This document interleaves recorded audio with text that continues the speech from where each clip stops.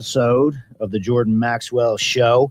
And since you and I talk so much about astrology, and then you recommend people get a reading, I think it'd be wonderful to let the audience, let the public sample what a complete reading entails. And the way we would do that, we would just do a complete reading of you. I think it's a great idea because people have asked me, well, what is it? Well, is it like a regular astrology reading? I said, well, why don't you just get the reading and then you'll find out.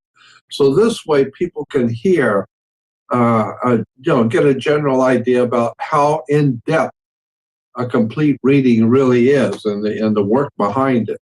So, yeah, I think it's a great idea. And I don't mind at all the whole world hearing my private and personal chart reading. I don't care. And I think it's a good idea. And the thing about these complete readings, I think a lot of people are under the misconception this is what you get in the newspaper, which is very general. When you're looking at the stars with an extreme amount of detail, it's a little bit different. And totally different. Yeah. And what we're doing here, Jordan, once again, I'm using constellations. I'm not using astrological signs. To throw that out there again, astrological signs, what they are, that's a division of the ecliptic parent path the sun takes around the earth, even though we know it's the earth going around the sun. You take that ecliptic and you divide it into 12 30-degree equal sectors. And that being said, ecliptical sector 1 is called Aries, ecliptical sector 2 is called Taurus, ecliptical sector 3 is called Gemini. And I find that unfortunate because there's a constellation called Aries. There's a constellation called Taurus. There's a constellation called Gemini. So that's confusing. Astrological signs and constellations have nothing to do with each other than having the same name. So this being said, Jordan, that'd be a nice segue into your chart. You would have been told conventionally, let's look at your chart using astrological signs. You would have been told you're a Capricorn, sun, moon, and Capricorn. You would have been told you have a dragon's head in Libra. Okay, well, in terms of the way I do the stars, and I also recommend a book to people called Jan Spiller, Astrology for the Soul. That's a book, Astrology for the Soul by Jan Spiller. Astrology for the Soul by Jan Spiller. She really talks a lot about the dragon's head and dragon's tail. So that being said, Jordan, looking at you conventionally using astrological signs, you were always told you have a dragon's head, which is where the moon crosses the ecliptic heading towards the northern hemisphere or North Pole.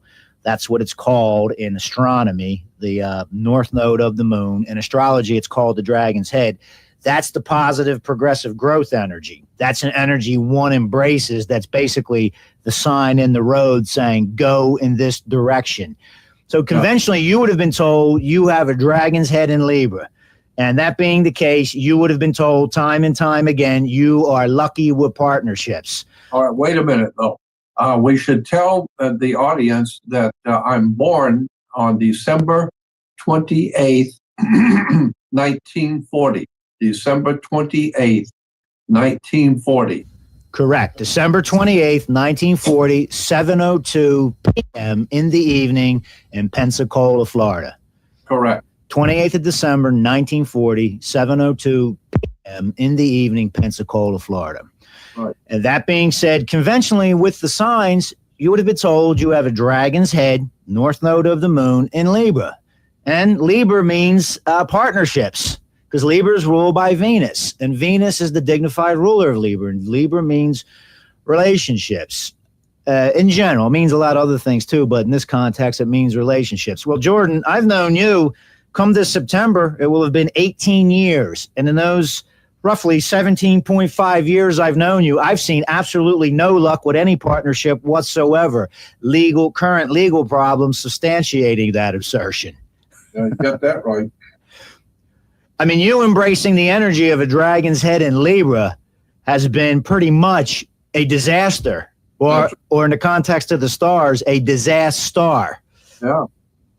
Now, and this is one reason why I think astrological signs are dangerously misleading. The astronomical fact of the matter is, on the 28th of December, 1940, the day you were born, your dragon's head was in Virgo. Virgo. And it was in Virgo, a dragon's head in Virgo, in the 10th house. 10th house is the house of public standing, honor, and career.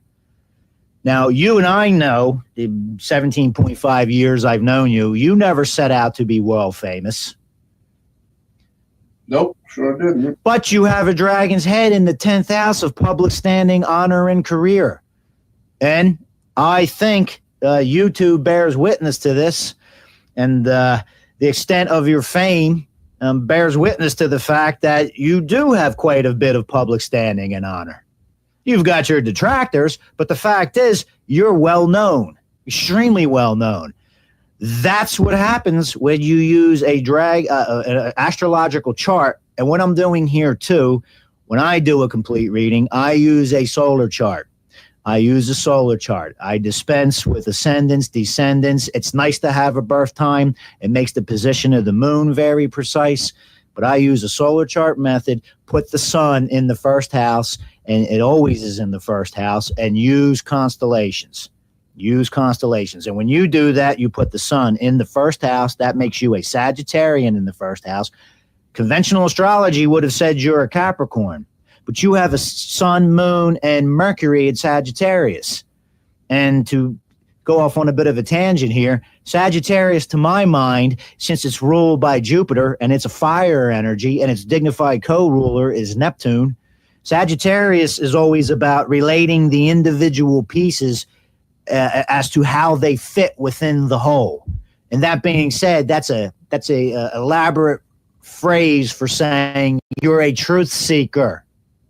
You're not a Capricorn. Capricorn's about operating in consensus reality and about doing one's duty and being responsible and operating within the establishment. I don't really think that's been the case with your life. I think when you're talking about Sagittarius, it's a fire energy. It's ruled by Jupiter. Sagittarius is, you're going to get the truth straight, no chaser. I'm not really concerned with how much it offends you. That's not really my primary consideration. I think that's more or less how you function, Jordan. You have Sun in Sagittarius, your Moon in Sagittarius, and your Mercury in Sagittarius. You're going to hear the truth no matter who I offend. Yeah, well, that's what I've always tried to do. So what sounds more accurate to you? A sun and moon in Capricorn, the astrological sign, or using astronomy, okay, and casting a chart using astronomy, using the constellations? Or do you feel that Sagittarius more aptly describes you and resonates with you better? Well, of course, Sagittarius is obviously resonating with me because that's exactly what my life has been about. Dissecting everything, going for all the details and putting them together into one composite story. And so that's what I've done all my life. So that's Sagittarius. That's what it is. And when I do complete readings, I always say, because I don't have hardcore statistics behind what I do. I'm like you, Jordan. You and I, we're both guys who are struggling to get our bills paid. Okay. That's sometimes that's the journey of pursuing the truth. You sometimes run up against that. Not a problem. That being said, though, my point making that statement is I don't have the resources to conduct large-scale statistical studies in regards to what I say. So I always tell people, you're the final authority, not me. I can't work a miracle here. This is some guy's interpretation of what he sees. And then it's up to you to verify the veracity of what I'm saying against what you feel. That's why I asked you that, Jordan. And that being said, before I go back to that dragon's head in Virgo, which is extremely important to you, when you have a sun in Sagittarius, I think it's important to look at the aspects of the planets from the vantage point, obviously, as if you're standing on the surface of the earth, because this is where we have our existence. But I also think it's important to look at planetary aspects from the vantage point as if you're standing on the sun, for a very simple common sense reason, because our life energy comes from the sun. So you and I, strictly speaking, on some level, okay, just even in terms of physics, you and I and everyone else on this earth are the sun. That's where the animating life energy is coming from. But when you do that, from the vantage point of the sun, one would be looking at the earth, and behind the earth, since your sun's in Sagittarius, behind the earth, 180 degrees opposite, would be the constellation of Gemini. And that's why I say you face the world as a Gemini. When you're doing a solar chart, the first house is you on the inside, your inner essence, where the sun energy is coming from. And it takes a while to get to see that. But what's immediately apparent to people is the seventh house, where you're a Gemini. Because from the vantage point of the sun, if you looked at the Earth-Moon complex, you would see the constellation of Gemini behind the Earth. And when you have the Earth involved in a chart, that represents the relationship you have with everyone else on the Earth. So people immediately see you as a Gemini. Okay, well, Gemini has a bad reputation in astrology as being superficial and flaky. I think that's a very ignorant statement. I say Gemini is an air constellation, and air constellations always mean intellect. They mean the mind. So Gemini, to me, my interpretation, because I've looked at the books, I looked at what people can read online. You can get various interpretations of Gemini. I've come to my own conclusions. And I think Gemini, being an air constellation, represents the intellect. Its dignified ruler is Mercury. Gemini means the eternal student and the eternal teacher. And if anybody qualifies as a teacher, I think that's Jordan Maxwell. And I think that's the relationship most people on the earth have with you. Why? Because your sun is in Sagittarius, but opposite Sagittarius is Gemini, which from the vantage point of the sun is your Earth-Moon complex. The whole world relates to you as a Gemini. That's it. You're the teacher. That's what happens when you use a solar chart method like this and you use constellations. Now, you would have been told conventionally, if we use the solar chart method using signs, you face the world as a Cancer. I don't think so. I think you face the world as a Gemini, Jordan. How do you feel about that? Since I always tell people, never abandon your own common sense, your own intellect and judgment. This is just some guy's interpretation of what he sees, but you verify the veracity of that statement, Jordan. Well, I mean, I go on and explain that, but everything you've said so far is exactly right. Well, fits me to a T. See, and then that sun energy, I think that I've looked at various definitions of the sun, and they'll say things like it represents your vitality, it represents your essence.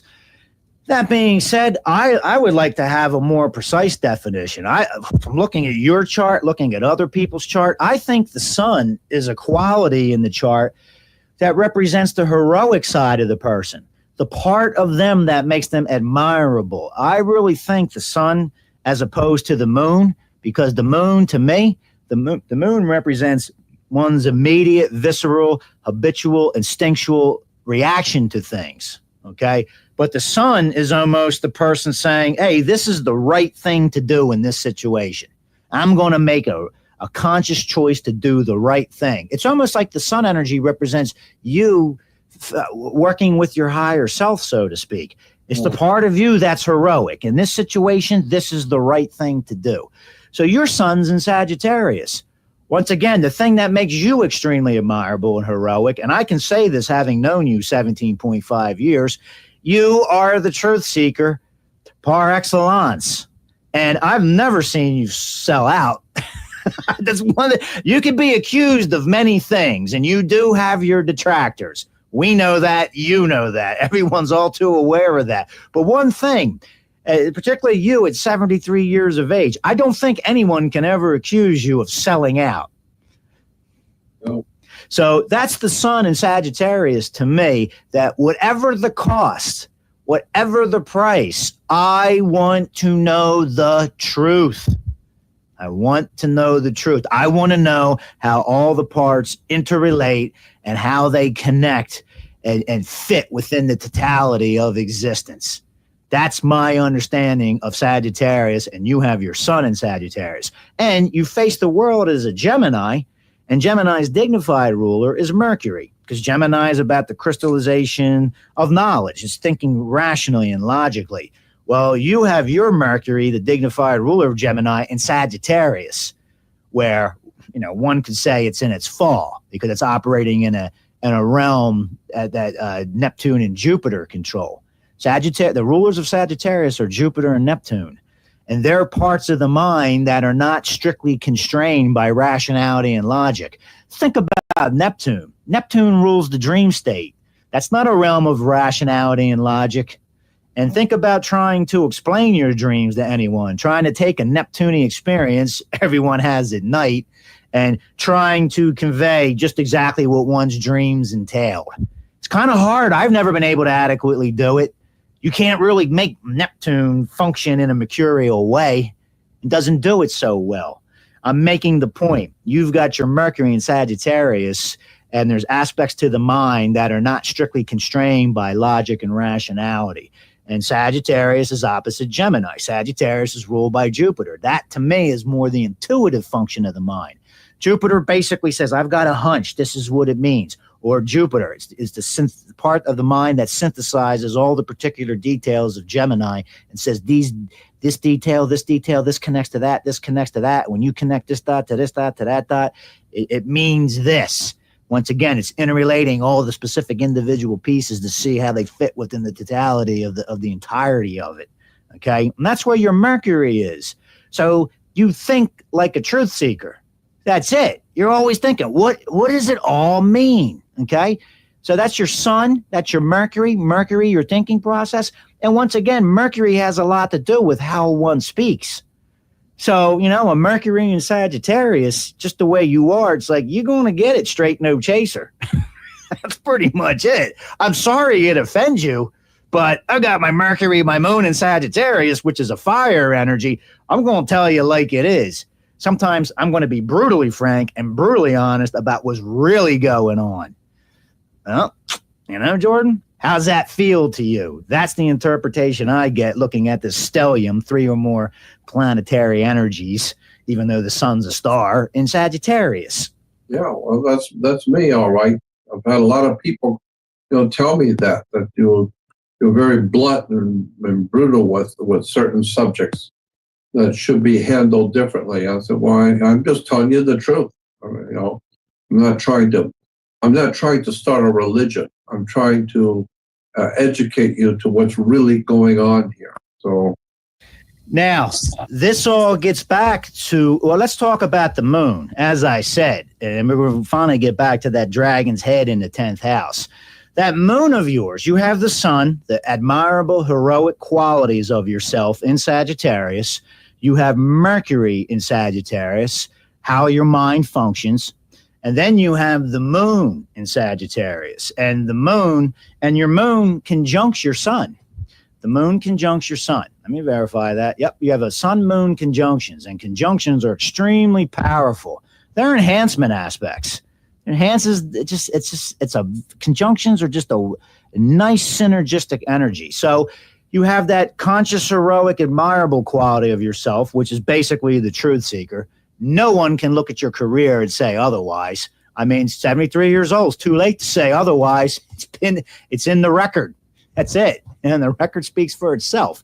But the moon, as opposed to the sun, the moon, my opinion, is one's immediate, visceral, habitual, instinctual response to things. The moon rules Cancer. So the nature of the moon is like sticking food in your mouth. No one makes a conscious, rational decision eating a piece of chocolate to make it taste like tomato soup. Your body just reacts viscerally to it. That's it. Well, I think it's the same thing when it comes to one's emotions. Okay, now one can exert self-control and not always blurt out exactly what they think of someone else, but everybody has their emotional response to things, whether it's listening to a piece of music, looking at a piece of art, tasting a piece of food, first impression of someone else.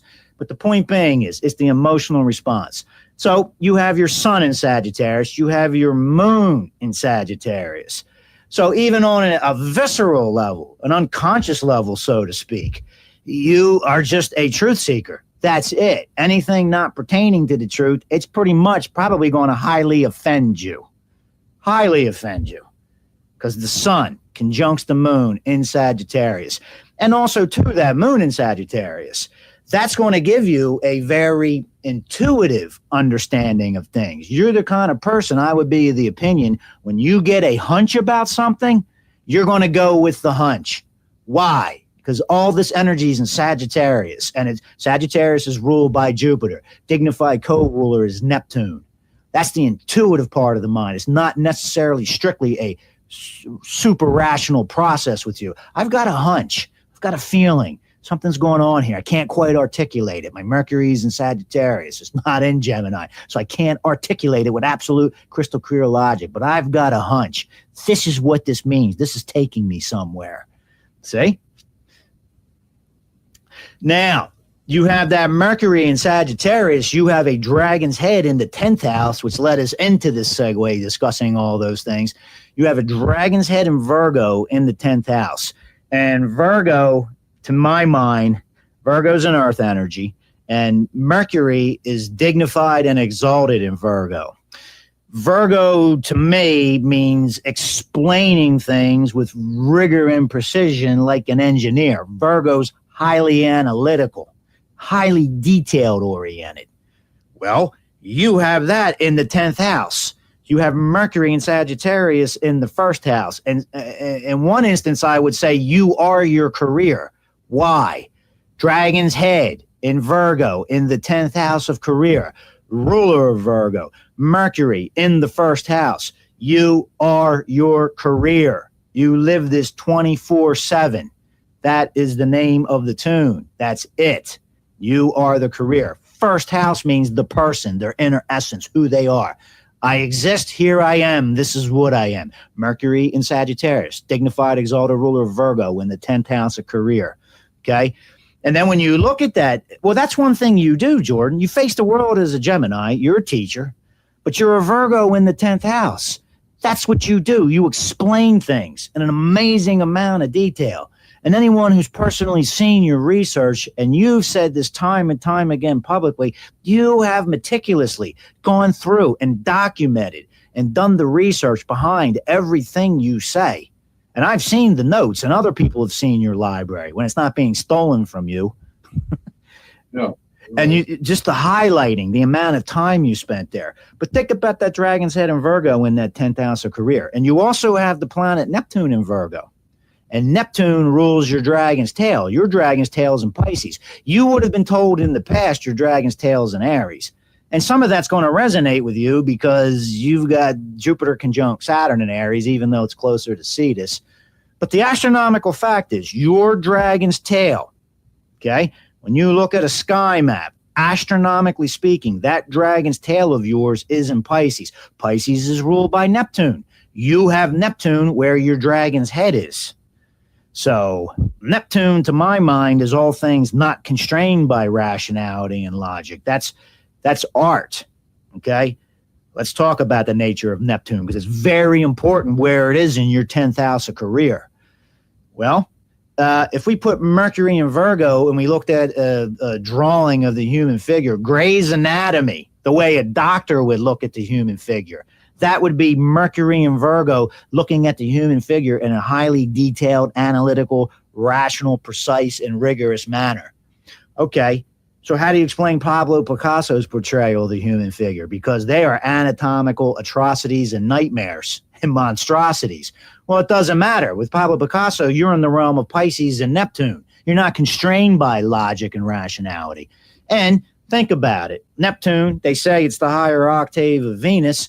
So Venus is the planet of love. Well, Neptune's its higher octave. It's more sublime, more profound type of love. So you could say Neptune rules empathy and compassion, right? Take the example of grandma. Hey, grandma's 94 years old. All she does is pass gas all day and drink tea. The rational and logical thing to do, Mercury and Virgo, throw her off a damn cliff.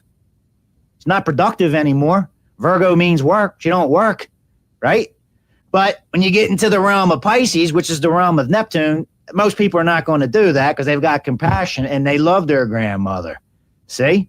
So I'm making the point. Neptune, higher octave of Venus. It's a sublime form of love, but it's not constrained by rationality. Think about love relationships. Venus, Neptune. How many of those are constrained by rationality and logic? How many people have thought? The realm of Pisces.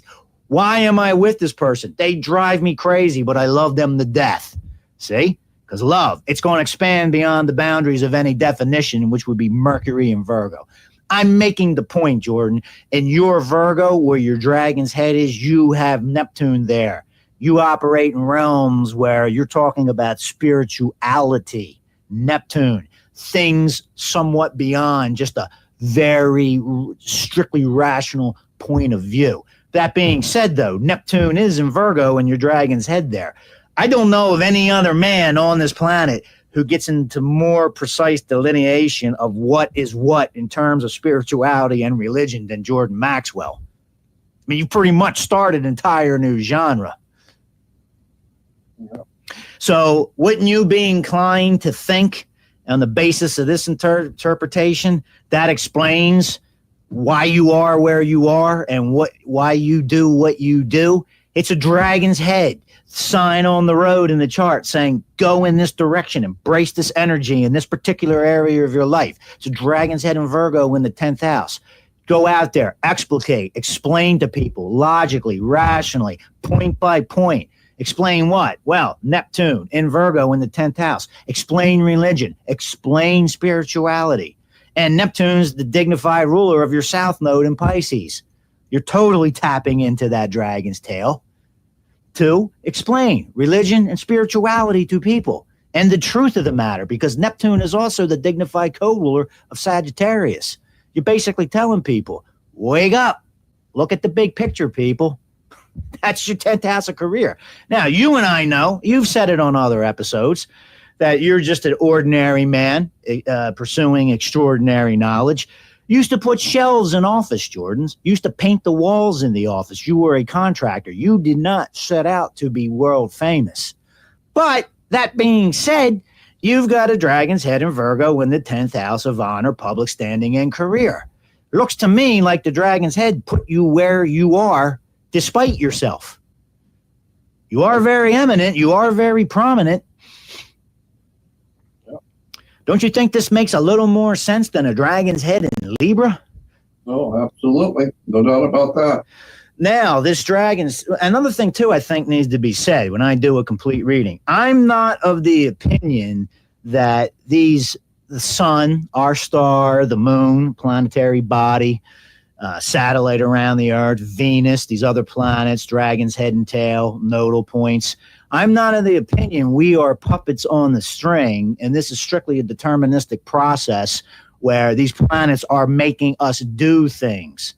I think something else is going on that's a little more subtle than that. Once again, you and I on some fundamental level, everyone on the earth, we are the energy of the sun. So you can make an argument, well, we are the sun. I think also, too, on another subtle level, we're also Saturn, we're also Neptune, we're also Pluto. And, it seems to me that these planets and this natal chart, it's just basically reflecting the fact that, the soul sort of incarnated at a time when the energies reflected the essence of that soul. I haven't quite figured this out yet. I don't have the IQ of a Bobby Fischer, Stephen Hawking, Albert Einstein, an alien and God. I think it really requires that to really get to the heart of what is behind astrology. I really think it takes that much intelligence. I don't have it, but I just want to make the point. I think when one's getting a chart reading, you're looking at more subtle aspects of one's character. And that's what I'm good at. I can't predict the weather 3 weeks from now using astrology. I'm not that good. But I seem to be able to look at a natal chart and really, really understand a person's character. Mm-hmm. And that gives one a lot of predictive power. Because I basically know you, with this energy in Sagittarius, pretty much Jordan Maxwell is going to pursue the truth to the ends of the earth, no matter what the cost. That's it. And we haven't even talked about your Jupiter, the ruler of Sagittarius, conjunct Saturn and Aries in the 5th house. Okay? But you can look at this and you can sort of see this is the character of this person.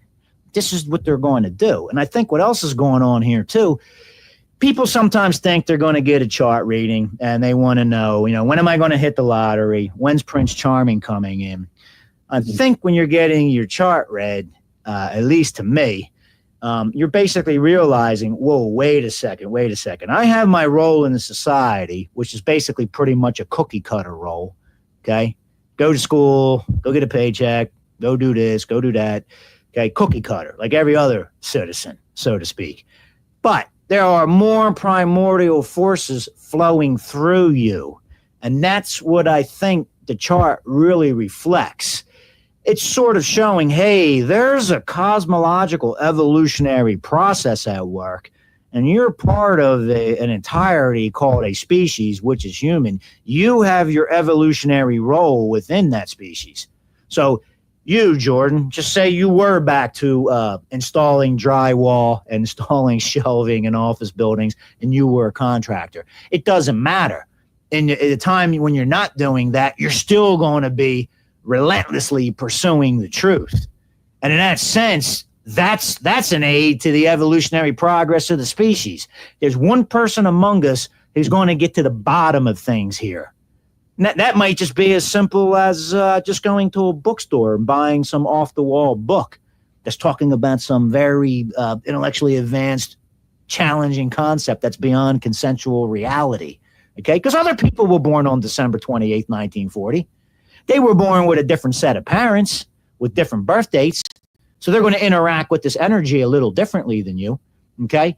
But so that person may not have gotten to the level you've gotten to, because you still have your individuality, but they still, with a chart like this, like you have, they still, okay, I'm going to listen to Jordan Maxwell, and I'm going to go to the library and do a little research on my off hours. They, like you, are still part of that evolutionary progress of the species where they're pursuing truth in their own little way.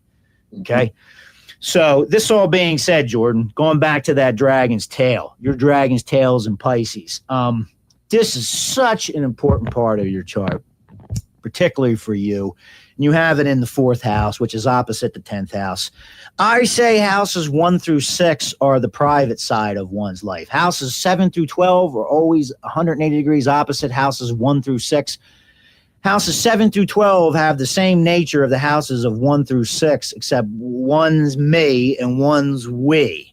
Let me explain. House number 1 is me. I just exist. House number 7 is the house of partnerships and how you face the world. It goes from me to we. House number 2, they say, is the house of one's resources, one's personal bank account. They say house number 8 is the house of corporate money. It goes from me to we. Public, private, house number 2, your bank account's private, to house number 8, public. Other people are involved. It's now a corporation, has to be filed with the Secretary of State. You're going to merge your resources with other people. House number 3 is your voice, how you think. That's your mind. House number 9, they say, is the house of publishing. Same sides of different sides of the same coin. It's about the mind. But house number 3 is more your private thoughts. When you publish your thoughts, now you make them available to the world. It goes from me, my thoughts, to we, our thoughts. So just making the point here about house number 4 for you. That's the house of home, hearth, clan, tribe, and family. Okay. House number 10 is the house of one's honor, career, and public standing. So in one sense, one could say 4th house is more your immediate family, people who are genetically related to you, things happening on a familial basis that are more localized. House number 10 is when the public at large becomes your family. That's your distant genetic cousins you're talking to. You know what I'm saying? The public at large. It goes from private, house number 4, to house number 10, the public. And that's a balancing act everyone always has in their life, balancing family with career. Why I'm saying this, you have a dragon's tail in Pisces in that 4th house. The dragon's tail, in terms of astronomy, that's a nodal point where the moon crosses the ecliptic heading towards the southern hemisphere, the South Pole. What it represents in astrology, though, is one's karmic legacy. To my mind, since it's the south node of the moon, and the moon itself per se is immediate, habitual, instinctual, and visceral, I think the south node is even more so, because it represents lifetime after lifetime exercising these personal habits, these personal characteristics, these coping mechanisms, these personality traits, just over and over again. It's the south node of the moon. That's the nature of a dragon's tail. One goes there immediately because it's the south node of the moon, and the moon itself is immediate, instinctual, and visceral. That south node is even stronger. Yours is in Pisces, in the 4th house of home. So in the context of your chart, knowing what I know about you and what the world knows about you, I would say this is someone who had a home that was very Piscean, was very spiritual. Well, what's that lend credence to? It wouldn't be so far of a leap to say that's someone who lived in monasteries or chapels or was pursuing spiritual truth. That's where they dwelt. And then you can just extrapolate that even further and say more than likely they led a life of renunciation and sacrifice. You can just come to that conclusion. Okay? Then, knowing what I know about you, I would say this explains why Jordan Maxwell does not give a damn about money. It offends you on the highest levels. I personally think when people come in and want to promote your work and want to help you, when they start talking about turning it into a for-profit operation, it goes against everything you are and every fiber of your being down to the molecular and atomic level. I really think it offends you that bad. Why do I say that? Dragon's tail in Pisces. Lifetime after lifetime of renunciation. I don't care about the material world. I'm in pursuit of spiritual truth. That's what motivates me, not commerce, not money. And it's a dragon's tail in Pisces, which is ruled by Neptune. Dignified co-ruler is Jupiter. When you operate that way, people think you're crazy. They literally think you're absolutely insane. And they get very angry. That's true. And it's a dragon's tail. My observations of how dragon's tails have operated in people's lives is the dragon's tail, for some metaphysical reason that I don't understand. I have my speculations, but I'll keep it at that for now. Dragon's tail in Pisces, it causes stress. It causes stress. Well, look what's happened to you, Jordan, for the 17.5 years I've known you, how much stress it's caused you when you're partnering up with people under the presumption you have a dragon's head in Libra. You don't. It's in Virgo. And they basically start getting the idea, he's not in this for the money. And then you start to tell them, well, that offends me. That offends me when you just think this is a commercial venture. It offends me to my core. You do not understand. You don't comprehend. See, my Mercury's in Sagittarius, so I can't quite articulate it precisely for you. You don't understand how much that offends me when you try to turn what I do into a commercial for-profit adventure. Say, now I talked to this freak guy named Joey Day. He says I got a dragon's tail in Pisces in my fourth house. Do you realize I've led lifetime after lifetime after lifetime in pursuit of spiritual truth? That I'm not in this for commercial reasons. I'm not. So when you suggest that, and that's what becomes the emphasis, you just offend me. You offend me spiritually. You offend me emotionally. You offend me intellectually. You offend me on every possible level because that is not what I'm about at all. You're right. Let me explain that to the audience.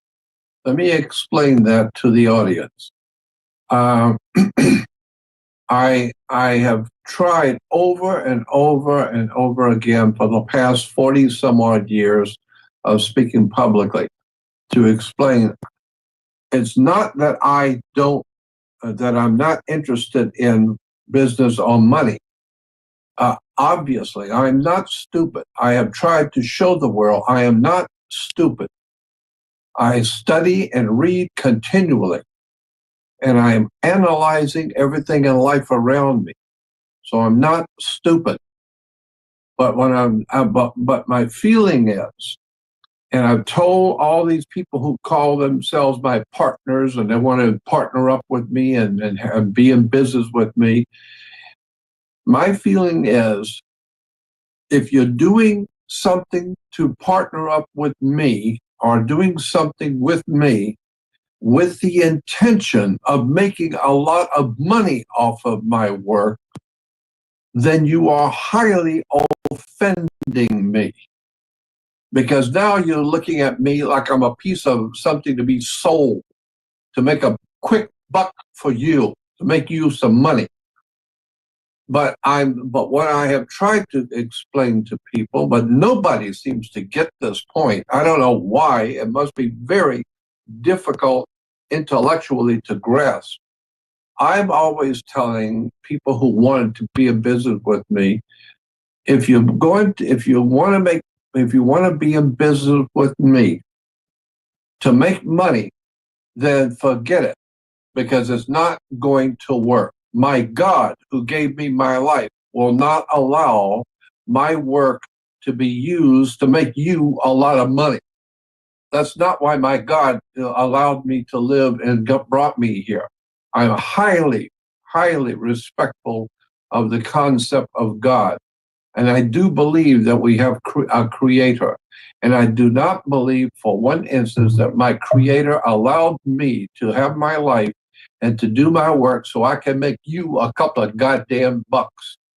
That's not why I came into this world to do. I came into this world to fulfill my personal destiny. And my personal destiny, like Nikolai Tesla and Albert Einstein and all the other, and Michelangelo and Nostradamus and all the other people who live like this. My destiny is to pursue my work. Albert Einstein would tell you the same thing. Leonardo da Vinci would tell you the same thing. Michelangelo would tell you the same thing. Raphael would tell you the same thing. I don't give a damn about making a lot of money for you. I don't care about making money for you. I'm not stupid. Of course we need money. And I live without money because of my total disregard for making a lot of money. I don't care about money. I care about the honesty and the decency of my work, and to pursue my work before my God, before the great spirit in the universe, to pursue my work in sincerity. However, having said that, I also appreciate that money is important in life.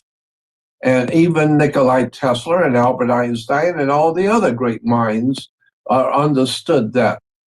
So I tell people, if you want to go in business with me and do something to help me, and if in your mind you're thinking you're going to make a lot of money off of me, then you have offended the God who brought me here. You have offended the divine spirit that operates in my heart. You've offended me. But having said that, if you want to come in to be a partner and help me for the right reason, because you see the value of my life and my work and who I am and what I am trying to accomplish by helping my fellow man to educate themselves, if you are coming in to help me for that reason, then the money will come. If you're coming in to help me to do something for the right purpose, for the right spiritual reason, that you see in my work and my person something of value and want to help me to do my work, to uncover all the darkness and all the lies and treachery and conspiratorial mess that's on the earth. If you want to come in to help me because you believe in my spirit and what I'm trying to do, then the money will come. But if you're only doing it to make a quick buck, my God will not allow that. The great spirit that animates my heart and animates me to stay alive that's repugnant to my nature. If you're going to use me and my work to make you a quick buck and to make you so you can drive a fancy new car, because in your personal life, you are not worth a crap. You don't have a job. You're not able to do anything of any value. You're just trying to get by from day to day because you have no brains, you don't have any talent, you don't have anything. And so you think you're going to use Jordan Maxwell to make you a lot of money. Well, that is offending the God who created me. That's offending me. I didn't come here to make you a lot of money. But if you do it for the right reason, the money would come. But unfortunately, the people that I've been in business with don't see it that way. All they know is that Jordan Maxwell is possible to make us a lot of money. We'll put this old man out there and like a horse, ride him into the sunset, making a lot of money off of him. Well, my God has never allowed that. And that's why you will hear people saying, well, don't do anything with Jordan Maxwell because you're gonna lose money. You're not gonna make any money off of him. And I say, you're damn right you're not going to. Because your whole essence of why you're coming in to help me is to make a quick buck. But if you coming in to help me for the right reason, then the money would come as an outcome from your as a logical outcome for your hard work and determination to do something of value for the family, for the human family. Then, like Jesus said, what you sow, you reap. So if you're sowing with the right intention to help your fellow man and to spiritually help the human family, then the money would come. But nobody so far has seen that. No one seems to understand that Christian principle. And so everybody that's come in to help me has helped me because they think they're going to own me and make a lot of money off of this old man before he dies. We're going to ride him into the sunset, making a quick buck off of him. Well, that has never happened. It's not happening now, and it's never going to happen. Not because I don't like it. It's because God doesn't like it. It's because the very spirit of who I am and what I do is repugnant to that idea of me going out to make a lot of money. That's why I don't have any money. Not because I'm stupid, not because I hate money. No, it's because I live my life for a spiritual reason. And those people who have come in around me see me only as a way to make themselves a quick buck. And that's why I'm saying I'm not stupid. I need money like anyone else. But I'm never going to sell out. Have had so many opportunities to do movies, to work on television shows and television industry, and to go on the speaking circuit. But I'm not interested in doing those kind of things to entertain the public.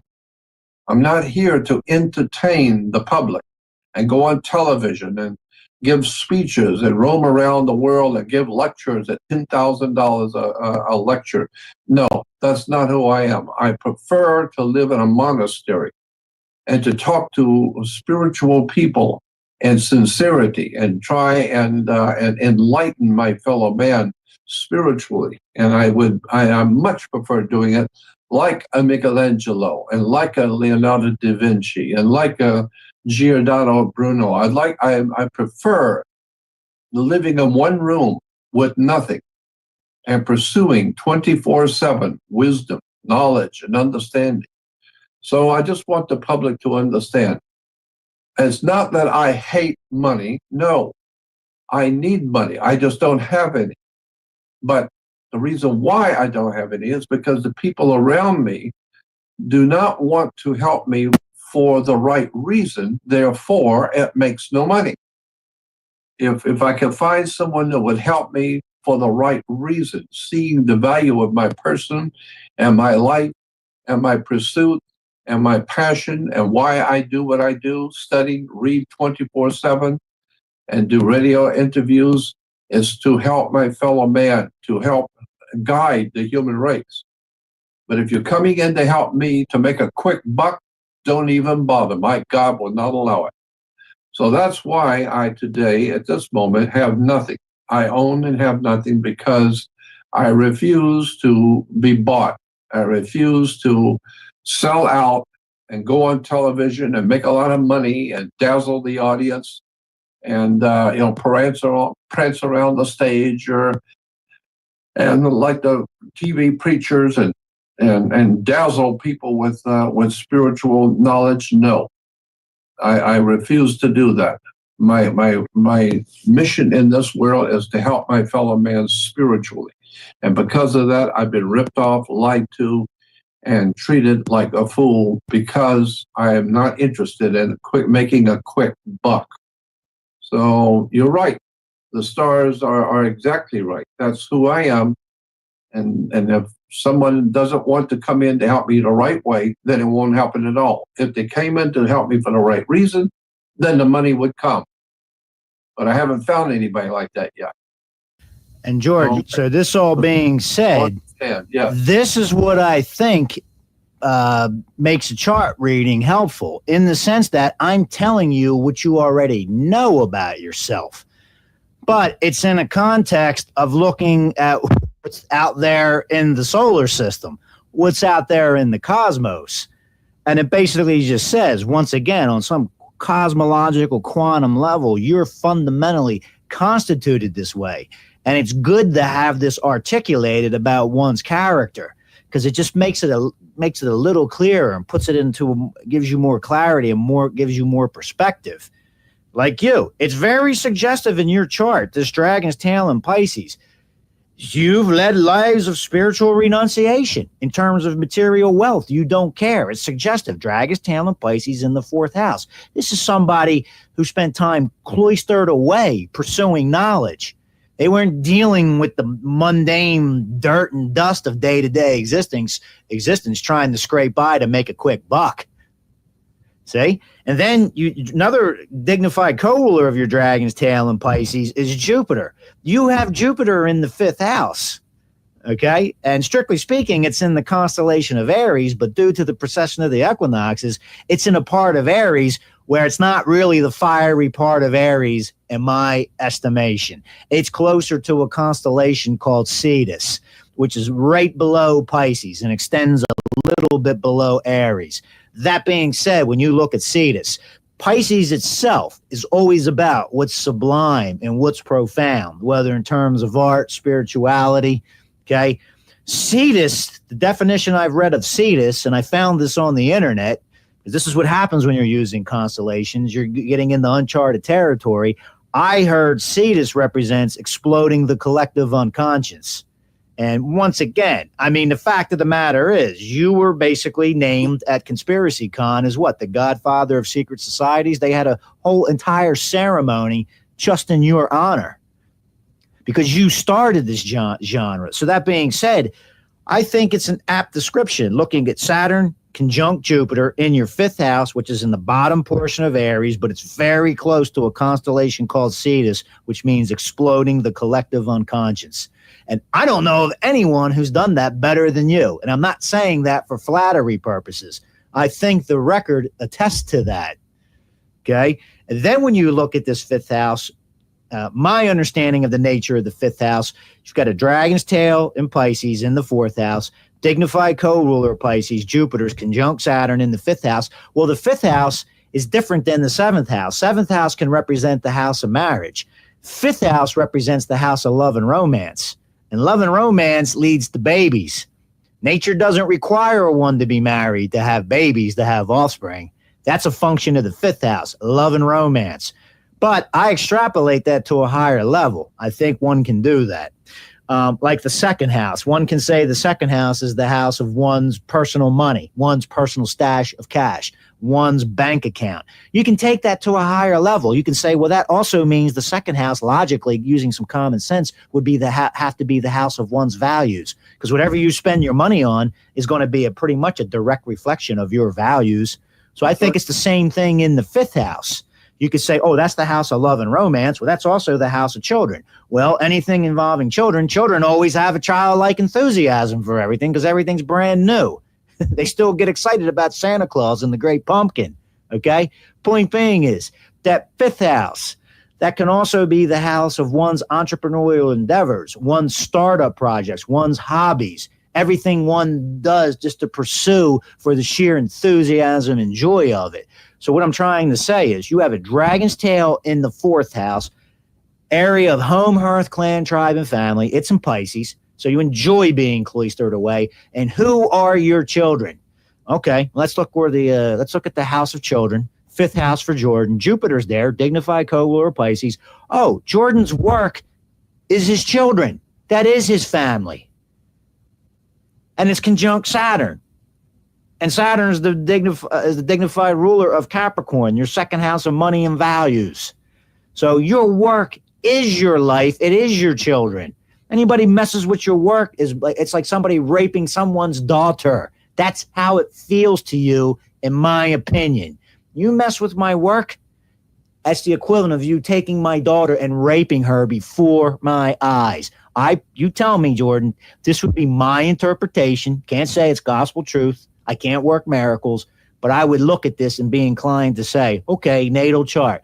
It seems to have be very good at determining how a person feels, their natal character. So you mess with Jordan Maxwell's work, that's the equivalent of somebody taking the father's daughter and raping that daughter right before his eyes. Is that how it feels to you? Exactly how it feels. That's precisely the way I feel. That's the way I feel about my work. And when you spend your life pursuing your art, your work, and like Tesla, and seeing somebody come in to Tesla's laboratory that he works in 24/7 and destroy it, burn it all down, and destroy it, then you've destroyed the man. You've destroyed his reason for living. And so for me, my life has been my work because I live it 24 hours a day. It's not a job. It's my life. It's who I am. And so for people to come in and steal my work and steal what I have done, I don't care about the money. They can take the money all they want. I don't care about the money. That's what thieves are concerned with. They don't care about stealing something of value. They care about how much money can I get from this. Well, the people who have stolen my website and stolen my work and stolen everything I have worked for, they don't care about me or my personal life and my work. All they care about is how much money can we make off of this old man before he dies. And so you are absolutely right. That's the way I feel about my work. I put my whole life into my work. And I don't care what people say about me. I don't care about how much money is stolen from me. I don't care what people say about me. All I care about is the pursuit of spiritual knowledge and wisdom and understanding. And you're right. My work has spawned hundreds, if not thousands, of websites around the world talking about conspiracies and Knights Templars and the Federal Reserve and the Illuminati and all the secret societies and Knights Templars and the National Treasure 1 and 2 and Da Vinci Code and all of these cables companies, HBO and Discovery Channel and History Channel on all the Illuminati and dark secrets of the churches. That's the kind of thing I've been pursuing 24/7 for 53 years. I'm fascinated and continually reading and studying the dark secrets of the world that I live in. And for someone to come and take my work and proceed to make a quick buck off of it, to sell it out there and make a quick buck because they don't know what I'm doing. They don't give a damn. They don't care about me or my work. All they want to know is how much can we sell this girl for? We kidnapped this girl, this kid. How much can we sell her for? We don't care that we're offending her father and her mother. We don't care that we are criminals, raping and selling and prostituting. We don't care about that. How much money can we make? And so that's the way I feel. People who have stolen from me and stolen my work and stolen everything and left me with nothing, that's how I feel. Exactly. You might as well have raped my daughter or killed my son because you've taken the only thing that means anything to me is my work and you have bastardized it and made it into something to make a quick buck for yourself. That's what has happened to me at this very moment. My website's gone. My bank account's gone. My products are gone. My work is gone. It's been stolen. And I sit in one room with nothing. After 53 years of pursuing my work, and I have nothing. It's been stolen from me by people who couldn't care less about me or my person. They want to make a quick buck off of me. That's the life. That's exactly what I feel about these people. I feel that they have raped and destroyed my life and my work and who I am. And I cannot do anything about it because I've never pursued money like them. I pursued my work. So I sit in one room with nothing, waiting for my God to give me back my work and my life. And Jordan, this being said, that Jupiter is in the fifth house, very close to Cetus. That Jupiter makes a square to the planet Pluto. And when Pluto talks to anything, Pluto always elevates the level of talent and power. And to someone who does not have the eyes to see, it looks a bit obsessive. Okay? I don't see it that way. I think that's a gift. But you have Pluto making a square to that Jupiter in the fifth. And Jupiter is the dignified co-ruler of Pisces in the fourth. So this is your children, but also, too, the 24/7 pursuit of that. I, in point of fact, think that's true. I think when you're talking about square angles, you get a lot of these cookie-cutter astrology books, and they say, well, Pluto square this or Mercury square that. The person's going to suffer from this, and they're going to have these character flaws. I don't agree with that assessment. I think when you have a square, that's such a dynamic, energetic aspect that from a mundane point of view, it can appear to be disruptive because the person has to express that energy. They have to do it. The switch never goes to the off position or standby. It's 24/7. And it becomes disruptive. In your case, it's a dragon's tail in Pisces. Dignified co-ruler of Pisces is Jupiter, and Jupiter is making a square to Pluto. People hear you talk, they've looked at what you've done, and their assessment is, and you can see where the dragon's tail causes stress, they just think he's crazy. He doesn't know what he's doing. He's crazy. They're not looking at it from a broader cosmic perspective, which I think astrology brings to the table. It brings in a broader perspective. It shows, no, there's larger primordial forces at play here. You're not just going to be dismissive and reduce it down to it's a simple matter of him just being crazy. It's Jupiter square Pluto, and that Pluto's in the eighth house, which is the house of death. Okay? Now, I think death can mean many things. Death could be a philosophical epiphany. That's a form of death. You never see the world the same way again. Death could be the end of a relationship. Okay, death just doesn't have to be mere cessation of physical life. Point being is, though, you have a Jupiter very close to Cetus, making a square to Pluto in the eighth house. This is something, once again, that you couldn't stop if you wanted to, in my opinion. This is 24/7. You go to a restaurant with someone, I want to talk about the truth. You want to call me on the phone? Let's talk about the truth. I want to sit behind my computer. I want to talk about the truth. 24/7. Not interested in making a dollar. Well, you can see how that could become somewhat disruptive if people don't honor and acknowledge the strength of that one particular aspect. And that's one aspect of many. Oftentimes when I do a complete reading, it may take 2 or 3 parts, 6, 7 hours total. Because we just getting warmed up, Jordan. Well, I know. So this to me, when I see this, Jupiter square Pluto, once again, you could not stop if you wanted to. And you and I know over the past 17.5 years, there's times you have wanted to stop because it's such a demoralizing journey because you have Mercury in Sagittarius. It's very hard to articulate without some type of other concept which astrology brings to the table. Astrology gives you another conceptual, broader perspective within which to articulate these things.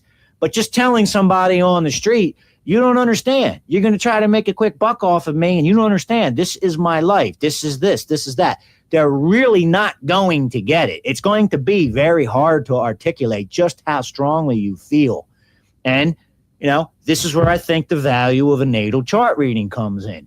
I mean, it gives one a little more clarity that I couldn't stop if I wanted to. I've got Jupiter square Pluto. And when Jupiter squares Pluto, Jupiter always has to do with bigness, expansion, growth. And Pluto, anything Pluto touches elevates the level of power. So when Jupiter's talking to Pluto, you're talking about the biggest of the biggest. It's like you didn't just come here to fix the bingo game down at the local church. You came to basically come and challenge all the existing institutions at the core level.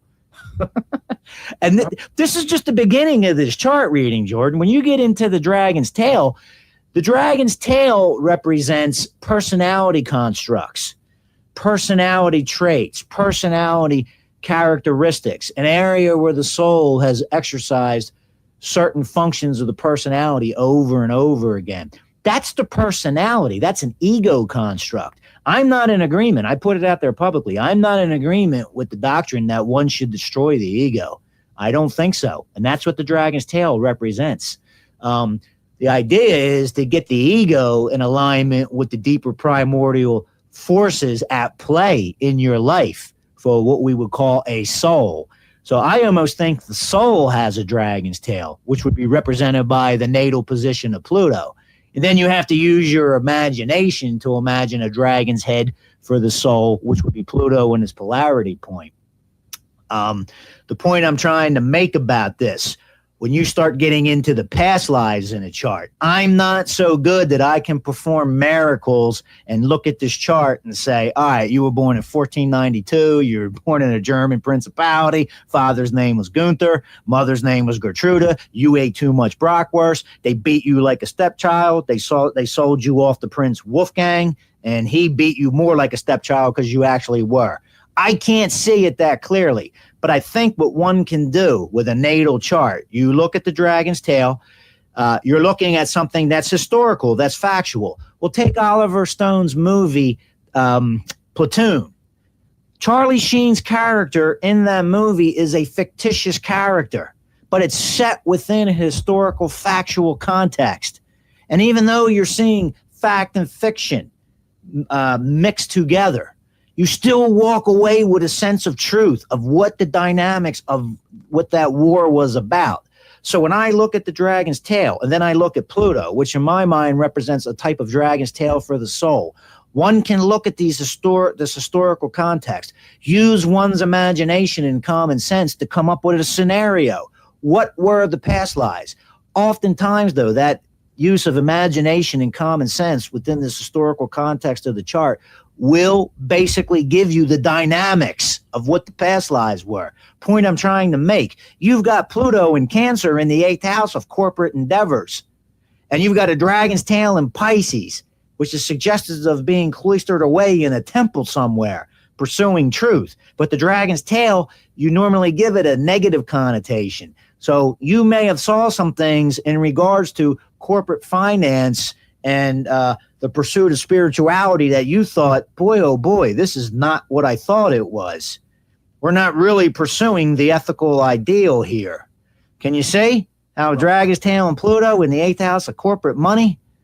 How you would want to basically be looking at banking and how it's tied to religion and tied to that because you've been there. That's what the chart's suggestive of. And you did not like what you see.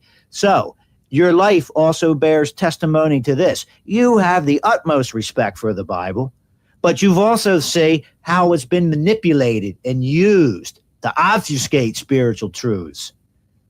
But that's exactly right. But it's the same thing with you're not purporting to be an atheist. You're not attacking religion that way.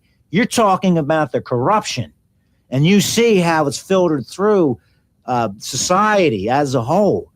So you could see here, basically, I mean, that's an imaginative historical, that's an imaginative scenario I've created using this chart. But I think it's an accurate reflection of the dynamics of one's life.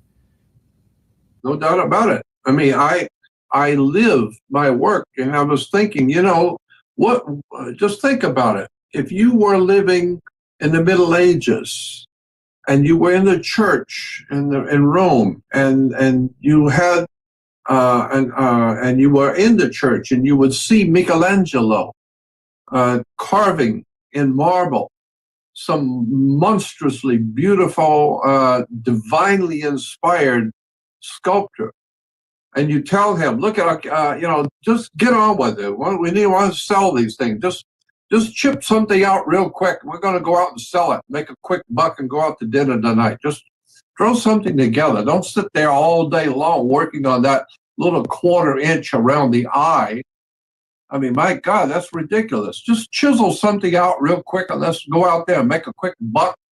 And this way I can get myself a new clothes and I can buy my girlfriend some flowers and buy myself a couple of beers and some wine. And what the hell are you doing? Just sitting here all day long, working on one eye for 3 days to make it flawlessly perfect. I mean, we don't need that. We need to make some money here. So get off your lazy ass and get out there and make some money.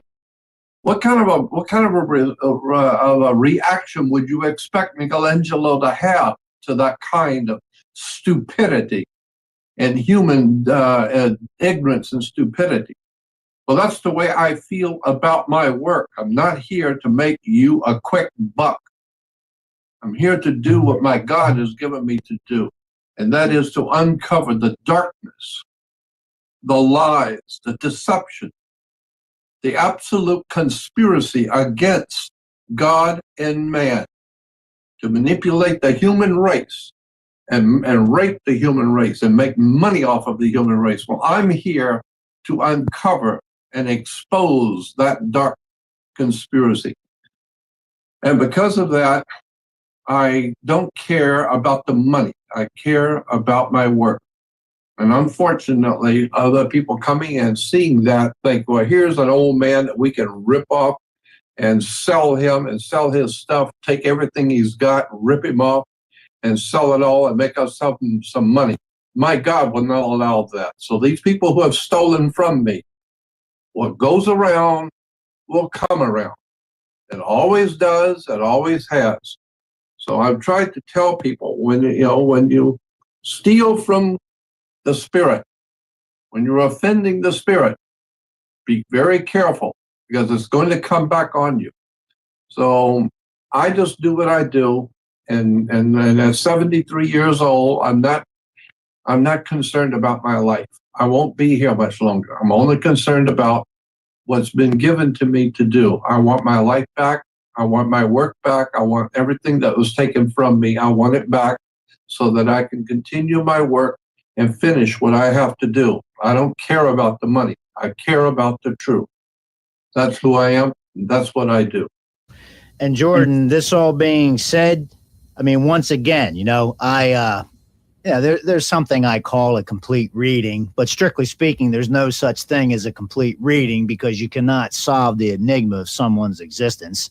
I don't have the IQ of a Stephen Hawking, Albert Einstein, Nikola Tesla combined with the IQ of an advanced alien species and God.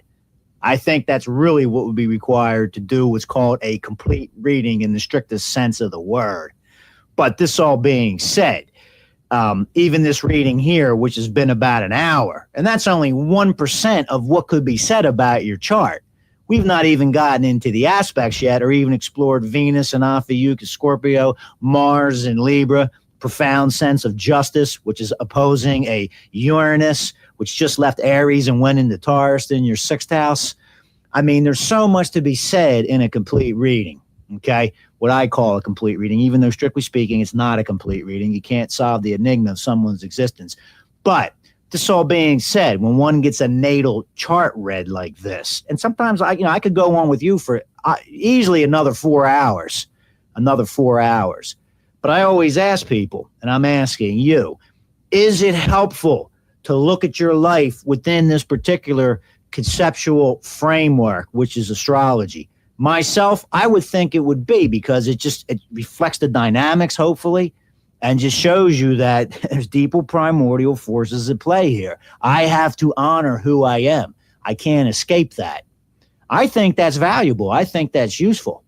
Well, let me tell you what I think. I think that when good people, bad things happen to good people, and Christians around the world and Jews and all good people, when things happen to them, they tend to ask, well, why did God allow this to happen? Why did God allow that to happen? Take my son. Or why did this not happen? Why would God allow this or that? But when you understand what God, which is G-O-D, which is dog spelled backwards, when you understand theology and where it came from and it's man-made concepts, man-made ideas and concepts that go back to the ancient world. Once you understand the real story of how we got here, who we are, who created us, and what's really going on, not what you thought was happening, then for the first time you see that we are being guided by a higher force. Ask any child, where is God? They'll point straight up into the heavens. Well, that's true. God is out there. And so what's out there? Well, it's the stars. It's the heavens. And so we are a product of the heavens. And so that's why this particular kind of astrotheology that you're dealing with is so important, because when bad things happen to me, I don't get I don't blow out all out of shape and become emotional and erect, because I realize it's all part of a whole reading of my life in the stars. So I understand I'm going through certain periods of time, certain things are happening, and there's nothing you're going to do about it. The stars are where they are. And my mother used to say, you can thank your lucky stars. Well, when you get into religion and theology, which I can pontificate about for the next 5 hours on where the conceptual ideas for religion and church has come from, it's actually based on astrology. Judaism, Christianity, Islam, all of it is astrology. But it's a very high form of astrology. It's not the Mickey Mouse stuff that you get in the newspapers. I'm talking about a very ancient, arcane understanding of the ancient peoples, the ancient Egyptians, the ancient Babylonians, the Chaldeans, the ancient Hindus. They knew something that today we don't know. And we like to ridicule people of the ancient world because we're so damn smart. Well, look what we have done to the earth as humans today. We're not that smart. And so I appreciate the fact that astrology, in its purest and correct form, understanding, is the essence of who we are. And until and unless we understand that, we're going to continue to make all kinds of mistakes. And so that's why I really appreciate understanding what's going on with me when I talk with you and get a reading, because I know whatever's happening to me, it's not God doing it. It's the stars. It's just part of my destiny. It's who I am. I have to suffer like everyone else does. I have to suffer through my mistakes and through my life. But at least I know why, because the stars, to talk with you, I understand now why things are happening to me. Therefore, it's not personal. I understand. I have a work to do. And sometimes the stars are in your favor. Sometimes the heavens are in your favor. Sometimes it's not. And that makes it much more easier for me to accept. So that's why I think it's so important for people to get a reading to find out what is their destiny according to the very stars that are over your head. And I've said this to you before, that mankind has navigated for thousands and thousands of years. Men have navigated around the high seas of the world. On the high seas out in the middle of the ocean, there's no way to tell where you are unless you understand how to read the stars. So mankind has navigated around the planet for thousands of years by a knowledge of the stars. So I'm saying, why don't you navigate your personal life by the stars? And so that's why I see the value in what you're doing and being able to understand your life in relation to the stars. And I told you, in the Middle Ages, the word star, we spell it S-T-A-R, but in the Middle Ages, it was spelled A-S-T-A-R, Astar. And the idea expressed in the Middle Ages is that if you don't understand in your personal life the Astars, A-S-T-A-R-S, if you don't understand the Astars in your life, then your life is going to be a disastar. And that's where we get the word disaster. So many people have made a disaster of their life because they don't realize how God impacts the human life on the earth through the stars. It's a magnificent story, and that's why it's so important to me to have you come out and talk to the public about how to read the heavens in your personal life. That's why everyone should get a reading as far as I'm concerned, because it's the first time you will really begin to see what's going on in your life. And if there's anybody who can do it, I've watched a lot of people try. Joe is the best of the best, in my opinion. Everyone should get a reading from Joe. I would highly recommend it. And then while we're talking about that, Joe, why don't you slowly and concisely explain to people how they can get a reading from you, like you've been doing with me. And like you said, you could go on for another 4 hours. And I know that your readings are very long, and you record the readings, and you send people an audio file, an audio recording of the reading. And so it's a very long reading. That's why you have to send the audio recording, because there's a lot of things in there that they don't get the first time. So you not only get a reading, but you get an audio file so you can listen to the reading over and over and over again. So tell them how that they can get a reading from you. What do they have to do? Where do they go? You go to truezodiac.org, truezodiac.org. Once again, truezodiac.org, and click the button in the upper right that says click here for your reading. And everything after that is self-explanatory. And this all being said, Jordan, I like to comment on the nature of a reading. I'm of the opinion the sky belongs to everybody. If everyone knew the symbols, they could do a reading for themselves that would be far more accurate than mine. Okay, but it's just a matter of learning the language, and not everyone has the time to do that. But once again, that needs to be said. And also, too, with these chart readings, I always maintain it's a healthy and mature attitude to be extremely dubious and skeptical about astrology. Be slow to believe.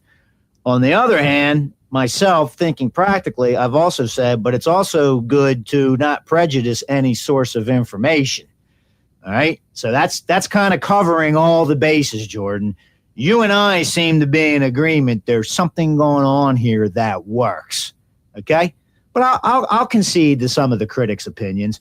But one thing I will say, when you look at what the physicists say, the astrophysicists, they will tell you every atom that we're composed of came out of the guts of exploding, dying stars. So there seems to be in humanity this innate longing to return to the stars. As you said, Jordan, ask a child, where's God? Where do they point? They point to where the stars are. Let's take Genesis 1:14. And God said, let there be lights in the firmament of the heaven to divide the day from the night, and let them be for signs and for seasons and for days and years.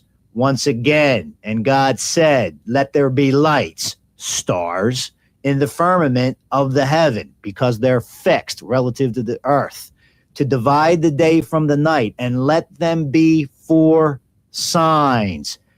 And that word signs in the Hebrew, Genesis 1:14, where God said, let the lights in the heavens be for signs.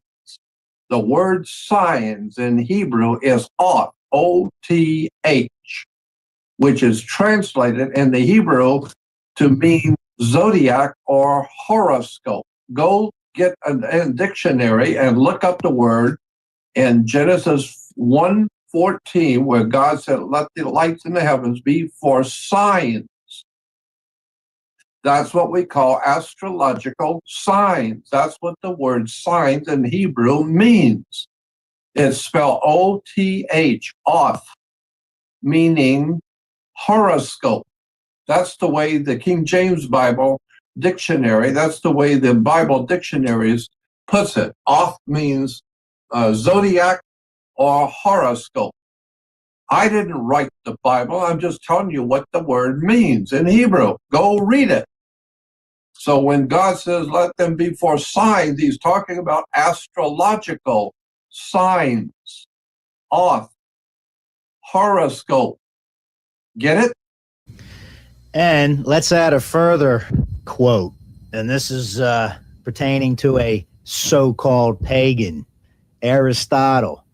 The origin of all human knowledge about the substance of divine matters is twofold: the outward phenomena of the sky and the inward phenomena of the soul, or hermetically expressed, as above, so below.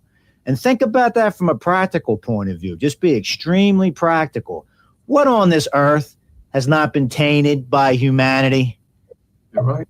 So when you're looking at the stars, I'm not aware of anyone with enough power to rearrange the constellations, no matter how much wealth they have, how corrupt they are. The stars remain relatively fixed. Yeah. Your Big Dipper is going to stay the Big Dipper. So just looking at things from a very practical vantage point, that seems to be the only thing, the closest to undiluted truth a human being on the surface of the earth is going to get. How do you know a word or two wasn't changed in any book you read to subtly change the meaning? You don't. That's right. And then you take kings and queens, potentates, emperors. Okay, well, often they're being assassinated by their courtiers. That's where the very heart of the plot is. So how can a king or queen trust his messenger? What does he have? What can he verify the truth of the message against? Can't verify it against the book or what someone else says to him. The only thing that's going to basically remain, for all intents and purposes, undiluted truth is going to be the stars. I'm inclined to think, just thinking practically, using common sense, maybe that's why these medieval kings and emperors in Asia and Europe, medieval Europe, they all had their court astrologers like John Dee and Queen Elizabeth. Yeah, of course. All the kings and rulers and princes of the world have had court astrologers. Why? Because they're not stupid. I mean, we're the ones that are stupid. We have our silly religions, and there's 2,460. The last time I saw the numbers, 2,460 different Christian religions on the earth. 2,400 Christian religions, all of them different. Everybody's saying something different. But the people who run this planet, they are on a need-to-know basis. They don't care about what you believe. They want to know. So the people who run the planet, the great masters of commerce and industry and banking, the people who run the planet, they know astrology. They know astrology. They are paying people to look into the heavens and see when the right thing to do, when is the right time for this, good or bad. One other thing I would add about astrology, people need to think about. When Jesus said, when you pray, pray this way, and we Christians call that the Lord's Prayer. Well, in point of fact, it's not the Lord's Prayer. The Lord told you when you pray this way, not me. I'm the Lord. I have a different prayer. But when you pray, the Lord's Prayer was when he was in the Garden of Gethsemane, when he was talking to his Father, when Jesus is talking to God. That's the Lord's Prayer. But the Lord said, when you pray this way. Our Father who art in heaven, hallowed be thy name. And he said, let thy kingdom come and thy will be done on the earth as it is in heaven. Well, first of all, what kind of life form on the earth do we put into a kingdom? We know that fish are in schools Dogs travel in packs. Cattle are in herds. Lions are in prides. Birds are in flocks. But what is it that's in a kingdom if it's not animals? We call it the animal kingdom. Where do you find animals? In a zoo, which gives us our word zodiac. Zodiac comes from zoo, zodiac, meaning a kingdom. Well, of course, the animal kingdom, the zodiac. And so when Jesus said, let thy kingdom come, let thy will be done on the earth as it is in heaven, the Knights Templars said the same thing. The Masonic Order of Knights Templars in the Middle Ages said, as above, so below. So let that kingdom come, meaning let the kingdom of animals, the animal kingdom, come, and let your will, God, let your will be done on the earth as it is in the heaven. Well, of course, if you look into the heavens, you will see the animals of the zoo, zodiac. And that is God's kingdom. And you're simply saying to God, the Great Spirit, let your kingdom of animals, the zoo, zodiac, let your kingdom come and let your will be done on the earth as it is in heaven. Well, of course, my thought is you don't have to ask God to let his kingdom come and his will to be done on earth as it is in heaven. There's no need to ask God for that because his kingdom is going to come, whether you like it or not. You have no say-so in it. The heavens don't decide to do what you want. So when it's time for Aries to move into a position in the heavens to rule for thousands of years, for 2,150 years, the Egyptians understood that. That's why they had the Aries, the ram god of Egypt. And then when the Jews were worshiping their god, Yahweh, in the heavens, in the age of Taurus, the bull, or the golden calf, golden for the sun in the age of Taurus, the bull, the golden calf.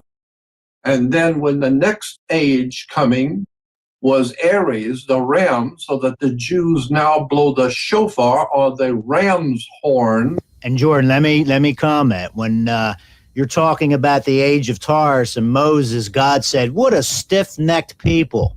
That's right. That's exactly right. Well, doesn't that pertain to the neck of a bull? I think that qualifies as stiff-necked.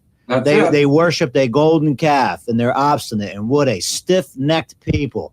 That's that. And that golden calf at the same time was also understood in India. The Hindus understood the golden calf. That's why we today say holy cow, because the cow was holy, because the cow is from the bull. The bull is Taurus, holy cow. That's why bulls are still worshipped today in India.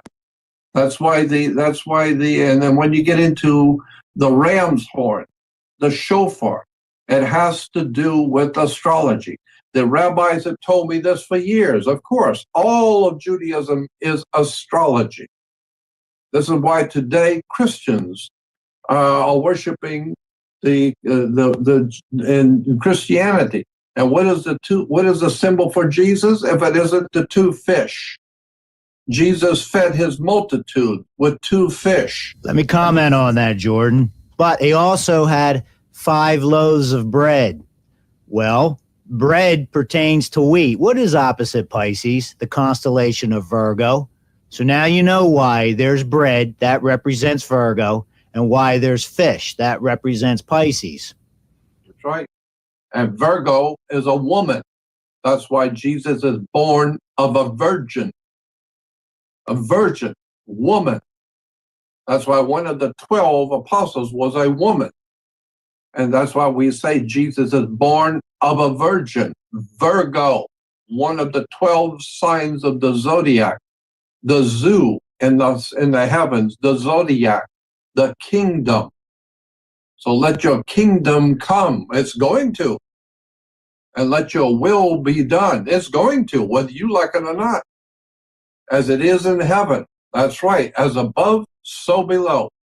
So the church has made sure that people do not know that God's will is expressed on the earth by the stars.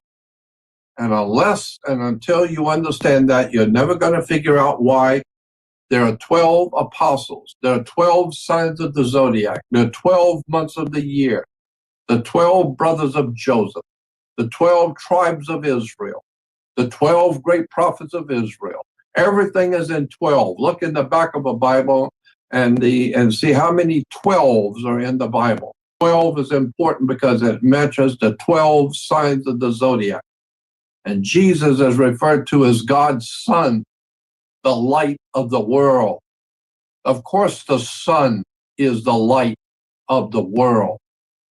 And of course, it has 12 followers, the 12 apostles, or the 12 brothers of Joseph, or the 12 tribes of Israel.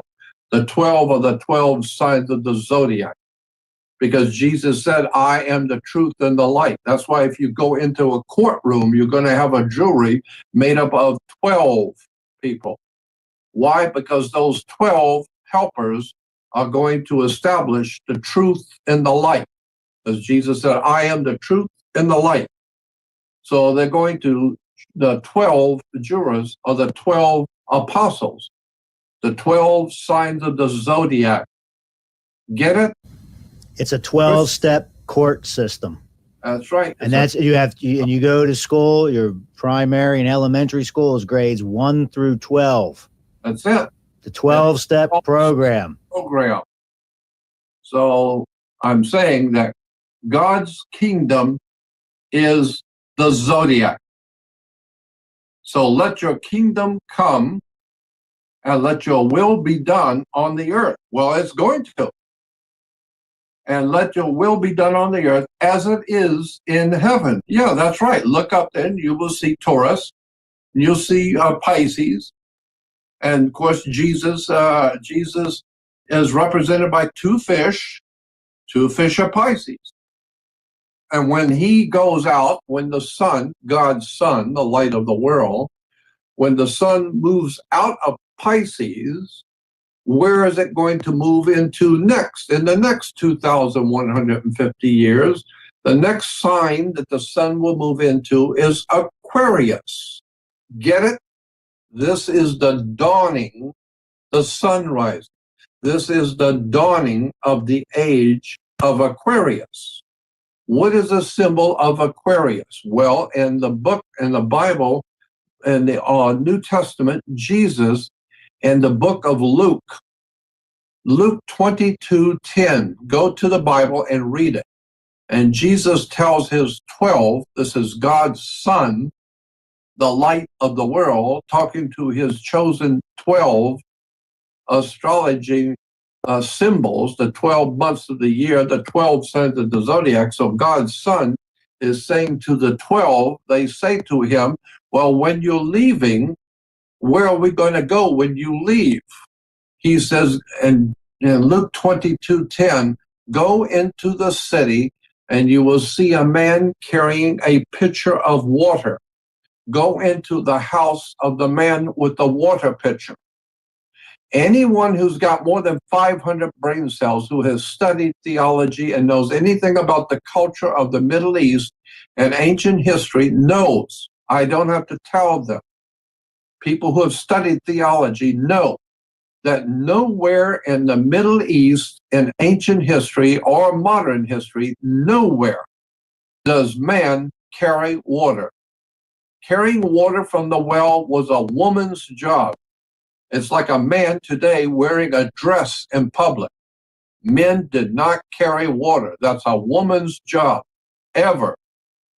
And so today, when you hear that Jesus talked with the women at the well, it's always the women at the well. He approached the woman at the well. Even today in Africa, in Asia, in the Middle East, women go to the well for water, not men. Well, then why would Jesus tell his chosen 12 that I'm going to leave this world? My symbol is the two fish, Pisces. Well, I'm going to leave this world now. I'm going to die. And so they said, the 12 said, well, where are you going to go next? And he said, go into the city and you will see a man with a water pitcher. Go into the house of the man with the water pitcher. That's Aquarius. Get it? The water bearer, Aquarius. The water bearer. Oth, O-T-H, Genesis 1:14, horoscope, astrology. And the rabbis and the priests and the people that I've talked to, all of the religionists I've talked to over the last 53 years, I used to sit with the rabbis at the Simon Wiesenthal Center for Holocaust Studies in Los Angeles on Pico. I used to sit there for hours upon hours, and I'd go up to the Skirball Center and up in the mountains of Los Angeles to the big Jewish synagogues and Jewish universities and sit with the rabbis. I used to sit and talk with rabbis years ago, with the Jesuit priests, with the theologians. I've spent my life pursuing wisdom. And all of the rabbinical authorities I talked to, the rabbis, the priests, the clergy, they all say, yeah, you're true. It's right. Judaism is based on astrology. Yes, that's true. And Christianity, yes, that's true. That's why Jesus had 12 apostles. He was the Son. God's Son, the light of the world. Yeah, no, the whole thing is astrology, period. So when are the people going to wake up and get back in tune with the divine? Because in the Old Testament, there's a scripture where God says to the people of his time, of that time, God says, go back to the old way. You have taken a wrong road. You're confused. Your world is filled with violence and drugs and pornography and wars and violence and stupidity and degradation. Go back to the old way. Why? Because as above, so below. You're in confusion because you don't understand. You need to stand under the subject to understand it. So all I'm saying is that people, if they want to find out what's going on in their life, they need to understand their connection, their life, and its connection to the star. Go back to the old way, the Oth in Genesis 1:14, zodiac horoscope. But not just to astrology. No. Astrology today is, for the most part, of guessing game. But what Nostradamus was able to do was nail it down for sure. And that's why 500 years later, after his death, he is still referenced today. He's still looked upon as a great prophet, Nostradamus. Why? Because he was so damn accurate about people's lives. That's what we're doing here. What Joe is doing is called the Nostradamus method.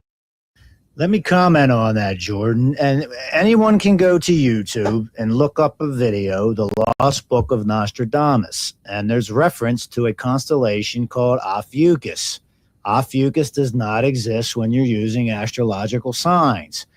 Common sense leads one to the conclusion that, therefore, Nostradamus must have been pointing his telescope at the sky, because he's talking about Ophiuchus. Yeah, he's not reading it from a book. He's actually looking at the sky. And I don't think he's using signs, because Ophiuchus doesn't exist when you're using signs. Well, I know. And part of what you do, I'll tell the audience, part of what Joe does when he does a reading for you, and whatever sign you think you are, you're not. So you better go back and do your homework and talk to Joe about this, but whatever sign that you think you are, you're not. And that's why if you get readings based on the sign that you think you are, it's not going to be correct. Why? Because you're the wrong sign. Yeah, because no one's taking into account the precession of the equinoxes. Now, people who like the signs, they go into justifying why that's so, but I think the simpler path, just use the background of the actual stars. When you're using signs, you're talking about a man-made projection onto the ecliptic. It should be called, strictly speaking, in my opinion, eclipticology, not astrology. There's no stars in it whatsoever other than the sun. So that's another whole long debate. And well, let me throw this in. I know I've watched you do it. When you are calculating someone's chart, when someone orders a reading from you, it's not some light thing to do, just to read through a chart quickly and give them. No. What you do takes hours and hours of calculation on an individual basis. And one of the things I've seen you do many times is when a person tells you their birthday, you will go to the United States Naval Observatory on the web, and also the British Observatory, the Royal Observatory in England, and put in their birth date into that website, and see what the United States Naval Observatory says about that particular date, and what was the sign in heaven on that particular date. Yeah, NASA, the ephemeris for NASA, when they talk about Pisces, they're talking about the constellation. They're not talking about a sign. They're telling you the astronomical location of these planetary bodies and the sun and the moon and the north and south node. That's correct. That's what I used to do. I used to do that. Then I found a program that gives me a sky map, gives you an astronomical sky map, and you use that. It just makes sense to me. Yeah. So what I'm saying is that if you're born like I was on December 28th, the books will tell you. Of course, those books are very old, and they're based on hundreds of years old. So the books will tell you that I am a Capricorn, December 28th. But if you go to the Royal Observatory in England or the U.S. Naval Observatory, they will tell you no, and no. No, the sign that was actually in the heaven in 1940 is Sagittarius. The constellation, In point of fact, not according to your book. Your book, yes, you are a Capricorn. But in point of fact, if you go out and look at the heavens, the stars directly over your head is Sagittarius. Why? Because you would have been a Capricorn if you had lived 2,150 years ago. But the sun has moved in the past 2,150 years, so you're actually in a new sign. You're in the sign of Sagittarius if you're in December 28th. That's why people get so confused, and there's so much confusion in reading people's charts, because you're starting off with the wrong sign to begin with. Correct. Yeah. And it's actually the constellation. Your sun's in the constellation of Sagittarius. I mean, your sun even now is in the sign Capricorn. But there's a whole big debate around this, and more about this is eventually going to come out by people much more well-researched who have the resources and the time to really explain this. There was a time not so long ago when what we call the tropical zodiac aligned itself with the constellations. And due to the precession of the equinoxes, those two are now out of alignment. So that's what's going on, Jordan. Even today, the way they calculate the tropical zodiac, you would remain, in terms of sign, a Capricorn. But the astronomical fact is, on the day you were born, what was behind the sun, what one would see, is the constellation of Sagittarius. And I think that's more authoritative than a man-made projection onto the ecliptic called signs. But other authors and other researchers eventually will bring out the story behind that. That's a long story. And when you look at these megalithic structures around the earth, just go on to YouTube, try to find the shows about ancient Egypt and how those temples they found out were aligned to the constellations. They're not now due to the precession of the equinoxes, but when you account for the passage of time, you can see these megalithic structures were aligned to the stars, to the constellations. I'm of the opinion, okay? I'm making an educated guess because I don't have the resources to be an archaeologist and explore all these things and do all the work. But one can't go wrong using the background of the stars, in my opinion, because man did not put that there. Something much greater than man, a higher power, literally and figuratively speaking, put those constellations there and put those stars there. And the astrophysicists will tell you every atom that makes up what we call the earth in our bodies, they will say we are congealed and condensed stardust. And where do you go when you die? Heaven. Well, as you said, Jordan, ask a child, where's heaven? They will point to the stars. There seems to be something innately in our souls that longs to return there. And Albert Einstein said it too. I'm paraphrasing, but I think he said the stars are the elixir of life. That's right.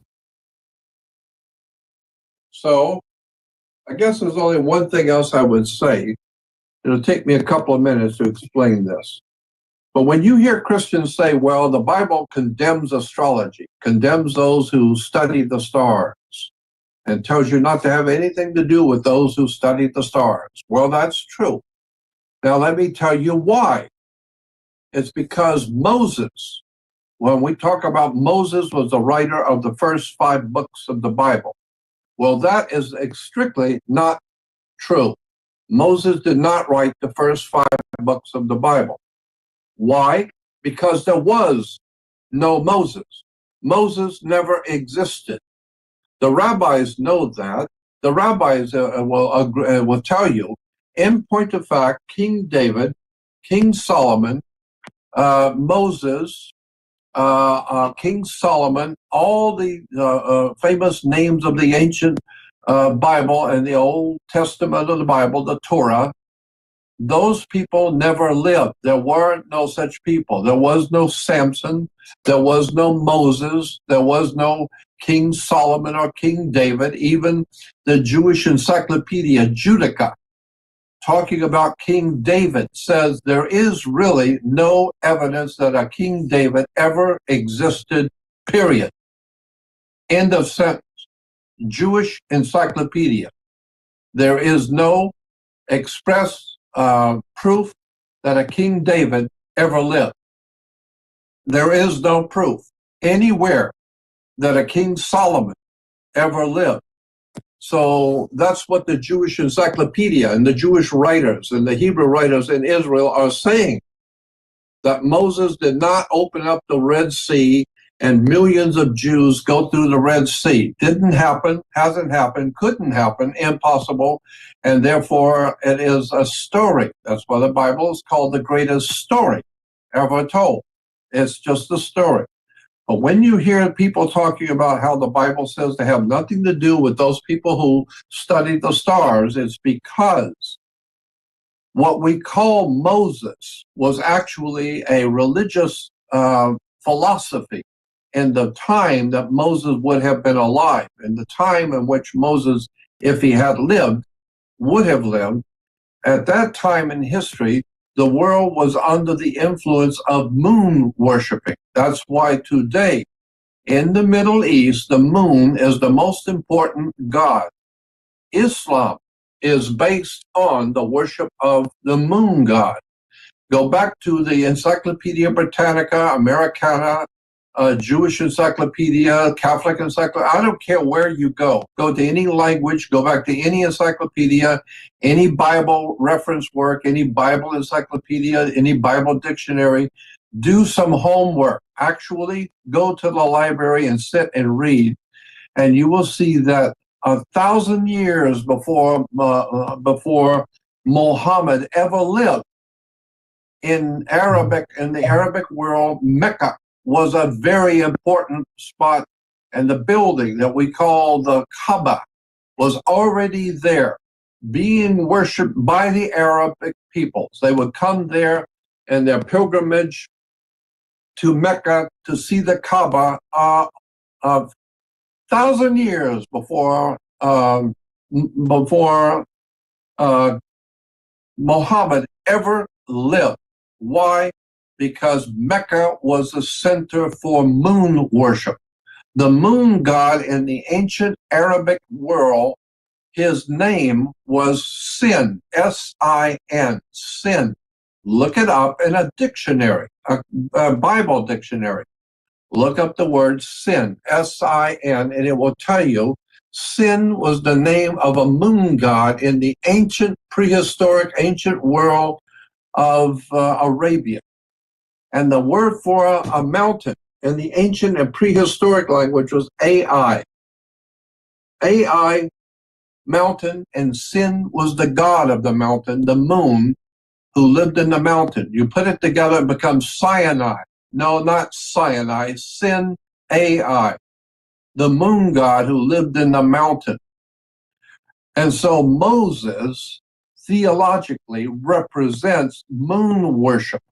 That's why you will hear people of the Islamic faith telling you that Allah is actually mentioned in the Christian Torah and the Jewish Torah and the Old Testament.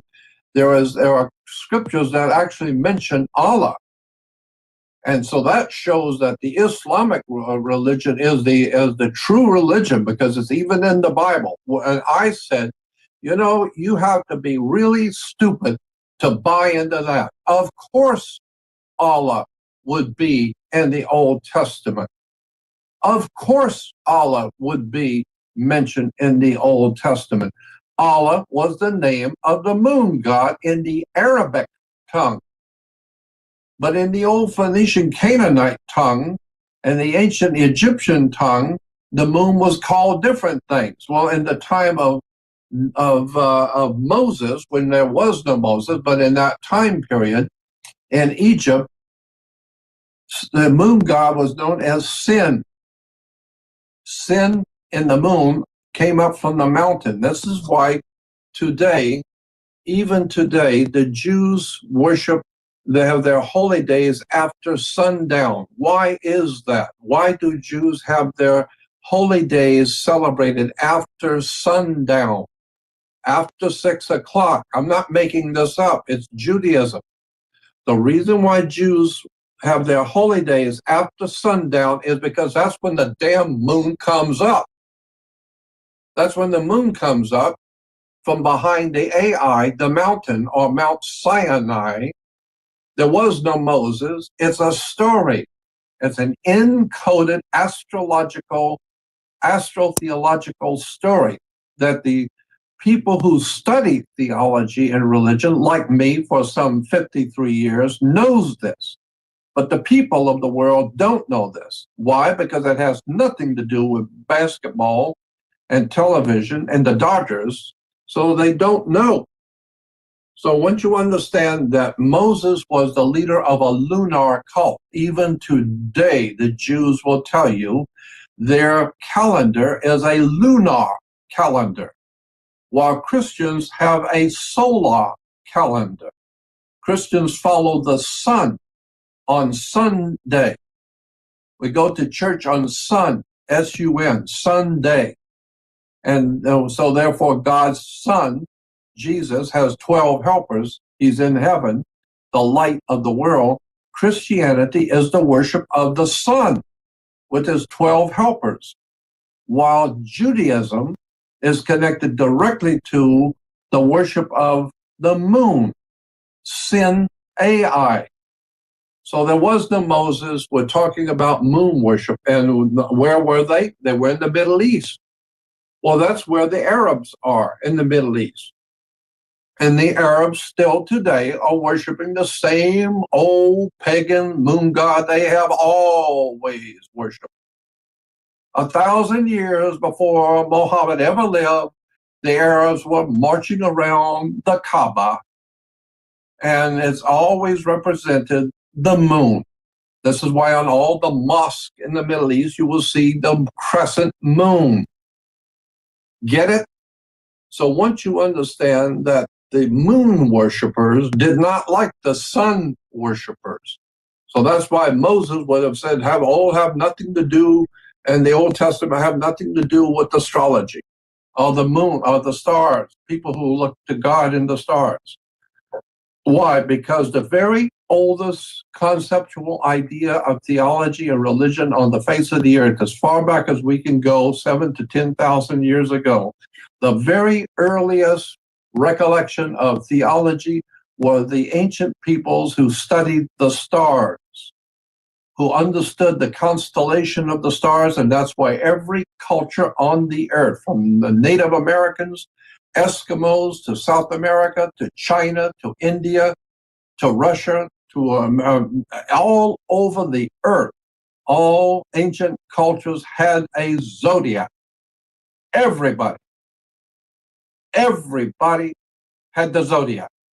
Why? It's because it's the oldest conceptual idea of the divine on the earth ever, is the zodiac. Well, the moon worshippers didn't like the people who found God in the stars and studied the stars. They want to study the moon, Allah, and all that silly nonsense of Allah, the moon god. Well, Moses was the leader of a moon cult, and that's why the Jews have their holy days after sundown, because that's when the moon comes out. They have a lunar calendar. Get it? So I'm saying that you need to understand that theology, the ancient theologies, that's why the Bible says, go back to the old way. The old way is the heavens, the stars. So if you want to criticize, then you better understand what Jesus said. When you pray, ask for God's kingdom, the animal kingdom. Where do you find animals? In a zoo that's called zodiac. So I'm just telling you that there are 12 signs of the zoo or zodiac, 12 helpers of Jesus, the 12 followers of Jesus, 12 brothers of Joseph, 12 tribes of Israel, 12 great prophets of Israel. You need to understand for the first time the Bible is astrology. And there was a war going on between the moon worshipers and the sun worshipers and the original star people, the people who studied the stars. Astrology is the old way. So you need to go back and do some homework and get a reading from Joe. Tell them how they can get a reading, Joe. Just go to truezodiac.org. True Zodiac is one word. Truezodiac.org. Truezodiac.org. Truezodiac.org. Click the big orange button in the right that says click here for your reading. It's that simple. Okay, Joe, I guess that's it for the evening. All right, Jordan, thank you so much. And I hope the little bit of your complete reading, I put that in quotes, that we did was helpful to you. Yep, it was very helpful. It's right on target. And that's what I want people to hear, is how accurate to understand your life. Because if you understand what the stars, how they operate in your particular life, that's going to answer a lot of questions. So astrology, as it's practiced today, I'm not impressed with. But what Nostradamus did, I'm very impressed with. And Joe is the only person I know that's really mastered this correctly. Other people know it too. There are other people who read the Nostradamus method. I've met so many of them. They're good people. They are very intelligent. But Joe, in my humble opinion, because I've been all around the world and learned all kinds of people, in my humble opinion, Joe is the best of the best, period. And that's all I have to say about that. Get a reading from Joe, truezodiac.org. Okay, Jordan, good night. Good night.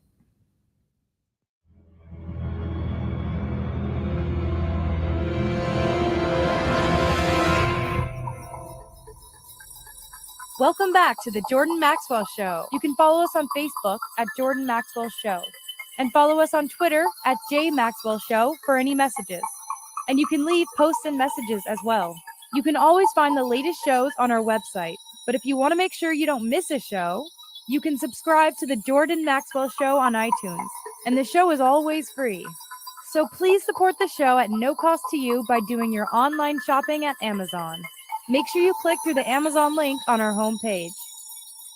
Often on this program, we not only do a lot of talking on the air, but between takes, we sit around here and chit chat in the studio among ourselves before going on the air. And I have so many times felt that I wish you could hear some of the conversations that go on, that's not being recorded for the radio show. And so I think we'll put some of that on. Just give you an idea of the kind of conversation that goes on around here. We don't quite understand the universe. We don't quite understand the solar system. So how can we quite understand the universe? Are you rolling? Well, I think you were saying, Dr. Lear, this gets down to an understanding of the universe. And that being said, when you're looking at these planets and all, I mean, from looking at these charts, my opinion is this is some type of enigmatic mathematics. If I'm going to define mathematics as like some way of attaining some degree of certitude. Mm-hmm. But my opinion is when you look at these stars, nature's only going to concede so much, and this gets into things that are, I call it like a mathematical fractal sometimes. The deeper you look into this, the more that's revealed. Well, that's essentially true, but we don't understand fractals either. It's been said that if you don't understand the past, then how can you understand the present or predict the future? Now, perhaps the universe itself is not what we even conceive it to be. Lawrence Livermore Laboratory not too long ago removed all the particles from the nucleus of an atom. And that's right down to the tiniest of quark. And yet they were able to look at what was left over, and what they saw left over was absolutely mind-boggling. Do you know what that was? I think I remember you spoke about this on Jordan's show, was geometric patterns? Geometric patterns, various patterns of triangles and circles and hexagrams and lines and so on. And then you think back to, the movie The Matrix. And so, what are we? Do we exist because an entity or an intelligence, let's put it that way, wants us to exist, and all matter and all energy falls in place? Do we exist in a universe, the kind of universe that Einstein was talking about, or are we in parallel universes where we have another universe that's existing at the same time with parallel things and parallel beings to what we're doing, or a universe also existing that's 2 seconds or 3 hours ahead or behind? Or are we in a bubble? Is the universe a bubble, and all these bubbles occupying some part of infinite space? And perhaps there are connections between these bubbles, which may be black holes, and perhaps what we know as so-called alien technology or non-terrestrial technology does have the ability to travel between these entities, universes, or whatever you want to call them. As you were saying earlier, they found geometric patterns, and that's what I found just in my own limited way. This is suggestive of some type of very enigmatic mathematics beyond 2 + 2 = 4. But even that 2 + 2 = 4, I think Socrates said that in one of Plato's dialogues, he really doesn't fundamentally understand why 2 + 2 = 4. We just accept it. Right, that's true. There is a higher quantum mathematics. So that's like trying to understand non-terrestrial intelligence. If a civilization is 100 years older than we are, 1,000 or 1,000,000 years, how is it possible for a young civilization like us, with sort of a constrictive mindset, to even understand the concept of what an advanced civilization's logic would possibly be. So we base everything that we know or do on the logic of what we had. Now, certainly some individuals on this planet know more than others. Then we have the money factor, the black budget, the things that certain entities have been researching. So the amount of information is unequal. I mean, you can't certainly compare what I've learned about, for example, implanted objects to what Jordan Maxwell knows about, the historical development of the world of society. So each is like a small building block. And if we put all these together, we would have some, complete or more complete knowledge of just a small fraction of the entity that we live with every day. Joseph Chilton Pierce, for example, wrote a book called Evolution's End, in which he described eyesight. And if you stop and think about this, and you'll see how true it is. And he said that no individual has the ability to see the same thing as other individuals do, because the picture that we see in our mind is not through the camera, which is the eye, but it's its interpretation in our consciousness, plus the fact that there is no way to get the ambient electromagnetic light from the outside into the eye. And I've had infinite discussions with ophthalmologists and retinal specialists about this who vehemently disagree, but not on a scientific basis. When light enters your eye, it stimulates the retina into producing electrochemical reactions, which then sends a message, nerve fibers through the optical system to the visual center in the brain. But there is light coming in from the outside, doesn't shoot through your eye and wind up in your brain. These are electrochemical changes that are occurring. So that's the basis of Joseph. So there's an interpretation going on there.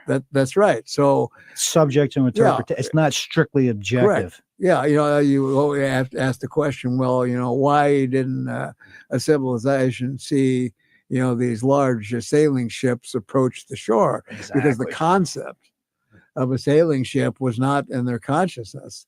And then, so they did experiments with individuals, and he came to the conclusion that the light that we see is in our consciousness.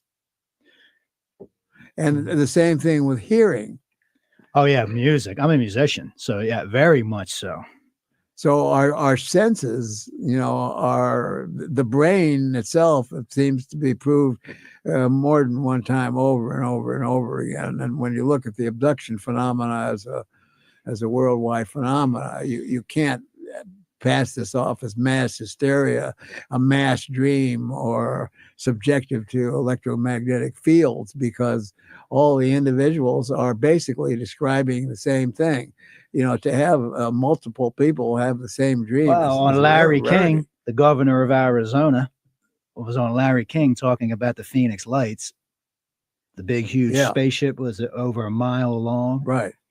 So, one wingtip over one mountain range and the other wingtip over the other mountain range. Now you can say, well, we certainly have made a certain advance in back engineering non-terrestrial technology, but when it comes to something like that, I mean, you got to use logic, and that wasn't ours. Exactly. That belonged to somebody else. And the governor of Arizona is on the Larry King show discussing this publicly. Yes, well, once in a while you'll get somebody that will actually step forward.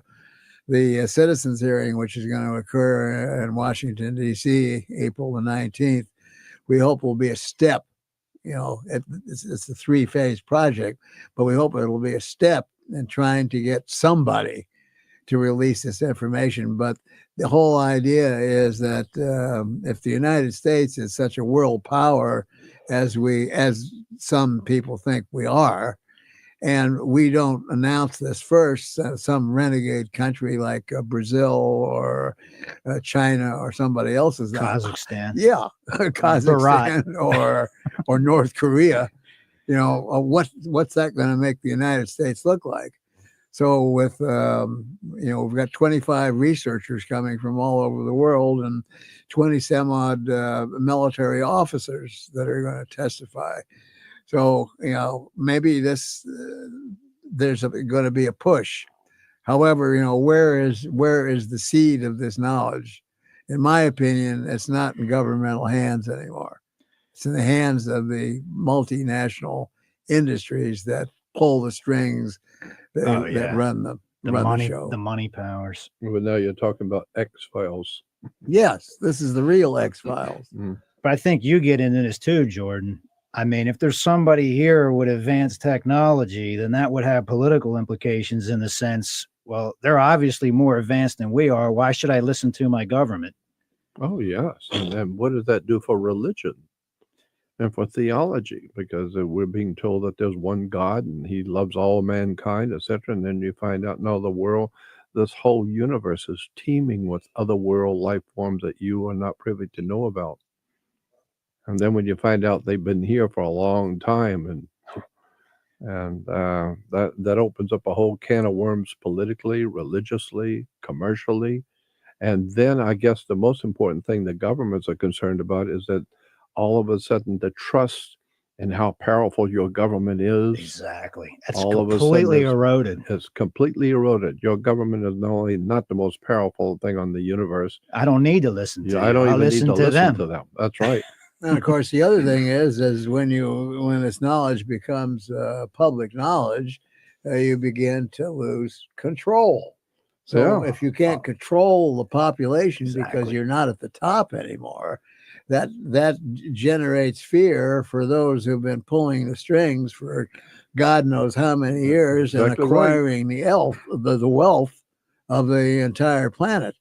And now it appears, and I'm sure Jordan will agree, that what's going on is things have gotten so greedy that greed is eating the greed that's eating the greed. Well, that's what I think's happening. The guys running the rackets on the bottom are saying, we got to take these guys out on the top because their racket's interfering with our racket now. Yeah. We've got to do something now. And at least before, everything was working and everybody's getting healthy. Now these people are screwing up everything. The world economy is screwed up. There's everything around us is screwed up. So somebody better straighten this thing out. And if they don't, then they're going to pay the price because I think you told me Rome went down in what year? Yeah, it's 425, something like that. 425, when Rome went down, went out of business, so did the rest of the world. That's exactly right. And chaos was all over Europe and chaos everywhere. Once the empire, she was in decline, but once she officially fell, it's every man for himself, chaos everywhere. There is no law. So, this is what the powers that be are afraid of, because if there is a higher form of life out there watching us, and if they're here, the implications are staggering politically, religiously, commercially. Well, whatever is out there, I mean, has got to be looking at this situation here and perhaps elsewhere, and maybe have planned these things. It looks like nothing happens, just because it happens per stance. But it looks like these things have been planned for maybe thousands and thousands of years. Maybe that's how civilizations elsewhere that are older and have survived, maybe that's how it's being done. Maybe Gene Roddenberry was, not that far off with his non-interference treaty. Don't interfere with a society. Let them solve their own problems, but yet you can sort of guide them along with various things. For example, the abduction phenomena itself, I may have mentioned before, involves mainly the taking of ova and sperm. So obviously there's some genetic thing going on, and they're producing a new human, which has taken the term Homo noeticus, not Homo sapien anymore, but Homo noeticus. New man. Yeah, that means new New man. And when you look and you see what these kids can do today, they're not getting this knowledge out of a book. They're not getting it from the church. They're not getting it from the school, television, and from their peers. They already know it. And, indicated in so many different ways, even their relationship with the animals. I mean, they have relationships. Animals will come up to kids. Kids can do things that adults, even young adults, don't understand. So the entire human race is in a state of flux. It's in a state of change. And if this was done externally, which is the only, there's only two possibilities. One is that there's Almighty God, all knowledgeable seeking God that has come here and says, I'm going to make a miracle and change all mankind. Or someone has been coming here and changing our DNA and making a new human, which they may have well done before. That's who we might be today. Something that was newer from our ancestors. Stanley Kubrick, 2001. Yeah. Well, that's right. What did he The show? monolith. Yeah, he showed the prehistoric man, which was probably Neanderthal. And then Zechariah talks about the Anunnaki, and talks about gives the guy's name. I mean, what more could you want on a post office wall? Yeah. Enki, a head geneticist, came here and did DNA manipulation with something. Biblically, it says what, Jordan? Well, that's what I was going to say. Is this is exactly the story in Genesis 1 and 1, 2, 1, 3.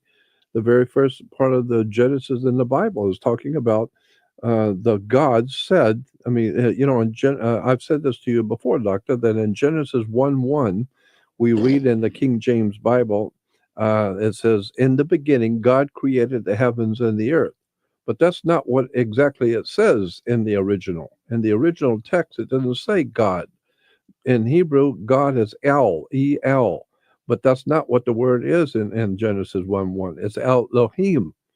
Now, Elohim is different than El. And what the Elohim means is it's a plural. It's a feminine plural put on the word God. So the correct interpretation of Genesis 1:1, according to the rabbis I've talked to over the years, is in the beginning, the gods made the heavens and the earth, meaning more than one. So that would explain how in Genesis 1:2 and 1:28 and the second chapter, where it says, "And God said, Come, let us make man in our image after our likeness." A leading rabbi in America many years ago said to me, the Bible does not say God made man. Nowhere in the Bible does it say that. And I said, well, then what are we to understand? He says, go back and read the scripture correctly. It says, God said, which is the gods, said, Come, let us make man in our image, after our likeness. Not make man. No, he's already here. Let's remake him. Let's make him more like us. Let's make man in our image after our likeness. Later on, the third chapter, God said, now see, man has become as one of us. And so the gods are talking to themselves. Now see what you did? You put some of your DNA in them, and now they're building rockets and designing lasers, and they're going creating a yeah. See what you did? See, you mess with the Neanderthals, and you put some of us into them. Now look, they're coming up to deal with us. You're going to have to do something about these creatures.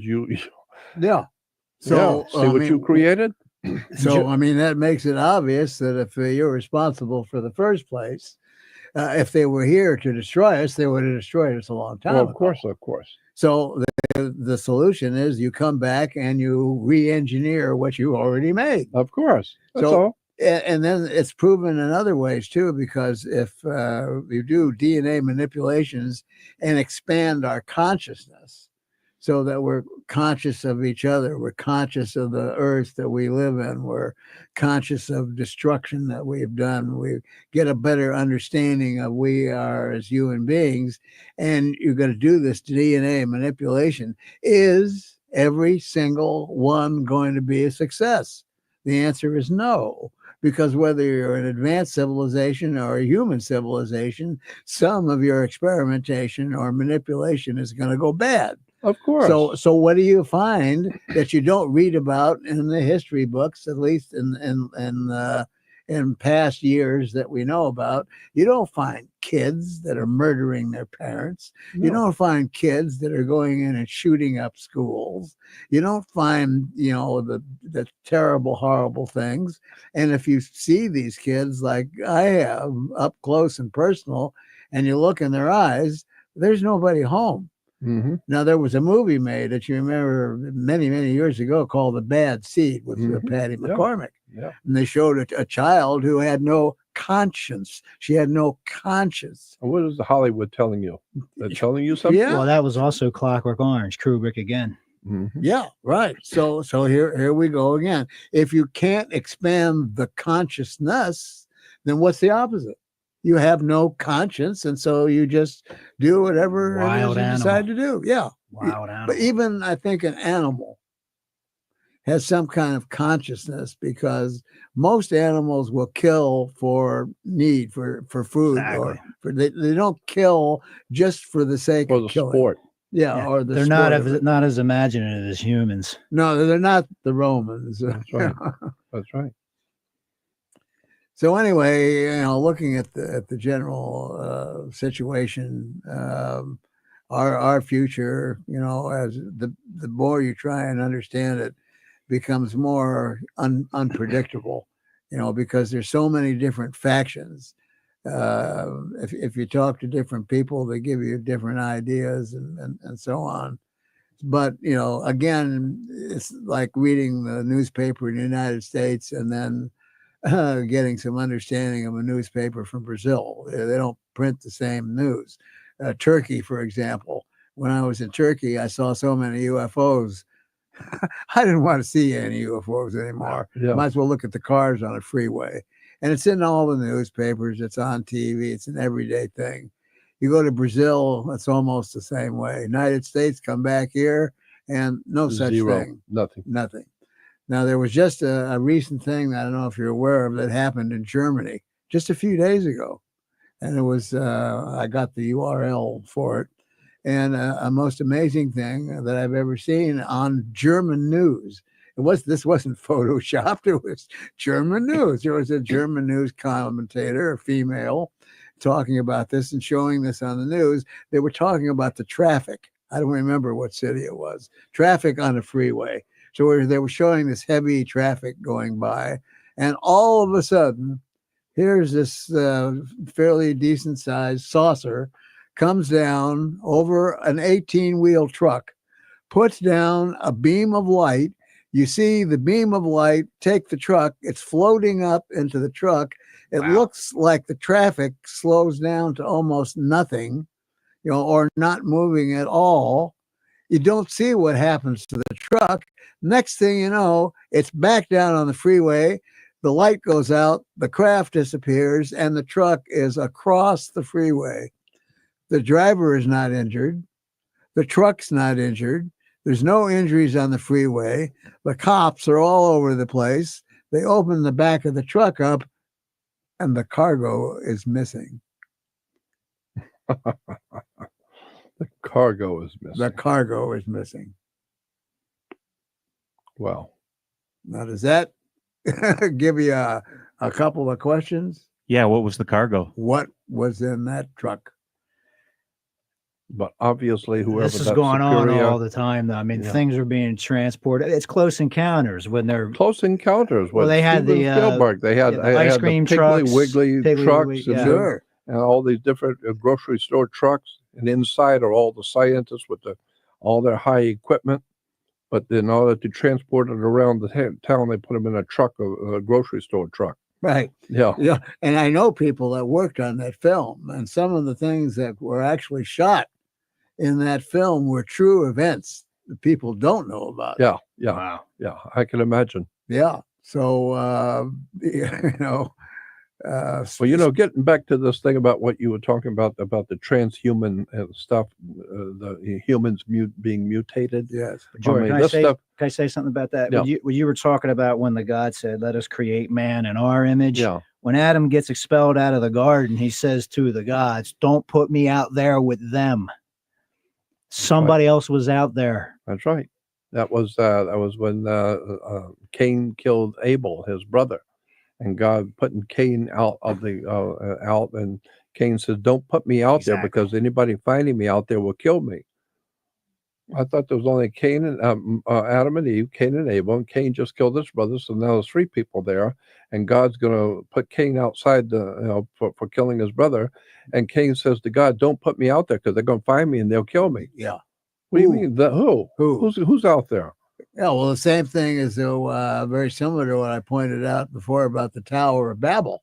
Yeah. If you build this tower and you're trying to get closer to God, gods or whoever they were trying to get closer to. That's right. And God gets mad and says, "Okay, I'm going to punish you by confusing your language."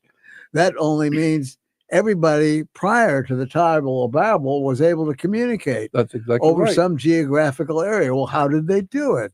Maybe they did it telepathically, because there's in none of the ancient literature, the Bible, Bhagavad Gita, Quran, anything, is there any explanation of time? Is it 1 day, 1 hour, 1 minute, 100 years, 1,000 years, or whatever? They may have come back and taken away our ability for telepathic communication, and now we have to rely on vocal communication.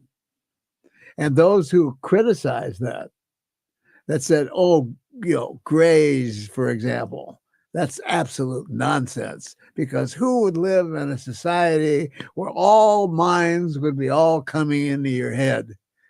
Hey, didn't anybody hear of a thing called a switch? You mean to say that some entity or civilization doesn't have a switch in their mind where they could shut it off?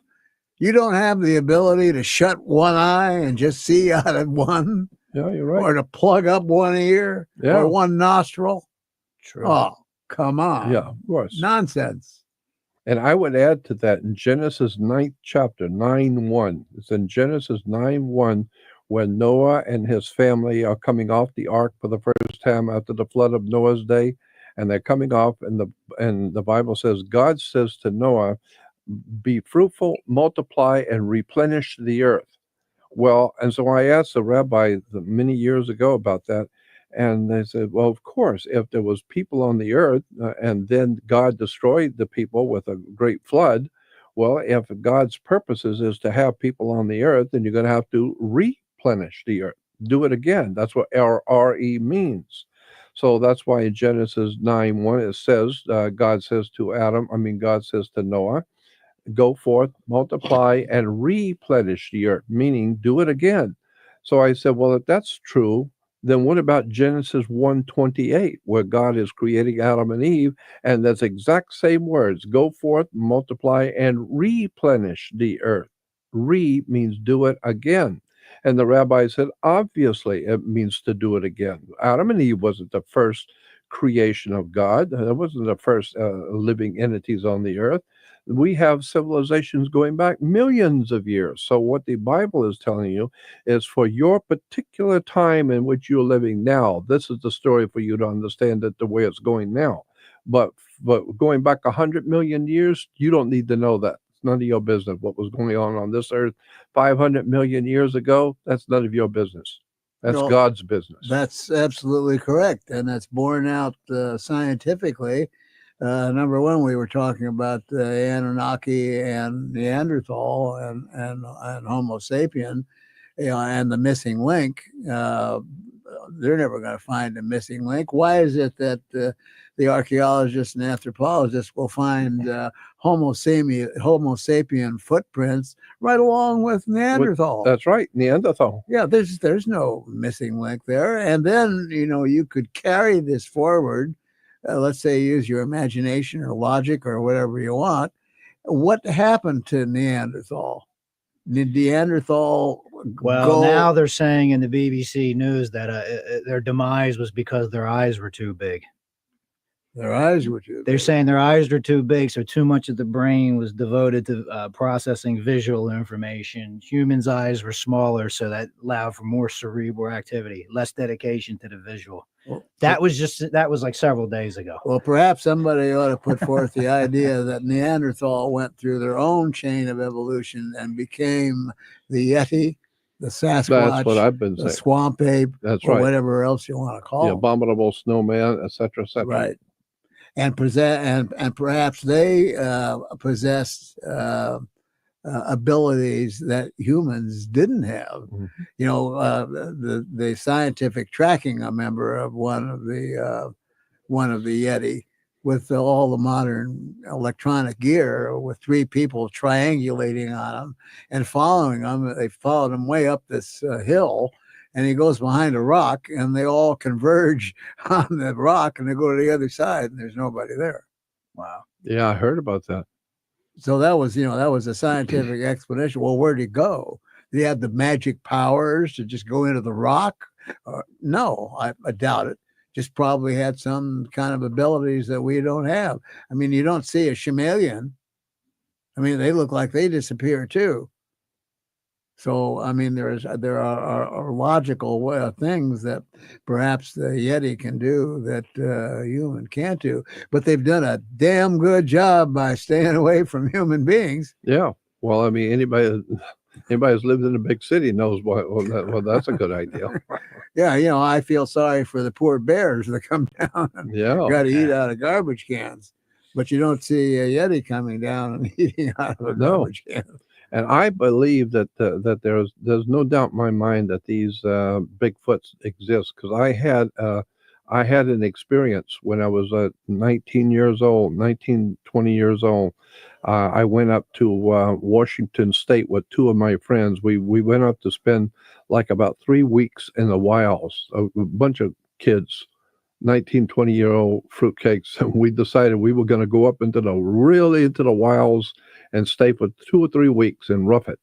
And so we went up to about maybe 50 miles or so outside of Olympia, Washington, up into the mountains. And we found this great spot, beautiful lake, snow-capped mountains all around. It was just an incredibly desolate spot in the mountains. And so we set up camp there and backed the car in by the water's edge, and never thinking, because you're stupid when you're 19. You're not thinking there are bears here, there could be other animals here, lions. Right. I mean, cats, Right. big ones. No, we didn't know anything about that. We're just having fun, looking at the stars and roaming around, drinking beer, and thinking we were big shots. And one night we would sleep by the car, and we backed the car in case we needed to get out quickly. We're already pointing the right way, right by the lake. And so my friend and I were sleeping on the right-hand side of the car, right by the car door, in our sleeping bags. And his brother, Roy, was sleeping over on the driver's side on the ground. And all 3 of us had guns. And so in the middle of the night, I heard something, someone walking on leaves. You could hear the crackling. Right. But I woke up, but I didn't move. I just woke up and I didn't move.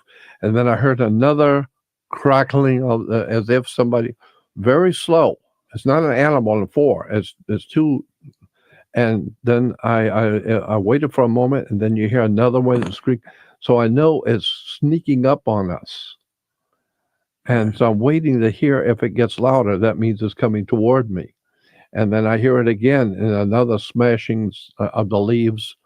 And I knew this is an intelligent. It knows we're here, and it knows the possibilities. So be very careful. If you're moving up on them, be very careful.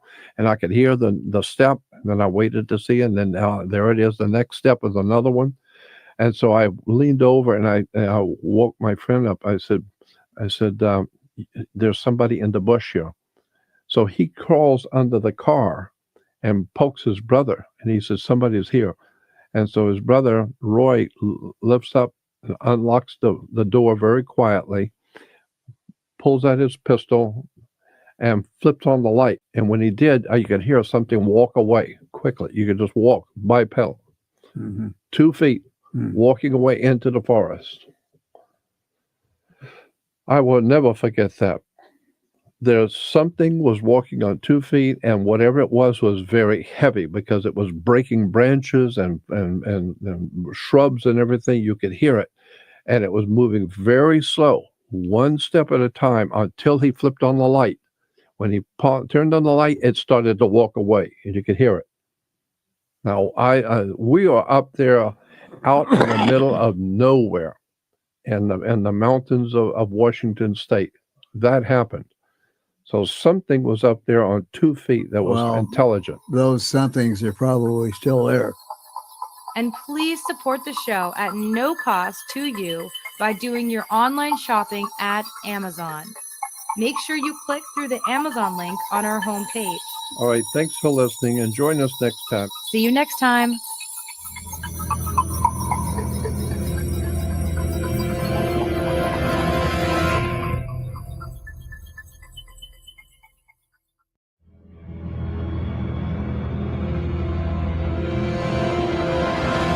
Welcome back to the Jordan Maxwell Show.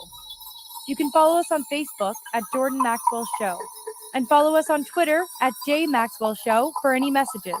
You can always find the latest shows on our website, but if you want to make sure you don't miss a show, you can subscribe to the Jordan Maxwell Show on iTunes.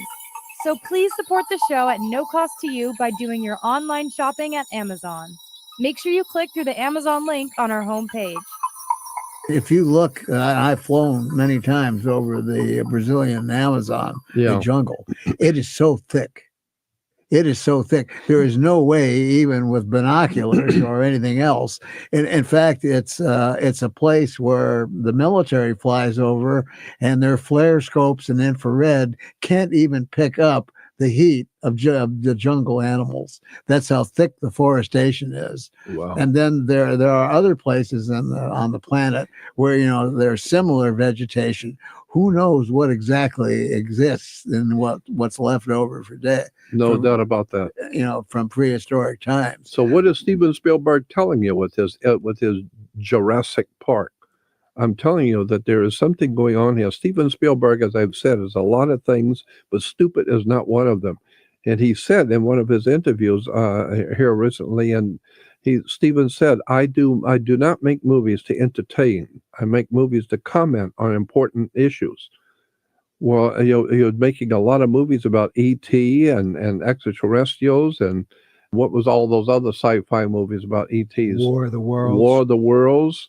What is Steven Spielberg telling you? Then Jurassic Park, 1, 2, and 3, not just one time, but he goes on to tell you more. And they're going to make another one. Now, good. So there's a new one coming. So what is that telling you? I am totally convinced that prehistoric animals still exist on the earth today. Well, I mean, the best proof of this in the world is the coelacanth. I mean, it must have been 20, 30, 40 years ago that somebody said, oh, we just caught the last coelacanth. Boy, isn't that a shame? The last prehistoric fish. And then a few years went by and they caught another one. Now, that was the absolute last one. Yeah. Except for the others that they found. The others that are still somewhere. Yeah. What's in Loch Ness? What's in a lake in Canada that they call Ogopogo? What are these things? Now there's even talk about the reality of the possible existence that at one time there were actual mermaids that existed. Yeah. And then you talk about biblical things and the Anunnaki and the Nephilim and what's just been found in Egypt. These huge graves with massive skeletons where a head is about as big as the chair you're sitting in. Mm-hmm. What were they? Was that the Nephilim? That's right. That's exactly right.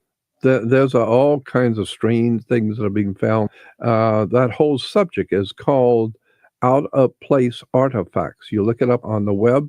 It's called out-of-place artifacts, where you're finding all over the world strange things that make no sense whatsoever, highly technical computer stuff that supposedly are 3,000 years old, strange carvings. Well, Jordan, on that, the Antikythera mechanism. Yeah, that's that's a typical example.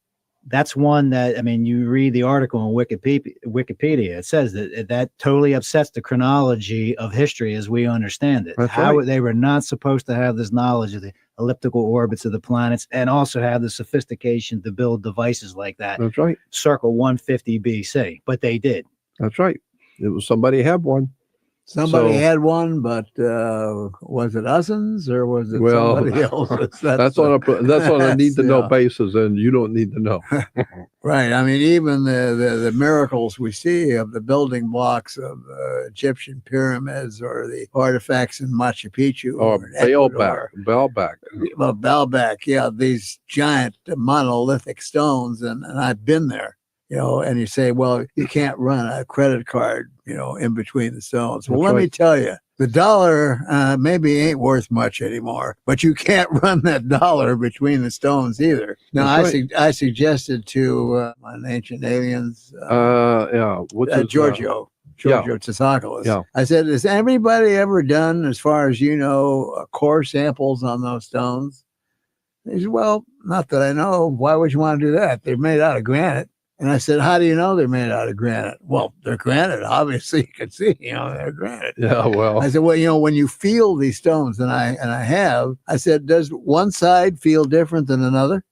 He said, well, yeah, now that you mention it, one side is as smooth as glass and the other sides are rough. So I said, well, what would that be an indication to you? Well, he says that something was poured into a mold. And I said, you got it. Maybe the levitation of these stones in high places, these gigantic multi-ton stones, weren't lifted in a place, but maybe they were poured into a mold by some advanced technology that took raw materials such as granite, turned it into some kind of either liquid or powdery substance, added something to it, and then poured it into a mold, let it dry. You take the mold away and you go on and you do the next one. So he said, well, even if you did a core sample, what would you find? And I said, well, what do we find in these implant objects? We find advanced forms of nanotechnology. And what's the strongest material known to man? A carbon nanotube. Well, look at the weathering of the pyramids. Mhm.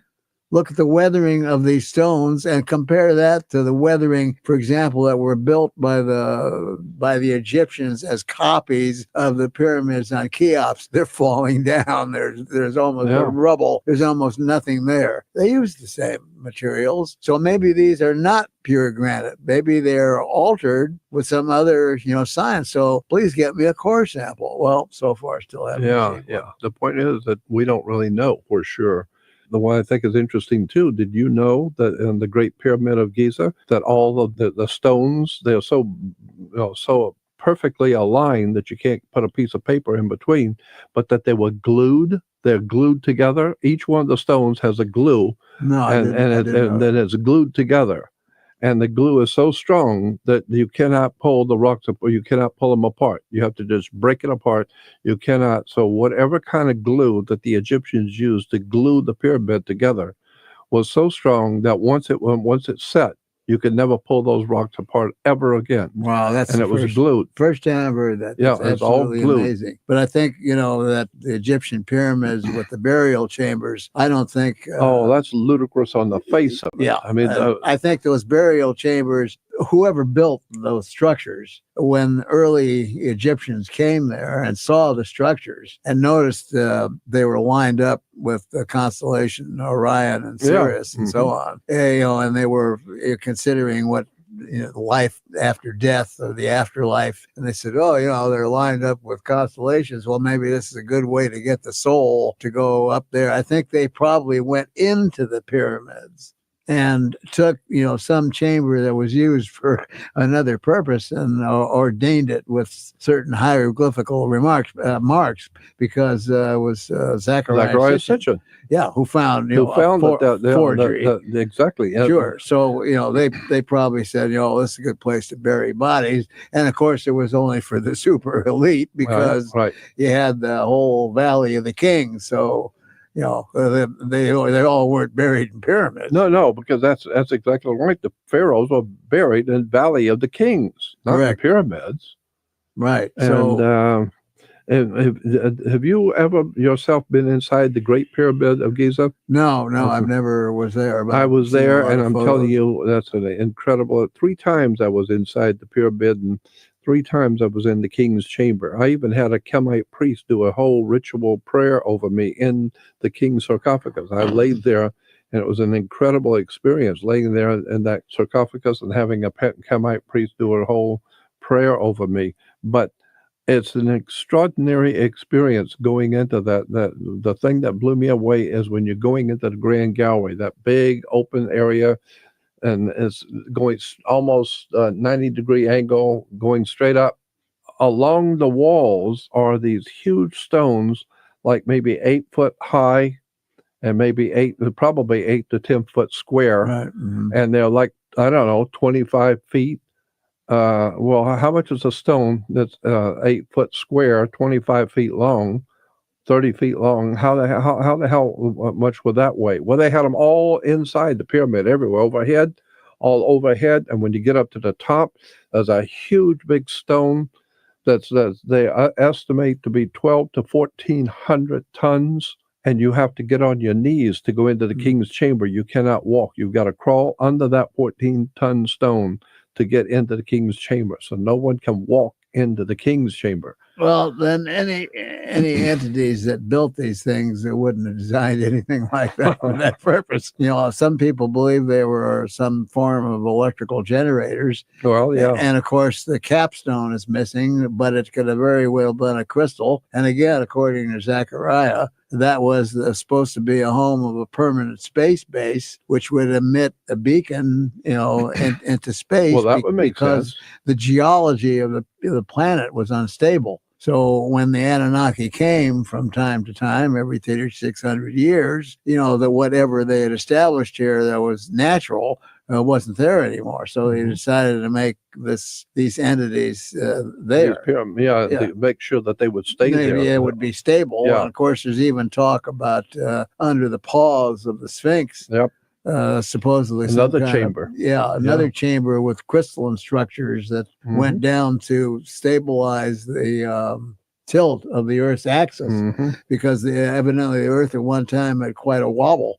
It would wobble back and forth, and this supposedly stabilized its axis. But number of different things that we don't, meaning me, don't know about the actuality of what was actually found there. And of course, I told you about the time that I heard the story about the friend, the archaeologist. Yeah, well, that's the one that why don't you do that? Tell us about that experience. Well, this was quite a thing. I was a guest of the SSE, Scientific Society for Scientific Exploration in Paris, and some years ago. And in Paris, France. Oh, yeah. And I was invited to a dinner at an archaeologist's home about 50 miles out of town. Kind of like a California gate-guarded community, fairly decent sized house. And she had a few people over for a home cooked dinner and so on. So after dinner, we were sitting around, having coffee and so on and talking. And she says, "Oh, I know that you're interested in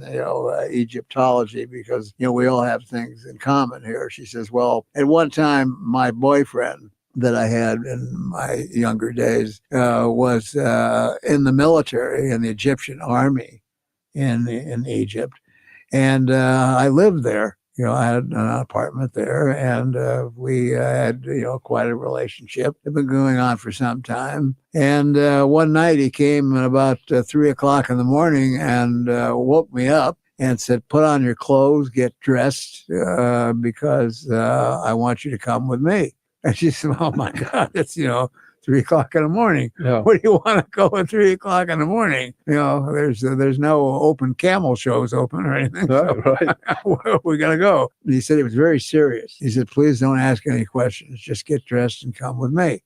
So she did as he bidded, and she went down and got in a military jeep, and they drove out into the desert, and they kept going and going. She says, "Where are we going?" And he says, "Well, you'll see." Now, she had some other abilities besides an archaeological background.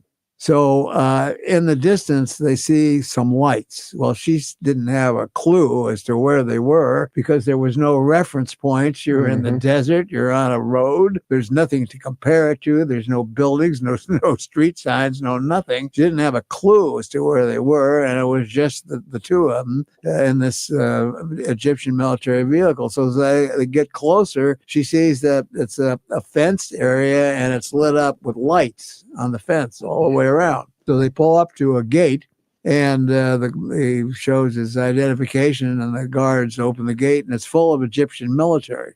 So they go in, they close the gate, and as they drive in, she sees they're in a lighted kind of courtyard, and in the middle of this courtyard is a large round metal plate on the ground.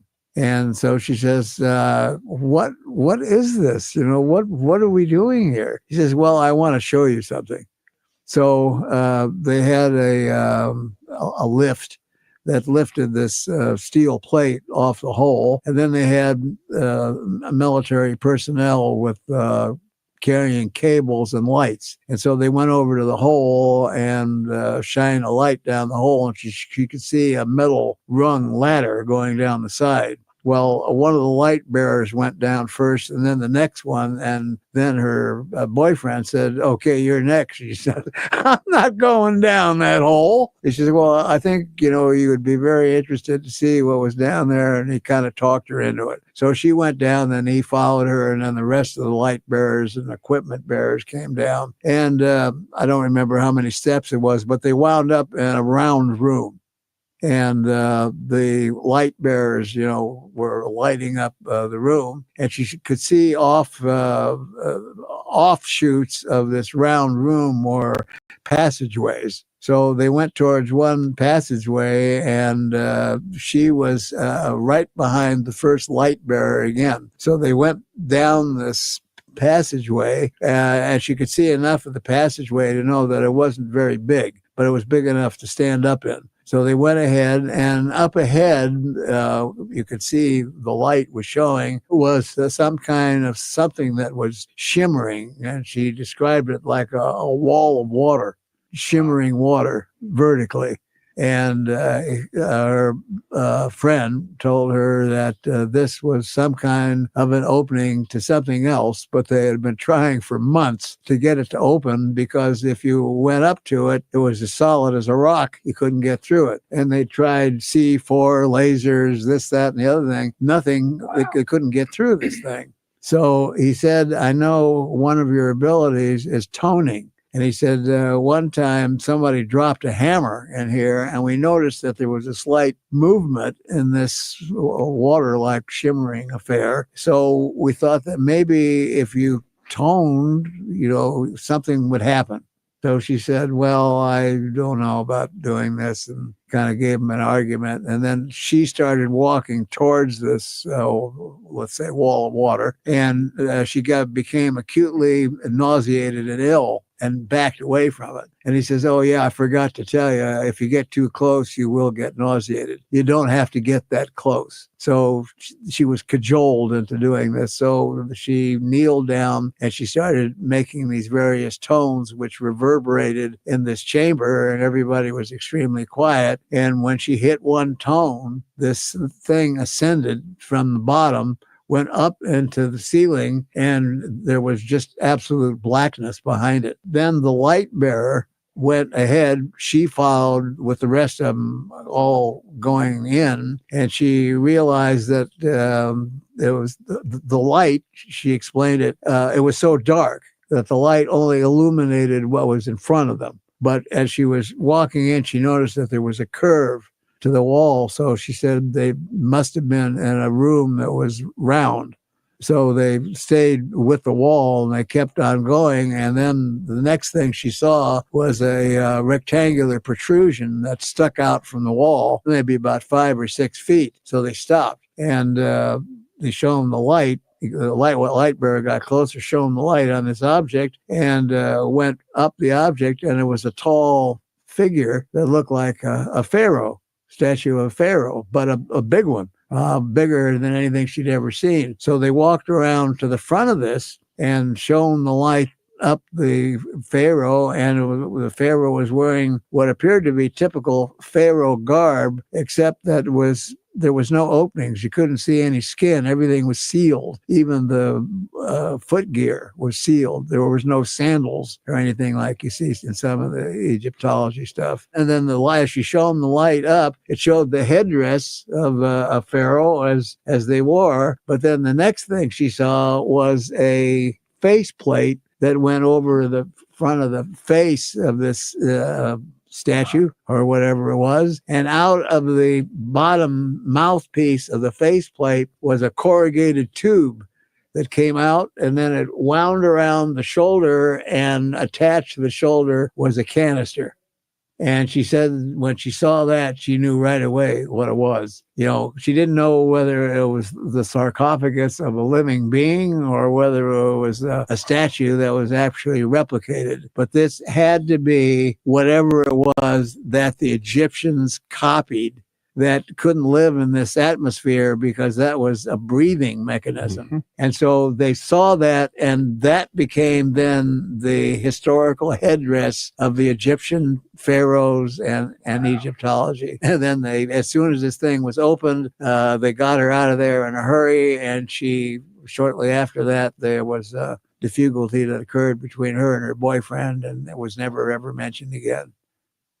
So there's a lot of interesting stuff buried in Egypt underground and in strange places that we don't know anything about. That's correct. And other people that have resided in the area for many years, one was a gal who used to come to the conferences. I forgot her name. She was married to an Egyptologist. And she said that below the pyramid area on Cheops was a city. A complete city. And then since then, I've heard from other people who had digs going on there that there was not only that city, but there was a city on top of a city. I wouldn't be a bit surprised, because that's the same thing in Rome, same thing in Seattle. Washington's built upon another city.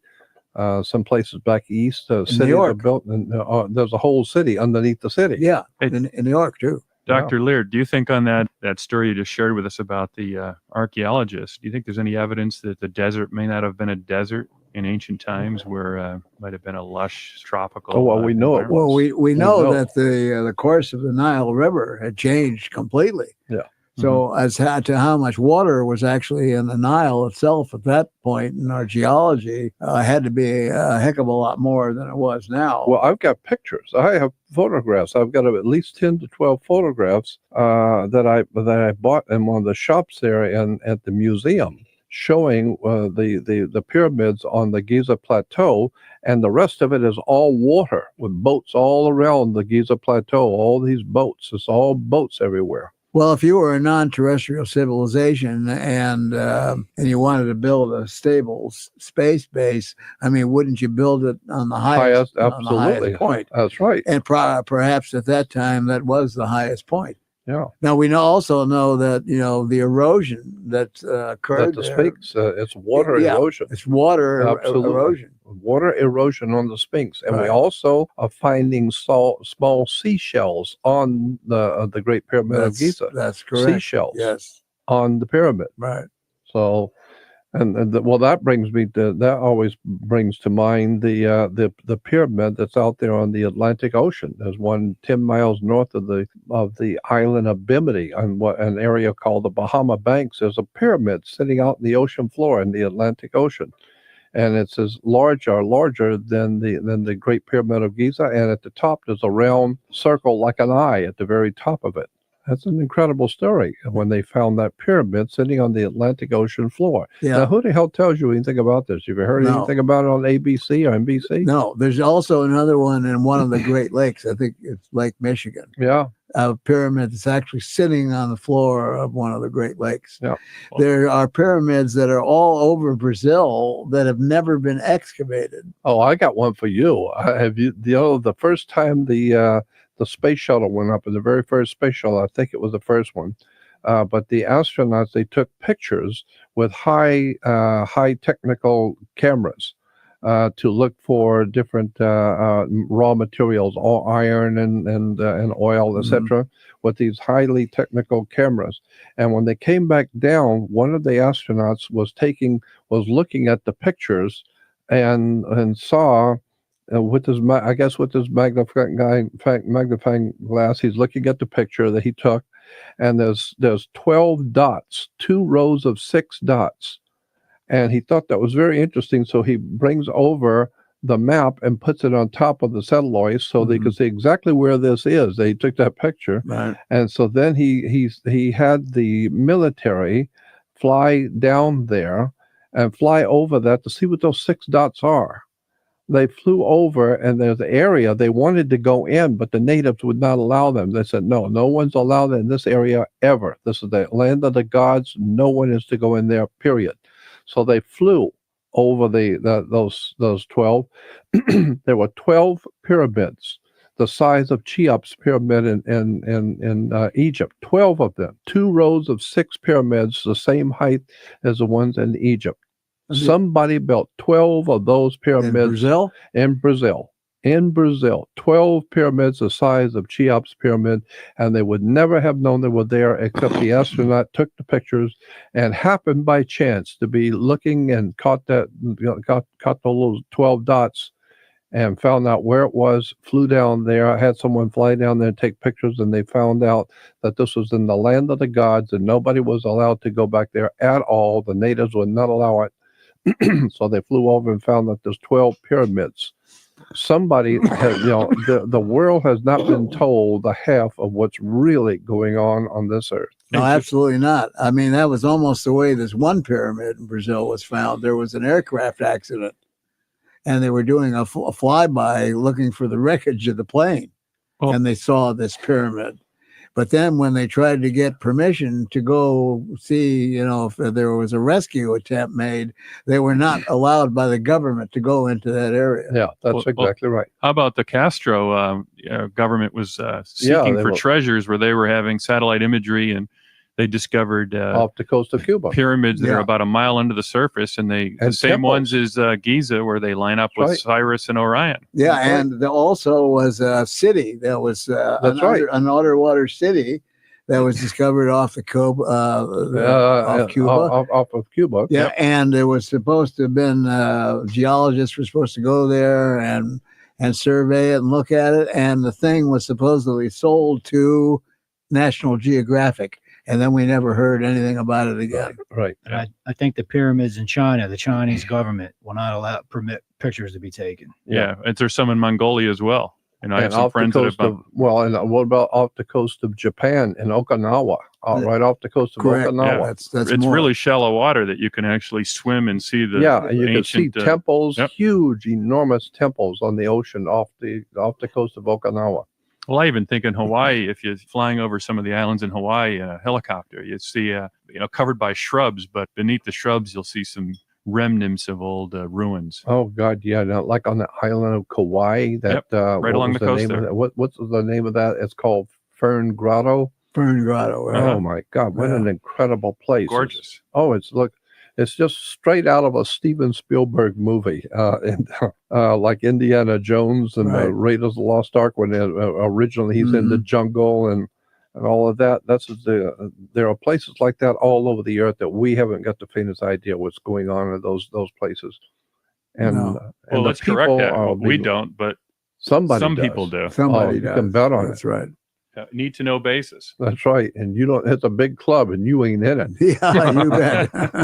Back to justice. Right. So the other thing I wanted to ask you, Doctor, I'm not going to keep you much longer, but it's a subject you and I have talked about before, but I really think it's important at this time, is the crossbreeding of different life forms, the crossbreeding of animals with humans.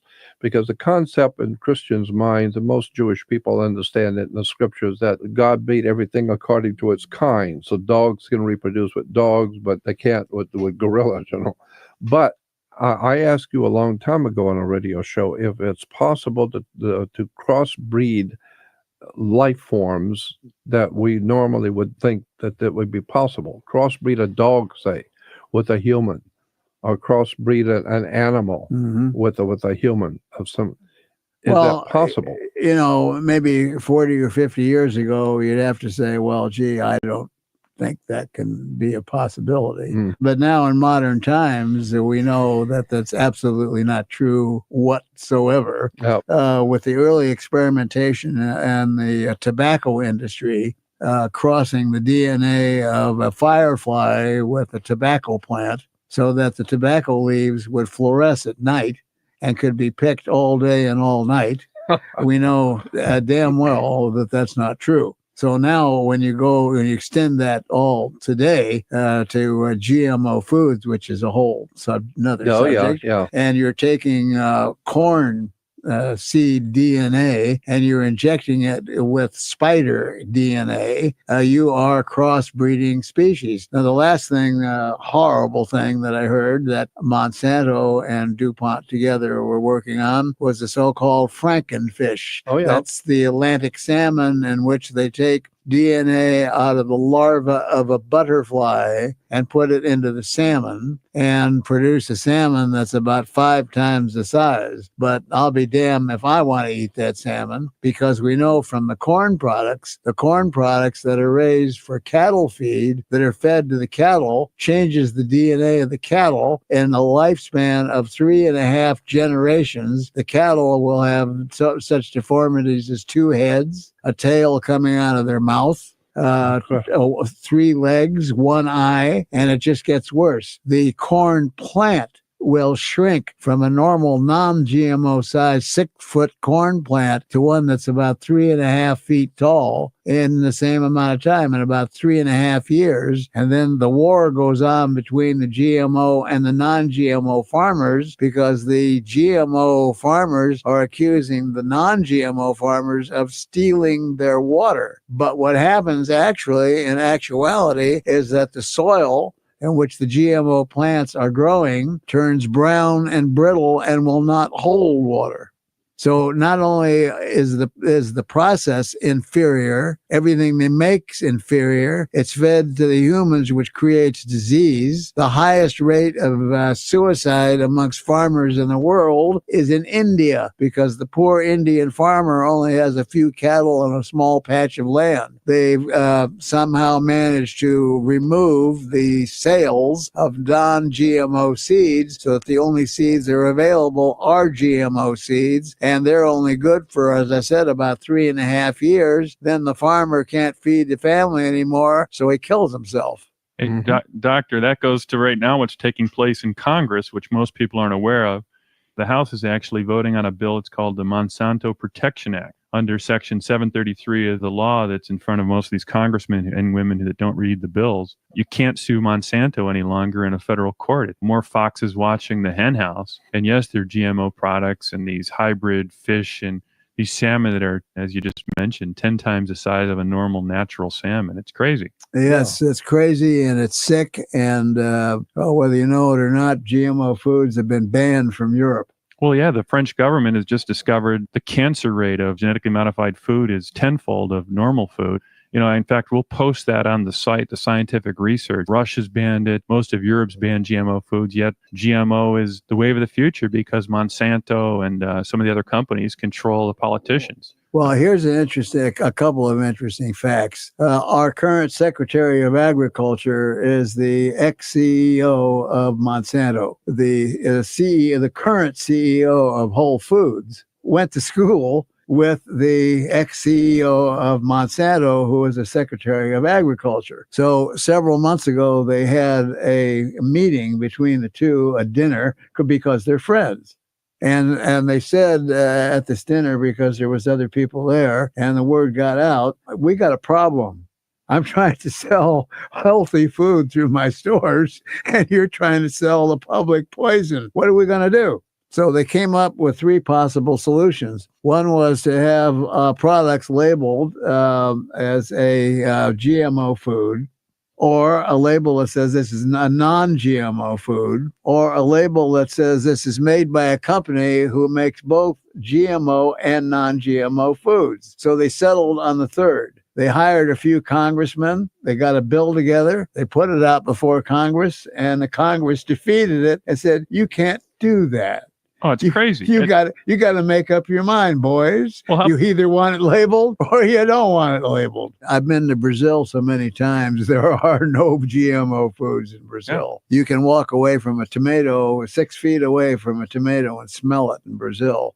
Fortunately for us, tomatoes in the United States didn't work.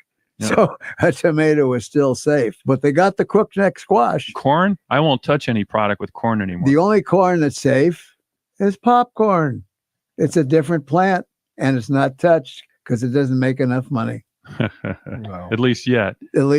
Anything that has to do with soy, I mean, forget it. Stay away from it. Stay away from it. But anyway, Doctor and Jordan, thank you. This has been an amazing evening. I think we'll move forward until tomorrow night.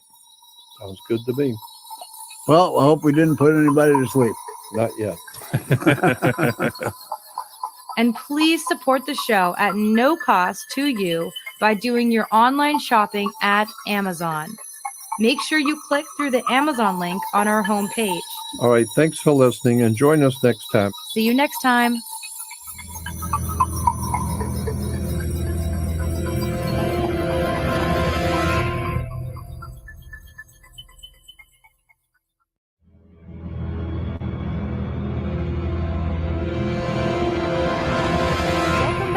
Jordan Maxwell Show.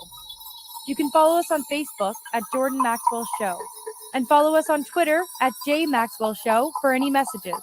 You can always find the latest shows on our website, but if you want to make sure you don't miss a show, you can subscribe to the Jordan Maxwell Show on iTunes. So please support the show at no cost to you by doing your online shopping at Amazon. Make sure you click through the Amazon link on our homepage. So hello there again. Jordan Maxwell on the Jordan Maxwell Show. As I've said to you many times in the past, I will preface this show by saying I'm interested only in important people who are doing important things. The stars have always interested me. Astronomy, the wonder of the universe, and I find it difficult to I've been around astronomers at JPL. I remember sitting out there talking with a bunch of astronomers, and not one of them seemed to have any imagination or wonderment about the stars. It's like a doctor. He has the doctor's working on your heart. He doesn't care about the heart and how the heart happens to come about and the miraculous body, the human body, the way it's designed and how it works. I mean, he's just got a job to do. He works on the heart. That's no. You need to back off of whatever it is you're doing and look at the masterful wonder of life. Instead of being an astronomer and just tell you how far the moon is from this and know what that star is. No, just go out and look at the heavens and try and think about how big you are in comparison to the earth that you live on. And then how big the earth is compared to our sun and our little Mickey Mouse solar system. And how large and how small our solar system with our sun and our little earth and you little peanut on the earth, how big the galaxy is in relation to our little solar system. And then when you begin to see that, the size of our Earth in relation to our galaxy, the Milky Way, and then we're told by astronomers that the Milky Way galaxy is just an ordinary sized galaxy in relation to the hundreds and hundreds of billions of galaxies, probably trillions of galaxies. And therefore, how far out does space actually go? Is there an end to space? Where is the end of space? Well, then you could ask the same question. Where is the end of time? When did time begin? When does it end? So that's why Einstein had something called the time-space continuum, because time and space is nobody seems to have ever nailed down anything about it. What I'm saying is that I'm finding that when you go out and look at the starry heavens at night and don't even begin to realize the majesty of what your eyes are seeing. Humans, normally, when they're out in the desert at night and look up in the sky, if they ever do, very seldom do you ever look in the sky. But if you do, you've seen the stars, so what? That's foolish. You're a fool. You need to contemplate. Those stars are galaxies with billions and billions of stars the size of our sun in each one of those galaxies. And there are hundreds of billions of galaxies. And the space between galaxies and the speed at which things are moving. Light, if you shine a light, if you had a flashlight and you could shine a light, head it toward the east and flip it on, light goes around the earth, all the way around the earth, and comes back again. The speed of light, that light will go around the earth 8.5 times in 1 second. That's how fast light travels, at 8.5 times around the earth in 1 second. Therefore, at that rate of speed, 8.5 times around the earth in a second, and at that speed, it would take you thousands and thousands and thousands of years, over 100,000 years, just to cross one galaxy. And there's hundreds of billions of them. And so, scientists understand this, but that's no big thing to them. It's just like working in a grocery store. You just do your job. You don't think about the godness of this whole thing, the wonder of the heavens and the planets. And then from there, I take it a step further. Then you don't, because you are looking at the heavens as a piece of work, that's what you do for a living, you don't see the wonderment of it. You don't also perceive, there's a few scientists and astronomers that do, very, very few. But there are a couple who do see even further that the planets and the astrological constellation of stars and planets affect us. They have a definite effect on human nature, on the earth. We know that the moon pulls the oceans of the world, of the earth. The oceans and the tides are caused by the moon. Well, if the moon can pull water, oceans, that tells you what kind of power the moon has over the earth. It pulls the Pacific Ocean. Well, if it can pull water, you're over 80-90% water. What does it do to you? Is that why when you act crazy, we call you a lunatic? Because you are water. Maybe the earth, maybe the moon is affecting you. Maybe if the moon's affecting you, obviously the sun is much bigger and is closer, and it's bigger and more powerful. So is the sun affecting you? Well, of course, the sun's affecting everything. And well, if that's true, what about Jupiter and Mars and Saturn and all the other planets and the stars and the constellations? Well, once you start boiling it all down and get past your own self-importance, you begin to see that the whole universe affects us. The symbols, the signs and the stars, the biblical, and all the ancient teachings of the ancient people of the world have all said the same thing, from the Hindus to the Egyptians, to the Babylonians, to the Jews, to Islam. All the ancient religions and the cults of the world all acknowledge that the heavens have a direct effect on your life. So we have quotes like, you can thank your lucky stars, like my mother used to say. Well, the Bible says in the Old Testament, there's a scripture that says the stars fought for the king, etc. And there was a war, and the scripture says, and the stars stepped in to fight for the king.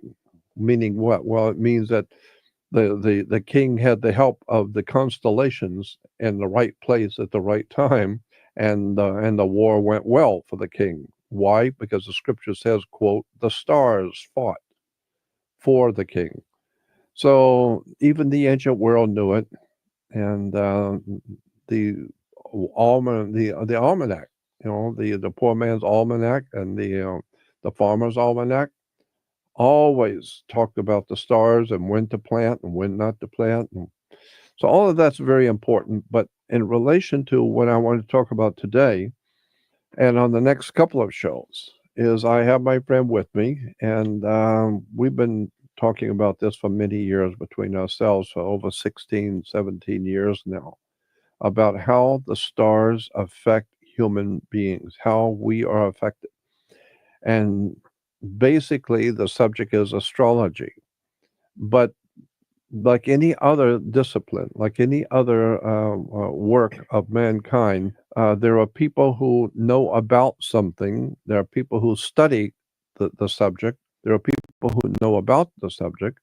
And then there is, of course, once in a while, there will be an absolute master in the subject upon whom everyone else stands on their shoulders. And so Nostradamus was a master when it came to astrology. There are many other good astrologers in the world. I'm not taking anything from them. All I would say is that Nostradamus had a totally, completely, and totally different way of calculating astrology. Totally different. Has nothing to do with the normal astrology that you think of today. And this is why 500 years later, Nostradamus is still famous around the world, because he was so damn accurate and was able to tell things specifically, when things would happen and people's names and who was going to be king. And so how did he know all of these things? Well, we know for sure he did know. Well, how did he know? Well, he had developed a method of calculating the stars on our human life. Personally, I think it was given to him by a higher power. I don't think he figured this out himself. But having said that, we know there are people on this earth who know how Nostradamus did what he did, how he calculated things. You don't have to be a giant. You don't have to be a brilliant scientist to figure it out. Just study Nostradamus. Read what he said, see how he did what he did, and then you finally get the hang of it. You finally begin to see how he was able to do the prophecies he was, because we know how he did it.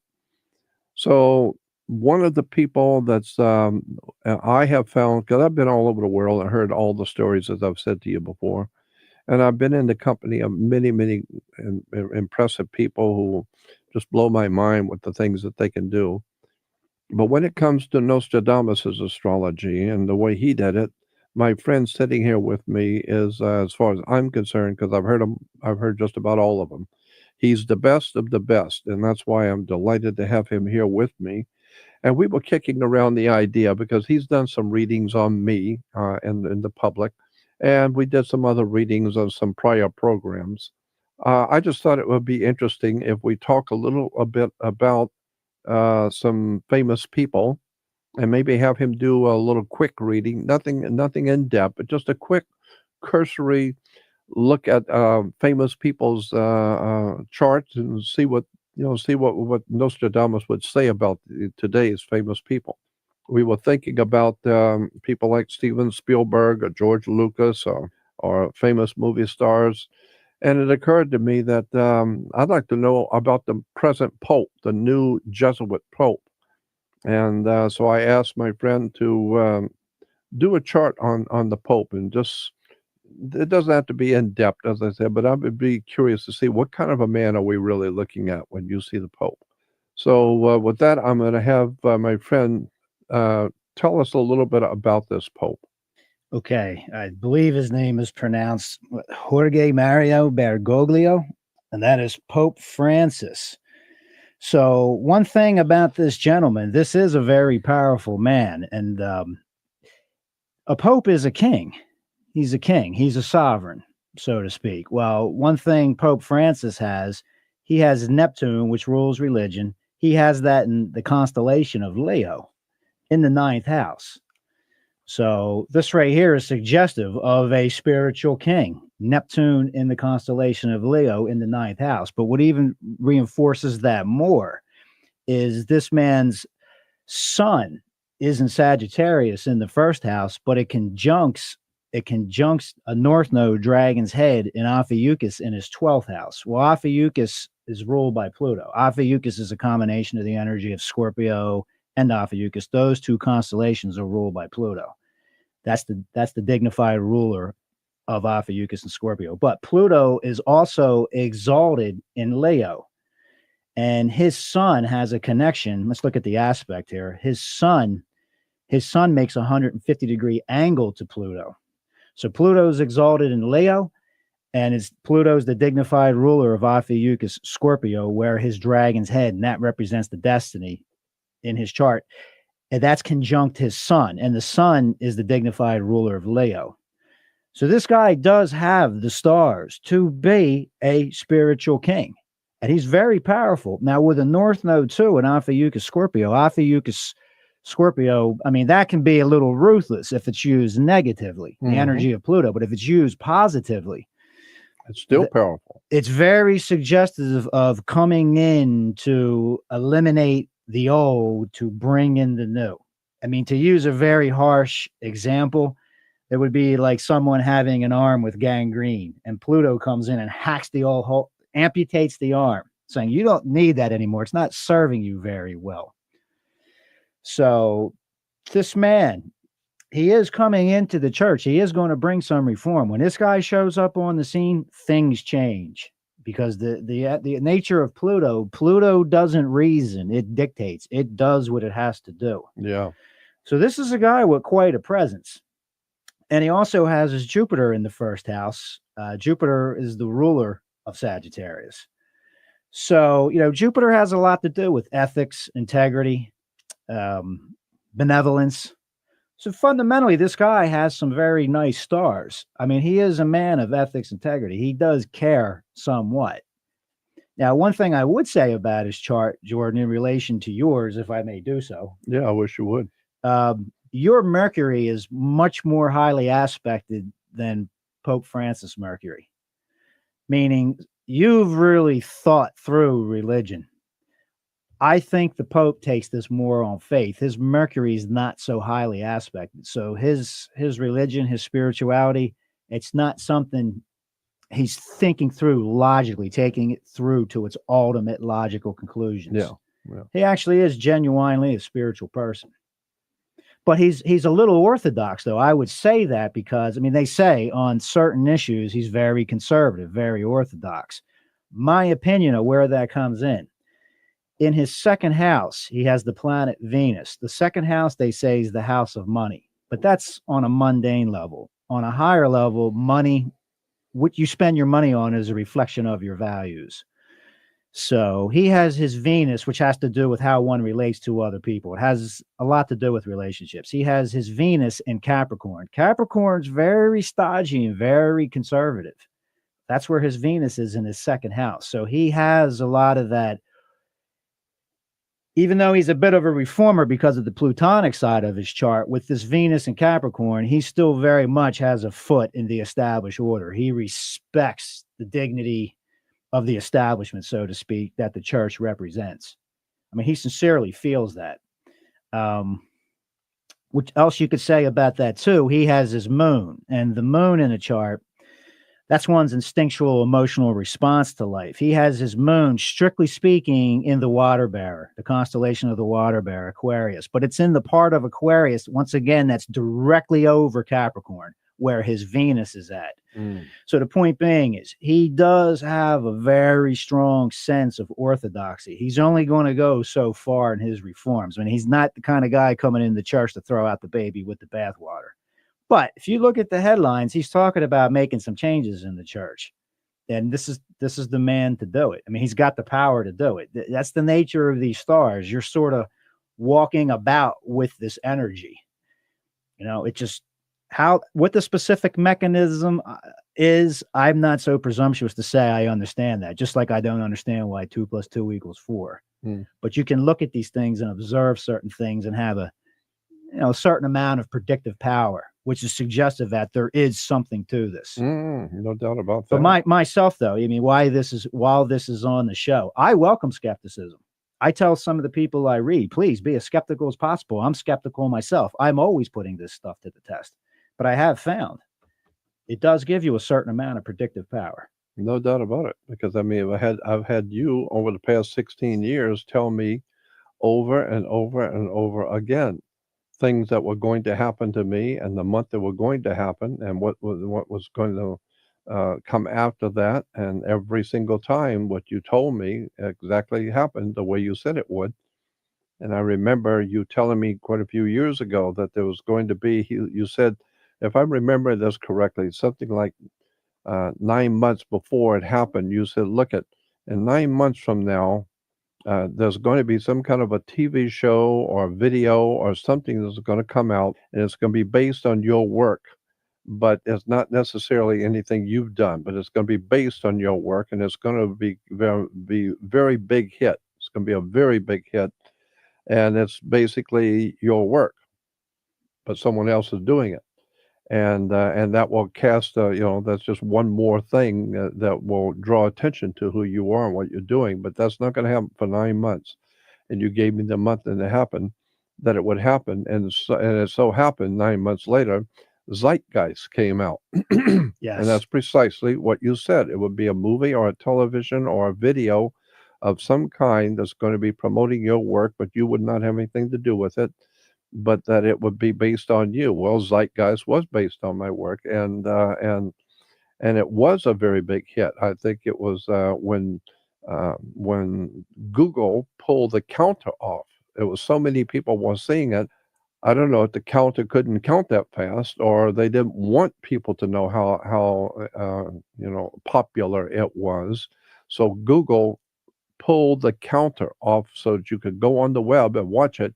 Normally, you could see how many times people have watched something, but on Zeitgeist, they pulled it off. You can't tell why. And well, I saved it. I pulled it off. When I pulled it off, the count was almost 50 million. And then they pulled it off. Well, if you pulled it off at 50 million, that's already a pretty good showing. 50 million people have watched something. That's very impressive. And then, no, that was just within the first few months. Well, who the hell knows? It's probably 500 million by now has watched it. And but Google's not going to tell you that. They just leave the counter off. So hopefully that thing will get lost and nobody will remember it. And so, but I just think it's interesting. You told me it was going to happen and gave me the month. You actually also told me and gave me the month about 6 months before. And you told me, I remember distinctly you calling me and telling me, look at, and 6 months from now, and you gave me the month it was going to happen. He said, you told me there's going to be a banking crisis that's going to start probably here, but it's going to be a worldwide banking crisis that's going to explode. And millions of people are going to lose their homes. Banks are going to go under. There's going to be chaos in the streets. There's going to be riots. There's going to be a lot of trouble because the banks are going under. So just beware. And 6 months from now, and here's the month it's going to start. And be damned if you 6 months later, that's when the housing bubble popped and everything started to happen. And I called you. I remember calling you one night and saying, you said it was going to happen this month, and you told me I don't make predictions. I'm just telling you what the stars say. Well, that's what made Nostradamus famous, because he was able to tell kings and rulers and popes and all the important people on the planet. Now, the schmogalagamas and all the schmogs and all the dingbats out there in his time, they don't know anything about Nostradamus, and they don't care. They're just over at the market working. But the kings and the rulers and the princes and the guys who run the planet, they want to know.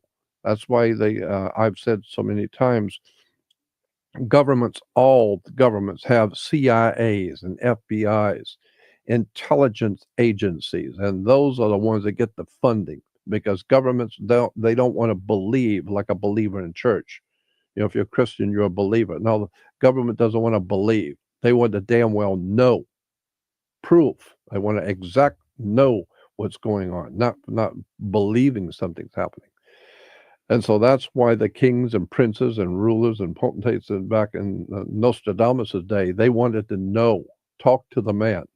I don't know how he does what he does, but he's accurate. And so that's why I think your work is so important, and I wanted you to be here. So basically, give us the Reader's Digest conclusion to this new Pope, basically. Before I do that, Jordan, may I comment on a few things you've said? Zeitgeist, there was a Zeitgeist day. I mean, Yeah, That's and, pretty impressive when there's a zeitgeist day around the world and this movie's being shown in theaters all over the world. As far as I go with these predictions too, I think this is important to say. I can't I can't do miracles looking at these charts. nobody expects you to. But what you can do, what I can see, you can see a general trend. How specifically it's going to play out, I'm not that good.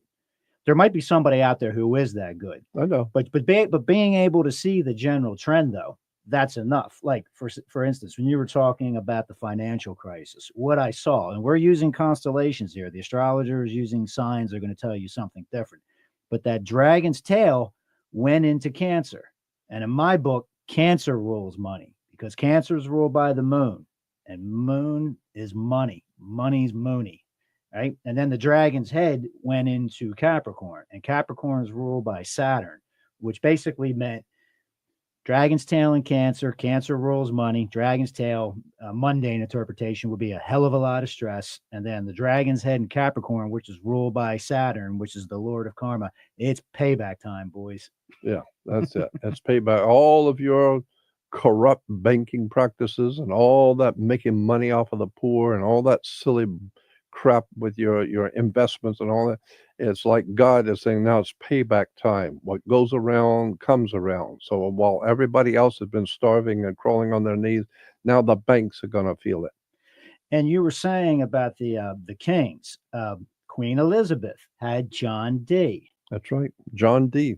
who was her astrologer, Mhm. and his symbol was 007 because, as you said, it represented the glasses you hold with two fingers and put to your eye. 007. Hmm. And what that means is they were using astrology as a branch of political intelligence. Now, if you're a prince with the sword of Damocles over your head, you don't want to be looking at what somebody wrote down in a book. Mm-mm. Because No. that can be tampered with. That could be encrypted. That could be encoded. You don't know what the heck you're looking at. Now, and your enemies could have put that forth to confuse you. You know, call it psyops. Yeah. When you're looking at the stars, none of your enemies have enough political clout to rearrange those constellations. They remain true. Yeah. Yeah. So the bottom line is that mankind can fool you, but you can't touch the stars. They're there. They're in the heavens. Your courtiers may flatter you while they're planning on poisoning the king's meal tonight. Yeah. But the stars are not lying to you. Yeah.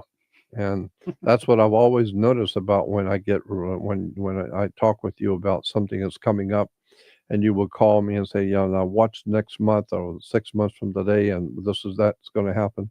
And every single time it does. And so it tells me that there is something to this idea of the heavens. And ask, as I said, ask any 6-year-old child, Christian and Jewish child, where is God? And they will point straight up. God is out there in heaven. Well, of course, God is in heaven. So are the stars, so are the constellations. That's why Jacob has 12 brothers and the 12 tribes of Israel, the 12 brothers of Jacob, and the 12 stones on the high priest of the Jewish high priest, 12 stones, and Jesus has 12 apostles. Look in the Bible and the index on the 12. Look up the word 12 and see how many 12s are mentioned in the Old and New Testament. The number 12 pops up on pages after pages after pages. 12 is very important. Why? Because of the 12 signs of the zodiac, the 12 months of the year. It all has to do, both Old and New Testament has to do with the astrological presence and the purposes on earth. And that's why Jesus, the Bible has Jesus saying to pray the Lord's Prayer. Well, first of all, it's not the Lord's Prayer. It's the prayer the Lord told you to pray. But the prayer was, Our Father who art in heaven, hallowed be thy name. Let thy kingdom come and let thy will be done on earth as it is in heaven. Well, as I said before, the only life forms that we today on earth put into a kingdom, because schools are in, fish are in schools, and birds are in flocks, and cows are in herds.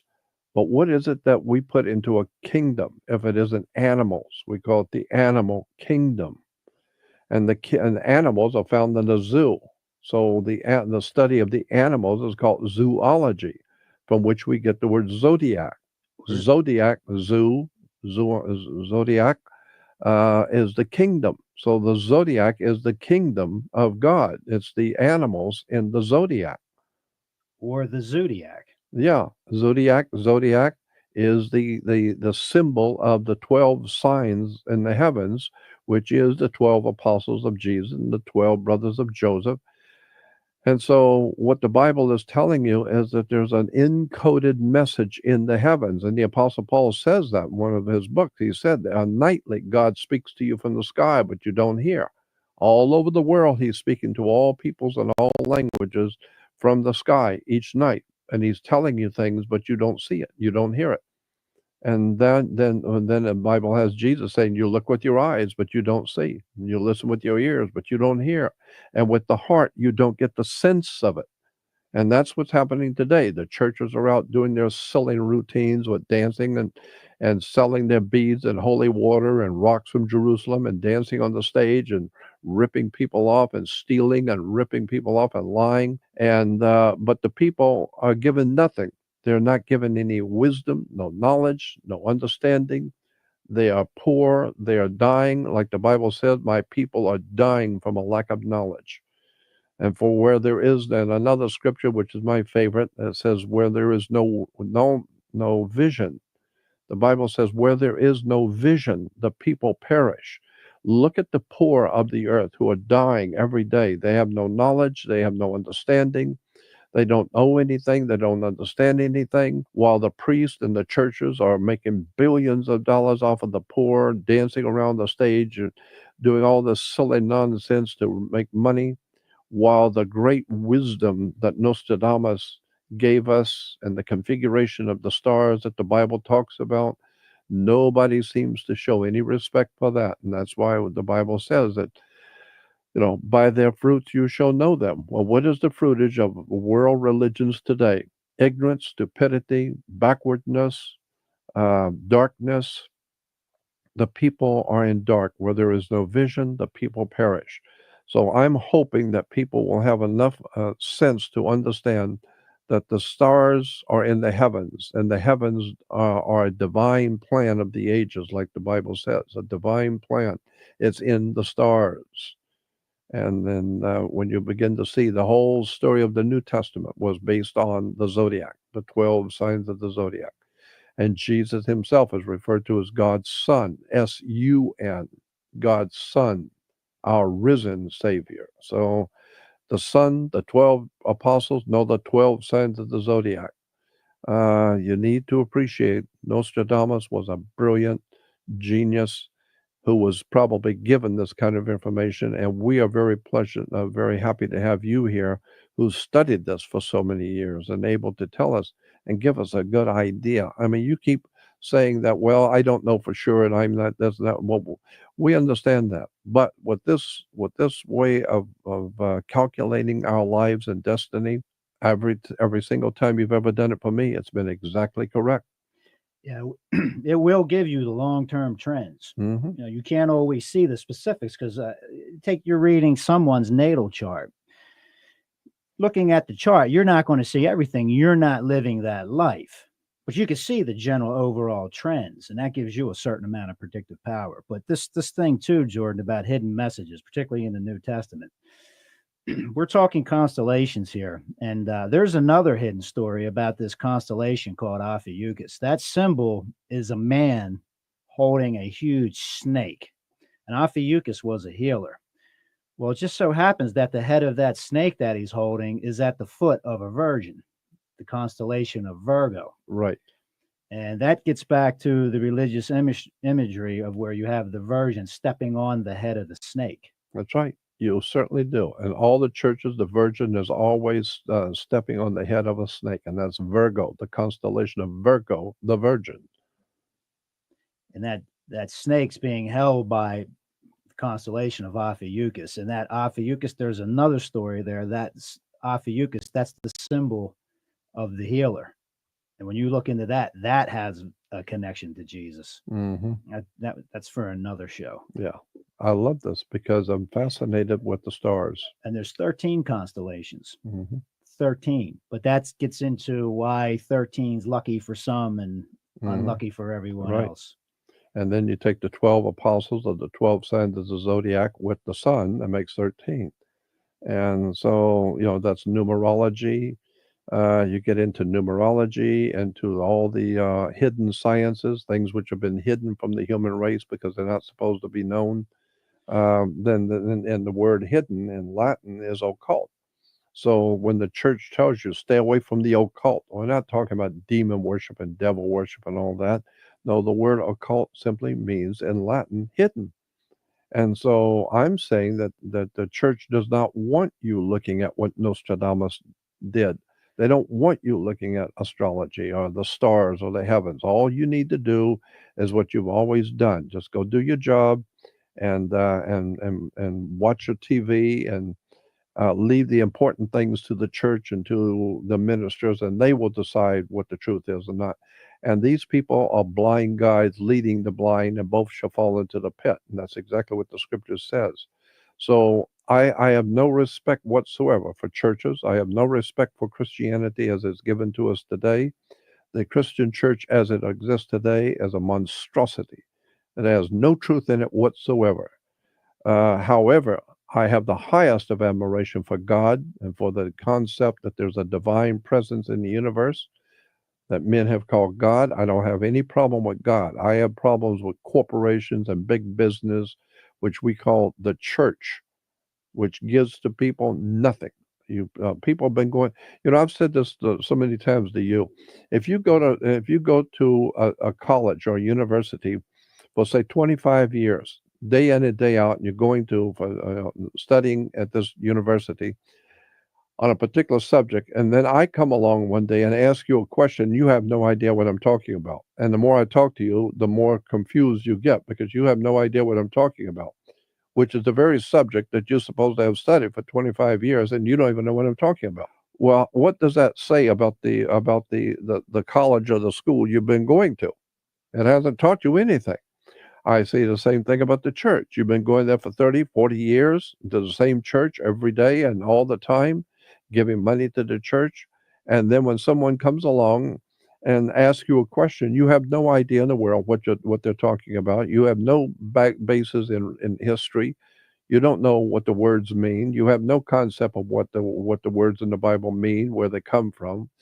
So what has your church done for you for the past 40 years? Nothing, but they did take a lot of money. You give them a lot of money, and it did waste your time and entertain you. It's like a church. That's why, when I get started on what religion has done to the human race, all I'm saying is you better wake up and find out where the real truth is. It's in the heavens. I have an opinion. Basically, it's if you ever think about eliminating the middleman between you and God, to hell with you. Yeah, that's exactly right. That's exactly what the church teaches. You let us talk to God. I remember some comedian did that many years ago. It was really a funny act in a nightclub, and he was saying about how you need to go to God, and so he said, and then the people in the audience said, "Oh, Almighty God." He said, "No, wait a minute, hold on. No, I go to God, so you talk to me, and I will go to God." Now, this is going to cost at least $25 right here, right off the bat, because I'm losing money even coming down here. So you don't go to God, I go to God. You talk to me, and I'll talk to him. Well, obviously, that's a comedy. But the point being is that that's exactly the way the church treats the people in the church. That's why they go to church and sit in a pew. It's just when you break down the words in church and what these words mean in theology and where the word theology comes from, it's a Greek word, theo, and Greek was God. And the word the, or theo, as I said, is Greek for God. And so in the ancient Greek world, they had something called the God show. It was called a theater. So the theater was teaching you about theology, a God show. So you go to the show, you sit there and pay your money, and then they have a beautiful show, a lot of candles and singing and all kinds of guitar playing and jumping on the stage and hooping and hollering. It's a wonderful show. When it's all over, what do you know for sure? Like a CIA, what is it that you have been taught, and what can you, what can you show for all the years you've sat and watched the God show in church? Nothing. Nothing. Zero. You have no idea what's coming tomorrow. You have no idea how your government works. You have no idea what God is. You can't even spell the word. You have no concept of what spirituality means. That's the end result.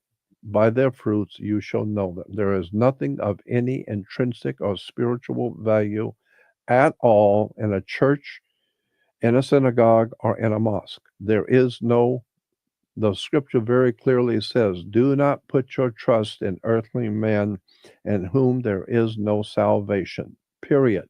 Don't trust humans, because humans are equally as bad as you are, as corrupt as you are. That's how everybody else is. We're all equally corrupt. That's what the scripture says. So that don't put your faith in man. Well, where did the church come from? Men. They put it together. Well, what about the mosque? Oh, a bunch of men put that together. What about the great temples in the Islamic world? It's all man-made. It's all men, money, and power, political power. And millions of people are following man-made religions, man-made corporations, and have no idea in the world. Their God, the Creator, is expressing your destiny in the heavens, and you're too ignorant and silly and stupid to know it. So that's why I want to bring to the people real knowledge, and this is real knowledge. This is wisdom personified. I always use the example. If you go walking around with a book in front of your face, you're going to hit a few walls. Yeah, that's right. Put the book down, take a look around. That's right. So that's what we're asking you to do, to understand why we're doing this show. I want to bring to the world important knowledge, important, valuable information which cannot be found elsewhere. And I've been in the company of brilliant people for so many of my years on the earth, and that's what I want to do for you, is to bring you important information. Astrology, Nostradamus, we'll be talking about that on other programs too. We got a lot more subject that you and I are going to talk about that has nothing to do with astrology. We want to get into the occult religions, the secret societies, and the occult orders around the world running politics, religion, education. It's a hell of a story about how the human race has been misled. So until next time, this is Jordan Maxwell on the Jordan Maxwell Show. I want to thank you for listening and appreciate your support. Keep tuned. We got some interesting stuff coming up. Thank you. And please support the show at no cost to you by doing your online shopping at Amazon. Make sure you click through the Amazon link on our homepage. All right. Thanks for listening, and join us next time. See you next time.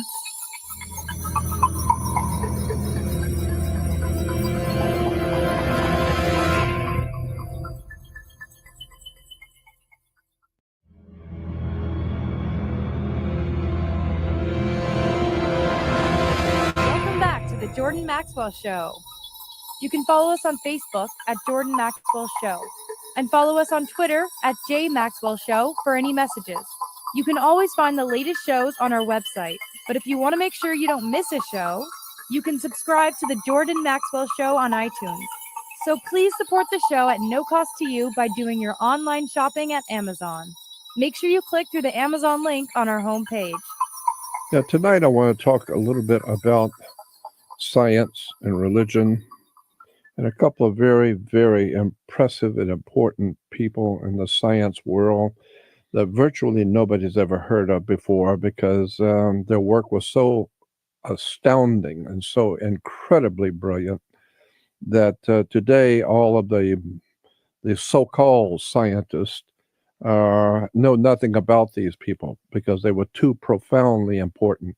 And so as far as I'm concerned, science today is a religion. And I've always felt that religion should be a science. I think spirituality has begun to be scientifically looked at in certain universities and institutions around the world. So there is a little bit of beginnings of academic interest and scientific interest in spirituality. Well, I think it's about time, after about 4 or 5 thousand years, it's about time somebody started looking at the spiritual side of life scientifically. What a clever idea that is. Instead of all this other mumbo jumbo, I mean, the scientists will tell you that if you want to talk about UFOs and aliens and flying saucers and that kind of thing, science will tell you there's nothing to it. It's all a bunch of baloney and nothing to worry about. Just go on back and watch your basketball game and don't worry about it. But these are the people who are being paid salaries from universities who are getting their grants from the federal government. And so these people know what side their bread's buttered on. So they'll tell you anything just to keep you sound asleep so you don't ask too many questions. So that's why I don't really have much respect for scientists. I hold them, generally speaking, some scientists are profoundly wonderful, intelligent people who are doing great work. But that's about 4 or 5 people out of the whole entire scientific community. And I'll tell you about those people in a few minutes. I want to finish my tirade on scientists.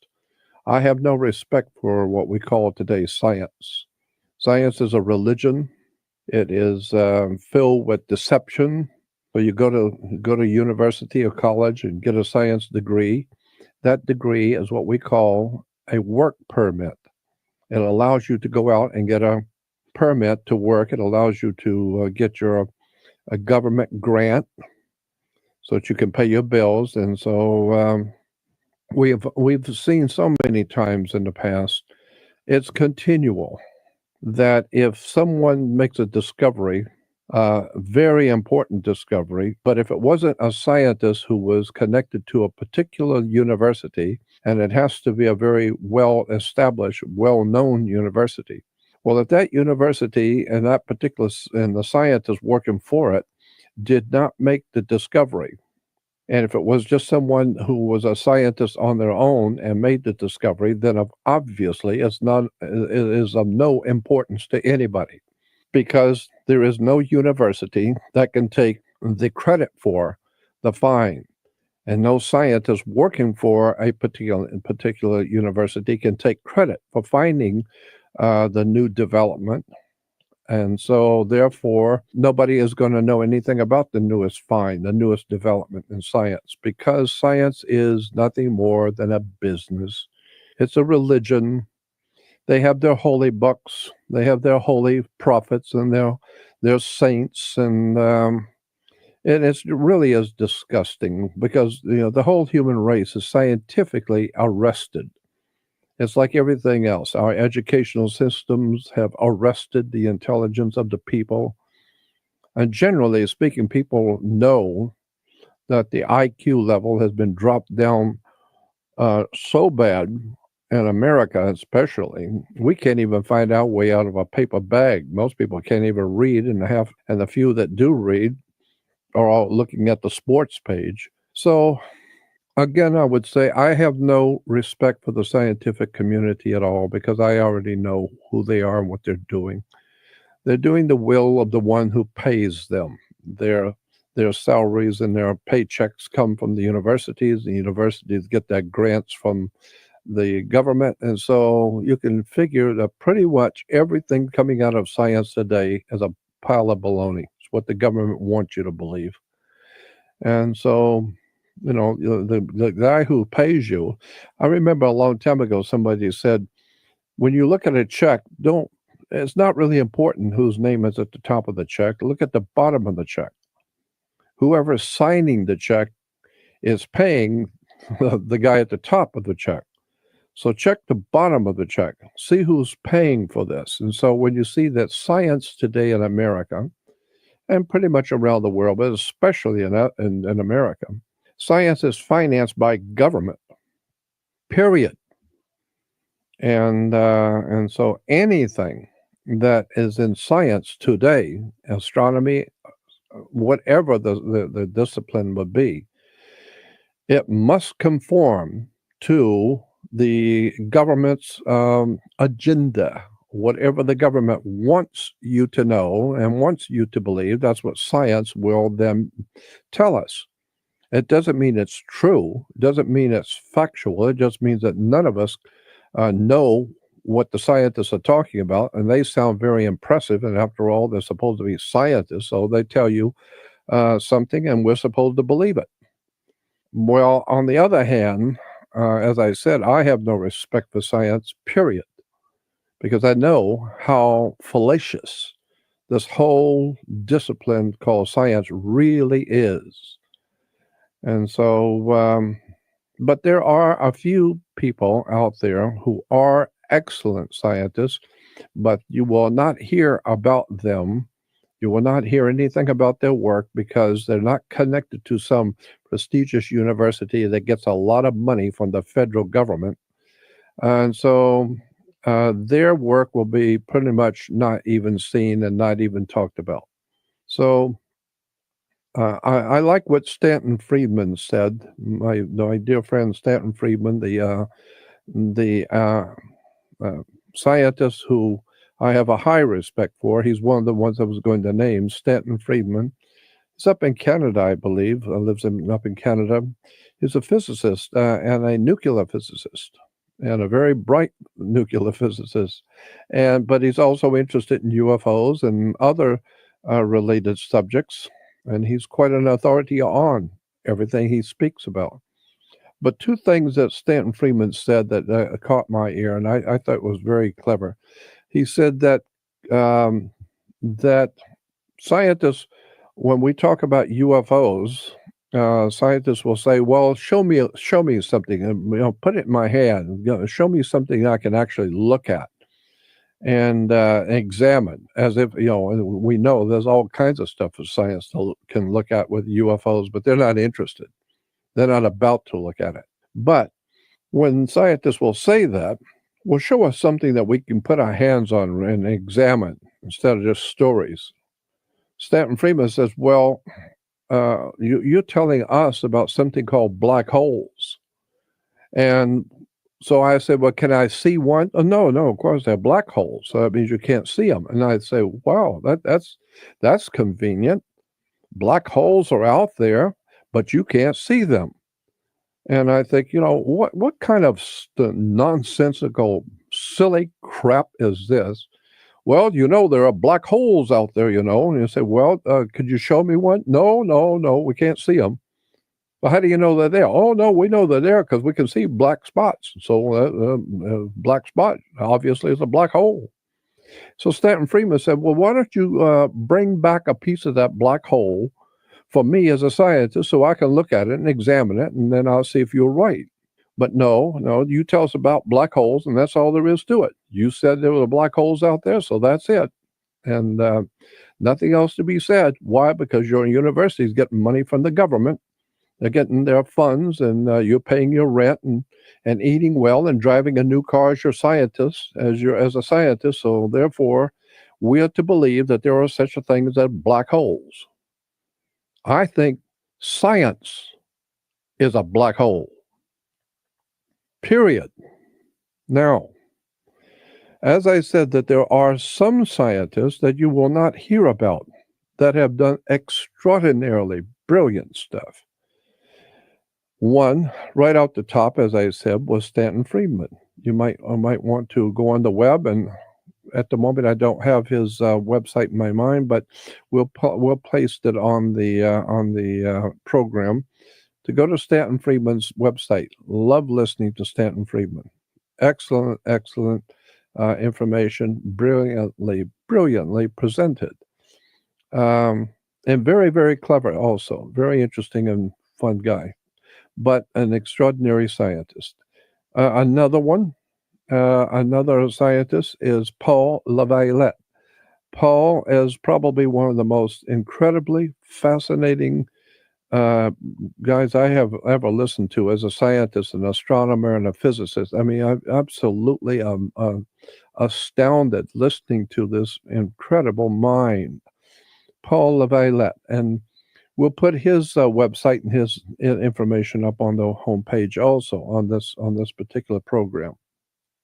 You really need to know about the work of Paul de Violet.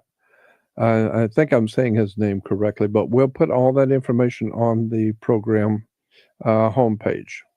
So Paul's work is fascinating when he gets into the astrological symbols and the scientific principles which guide our universe and our solar system, etc. And then another man who is truly a giant that most people have never even heard of. And our world wouldn't even be the same today if it wasn't for this man, and that is Nikolai Tesla.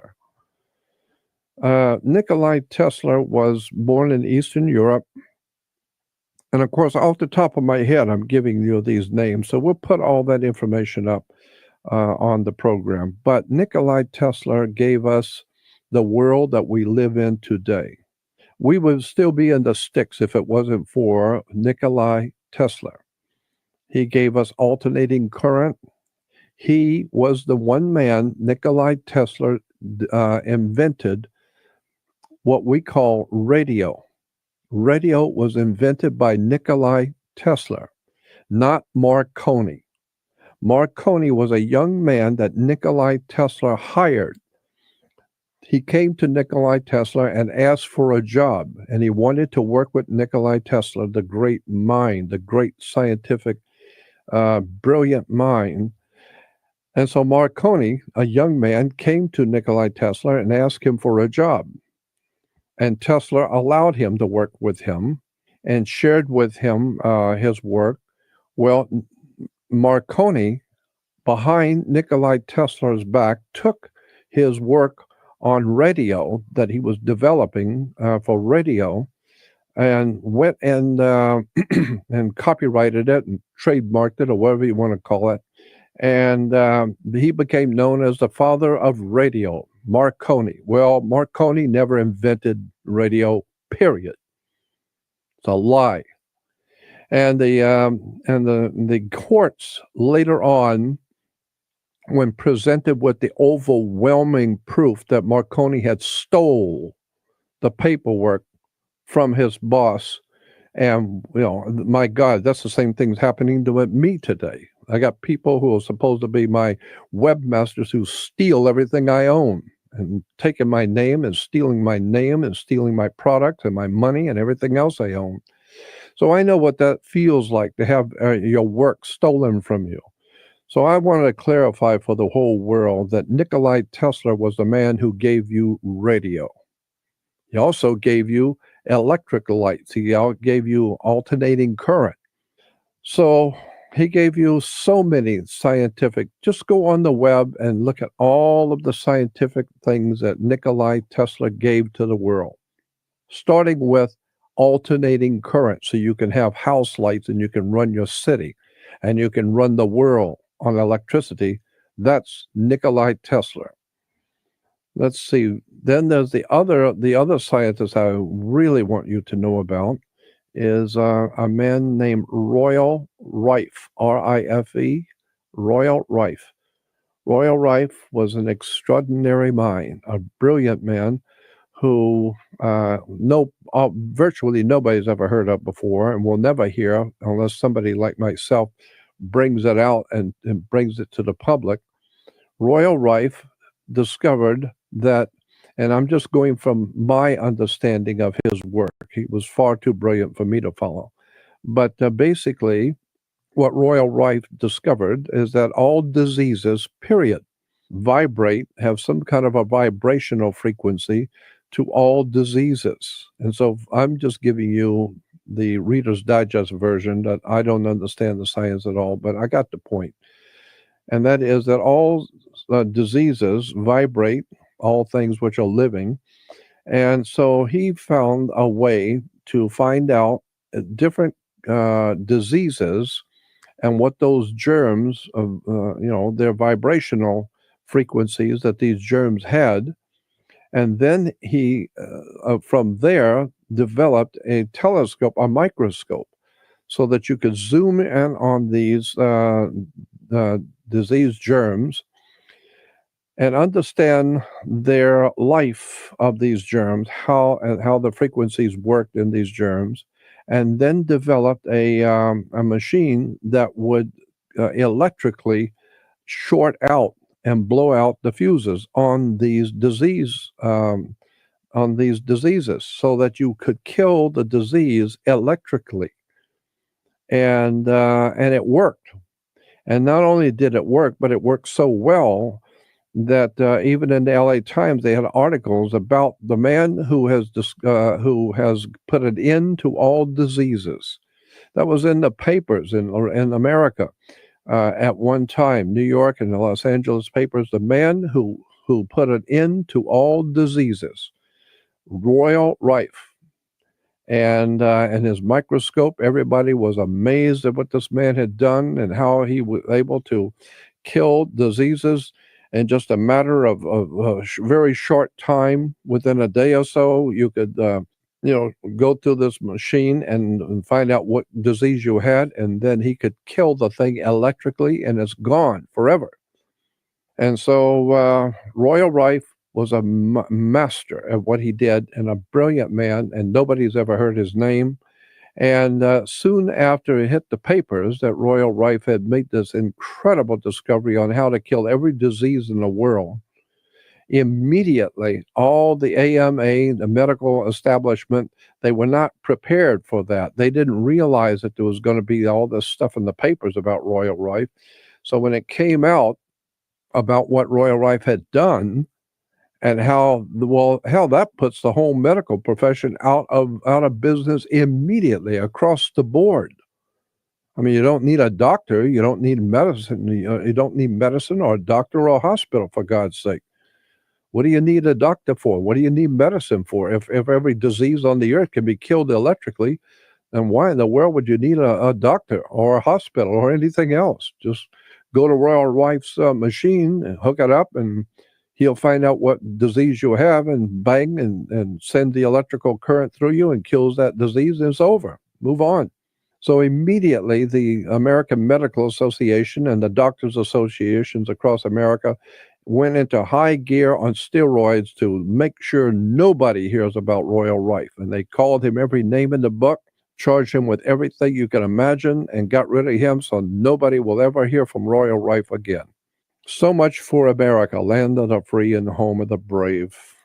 We have been lied to and deceived and treated like cattle, so that we don't even know the great minds that have been born and came into the world to help the human family and to help us, the humans on this earth, to progress. We have been arrested. We are operating right now in America and around the world under something called arrested development.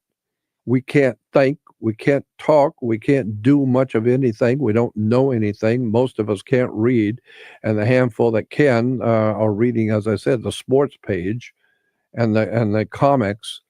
So people have been dumbed down, and they have been lied to, tricked, and deceived. And it's about time we finally wake up to the Royal Rifes and the Nikolai Teslers and the Paul Levieletts and the Stanton Friedmans and some of the great minds that have helped the human family, that today the universities and the science community have no idea who they are and couldn't care less.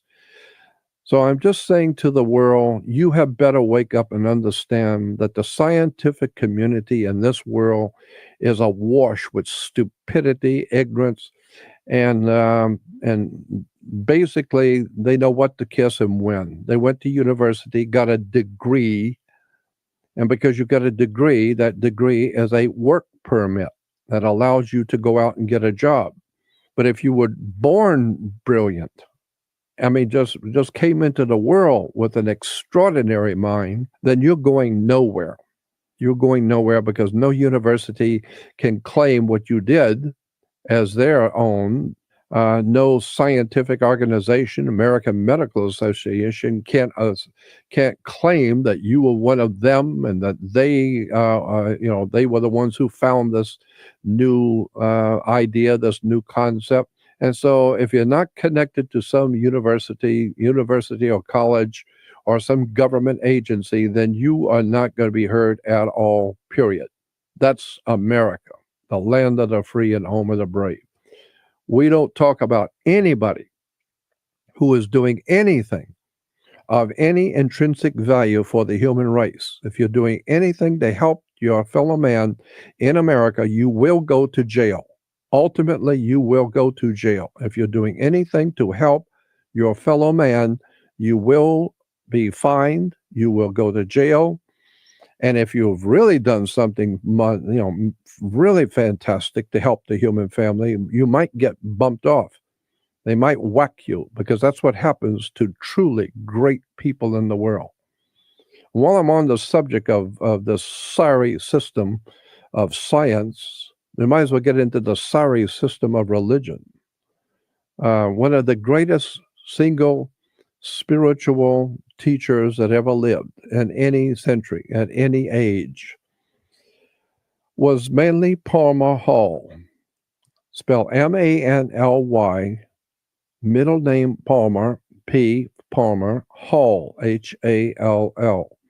So go on the web to YouTube and type in Manly, Manly, P. Hall, Hall, and listen to one of the greatest spiritual, philosophical minds that has ever existed. The man was extraordinarily brilliant, incredibly fascinating man, and he never championed any particular religious belief. He never championed any particular philosophy, nothing. What Manly P. Hall brought to the world was simply this. He explained in minute detail, in a most brilliant fashion, what the philosophies and religions of the world taught. Not saying that anyone was better than the other, but here, if you're going to be a Buddhist, then understand the different kinds of Buddhism and understand where it all came from. If you're going to be a Hindu, or if you're going to be a Muslim, or if you're going to be a Christian or whatever, at least intellectually, for the first time in your life, understand where the ideas developed, who developed them, and the ancient history of the world of religions, philosophies, and concepts. And this is what Manly Palmer Hall did. He brought to the world the most astonishing, brilliant research work that's ever been done by anybody on all of the religions and concepts and cults of the world. Manly P. Hall. And we'll put up some information about where to find him on this program. And we can go on from Manly P. Hall. One of the, probably, in my opinion, this is Jordan Maxwell speaking, but in my opinion, one of the greatest living Christian, and probably one of the only Christian teachers that I have ever personally heard or know about, is the only one that I have ever had any respect for. And this individual was a Christian minister, which anyone who's heard me knows that my feelings about Christianity are very dim. True Christianity is different. I'm talking about churchianity, the monstrosity that we call Christianity today. Christianity today is a monstrosity of stupidity and ignorance. But I am not condemning Christianity in its very beginnings. The very first beginnings of Christianity are totally, 100% totally different than Christianity teachings are today. The teachings of Christianity today have no bearing, no connection, no semblance of anything connected to first century Christianity. Nothing. They're two separate and totally different subjects. First century Christianity, the original Christianity, as opposed to this silly nonsense we call churchianity today. Christianity as a monstrosity. And that's why it's mocked all over the world, and that's why it just adds to wars and violence and corruption and stupidity and ignorance of the peoples of this world, because Christianity today is a mockery of man and God. It has no place in civilized society. We need to do what the Bible says in the Old Testament. When God says to the ancient ones, he says, go back to the old ways. We'll put that scripture on the web so you could go back and look at it in the Bible. Says God says in the Old Testament, go back to the old ways, meaning this newfangled, nonsensical tripe that you have today called religion, with your silly symbols and emblems and words and terms and your churches and your foul and dirty life you live and the lies and the hypocrisy. Go back to the old ways. Well, the old ways was astrotheology. It was the ancient world wisdom of the ancient world that the Bible is talking about when it says go back to the old ways. So just understand, from God's viewpoint, the new ways, which we call Christianity, Judaism, and Islam today, are a monstrosity on the earth. It should be wiped off the earth completely. The whole entire superstructure of Western civilization is nothing more than a man-made monstrosity of money, corruption, stupidity, and ignorance. But if you go to the Bible and listen to what the scripture says in the Old Testament, go back to the old ways, meaning go back to the ancient world and see what the ancients were saying that you've never been told. And find out who built the great pyramids of Egypt and all the great temples and all these incredible things that we're finding, especially the temples under the oceans. Off the coast of Cuba, whole enormous temples and temple complexes. Off the coast of Okinawa and in Japan are huge temples and temple complexes off the coast of Japan. We know that there's pyramids. There's a pyramid sitting on the ocean floor in the Atlantic Ocean. There are ancient temples and all kinds of ancient artifacts which are found all over the world that go back hundreds of thousands of years. So go back to the old ways. Get rid of this stuff we call religion and science and all the monstrosity of ignorance and stupidity that is arresting civilization. Keep tuned to my show. I'm going to bring you some of the most incredible, fascinating people you've ever heard in your life. You will, I will guarantee you, have never heard anything like the Jordan Maxwell Show anywhere, because I intend to bring to the world the kind of people that I want the world to know about. Extraordinarily brilliant, fascinating people who you will never hear about unless somebody has the guts to bring them to the world for everyone to hear for the first time. Because if you've heard scientists, you've been listening to them for the last couple of 100 years, and they haven't told you nothing. And if you've been going to church for the last 50 years, you know as well as I do, you don't know about nothing. So for the past 2,000 years, we've got nothing but religions killing each other, murdering each other, calling each other names.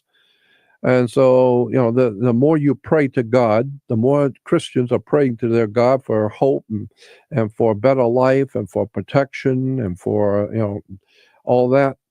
Look, by their fruits you shall know them. The world is growing more and more corrupt each day. Bigger and bigger bloodshed all over the world each day. Why? It's because Christians are praying to an ancient old pagan god coming out of Phoenicia, Cana.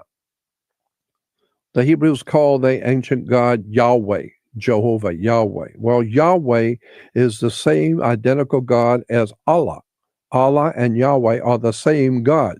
Different races of people have different languages. But it's all the same God if you start doing your homework and find out that Allah is Yahweh, Allah. And Yahweh and Allah are connected directly to Hindu, as I've said in the past. And Christianity is practically all Hindu, and Egyptian thrown in for good measure. So all I'm saying is that the religious establishment on the earth today is a mockery to anything that is sacred in the universe. Religion today on the earth has nothing to do with anything spiritual and has no concept of God at all. So all, like the Bible has Jesus saying as a metaphor, by their fruits you shall know them. Well, what is the fruitage of Christianity, especially in America? Well, and Christianity everywhere. What is the fruitage of Christianity? Well, you've got the Catholic Church murdering people in the Middle Ages, burning people at the stake, pouring hot lead in the faces of babies and children in front of their parents, nailing people upside down, decapitating people, tying them to posts and burning them alive. That's Christianity. Go back and do your homework, folks, and wake up. It's a different time now. And then you find out that Protestants were actually killing and murdering Catholics because they wouldn't change, they wouldn't convert to Protestantism. And so the Protestants are equally as guilty of killing Catholics as Catholics were of killing Protestants. But then, of course, Catholics and Protestants making up Christianity are equally as bad as for killing Jews and killing Arabs, and Islamic are equally as bad, killing Jews and killing Christians. So, this whole thing stinks all the way up to heaven. And if there is a God, you can believe me, it has nothing whatsoever to do with the silly-ass religions that are on the face of the earth today. They're nothing more than man-made diatribes and man-made systems of usury that's arresting the human development on the earth. You can't use your mind, you can't think, and you can't read if you're religious. So you need to get out of the religion you're in. Like the Bible says in the book of Revelation, get out of her, my people, if you do not want to suffer with her sins that she's going to be paid back. So get out of her, my people.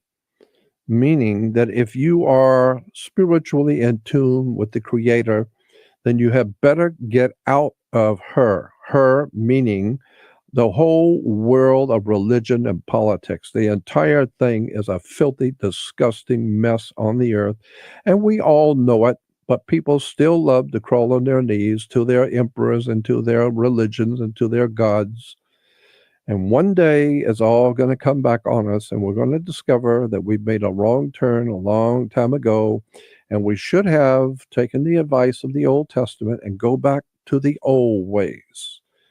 So I'm going to put on the website all of the people that I highly recommend that you know about and how to find them, and it will be very easy. I'm going to make it very easy for you. After hearing the program, just go to the homepage on this particular program, and we'll have the websites and the names and places where you can find information on all of these different people that you need to know about, and all the nonsensical tripe that we're hearing and government and religion. We need to understand that's why we are ignorant and ill-informed today. So while I'm on the subject of people and things and that we've never been told about and what we want to bring to the attention of the audience, we get a lot of phone calls and emails, especially saying that there are particular people, particular subjects, and particular concepts that people want to hear about. Well, my God, we got a world of a particular subject we can talk about and particular people. But I think it would be a good idea to give us some ideas about the things you'd like to know about. And if there's particular subjects or person or an idea, doesn't mean I will have any of the answers, but we'll do some homework on it and research on it and try and find the best minds on the earth who know about that particular subject that you're interested in, because I'm certainly not going to pontificate about anything. I prefer going to the best of the best and hearing what the experts have to say about. So if you have some particular ideas or people or concepts you want to know about, email us and let us know. We'll try and find somebody who is an expert. With that said, I will summarize what I've just said to you. I have no respect for modern day religion or science, because I believe science is a religion. I believe the religion should be a science. There should be some intelligent investigation of spirituality and of spiritual or preternatural things. not supernatural, but preternatural, meaning not of this world, strange things of not of this world that are all around you, from poltergeists to ghosts to demons to UFOs to aliens. All kinds of strange things are in your face. Everywhere you look, they're in your face, but you don't see them. Well, that's what the scripture says. Many will look with their eyes, but not see, and will listen with their ears, but not hear, and with the heart, not get the sense of it. So that's what's been happening on the earth. People have been looking all around them and they see nothing. All they see is the basketball scores and the beer hall and the liquor store in every corner. And so the world has been put under arrest. And I think it's an idea whose time has come to bring to the world brilliant, intelligent, thought-provoking wisdom, knowledge, and understanding for the first time, and getting away from that same old drab stuff we call radio in America today.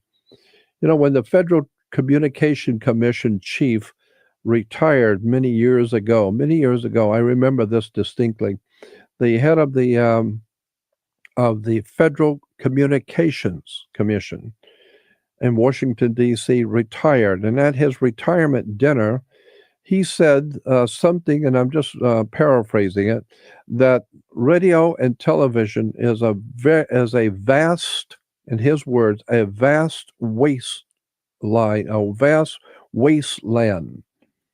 of nothingness. There is nothing of any intrinsic value, human value, in radio or television today, period, is basically what he said. That communications media of radio and television is a vast wasteland which offers nothing to the human mind and the human psyche. Nothing. There's nothing in it. It's all a bunch of silly nonsense and baseball scores and commercials and silly nonsense and religions and propaganda, but there's nothing of any intrinsic, legitimate, de jure value to the human mind. So this is what I would like to do, just for the hell of it. I would like to try and bring to the human mind and to the radio and to my listeners extraordinarily brilliant stuff. That's what I'm interested in. I want to see a radio show done the way I want it done. So that's what we're all about here on Jordan Maxwell Show. And tune in next week, our next program. I will promise you, I'm going to try and have some of the most interesting people you have ever heard, and you will not hear a show like this on any radio station ever again. This is one and only Jordan Maxwell Show. And thank you. And please support the show at no cost to you by doing your online shopping at Amazon. Make sure you click through the Amazon link on our homepage. All right, thanks for listening, and join us next time. See you next time.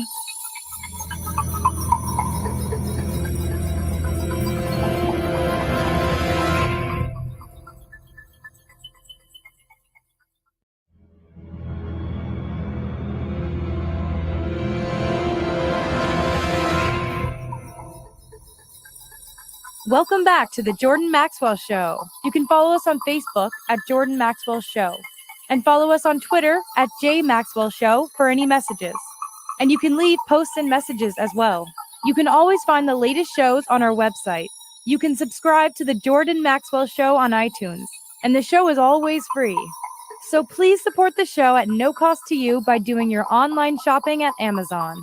Make sure you click through the Amazon link on our homepage.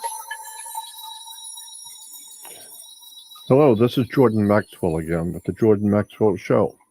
Today I have a dear friend of mine who hopefully we're going to have him on the show many times in the future, because in the past 16, 17 years I've known him. I've been fascinated listening to an extraordinary array of brilliant subjects that he deals with. But right now I just want to talk with him about the law, because I believe that so many people, especially in America, have misconceptions about the law. And so I'm totally for having law. I believe law and order is the order of the day, and that we have too much disorder and chaos. And what we need, as far as I'm concerned, as far as Jordan Maxwell publicly is saying, I believe what we need to do is be better informed about the law and live within the law, not breaking the law. That whole idea of breaking the law goes back to Moses, when Moses comes down from Mount Sinai with the new law, and he sees the chaos that's going on, and the Jews were dancing in some pagan ritual. It says in the Bible in Genesis that Moses threw down the tablets and broke the law. So that's where we get the concept of law breaking. But I think it's very important for people to understand how the law works and to abide by the law. Don't go against the law, because if you understand how the law really works, it can help you, it can protect you, and actually it will help smooth out your life if you understand what you can and cannot do according to the law. So I'm all for law and teaching people to abide by the law. As a matter of fact, I grew up remembering my mother used to tell me, what was it? Ignorance of the law is no excuse. Well, basically, it still says that in law today. And so that's why I want to have my friend talk with you about that. He wishes to remain anonymous, so I'm just going to call him my friend. But he's an expert on other subjects. But this one is like a subject he's been interested in for a long time, and that is esoteric or hidden implications of laws, how they really, how the concepts of certain laws develop, and how our very system of laws in America have developed. So that's why I wanted to talk with him today, and then we'll be talking about some other subjects later. So I'm just going to refer to him as my dear friend and my friend who's interested in law. Okay, that's good enough. So tell us some of your thoughts. Well, fundamentally, Jordan, and you mentioned this on one of your other shows, if you take a look at a globe, what do you see?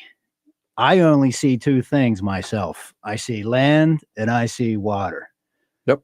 So from that, it's very simple deductive logic that therefore there's two types of law on this planet, the law of the land and the law of the water. Yeah, makes sense. That's fundamentally what it's all about. So we could take it from there. Well, the law of the land is... well, in regards to the law of the water, there is a reason why they say FedEx ships you something. Yeah. They don't come to your home with the package in a sailing ship with oars, hoisting the mainmast and swabbing the poop deck. But they still ship it to you. Yeah, it's called shipping department. So they have a shipping department. And of course, that gets into this whole thing of maritime admiralty law.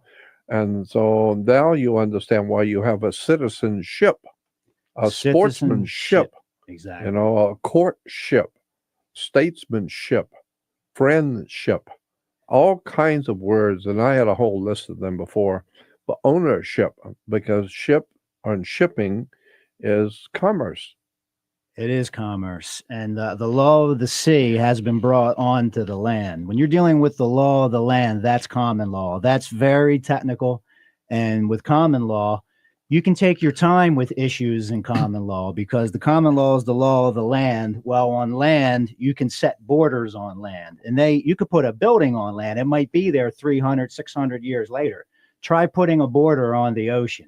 Yeah. I mean, it's going to wash away in a good 5-10 minutes. Yeah, you're right.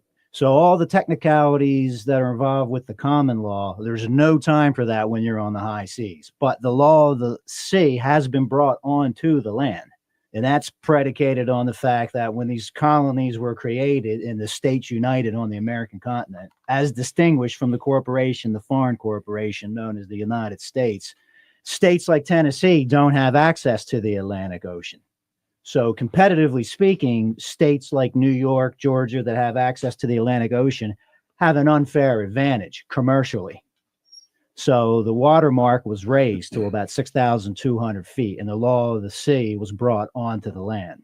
So now the law of the sea is now the law in America. It's not the law of the land in America Well, part of the reason was that United States corporation, there had to be a way for these states united on the American continent, as distinguished from the foreign corporation called the United States, to deal with goods coming on the high seas from England, Germany, France, India. Of course, from around the world. And so the charter was created for that. All they can deal with, all they're authorized to do They is to being deal the United States, not the Okay. states united on the American continent. See, the United States cannot exist without the states united on the American continent. The states united on the American continent, each of those are a separate country. Mhm. They have their own legislature, their own government. Mhm. They're, strictly speaking, we're not a nation. We're a confederated league of nations. That's exactly right, because yeah. each state is a country, and those states can exist independently of the United States, the Mhm. corporation, the foreign corporation. That being said, though, that United States that was set up, its charter was basically, it's a mechanism to deal with goods and all the issues involved with goods coming off the high seas from other countries that we're trading with. Of course. That being said, though, what that fundamentally means is all they're authorized to do is deal in maritime admiralty law, period. That's it. That's their Washington, jurisdiction. D.C., you're talking about. Exactly. Now, there's a court case out there. I don't know it off the top of my head, but someone somewhere in Colorado had a problem with the United States with they built a driveway somewhere in the United States or some type of easement where the United States said you're not authorized to do that. But in the court case, it said this case is being brought in under the maritime and territorial jurisdiction of the United States, because that's all they're authorized to operate So in. what you're saying to the audience is this, that what we call the United States federal government, Washington, D.C., is only authorized to deal with maritime admiralty law, Period. period. Period. Commerce. Commerce. Big cases that was instrumental was the Tennessee Valley Authority case, where very precedent that hit the Supreme Court, where people had their properties in the Tennessee Valley wanted to expand, and the federal government said admiralty jurisdiction law.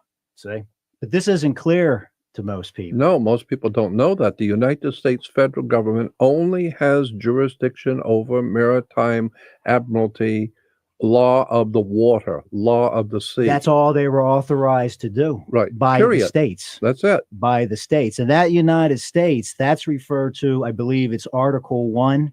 That's the corporation Congress set up in the United States Constitution. As a business, as That's a Article corporation. 1. I think it's Article 1, Section 3, Clause 17.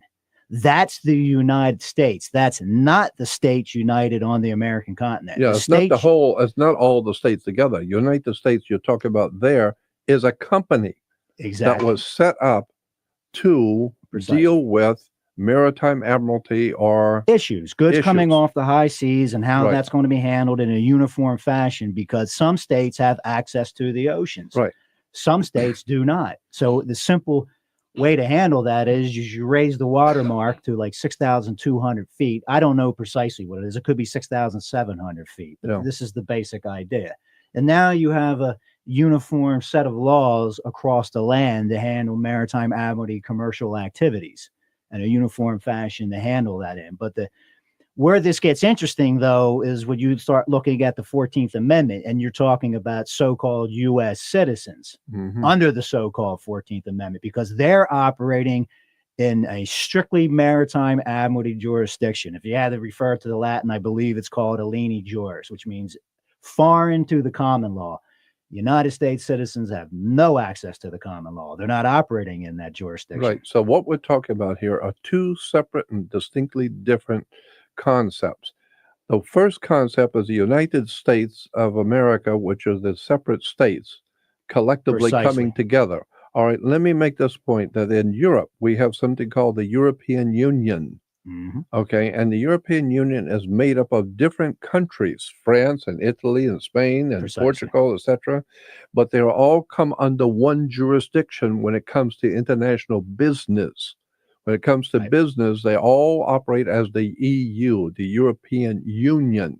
Well, they had a few wars when they didn't do that. Yeah, A right. lot of people died when they didn't do that. Yeah, and so now what we have is the European Union, where all the states, different states in Europe, all have agreed by agreement to join together for the purpose of maritime admiralty or for the purpose of doing business worldwide. Doing business. Okay. Precisely. But the point I'm making here is that France is still France. And when you leave Germany, go into France, you're in France. You're not in European Union. You're in France. And when you leave France and go into Portugal or any other country, you have left your country and you're in somebody else's country. So those countries still exist, but there's an agreement among the countries to, when it comes to international business, we will use the same money and we will all protect each other and we'll all operate as one unit. But we're still separate countries. So when you're in France, you do what the French do. You don't have the laws in Germany. You live in a different country. So the point I want to make is that when you're in California, you cannot do the things that you can do in California and Florida, because each one of the That's states right. is a different operation completely, a different state. And that different state can be a country, like the state of Israel. Well, the state Well, of each Israel, state has its own legislature. That's right. Has its own governor, it has its own. It used to be its own republic. You're right. A Republican form of government. That's right. That's under question now in California. This might be the People's Republic of California. Now that's something different. That's a little more along the communist model. Right. No, it is. But the point I'm making, and that's true, but what the point I think, I mean, a that- little facetious there, George. No, That's but all. I think it's accurate. But what I would say is that what I want the audience to understand is that the European Union is one entity that the world has to deal with when you're A dealing with Europe. Confederated League of Nations. That's right, a federated league of nations. But each nation is still a separate sovereign nation, Precisely. but each one is totally separate. So you can, because they are in this kind of a league where They all are agreed, sovereigns. they are sovereigns, but each one of the countries is a sovereign country, but they have agreed by treaty and by agreement to join together to do business with the rest of the world. We'll do it as one entity. We'll do With it as one a European, currency, one the currency, euro. the euro. Okay, but that doesn't mean the Germans are no longer Germans. No, Germany is still Germany, and France is still France, and England is still England. And you need to understand the difference, because each one's a sovereign country. But we've all agreed to have the same money, and because we're doing this, we've all agreed that we can all interrelate to each other. We can cross borders without getting in any trouble. Well, U.S. citizens can do that because their social security number serves as an internal passport. So That's they right. can move freely between the borders. But strictly speaking, if each state in this States United on the American continent, if they were really to take it to its ultimate logical conclusion and completely assert their sovereignty, you might need a passport to go from Arizona to California. That's right, because they're both separate states. And we say state of Separate states or California, countries. state of New York, and there are different countries. State of North Dakota is like the state of Israel. Precisely. We call it the state of, no, it's a country. And so the state of California is a country. And It if has you- its own constitution. It actually has two constitutions. I know. Well, Germany has a constitution. That's right. Poland has a constitution. France has a constitution. That's the point. But They they have their all own- agree to work Exactly. together for the common good, as long as everybody remembers everybody has respect for each other's sovereign countries. But you have on certain things you agree to work together. That's called the European Union. Well, that's what we have in today, United States of America. Or America to is- declare, because see, now that term gets to be purposely a little ambiguous because that serves the powers that be very well. So I like to say States United on the American continent, that's right. as That's- distinguished from United States, a foreign corporation in relation to those countries. Yeah, that's what I was going to say, is that you have 48 or now 50 different countries we call states, but each one is a sovereign country of its own. Hawaii With is its not own beholding- government and its own constitution. Exactly. And Hawaii has nothing to do with the state of New York. You can do things in New York you cannot do in Delaware. You can do things in Michigan you cannot do in Hawaii. Precisely. Okay, so but all of those states have agreed to be together as one group to confront the world, but they're all separate. But there is a corporation that all of them have agreed upon to have one corporation represent them all when it comes to business on the high seas and international business. Oh, And we yeah, call exactly. that the United States federal government. So the United States Right. federal government is a corporation. It's a company. And it was only chartered and given jurisdiction, a maritime admiralty jurisdiction. That's Period. all it can deal with. That's all they have to deal with, and that's all they can deal with is just international business of the high seas in relation to all the different states collectively. We have all agreed collectively to have a corporation represent all 50 of us in international business. Precisely. And in their court cases, they will stay under the maritime and admiralty, the maritime and territorial jurisdiction of the United States. Right.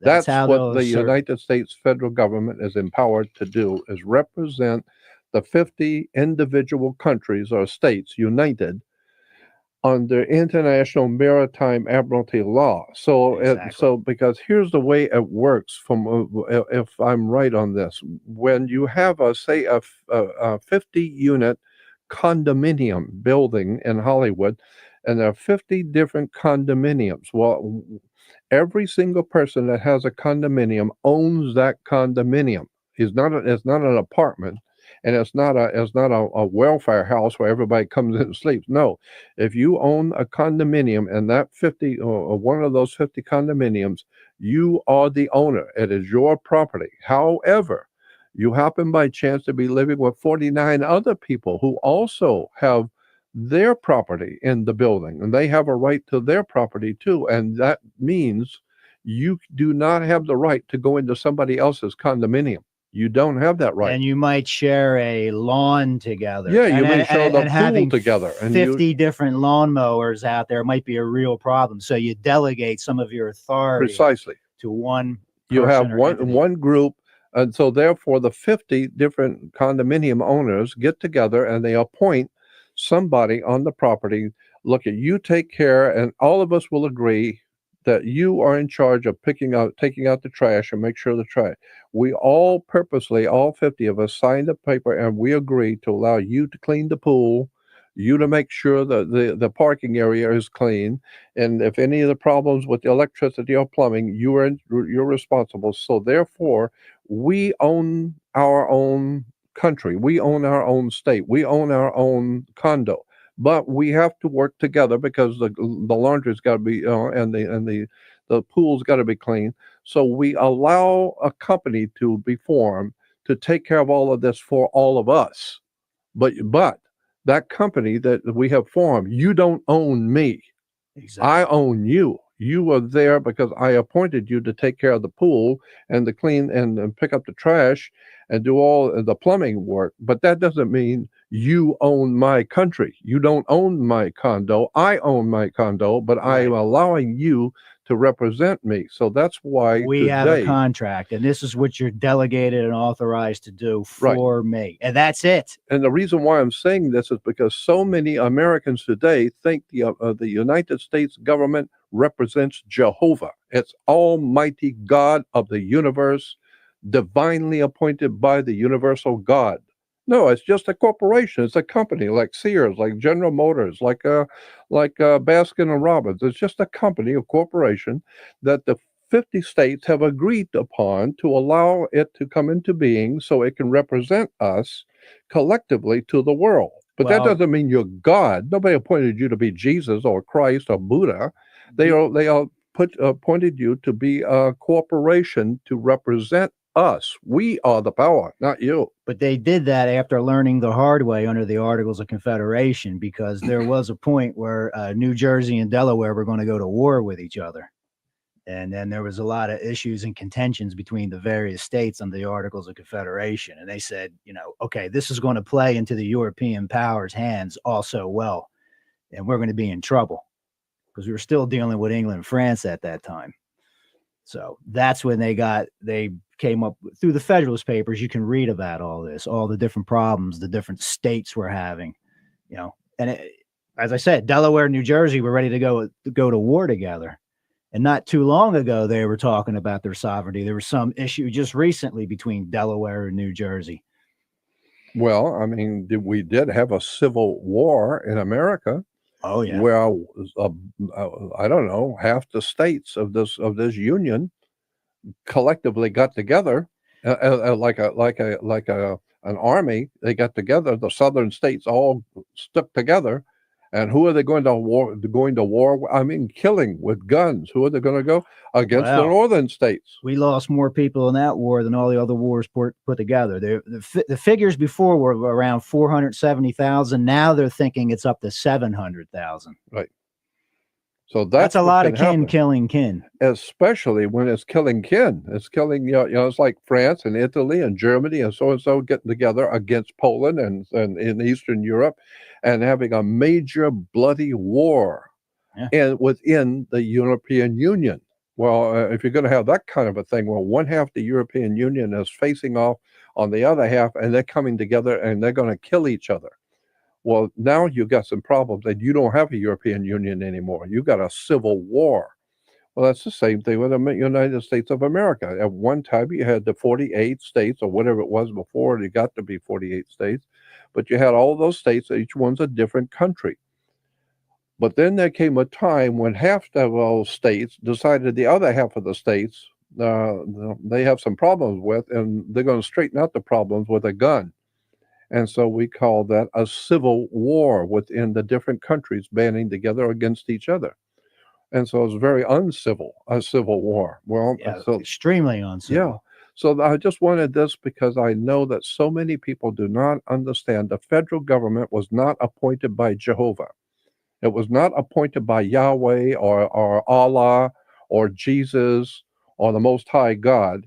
It's just a company, for God's sake. It's a company. It's a corporation under corporate law that was incorporated to represent the different countries we call our North America continent with the different 48 states. Yeah, the sovereigns created that. Yeah. The sovereign people created that. It was a mechanism for them to ease their financial transactions, so to speak. Yeah, because all the states have to be treated equal. And as you said, California, Oregon, Washington State, and all on the East Coast is unfair because we have access to the oceans. We can do business with the whole world, but Missouri Tennessee doesn't. Yeah, the majority inside North Dakota can, and Tennessee and all the rest of them, but Texas can.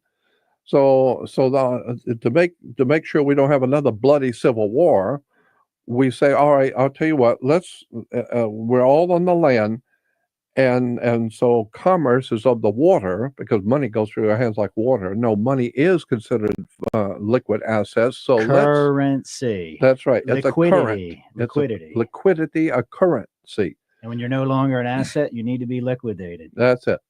And so therefore, we will take the law of the sea, which is maritime admiralty law of the sea, which is money, banking, and it's very unfair because those who don't have access to the ocean are at a disadvantage. So what we'll do is theoretically, let's go and say that we're going to raise the watermark. Exactly. We're going to raise the watermark. So now it goes to over 6,000 foot watermark. That means all 48 states now are underwater. Therefore, now Tennessee doesn't have to gripe, or Oregon does. Or Wyoming doesn't have to gripe because California can do business on the sea and they can't. No, we're all now under the law of the sea, underwater. So everybody's laws are the same when we're talking money here.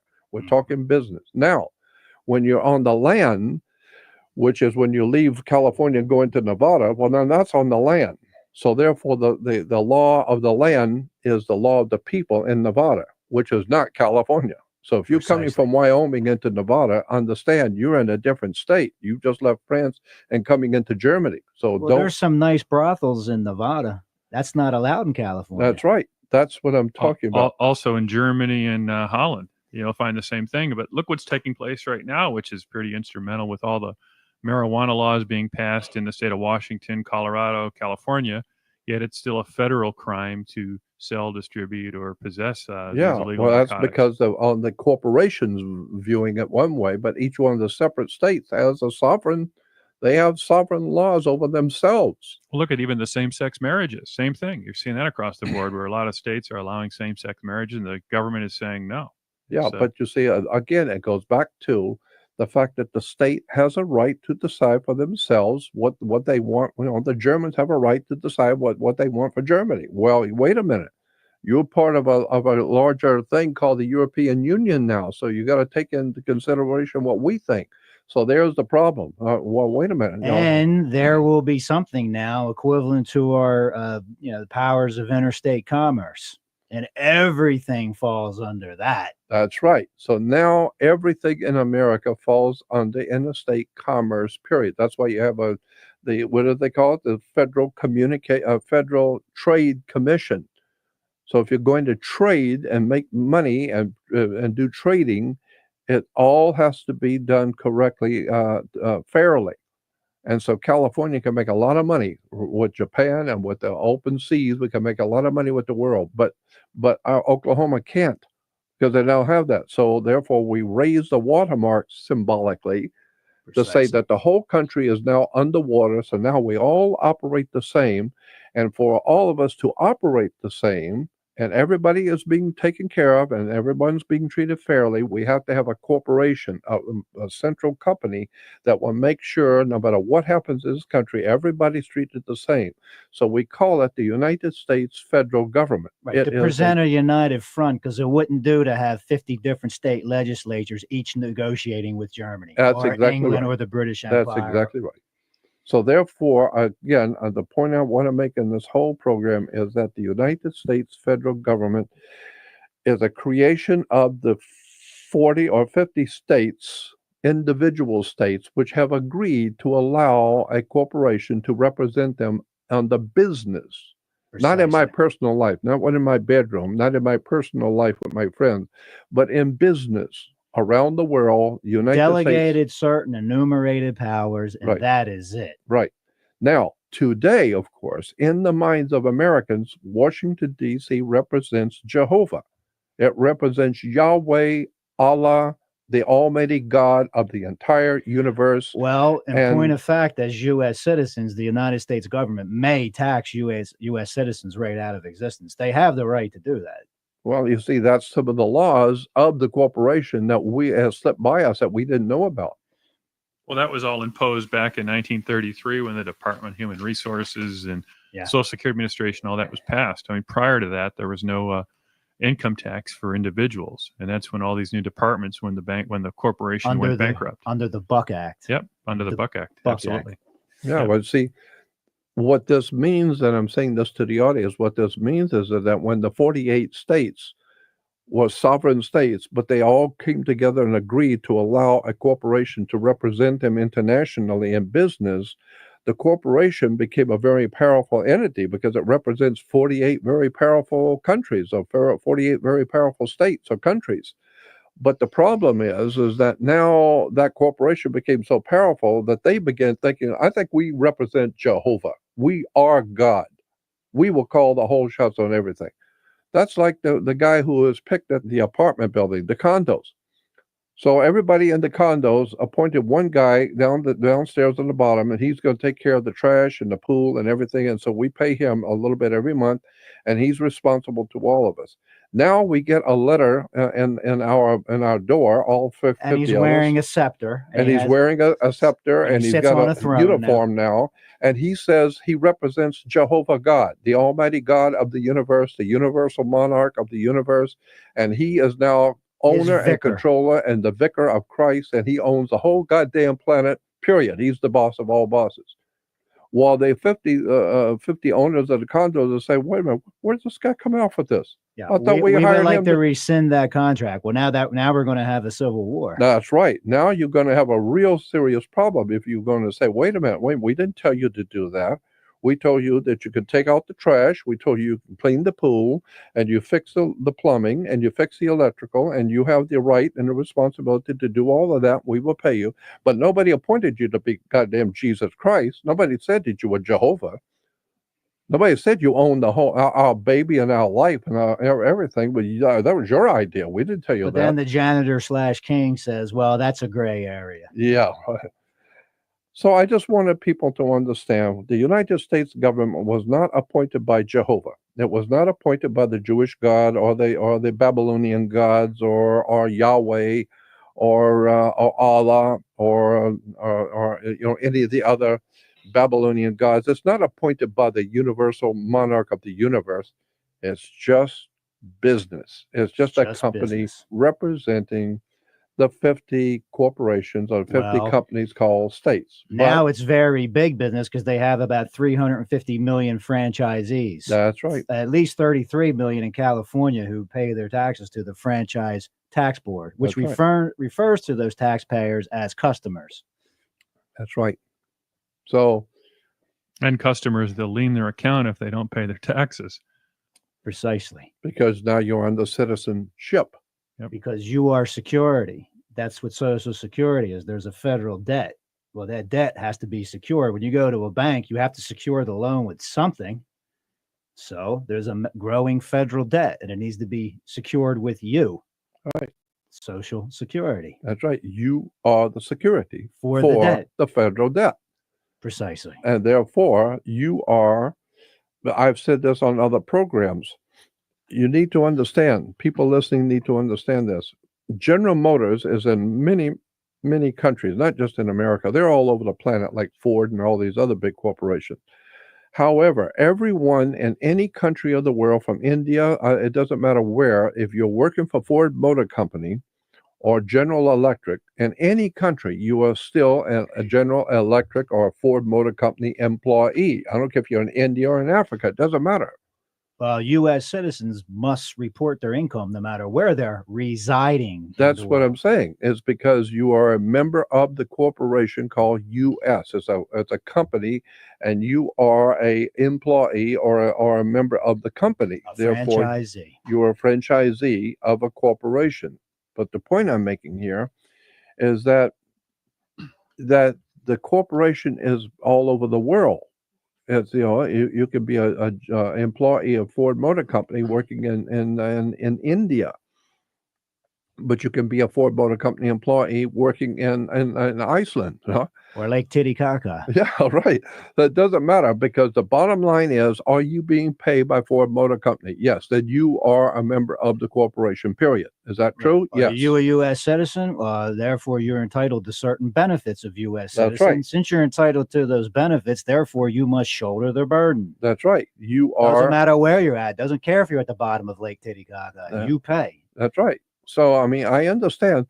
And so I'm not complaining about this. I'm not saying it's evil or bad. What I want to do is explain to the people for the first time what the United States government is and how the laws work for what we call our country. When it is not a country, it's 50 different countries, like in Europe, different countries. Now there's 50 different countries in the United States of America with franchisees called states that are distinct from states. One state has a capital S, another state has a lowercase s. We could talk. There's two constitutions in California. The 1849 Constitution, which is the original. That describes the borders. And then there's a substitute constitution, the 1879 Constitution, which does not discuss the borders. Yeah. And one's for U.S. citizens, because 14th Amendment was 1868 when U.S. citizens were created. So, of course, the 1849 Constitution couldn't really discuss much about them. That's right, because they didn't exist at that time. Didn't exist at that now, time. 1879, we need another constitution now for these new creatures coming into our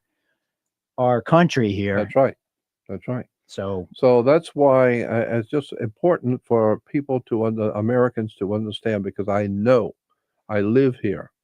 I've lived here for 72 years, and I know out there on the streets of America, virtually nobody understands how the law works and how government works. And I know, because I grew up in this country, everybody I know understands the United States federal government to be the institution of God, Almighty God in the universe, appointed the United States federal government to be God and sovereign owner of the goddamn universe and the whole world.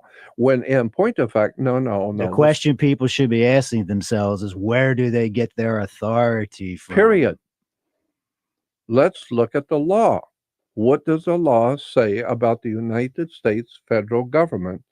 What does the written law say about an individual state being a country? And individual countries are like individual apartments or condos. Each person has their own country, their own condo, and nobody has a right to go into that condo without permission from the owner. Well, you don't have permission to go into Texas uh, because you're a California citizen. You don't have Unless- permission. You don't have permission to cross into Texas. That's right. You have a right to protection from unwarranted search and seizure. But if you decide to sign a contract with the sheriff's department, basically saying, I hereby authorize you to have 24 access to my apartment any time of the day, anytime you want. Well, you may that's come in. different because now And you've that- made a contract Now with. you've got a contractual nexus with them. You That's just right. conceded some of your rights. That's right. But you did it to yourself. No one did that to you. That's right. You're the one that made the agreement with the sheriff to allow him to do whatever he wants, and you signed the contract, so now he does have a right to do that. So I'm just saying, you need to understand how the law works. And the very word, and I've said this before, but I think it bears saying it again, that if you have a two-story building and you're going to put a lot of weight on the second floor, like printing presses or whatever, the smart thing to do before you go putting that kind of weight on the second floor of a building is to go downstairs on a ladder and get a building inspector with you and go up and move the ceiling tiles and look at the foundation of the floor you're going to build on. So because you need to understand that that floor is going to hold that kind of weight before you go building on it.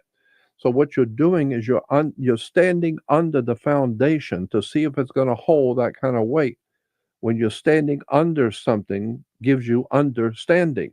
That's where the Precisely. word comes from. To understand means to stand under something.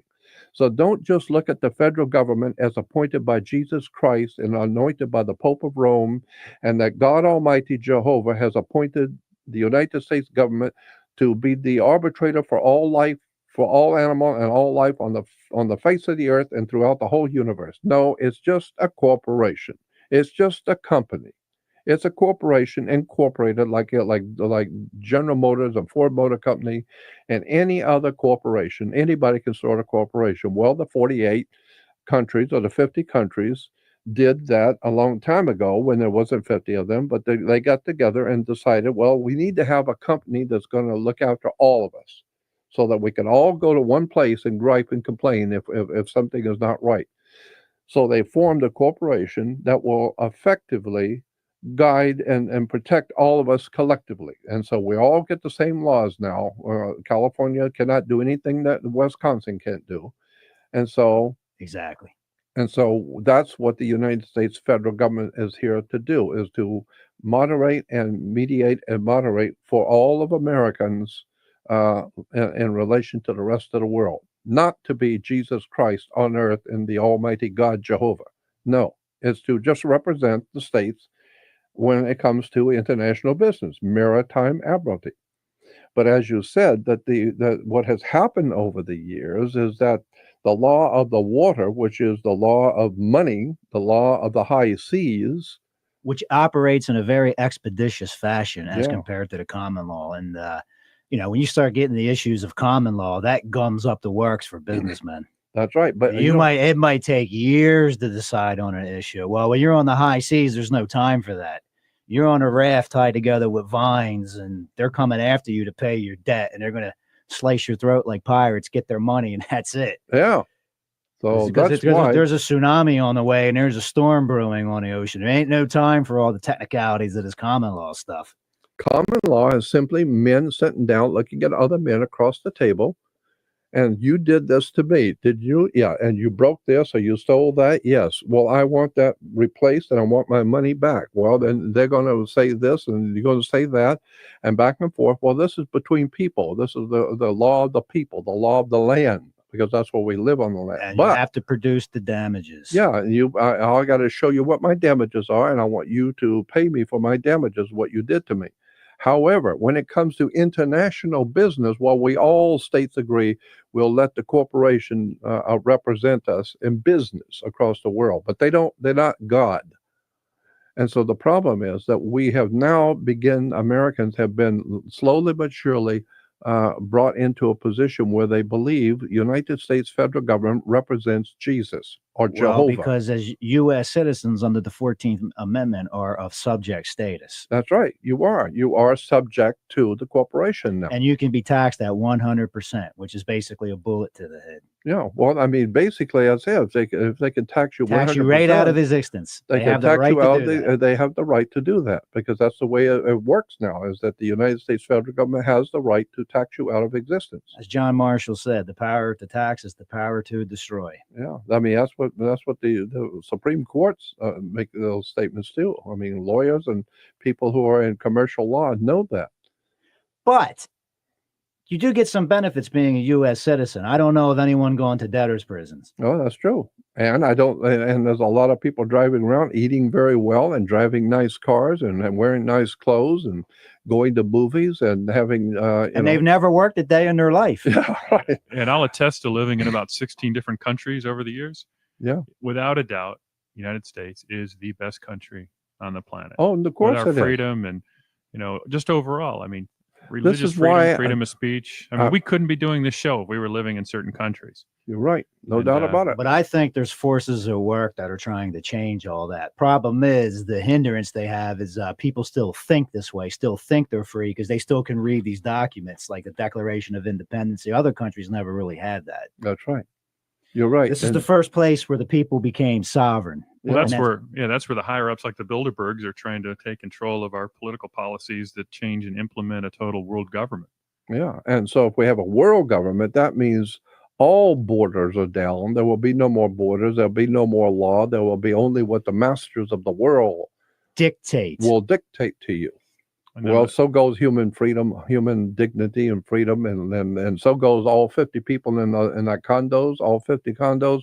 Forget it. You don't own the condos anymore. From here on out, we could kick you out. now. And We Yeah. should talk about why, per Lansing v. Smith, why the American people became sovereign. yeah. Well, all right. Look at, we're running out of time, but let's talk about this probably the next show because I think this is important. The bottom line is, I want people to understand the United States government is a corporation. It's a company that represents the 50 corporations of 50 states, like the state of Israel or Vatican State. A state could be a country. Well, we got 50 different countries, and each country has its own laws and regulations. You can do things in California you can't do in New And York. government and constitution. Yeah, different governments and different constitution for each state, or each state is a different country. But we've all allowed one corporation to represent us all in business, not represent us to God, but in business. And so you need to understand the laws. And that's why I'm a very big believer in abiding by the law. Look at what the law says. Read the statutes. Go to a law library and read how this stuff works. That's the bottom line on today's program. I am saying, as Jordan Maxwell, I think we should abide by the law, and everyone should abide by the law because that's the idea in America. Nobody is above the law. Richard Nixon wasn't above the law. Nobody is above the law. We all abide by our laws. So, but the point is, you got to understand, what does the law say? How does this stuff really work? Let's talk about this. And that's the benefit of the Jordan Maxwell Show, because you get it in the form of straight talk, Yep. which is a very expensive commodity nowadays. Yeah, kind of, Absolutely. without a doubt. Anyway, thank you for listening, and we'll talk about this in the next show. Hey, Jordan, thanks again. It's always a pleasure. Bye-bye. If you want to learn more about the topics we speak about on this program, you can find most of the books about these subjects on Amazon.com. Just bookmark our homepage, and when you need to buy something, I mean anything, go to our homepage, click on the Amazon link, shop, and Amazon supports us. Simple, and you will not be charged 1 penny more. We appreciate the support.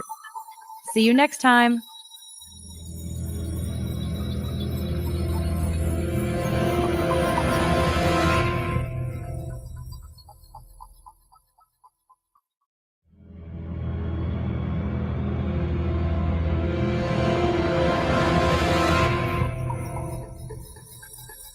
Welcome back to the Jordan Maxwell Show. You can follow us on Facebook at Jordan Maxwell Show and follow us on Twitter at J Maxwell Show for any messages. And you can leave posts and messages as well. You can always find the latest shows on our website. You can subscribe to the Jordan Maxwell Show on iTunes, and the show is always free. So please support the show at no cost to you by doing your online shopping at Amazon. Make sure you click through the Amazon link on our homepage. Okay, we're back. This is Jordan Maxwell Show. And I have my friend here who is not an attorney. He's just an ordinary man like myself, but has done a lot of study and is very knowledgeable on the subjects we're going to talk about. I want to get back to what we were talking about in the last show about what is the United States federal government. It's a corporation. It's a company. And what is it empowered to do? And as I said last time, it's not empowered by Yahweh or Jehovah or Allah to be the vicar of Christ and the Almighty God of the universe. It's a company. It's a corporation. It operates like any other corporation. And it represents the different countries. And we call them the states of the Union. Well, I mean, we have Vatican State and State of Israel. Those are states, but they're countries. They are sovereign. They're sovereign countries. They call states, State of Israel, but it's still a sovereign country. Well, we have 50 states here, but each one's a sovereign country. I mean, if you can do things in California you can't do in Delaware. You can do things in Texas you can't do in North Dakota, right? And so each one of the states is a country, and then that's the way it was set up, and that's the way it's understood. However, there's been a lot of talk, and I've talked in the past when and so many times I was not, and I've even said this on before. I'm not the world's foremost authority on anything, and I make mistakes like anybody else. I've talked about things in the past that I thought I understood. In point of fact, I didn't understand. I thought I did. And so I've been wrong on things that I've said. And but I don't mind that because I start off by saying I'm not the world's foremost authority on anything. So so when people say, well, Jordan Maxwell said this is that, it's obviously wrong. Well, I told you I'm not the world's foremost authority. I'm just an ordinary man pursuing extraordinary knowledge. I'm like anybody else that's fascinated with wisdom and knowledge. I'm looking to try and help my fellow man to awaken to wisdom and knowledge and understanding of things which they have never looked at. So we're talking about law now and government. So there have been, what was it that you said that some of the people were asking about? Well, yeah, we've had a lot of inquiries about U.S. citizen versus an American citizen and sovereign citizen and whatnot. I think one of the things that we should make a point of is that right now there's been such a bad rap regarding people that become sovereign citizens and whatnot. First of all, I really am somewhat unhappy that I even got involved with this whole subject because, and point of fact, everyone who knows me, and if you see my earlier work in my life, I have always been talking about spiritual subjects, theology, religion, ancient religions, secret societies and world religions and that kind of thing. That's where my heart is. That's what I really want to talk to people about is theology and religion, spiritual subjects, because I find that to be absolutely fascinating. But being human, I get involved like everybody else does in the world, in the everyday world. And I see and understand because I've been in the company of some extraordinarily brilliant people.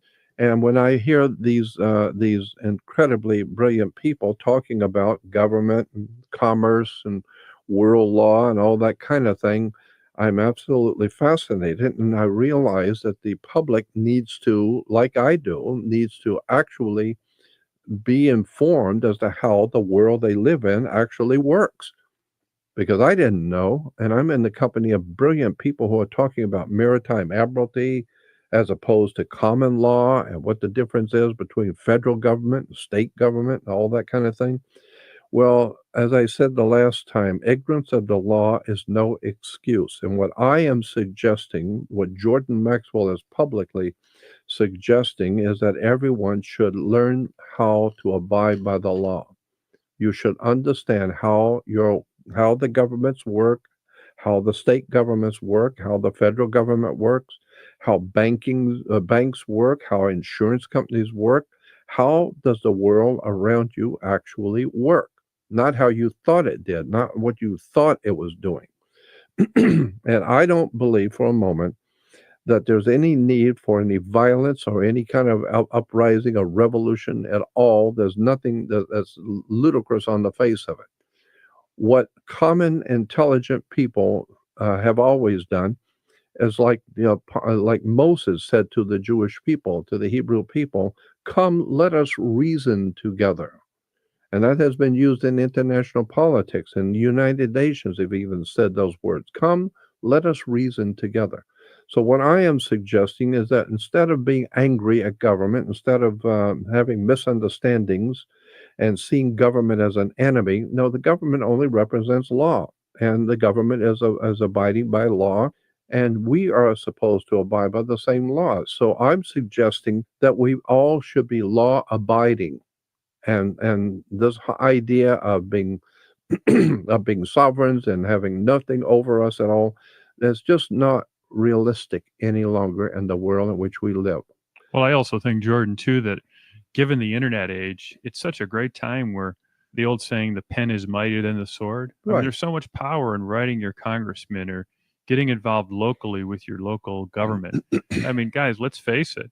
Look at the people that we elect into office, both sides, the Oh, left sure. and the right, and the independents. And all it takes is, if you're passionate about something, to go out there, get enough signatures, try and raise some money, and Yeah, whatever maybe way go the out and law make a says, change. you know. Yeah, make a change. Write your Congress people. One of the things that I think, what I really admire about Senator Rand Paul, he's out there, and his recent filibuster and his discussions about half the Congress people don't even read these bills. They're put in front, they're signed. Yeah, I know. They're sponsored by all kinds of special interest groups. I think one of the things that we should really write and focus on is the power of the special interest group and the corporations within the corporation. I mean, look at Monsanto, for example. European communities ban Monsanto. I know we've talked about that in the past, but these GMO foods are causing tumors in rats. You can Google the stuff and see. Of course you can. And, Monsanto has such a strong lobby here in Washington. In fact, I think President Obama, pre his first election, conveyed that he didn't want to have any these special interests controlling. Yet there's a new Monsanto Act that just hit Washington this week. And I think people should go out and write and stop this stuff. I mean, these genetically modified foods are not good. Well, yeah, and so But as Mayor Rothschild said, yeah, man, I don't care who creates the laws; it's who controls the money. Yeah, well, that's true. It's business, and so all I'm saying is that there are laws, and we've had some other people on the program before, and we're going to have another one on a lady very soon that's going to be coming on that was really good on this subject. But all I'm saying is that there are laws in place that we should understand how government works. You should not see government as the absolute representation of the Almighty God. Government is made up of people like you. It's a democracy. Okay, so if we are in a democracy now, we started off in 1776 as a republic, but now we're no longer a republic. We are a democracy. Well, democracy means the will of the people. And so the people get the government they want. They get the government because it's a democracy. The major amount of people vote, and whatever they decide they want, then, well, that's what they get. They get what they want. It's a democracy. So all I'm saying is that what I personally am saying publicly on the air is that I would like to see, for the first time, Americans, rather than rant and raving about government and all the corruption, everything. We know there's corruption. But there are good people in Congress. There are good people in government. There are good people in the FBI and CIA. There are good people all over in government. Yeah, okay, so there is corruption. There's corruption everywhere. But mostly it's because the people of America, the citizens of the 50 states themselves are not very well informed. They're not very well read. They don't know what the laws say. They don't know how government works. They don't know the difference between a state government, a federal government, or a bag of iced tea. They don't understand any of it. They don't know. All they know is they just pay their bills and watch basketball. So I'm saying that this is one of the things I wanted to do at my program, is to bring people face to face with experts who know all of this dark mystery that we call life and government and how commerce works and how the banks work. And so that's why I'm bringing back my friend from the last from some of the other shows we've done on the subject of government. So the idea is, I don't think that this idea of sovereignty of individuals, I don't think it's workable in today's world, given the understanding of where we are on the stream of time. The whole world has changed. We know that the entire earth has changed. So I think what we need to do, rather than talk about guns and getting back and taking back and all that, I think what we should do is start looking at the law, understand how the laws work. Because I'm telling you, I have found out for myself that so much of what I thought was going on in government was in fact not happening. In fact, the government has there are laws in place to put people in jail for doing what they're doing. If they're doing something illegal in government, you can go to jail for that. So I'm just saying, it's an interesting idea to, for the first time, look at how the like our friend Sharon said, our lady friend who was a real whiz on law. She says, don't come to me unless you have the law book in your hand and can quote the law from the book. Go by the book. Well, that's what Americans don't do. We don't have a book. We don't read anything. All we know is we get mad because of something going on in the community, or the cops gave you a ticket, or there seems to be a lot of oppression by government. But go back to the law book and see what the laws actually have to say and abide by the law. I think that's the safest thing for Americans to do today in the world in which we live, is abide by the law.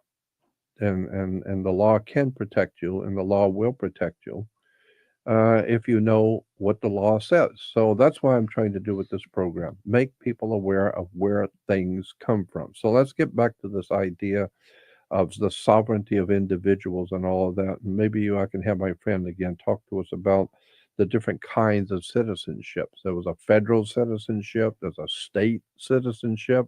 I mean, these things are actually in the law. You can go to a law library and look up state citizen. And there is such a phenomena in America as a state citizen. But if you're a state citizen, then you're not under the federal citizenship. So you need to understand the difference. Well, the guy I've got with me right now has done both. He has been a state citizen. In fact, I want him to talk a little bit about state citizen in relation to a federal citizen and what the differences are, and maybe go into this stuff. This is why I love hearing. And one quick comment on your previous commentary, Jordan. The contract makes the law. Right. That is in the law book. It says that the contract makes the law. Whatever you put in that contract and you both signed it, that's the law. That's the law. You signed it and you agreed to it, and he signed it and he agreed to it. And so any problems between the two of you, that contract is the bottom line. It doesn't matter what you think about him or he thinks about you. What is in the contract that you signed? And you can contract away things that are constitutionally secured to you. That's exactly You right. have a right, or you used to basically, there shall be no unwarranted search and seizure. But if you go down to the sheriff's department and you make a contract with the sheriff saying, I hereby, let's make a deal. I give you 24/7 access to my home. That's right. And I'm saying You've just signed the contract, you've just superseded your constitutional secured right. but you had the right to do that. Precisely. You had the right to give away your rights if you want. Sign it away. Then sign it away if you want to. And therefore, now when the sheriff comes in and knocks on your door and doesn't even knock and just comes in, and you want to cry and complain, no. You The got a contract. You have a contract, and you signed the contract saying that he could do that. So he's And not breaking the sometimes law. some contracts are implied. Like when you go to a restaurant, when you walk in there and you order food, there's a contract, and it's implied that you shall pay the bill too. That's exactly right. It's called in law an implied contract. Yeah, when you walk into a restaurant, the people there in the restaurant assume you're going to pay the bill. You didn't come in here with broke. You didn't sign anything either. No, you didn't sign anything. You but walk through the door. That's right. You walk through the door, and especially when you sat down and ordered, that's a contract. And You that had contract, it was implied, and it adhered to you as soon as you started putting food in your mouth. That's right. That's exactly right. It's an implied contract. So that's very important. The contract makes the law. Right. I mean, so you talk to your girlfriend and you want to go steady and she agrees, And then she's going out a couple of days later with a new guy, and you think, wait a minute, I thought it was implied. I mean, we didn't have anything signed, but I thought we understood each other. Now I'm seeing that you're not applying, you're not going by the implications of what we talked about. You said you were going to stay with me, now you're going with some other guy.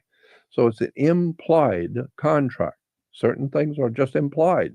And we were discussing U.S. citizenship before we get into the distinction between state and federal citizenship. There are some nice benefits to federal citizenship. I don't know of anyone going to debtors' prisons anymore.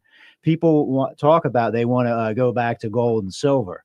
Well, if you're using gold and silver and you were a state citizen, you don't pay your debt, you might find yourself in a debtor's prison. That's right. That is exactly right. You can go to prison for not paying your debts if you are under the old arrangement. But under this new arrangement of a federal citizen, you cannot be put in jail just for. I don't know of anyone going to jail for debt lately. No. Now, and there's another nice benefit too. You're in a limited liability maritime admiralty jurisdiction. That's why you're not going to jail. You have limited liability around your debts. You don't, the bill collectors call, you don't pay. But they're not coming after you to put you in debtor's prison. No, to put you in jail and prison. That's a nice benefit of being a U.S. citizen. Yeah. Limited liability. Don't go to jail because you're using their funny money. And also look at the way Americans live. Americans, generally speaking, the regular, normal Americans today in this country live far, far better than royalty ever lived in Europe. True.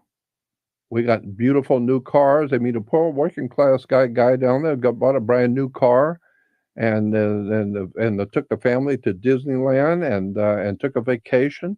And people, have just the common, ordinary people live pretty good. They got running water. The kings in Europe didn't have that. They got hot and cold running water, showers. Heat in the bathroom. The toilet seat's warm. You have a toilet. It's not an outhouse. And it flushes. Yeah, and also they got TV and entertainment and movies and cold beer. And so, I mean, what do you want here? I mean, the system may be corrupt in places. Yeah, well, I know, but that's human. That's to be human.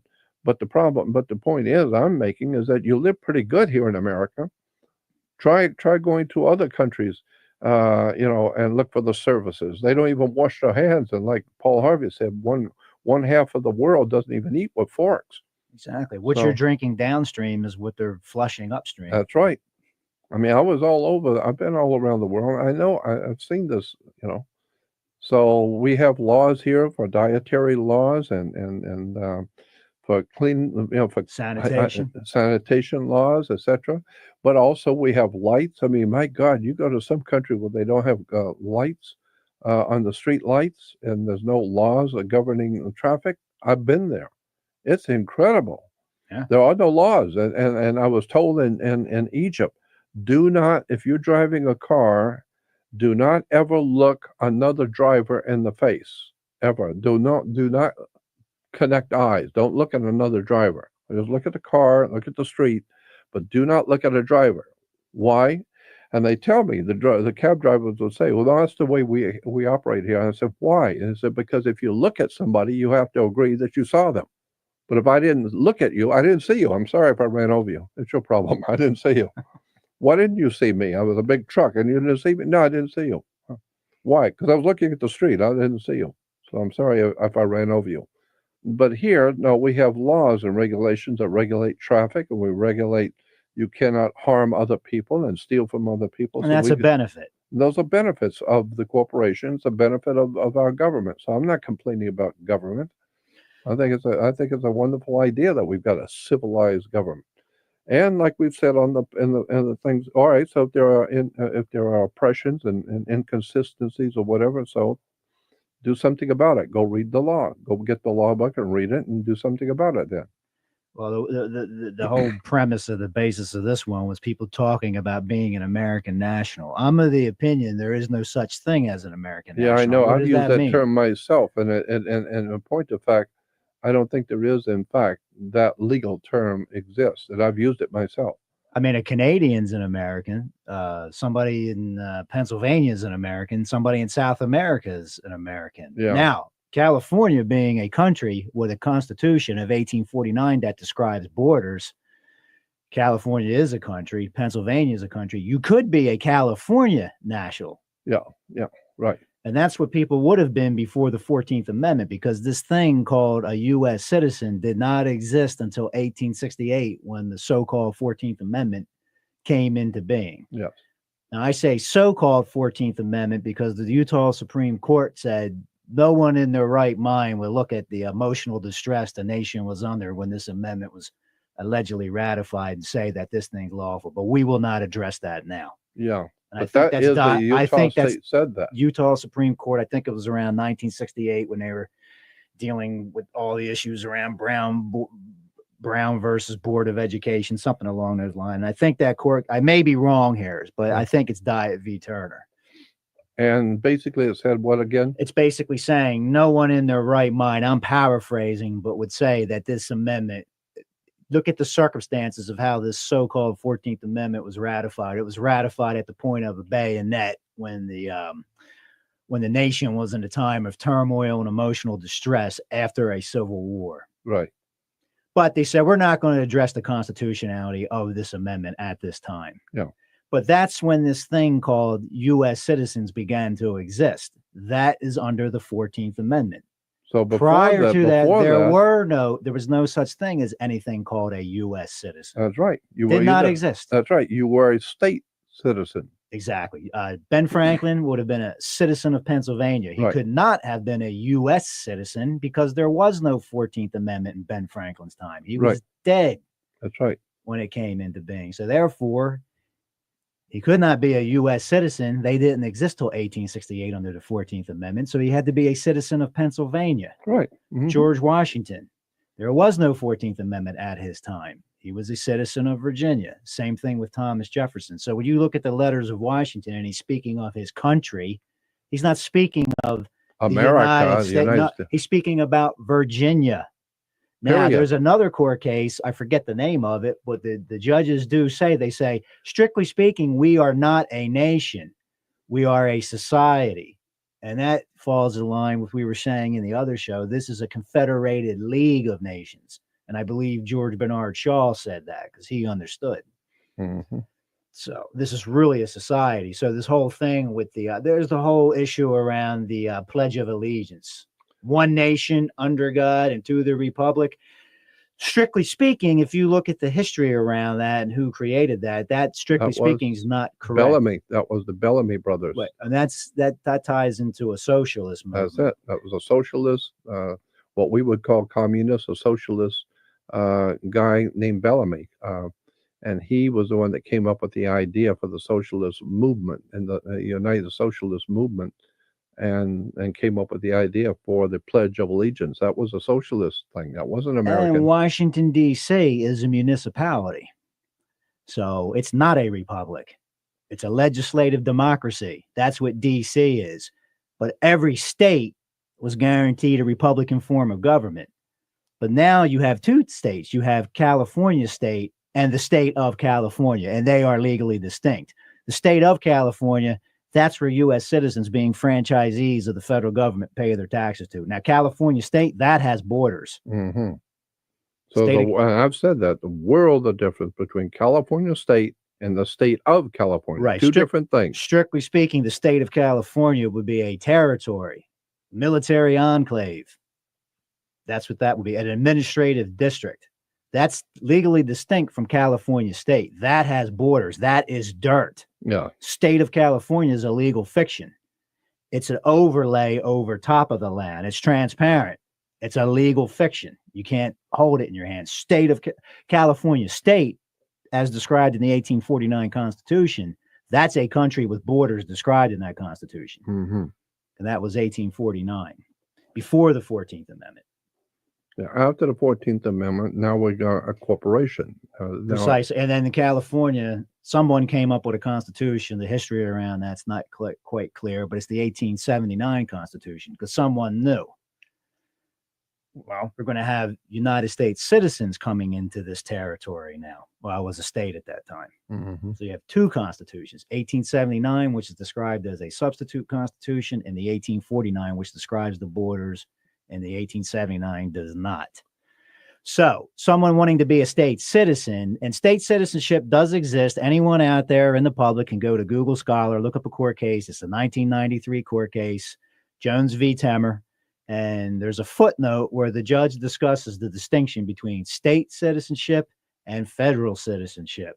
And federal citizens have no access whatsoever. It says it right in there to the Bill of Rights. It does not apply to them.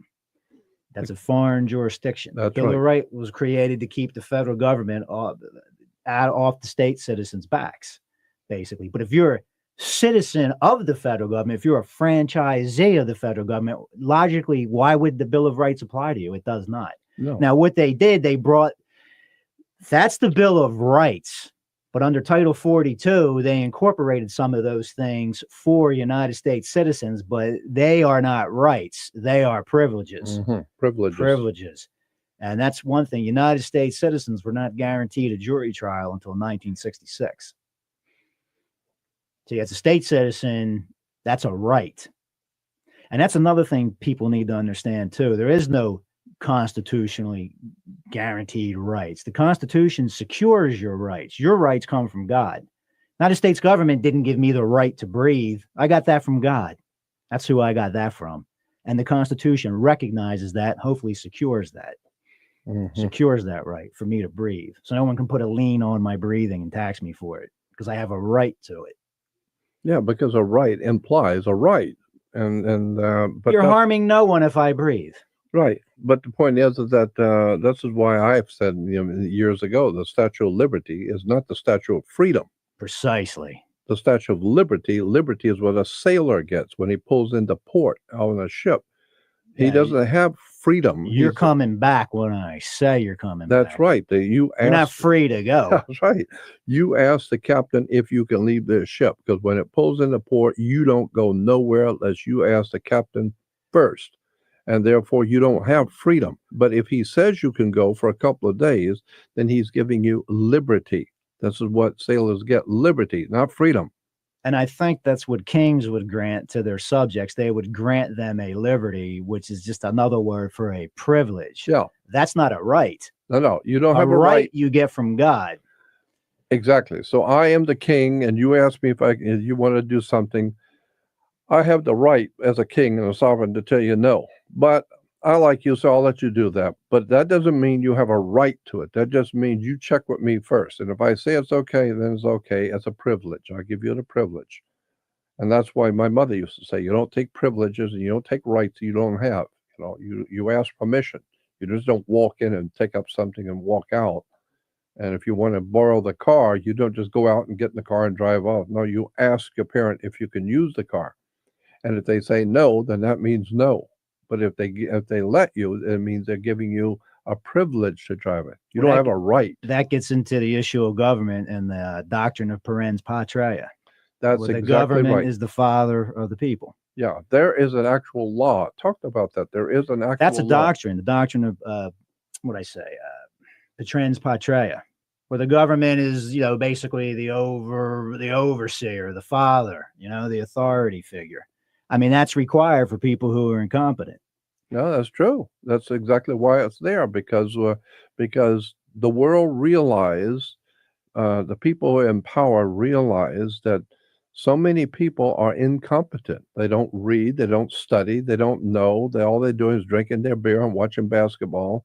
So somebody has to regulate civilization. Somebody's got to regulate it. And since people are not normally self-regulating, they're not like George Washington or Ben Franklin or people who were highly educated and highly moral and intelligent and could regulate their own values, etc. But most people can't be trusted to do anything right because they're not interested in what's right and moral, ethical. So you got to put some laws around them because they're not going to do it themselves. So you got to regulate them. I think the founding fathers recognized that. I mean, we get this impression that they were angels from on high to grant freedom to all mankind. That's not the case. A lot of them were basically fundamentally aristocrats. Yeah. But they were afraid of political coups and such, so they wanted to disperse the power among the people. I don't think it was necessarily out of the goodness of their hearts. No, It was protecting their interest, the way they wanted to do business. They got tired of all the corruption with monarchies and nobilities. Yeah. You know, coming from Europe. Yeah. coming from Europe. Yeah, that system just did not work. Yeah. Now that gets into the issue of why state citizens. Sometimes people talk about state citizenship and they talk about that being a sovereign citizen. I think that gets into a technicality involving the Revolutionary War. I'm just like you, Jordan. I'm just an ordinary guy who stumbled into this stuff despite myself. So my theory at this time is after the Revolutionary War was won, normally in a European country, it would be one sovereign versus another sovereign. Yeah. And then just by operation of law, when one sovereign was vanquished, his sovereignty would transfer to the other sovereign. It's like if I buy a car off of you, this operation of law, I hand you the cash and then automatically the ownership transfers to me. That's right. Okay, well, the King of England was defeated in the American Revolution.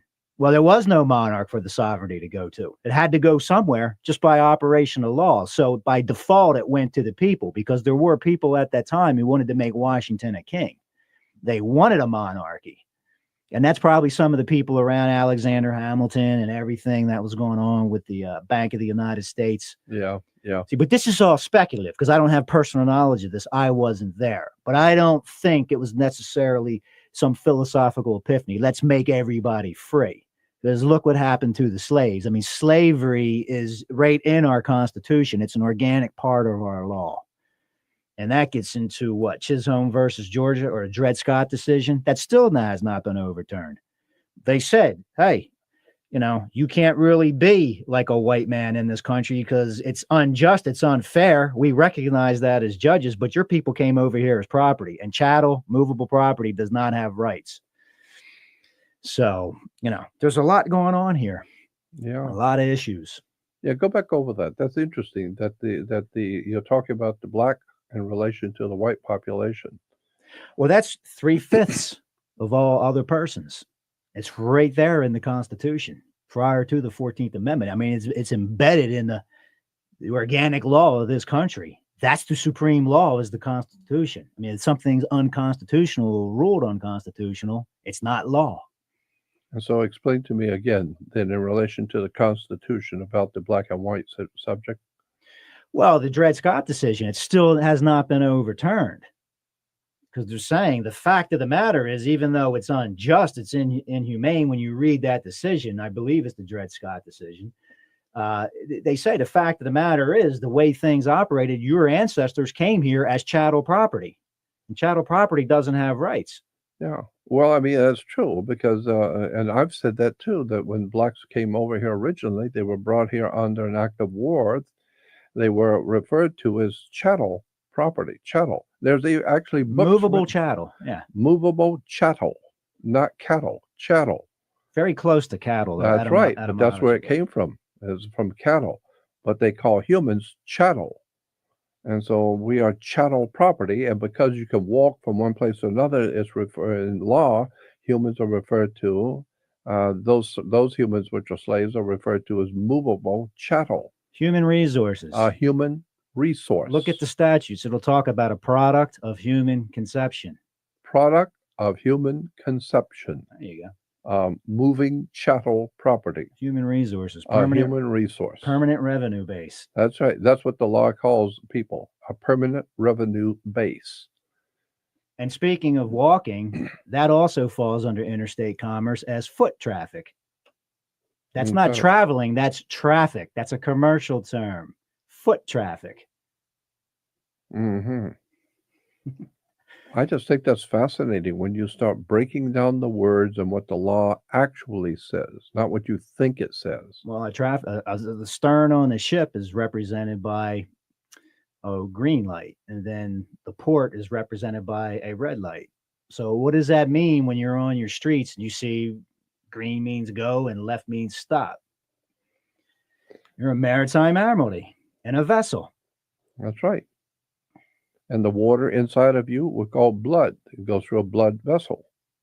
Yeah, and I mean, it's fascinating the way laws I call it occult law. Occult simply means hidden. Well, a mutual friend you and I both had said you'll have a very difficult time ever discovering the real presumptions under the law. Yeah. And I think this is what Jordan's doing Yeah. here. Getting to Very the- difficult presumptions under the law. discovering the real presumptions under the law. Right. Well, that's, I think, one of the reasons why we want to have a lot of these legal discussions and legal panels, where in future episodes we will be providing actual state, federal, and international laws that people can look up and realize this is the law. Well, in regards to that with lawyers, I've had discussions like this with lawyers. And when I have copies of people I know, their birth certificates, one in particular, well, I'm not going to mention where it's from, but it's from California. But on the bottom of it, it says Department of Commerce. And when you show that to a lawyer, they're shocked. They don't understand why the judge ruled against them. I'm a lawyer. I went to law school. I'm smart. I know something. Oh, yeah. Well, explain to me why that birth certificate says Department of Commerce there. What does that mean? Yeah, What it says that. what jurisdiction are you really in when you're bringing this your case for your defendant in the court? What jurisdiction do you think you're in, and what jurisdiction are you actually in? And why can that judge do what he's doing and rule against you the way he is? And you just think that's so unfair. It's not unfair. No, if you understand what the law says. But then again, I think that also gets into a lot of times when you're going to law school. Not that I'm qualified to say, Jordan, I'm in exactly your position. I'm just an average guy. I stumbled into all this stuff despite myself. I did not want to know these things, but circumstances forces me to learn them. So that being said, but I think with law school, you're learning a lot of procedure. You're not learning the presumptions under the law or the law. You're learning a lot of procedure. I've been saying that for years, that when you go to law school, you do not learn law, or you're learning procedure.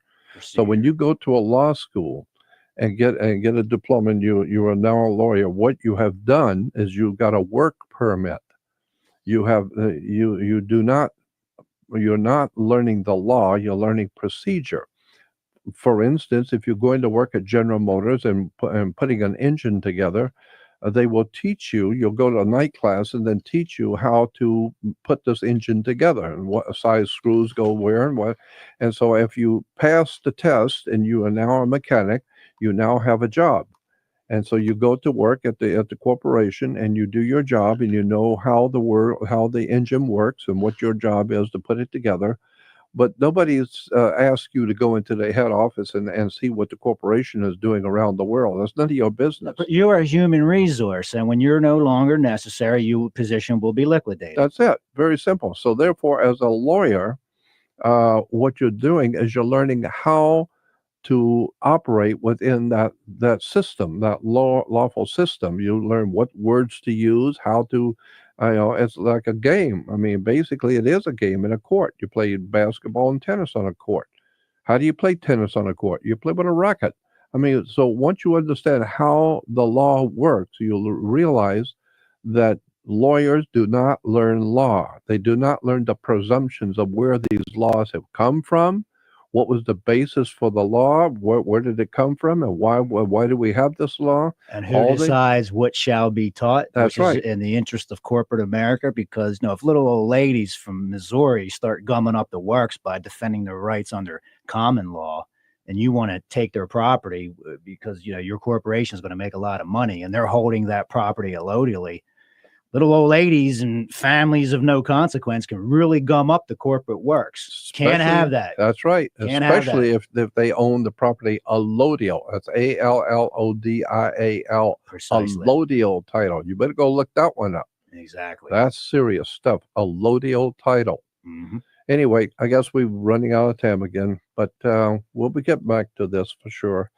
But the bottom line on this, as far as I'm concerned, is I just think that people should awaken themselves to the law and read what the law says and understand how our laws work, and therefore you won't be a law breaker, and you're not going to get in trouble with the government and with the law if you understand how it works. And if you go to jail, 99% of the time you put yourself there. That's right, because you didn't know how the law works. You didn't read. You didn't study it. So learn how the law works. Don't fight the law. Live in the law. Live under the law, but live knowledgeably on how the law works. And I'm not the most knowledgeable person on any of this at all. But myself either. Yeah. I'm not a lawyer. No, I'm not either, but I do know enough to understand the law. Do the best you can to read and study the law. And there's a lot of different things we will be helping people to go to, links and things that will help you. Well, that's But yeah, I'm fascinated by the law and how it really works. So I'm not saying the laws are evil or bad. I'm just saying you need to stand under the concept, understand what the law says. And for the next show, may I make one more further comment? I believe it was Oliver Wendell Holmes who said the law allows a certain amount of oppression to exist because it exists in nature. So, and the truth will set you free. and the truth will set you free. But if you're not knowledgeable enough or have the will or the fortitude to exercise your rights, the law can't help you. Well, that's a maximum in Roman law. There's an actual Roman maximum in law that says in Rome, if you do not defend your right, you have none. If you sleep on your rights, you have none. That's That's it. correct. And the other maxim I really like in Roman law that says, for he who would be deceived, let him. Exactly. And a lot of people are very happy being deceived. Yeah. They So don't I want to mean, hear all this happy horse crap. no, they don't want to hear all this about the law and all that stuff. All they want to know is that the Dodgers are playing and drink beer until they get stopped by the police, until they get into court, and now they're scared. Now they need to get an attorney. And they do need an attorney, which that basically makes them a ward of the court. A ward of the court. And a ward of the court is someone of an unsound mind. That's in the law. So That's an American, what is it? Corpus. Corpus Juris Secundum says that. It's It American says- law yeah. says if you hire an attorney, you are a ward of the court. That's what the law says. An award is a infant or person of unsound mind. That's right. Well, that's right. Verify that with the reference word. That's it. That's why babies are in a ward. So you've got to be out of your freaking mind to get a lawyer. Well, but that's what it's saying is that if you understood the law, you wouldn't have gotten in trouble to start with. Exactly. Well, the jails are full of a lot of innocent people. That's for sure. Well, yeah, we'll but get into that one. innocent people didn't know the law. They don't know how to read the law. They don't know what the law says, so they got in trouble. And they get in there on default automatically. Absolutely, default automatically. Who was it? Wasn't there a Supreme Court justice that said everyone in federal prisons today elected to be there? Yeah, I don't know if it was Scalia or which one said that, but they said something to that effect. Yeah. That most people are in prison because they put themselves there. That's right. That's irregardless of whatever crime was in contention. Right. It's by what they said and did and the way they did not exercise. And their I rights. think we definitely will, we've addressed that on some past issues or past stories and future stories. We need to go into how prisons are becoming such a big business here in the Well, I United understand States. that. That's a whole different subject. Anyway, this is Jordan Maxwell. And as I said, just an ordinary man pursuing extraordinary knowledge. I'm fascinated by how much I don't know. But keep tuned. We've got some really interesting stuff coming up for you. Very interesting. Very controversial, but I think it's an idea whose time has come to look at some of the dark stuff that's going on in our earth, and especially in our country that people are not aware of. You need to wake up, understand how the law works, understand how the way your government works, and understand God, understand the universe. You need to start doing some homework. We'll talk later. This is Jordan Maxwell. If you want to learn more about the topics we speak about on this program, you can find most of the books about these subjects on Amazon.com. Just bookmark our homepage, and when you need to buy something, I mean anything, go to our homepage, click on the Amazon link, shop, and Amazon supports us. Simple, and you will not be charged 1 penny more. We appreciate the support. See you next time.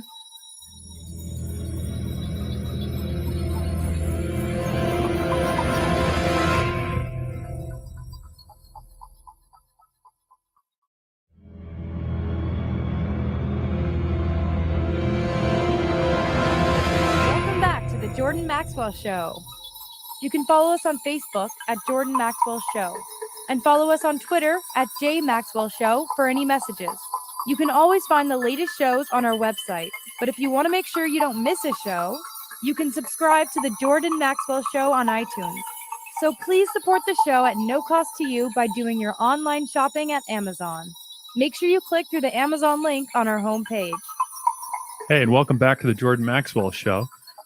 Tonight we're going to be speaking about law. Again, yeah, we've been talking about it a little bit, and I didn't even want to get into this subject at all, but it is interesting, and it is an idea whose time has come to talk about how the law works. Well, Jordan, in that regard, this country, the people by default did become sovereigns, and there is a maximum of law that does say a nobleman should know their law in full. Sovereign's above a nobleman. So, if you want to be a free people and you want to be sovereign, per Lansing v. Smith, that maximum of law does kind of say, well, if you think you're something special, you should know the law in full so you That's can protect true. your rights, That's because you're right. going to be involved with things of consequence. That's what I have found. I have discovered. I understood certain concepts long time ago about the difference between a federal and state citizen and all of that. But what I didn't understand at that time, and still don't fully understand, but I got a better grasp of it now, is that when you declare yourself to be a state citizen, or you say that you have some kind of a special standing that other people don't, you had better know what the hell you're talking about. And you better do your homework, because I'm telling you, most of the time, you're wrong. You've already got adhesion contracts. You've already made certain contractual agreements with government a long time ago that you have forgotten about and you didn't know about. Like but when they you don't- were born and you like have a when birth you were certificate. born with and a you have, birth right. certificate. Well, that goes into Mercier's invisible contracts. Well, that's what I'm Precisely. talking about. So if you want to talk about that you are sovereign and you have sovereign rights, no, you're not sovereign. And so you better go back and do your homework, because you don't have what you think you do, and you may be looking for serious trouble, and that trouble could have been averted if you just understood what you were talking about. And so many people today talking about this subject, including myself, I'm totally guilty of that myself, as I'm fascinated by the concepts and the ideas. Many 30 years ago, I heard these ideas and I wanted to tell people about them, but I didn't really understand. I wasn't really knowledgeable on it. I just heard different people. And so I was telling, on radio and talking about these subjects, but I really didn't get it. I really didn't understand, and I still don't today. But I do know that if you're going to state to government and to the people around you that you have some special privilege and that you're something special, then you had better do your homework, because will be doing things which are against the law, and you can go to jail for it. But I have noticed, and it's been the same. We were talking off the air, and we'll talk about it on the air, about the Internal Revenue Service. Every time I have personally dealt with the Internal Revenue, they have always been polite and decent with me, and never coercive or challenging. They've always been very polite. And so, I mean, I don't care whether it's right or wrong, or whether it's a good or bad system. It doesn't matter. They're just people doing a job. That's all they Precisely. are. They're just people doing a job, but they have always been polite and courteous. Well, they're just, as no. you said, they're there to do a job, and the taxes in the U.S. are considerably a lot less than other parts of the world. And what most people don't realize, one of the best tax havens in the world, it's the United States. What does that tell you? And people are chomping at the bit to get here. Yeah. I've lived in several different countries, and I got to tell you, Los Estados Unidos, numero uno. It's the best. Yeah, I know. But we want to keep it the best. And the way you keep something high and high rated is to keep it high. And the way you keep America great is to understand how it works, understand what America is and how it works and what the laws are. And this is something I know. There's no doubt in my mind that 99% of the people in America have no idea in the world how anything really works. You have people, even in banking, who are investors and investment companies. All they know is what they know, and then doing their little job of the stock market investing, but they don't understand how the world system works. They Yeah. don't understand what's the difference between a state government, federal government, between corporations, Most people have no idea about any of this, and that's why we have nothing but trouble, Yep. nothing but problems. Yeah, and I agree with you on the IRS. I've dealt with them in the past and had them hours and hours on the phones with correcting this or correcting that. They've always been polite, courteous. Yeah, Yeah, I've listen. never had one of them be discourteous or unkind at all. Yep. They're very understanding, and they're just trying to explain to you, well, here's what the law says, and here's what this is, we're just doing a job. We don't personally know you. We're just telling you what the law says. So I can't argue with that. And if you're a U.S. citizen, well, then you get in certain privileges as a U.S. citizen. You can Well, drive. your taxes are a form of excise tax for your corporate privileges as a U.S. citizens. They are corporations. Proof of that being in California, U.S. citizens pay their taxes to the franchise tax board. Franchise. And you have two very important benefits. You're using funny money. You will not be put in jail in debtor's prison. And that's a form of limited liability, which is the whole purpose of incorporating something, is to enjoy the privilege of limited liability. Limited liability. Yeah. See, under limited liability, if you rape someone, they might put you in a prison cell. Under the common law, they might take you behind the court after the jury finds And you hang guilty you. and hang you. Mm-hmm. That's common That's law. strict liability. That's right. Strict liability and limited liability. Versus limited liability. So U.S. citizens with the income tax, it's a form of excise tax. You're paying for that corporate privilege. Yeah, and that makes sense once you begin to see how government works. Well, that's probably how the U.S. prosecutors see it when people don't want to pay their taxes. You're enjoying the benefits. Why should you not shoulder the burdens? Well, and I agree with that. Yeah, I mean, if you're enjoying the benefits of the corporation and the system as it's now set up, and you're enjoying it, you're driving a nice car, you're driving a brand new car, and your wife you're is, regulated by reasonable rules of the road in the form of statutes. of course. That's not to say there's not some corruption with traffic tickets being a source of revenue. Yeah, well, but that's what it is. But all of this is all part of law. So if you think that something is unlawful, if you think that something is oppressive and shouldn't be, well, then fine. Go home, go do the homework, go into court and fight it. One of the things I think we can get into on citations, most people don't realize a citation is just a notice to appear. And technically, a notice to appear, you're appearing in front of the judge. And under the law, you're entitled to a formal written complaint that needs to be signed by the district attorney if it's an infraction of $10 or more. And I've gotten off of several speeding tickets that way. Even more precisely, to even pull you over, that's a form of arrest because your forward motion's been impeded. So there should actually even be an arrest warrant. But then again, there's U.S. citizens who don't really. Hey, look up Overton versus Ohio. Very good case where some people were pulled over for a expired tag. There was some racial profiling in the case. Supreme Court says, hey, officer, you had no right to pull these people over. Great case, Supreme Court. Yeah, that would be probably under probable cause. Was the stop justified in the first place? Yep. But the citation, that's an interesting case. Take a look at it. It is a notice to appear. And a lot of people just get charged with the offense under default. Under the laws, they have a certain time frame to respond.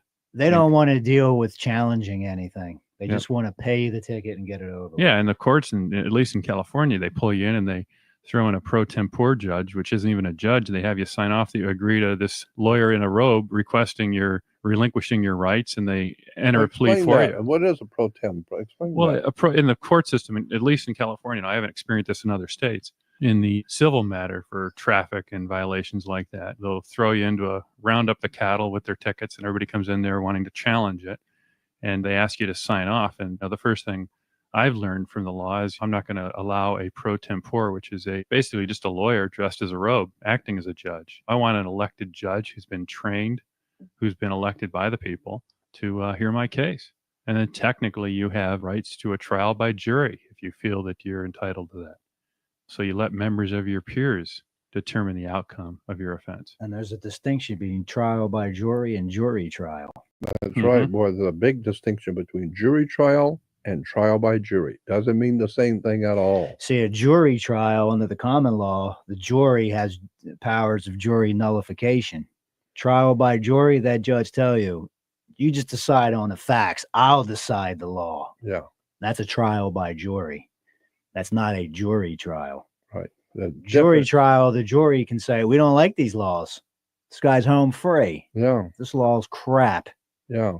But see, trial by jury, the judge is not going to instruct you that way. I'll rule on the law. You decide on the facts. So there it is. That's a classic example of what I'm talking about. There's a world of difference between a trial by jury or a jury trial. It's the difference between a lawyer who practices in law and an attorney as a practicing at law. In law, at law. What are you talking about? There's a difference? Yeah, well, when you get married, you got in-laws. Or if you're going to court, you're going to be at law. So you need to understand how these words work in a court. Oh, absolutely. And even in California, most people don't realize under Penal Code 853, citations are a violation of a county or city ordinance, and they were repealed. This is back in 1967 under Chapter 815.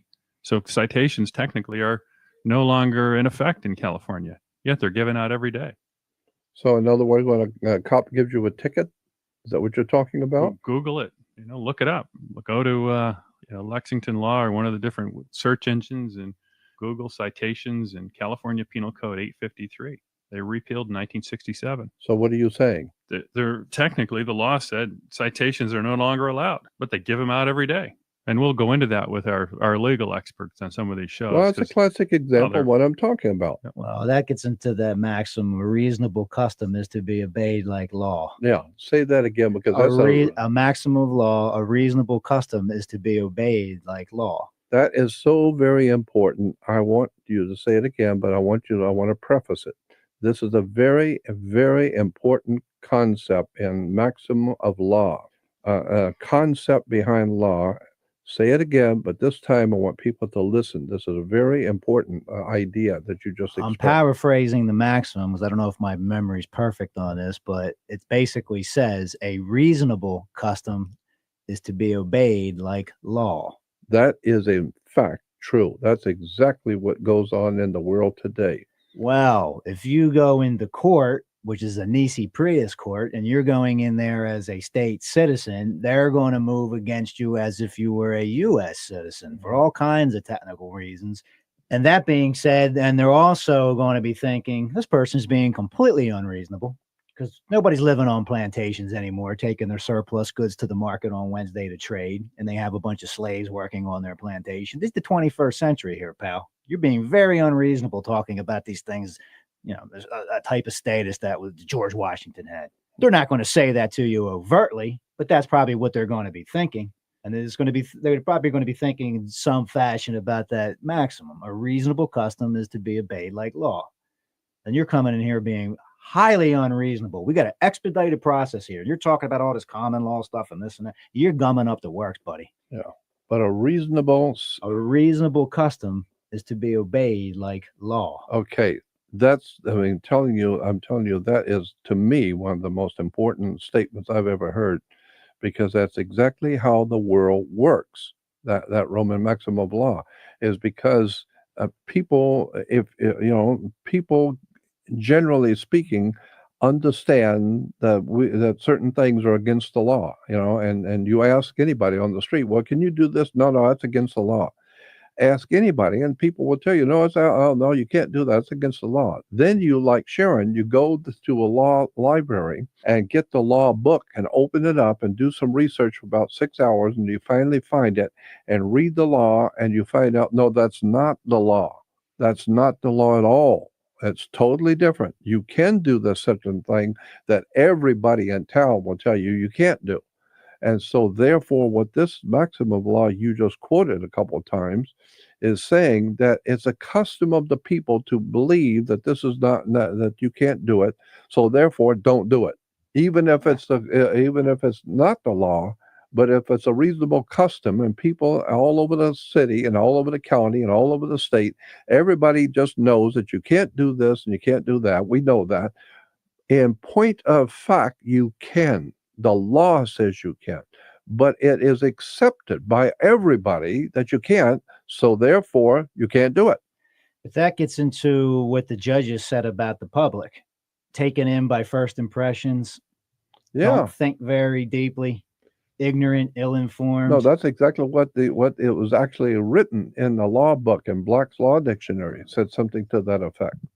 Well, one of the things most people also don't realize is under the Sixth Amendment, there's a statute of limitations. And a lot of people under 60 days for felony, 30 days for misdemeanors. And a lot of people waive that right. Well, you know what, Mr. Prosecutor, you want to charge me with this offense? You've got 30 days or you've got 60 days to charge me with this offense, and I'm entitled to a right to a speedy trial. And most people don't realize when they hire the attorney, they waive their rights. You're screwed right there on the spot, Well, the second you sign up.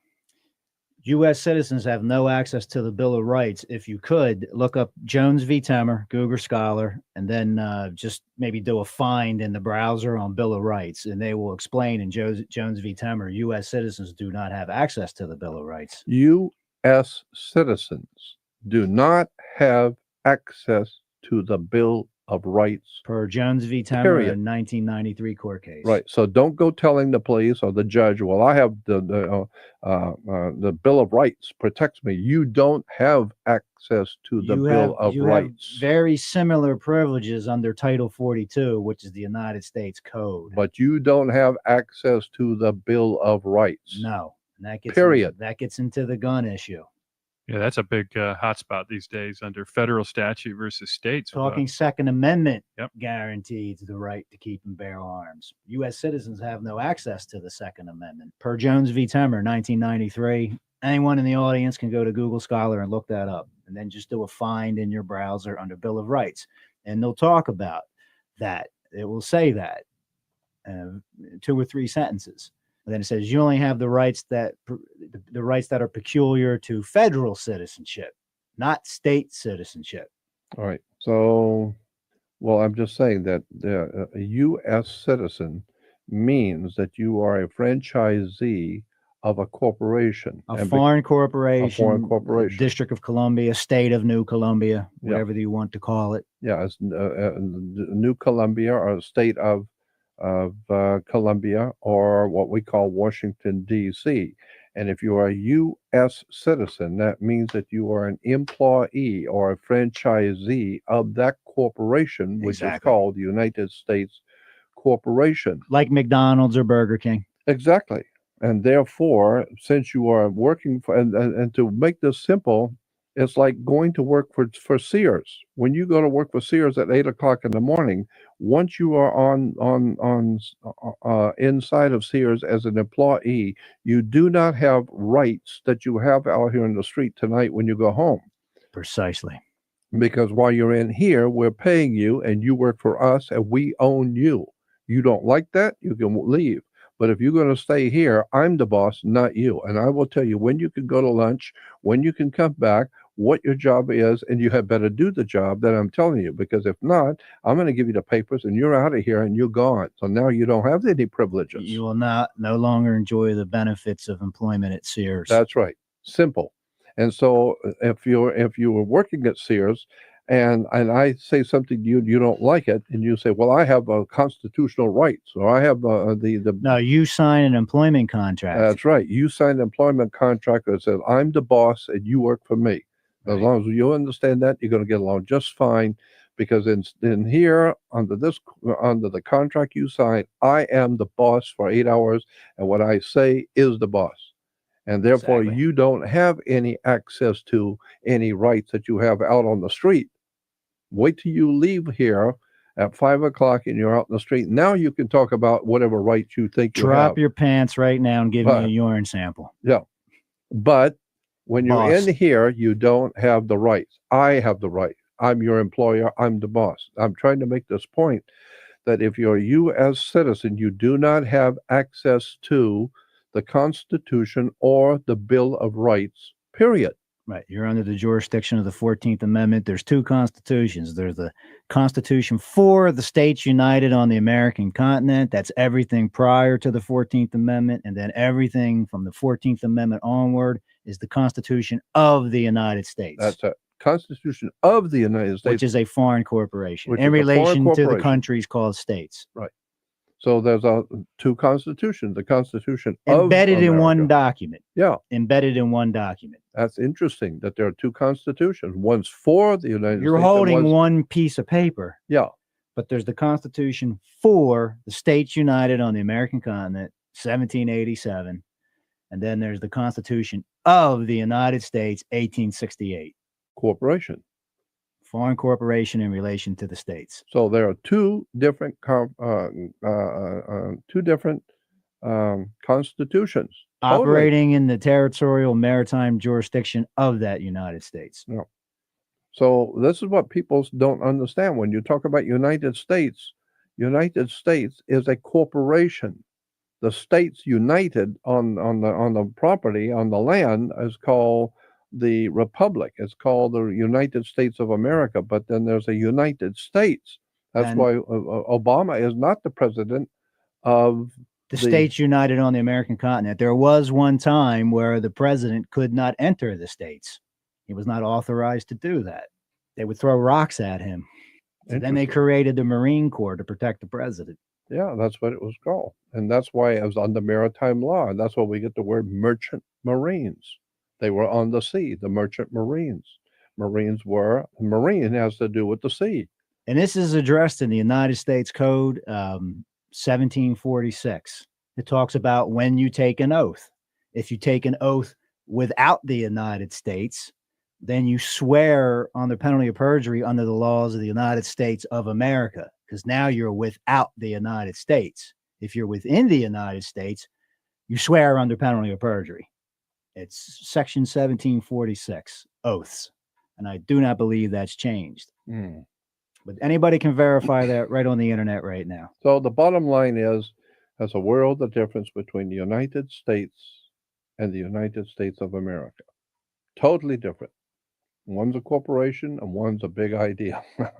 It goes back. And this is why I've said that, go back and watch all those old cowboy movies. That's a classic example. Go back and watch the old John Wayne and the old shoot 'em up cowboy movies from many years ago, Roy Rogers, Gene Autry, and all the old cowboy movies. The cowboys ride into town. They got the guns on the hips. They go in the bar and have a few drinks. And they hold court right there and Yeah. shoot each other when it's time to render judgment. That's right. So if they have a disagreement, the two guys can walk out in the street like the movie High Noon.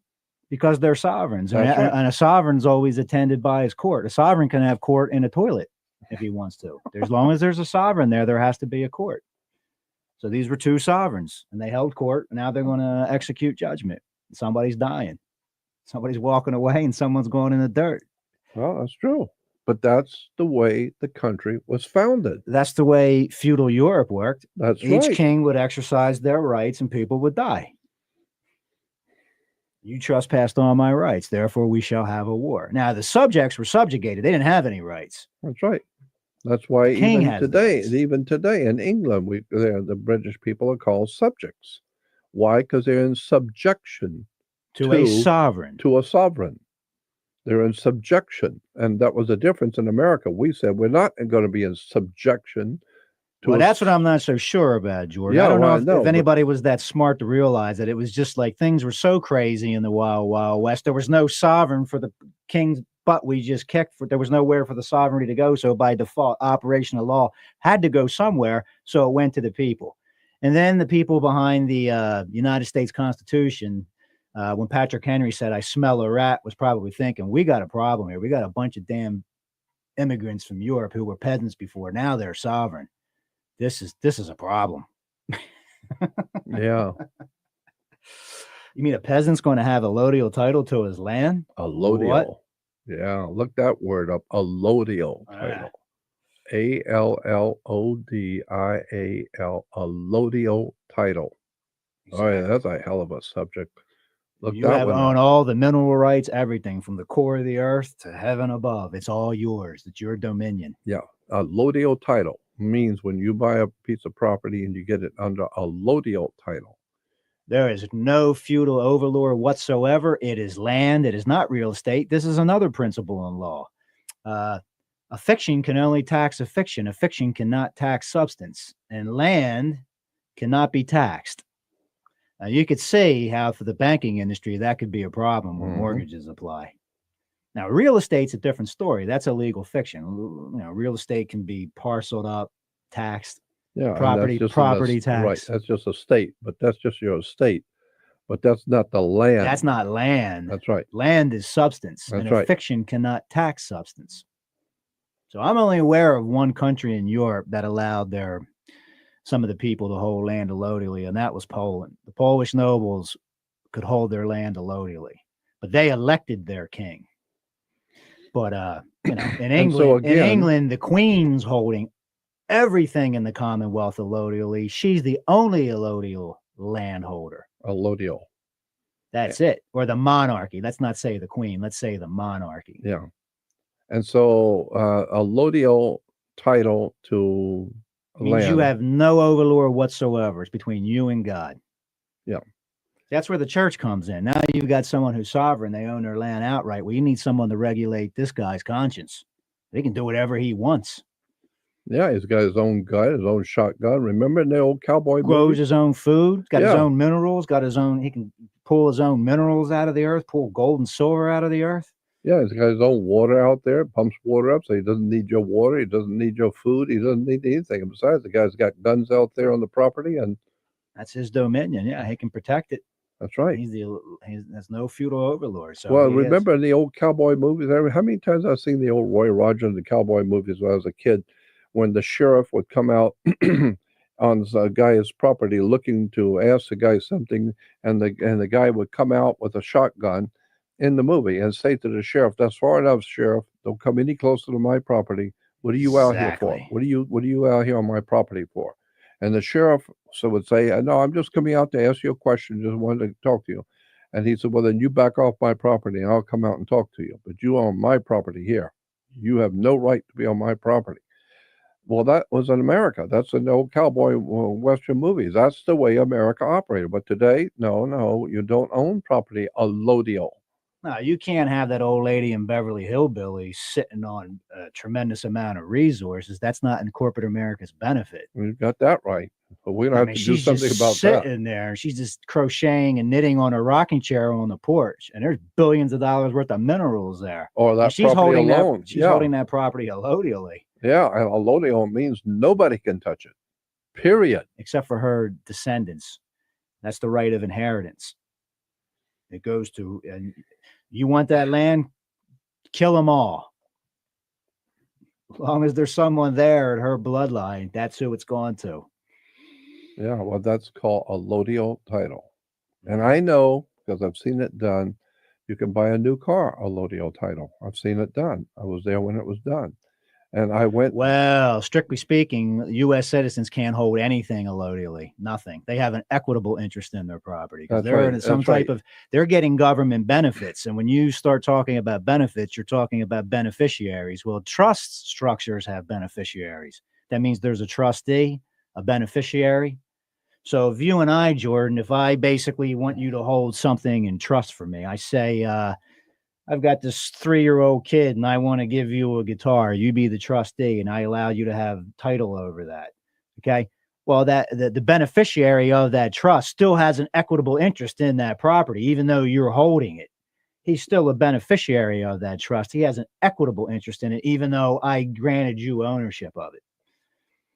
See? yeah, so this is why So today. he's benefiting from the trust, from your protection of the corpus of the trust. Yeah, But the right. point being is there's a benefit. So when you hear the word benefit and beneficiary, there's a beneficiary, which means there's some type of trust structure. So strictly speaking, U.S. citizens, I'm of the opinion that they hold nothing allodially. Their teeth, I their don't think hairpiece, nothing. their car, nothing. They have an equitable interest in it. They don't have they don't hold it allodially. Not That's right. U.S. citizens. Now, state citizen, that's something different. We're in the realm of substance. We're in the realm of common law.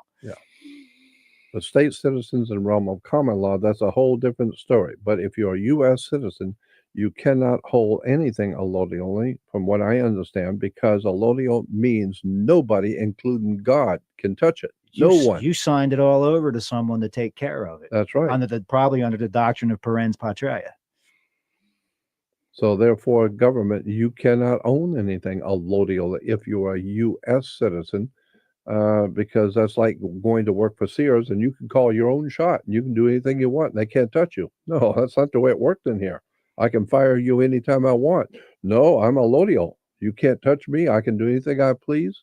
No. You're an employee. See, I'm an employer. You're an employee. Go look that up in the dictionary. That's a master-servant relation. That means Bet on it. you're on an at-will, day-to-day basis, and your labor. You didn't generate any equity in this company, pal. That's right. That's it. You get the benefit of a paycheck, and that's all. And then when you Yeah, you when the talked human about- resources is no longer necessary, we shall liquidate you. Yeah, that's right. Yeah, because you brought that point up one time before in a discussion about if somebody comes into your company and is helping you to build a car, and they're putting their expertise into it. Oh, yeah. If you come in as a state citizen and now you're working for you're not, strictly speaking, you're probably not going to be an employee. You're going to be, your labor is going to go into building that company. You might have a stake in that company where you have some type of claim in the equity of that company. Like, you can't just fire me. I will see you in a common law court and take out my share of how much I helped build this organization. This wasn't an employer-employee relationship. This wasn't master-servant. That's right. So And strictly speaking, you're a corporation. I'm a sovereign. I'm above a corporation. I'm substance. You're a legal fiction. So you think you're just going to fire me? I'm going to walk away with nothing? see, that's why I think, as I've said in all the other programs, a knowledge of the law is very important. You need to understand how this stuff works, because Well- something is a legal fiction as opposed to substance. Well, when you get into a court, you better know what you're talking about. in That all of this. corporation would be a resident of the state. You would be, as a state citizen, domiciled here. There's a world of difference. Yeah. Ambassadors from the United States reside in a foreign country because they're coming back to headquarters. Yeah. That's not their domicile. They're residing there. So, So if you say that's you're why a when you resident, file a tax return, it's a resident income tax return, because your home base is Washington, D.C., and you're residing in California. and that's why the collection agency is called the Internal Revenue System. Precisely. It is operating only for U.S. citizens Internally. internally in the corporation. So if you're a member of the corporation, you're a U.S. citizen, which means you're an employee or a franchisee of a foreign corporation. So the corporation has its own in-house auditing department for its own employees. It's called the Internal Revenue System. And it's Internal revenue, revenue. to revenue. You've got a corporate jurisdiction, a private jurisdiction, a public jurisdiction. So you You've can't got different venues: a public venue, private venue, corporate venue. So revenue, revenue. to revenue. Yeah. Yeah. But that's why, you hear Americans talking about, those terrible taxes system and how Oh, they they're- can tax you at 100%, which means you're dead. yeah. 100% tax. If I tax you at 100%, I put a bullet in your head. I take all your property. You can't defend it. I've just taken everything you had. That's 100% taxation. You're dead. You're no longer in my way. Yeah. Power to tax is the power to destroy. Well, I mean, that's the law. That's what the mob does. You didn't pay your debts. We're going to tax you at 100% now. Boom. Look what just happened in France. If you make more than $1 million, it's 75% tax rate. And most people don't realize, look what happened in England back in the 70s. There was I think a 90% tax rate for Yeah. people earning The Beatles weren't happy about that. no, or Mick Jagger or any of them. Exactly. That's why they're recording Exile on Main Street in southern France. So it's very interesting. Internal revenue. It's for only those who are called U.S. citizens, because a U.S. citizen is a employee or a franchisee of a company called the United States Corporation. And if you are working for that corporation, then you are internally, you're inside that corporation, so that you are under the auspices and under the authority of an internal. You're revenue. within the United States. If you were without the United States, you would be Meaning in the if you were a States state United. citizen. You would be in the States United on the American continent, also referred to in section 1746 as under the laws of the United States of America. That's when you're without the United States. Meaning you're not in the corporation, Right. you are a state citizen. Yeah. And there is such a thing as a state citizen as Per- opposed to a corporate citizen. per US. Jones v. Temer 1993 court case. You So before we leave this program, I'll say it one more time. A U.S. citizen is an employee or a franchisee of a company. A company. a foreign corporation in relation to the states. That's exactly what the law says. Therefore, as a U.S. citizen, you do not have access to the Bill of Rights or to many No. things that a sovereign American in 1776. Because they're discussing in the Bill of Rights, there's reference to the common law. Right. Just by definition, U.S. citizens don't have access to that. None. So don't go into court and today in a court and tell the judge that you have certain rights and you have a constitutional right. You don't have those He's rights. taking silent judicial notice of the fact this clown does not know what he's talking about. Right. So that's why when you go into court, don't think that you have a right to this and you have a constitutional right.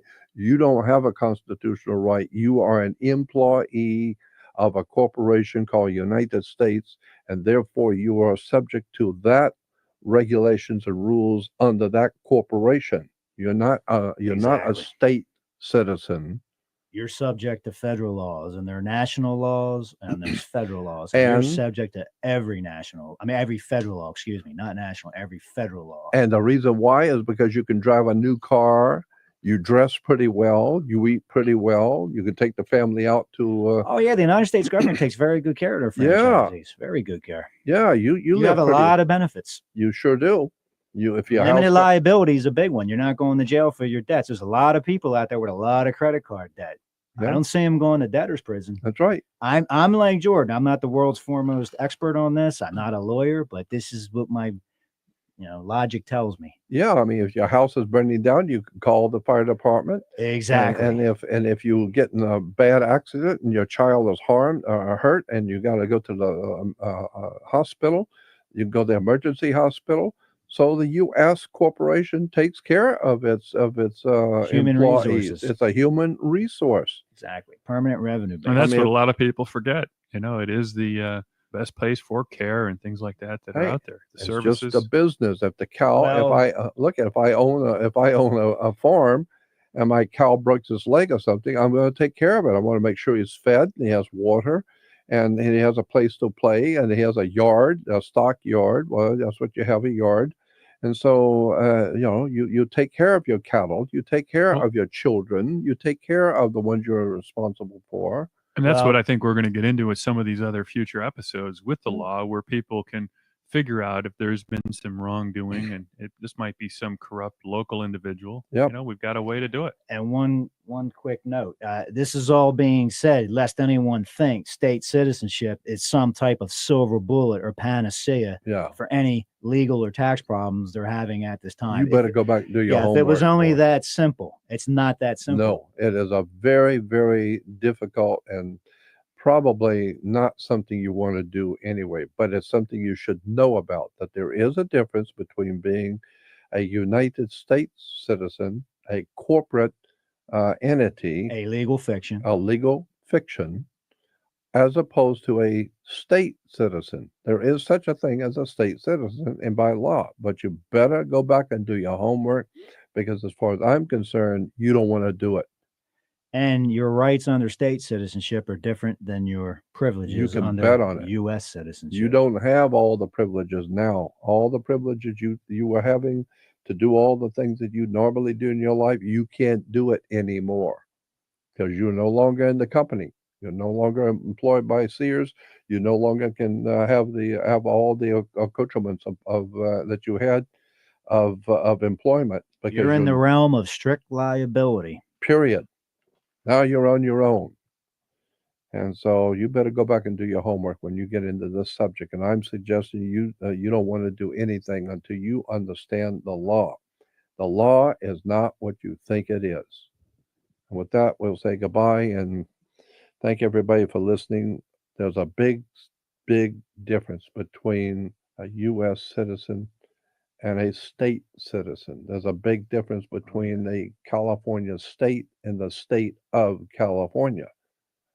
There's a big difference in all of this, and you better wake up and find out that's why you get in trouble. Because ignorance of the law was no excuse. You need to understand the laws you live under. Jordan Maxwell, and we'll talk to you later. Good night. And please support the show at no cost to you by doing your online shopping at Amazon. Make sure you click through the Amazon link on our homepage. All right. Thanks for listening and join us next time. See you next time.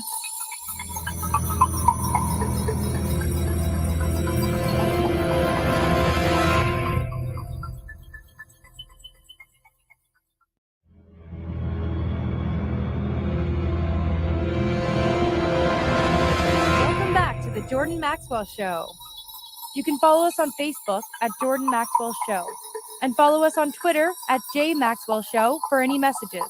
You can always find the latest shows on our website, but if you want to make sure you don't miss a show, you can subscribe to the Jordan Maxwell Show on iTunes. So please support the show at no cost to you by doing your online shopping at Amazon. Make sure you click through the Amazon link on our homepage. Okay, folks, this is Jordan Maxwell, and we're back.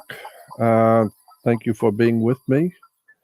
It's been an interesting life that we've all lived in the times in which we're living.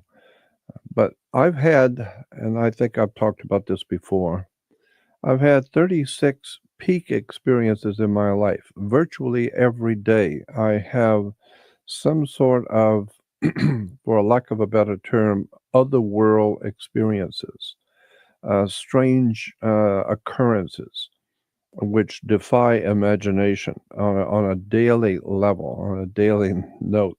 But I've talked about this before, that I've had 36 major experiences which have really kind of molded my life and my belief in the spirit world. Because there are too many things have happened to me that tells me that there is an occult or hidden side of life, and I've had way too many experiences, and I've talked about some of them already. You've heard some of my stories. Many years ago, I would say about 1992, 1993, somewhere around there, I was in San Diego working for the Truth Seeker Company, and I was working on a book, the first book I was a part of, with Steve Allen, the musician, comedian Steve Allen, and myself, and a bunch of other people got together to produce a book. The book was called The Book Your Church Does Not Want You to Read, and it became very, very popular. As a matter of fact, George Lucas even commented to me that he had read the book, and that was a surprise. I happened to have lunch at the Disneyland, and I talked with George Lucas, and he said he knew about the book, and he remembered who I was because my name was associated with the book.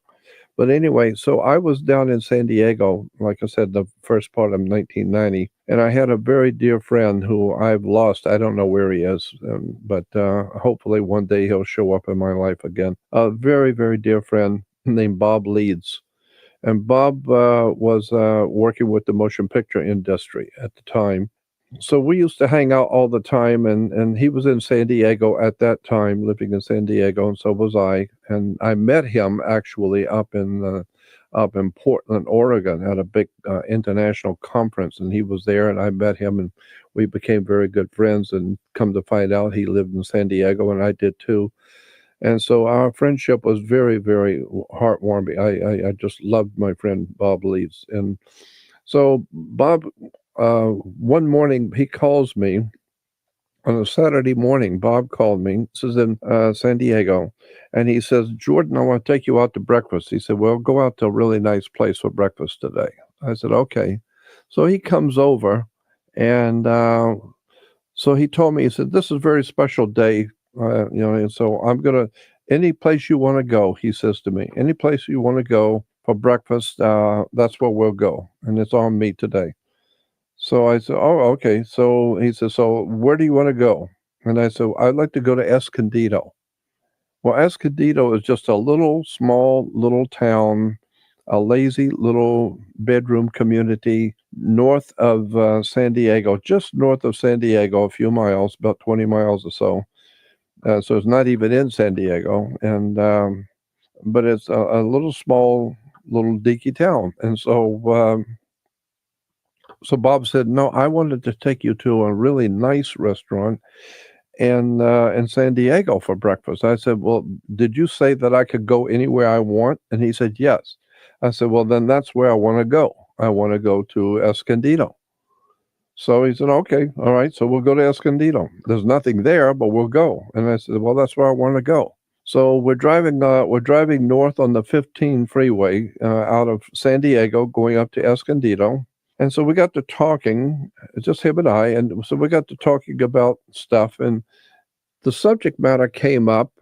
Who would you like to see in your life that that was in your life and they've gone and you'd like to see them again?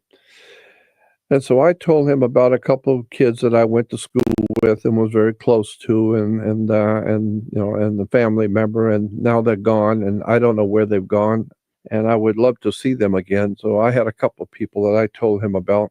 And then he told me in the car, he said, well, there are two people that I have always wanted to see, and I don't know where they've gone, and they're probably gone forever. And he said one was a Native American, an older Native American man who was kind of like a father to me. And I was a dear, dear friend. And he says, and I would love to see him again. I don't know where he's gone.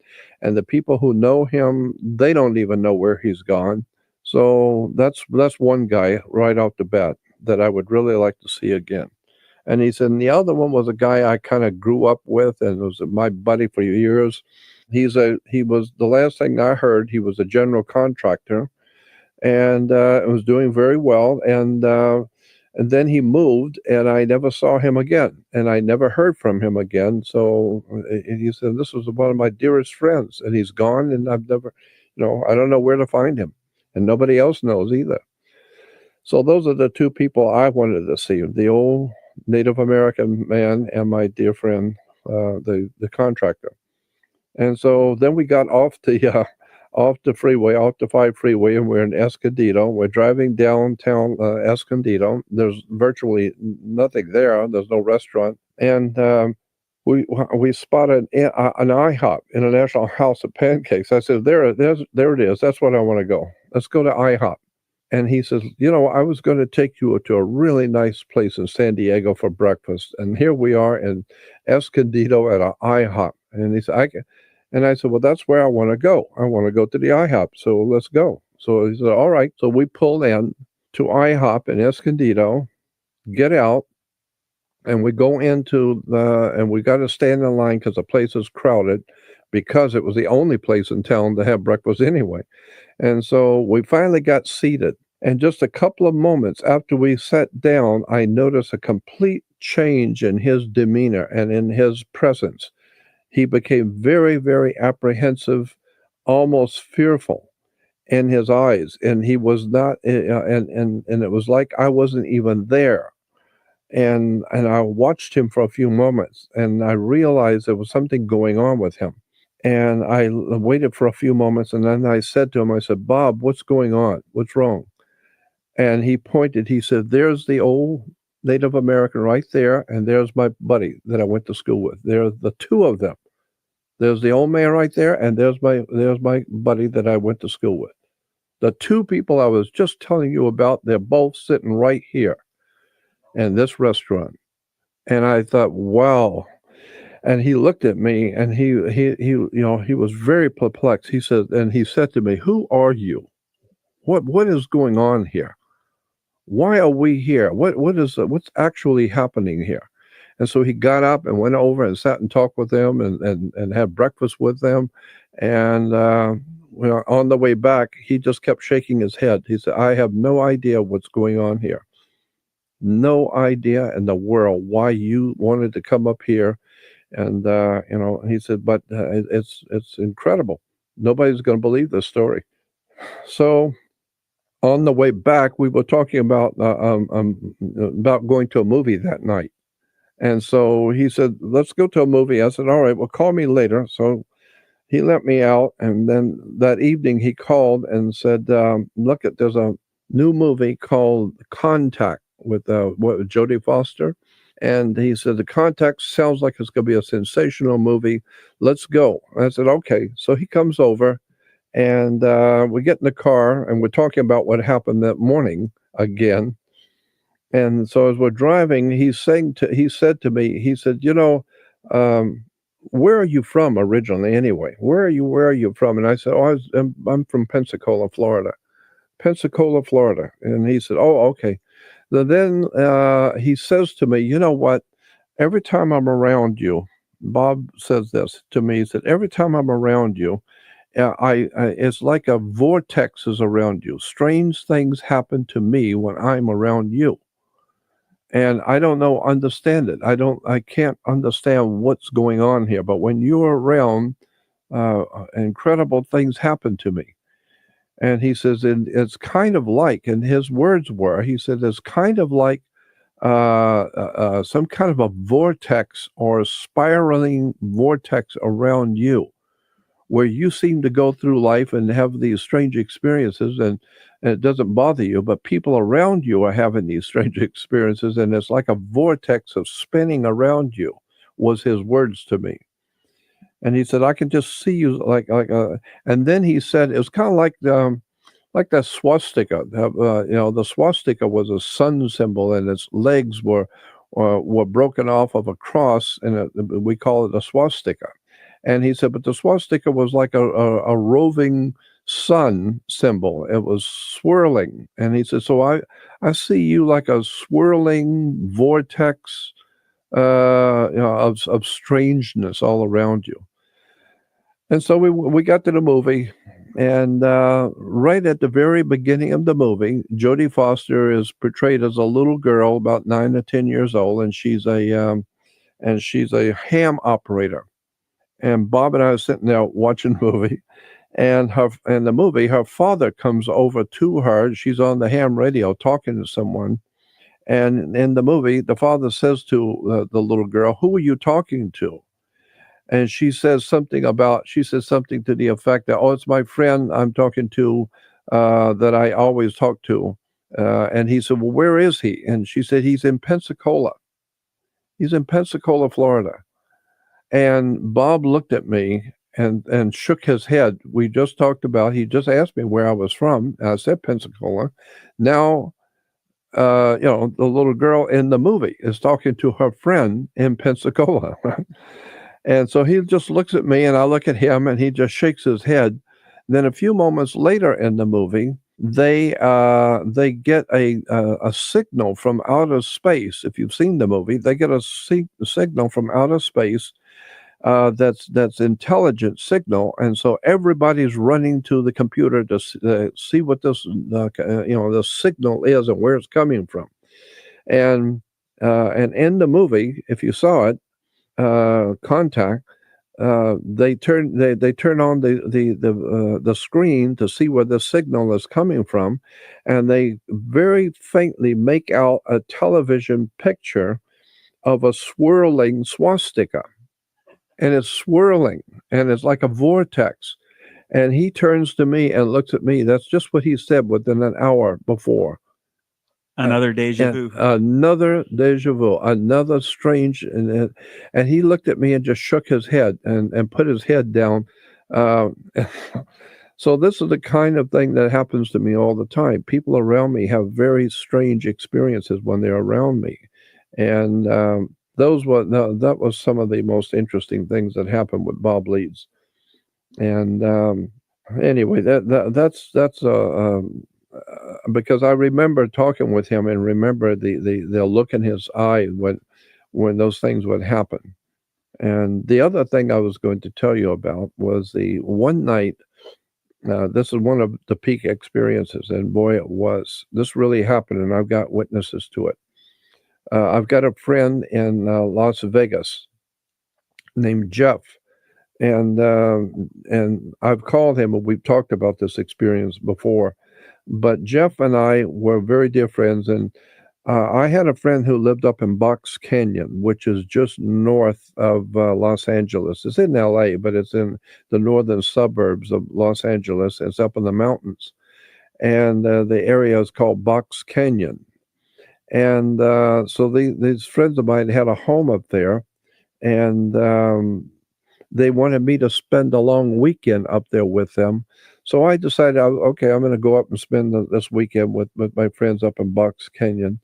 And so I asked him if I could bring my friend Jeff with me because he was in town. They said, sure. So Jeff and I go up, and we're going to stay there for 3 or 4 days. And so we stayed in the top room. It was a tri-level home up in the mountains. And so we stayed in the top part. And so being in the top part of the house on the tri-level, we late at night, he and I got up, and there was a ladder outside going to the roof. And so we got a couple of beers together and some pillows, and we went up on the roof to sit and look at the stars, overlook the valley at night, a beautiful sight, and it was a warm night. And we're sitting up there talking, my friend Jeff and I, up in Box Canyon. And for some reason, I have no idea why I said it, because we were talking about the heavens and astronomy and astrology and all that kind of stuff we were talking about. And for some reason, which I still today do not know why I did it, I looked up in the sky and pointed up into the sky, and I said, God, if you can hear me, would you please have a meteorite hit this mountain over there? And I pointed to it. I said, if you can hear me, would you hit this mountain with a meteor? And the moment I said that, a meteor shot out of the sky and hit the mountain right where I was pointing. Right where I was pointing, a meteorite hit the mountain. And the whole mountain shook when that thing hit. And my friend Jeff looked at me. He said, what the hell did you just do? And I said, I'm not sure. I don't know what I was talking crazy. And and a meteor hit the mountain right where I was pointing. And he was amazed. And so was I.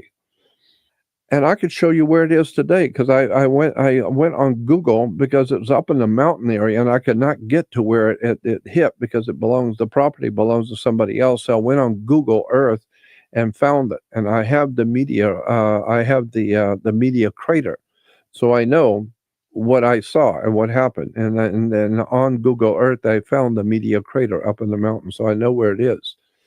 I could show it to anybody if we could get into that person's property, but it belongs to somebody else. But I'm just saying, I pointed up in the sky and I said, God, if you are hearing me, would you have a meteorite hit that mountain right there? And I was pointing, and just where I pointed is when the meteor hit the mountain, exactly where I was pointing.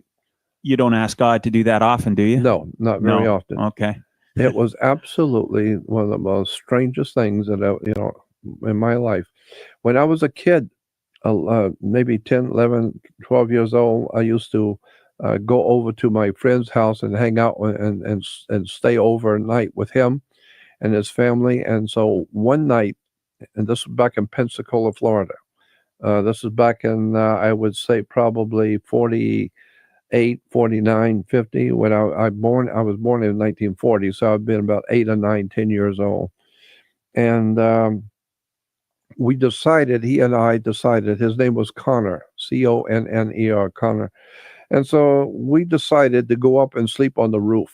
The parents didn't mind, so we crawled up on the roof and took our bedding, and we went up on the roof, and we were talking and sitting there talking.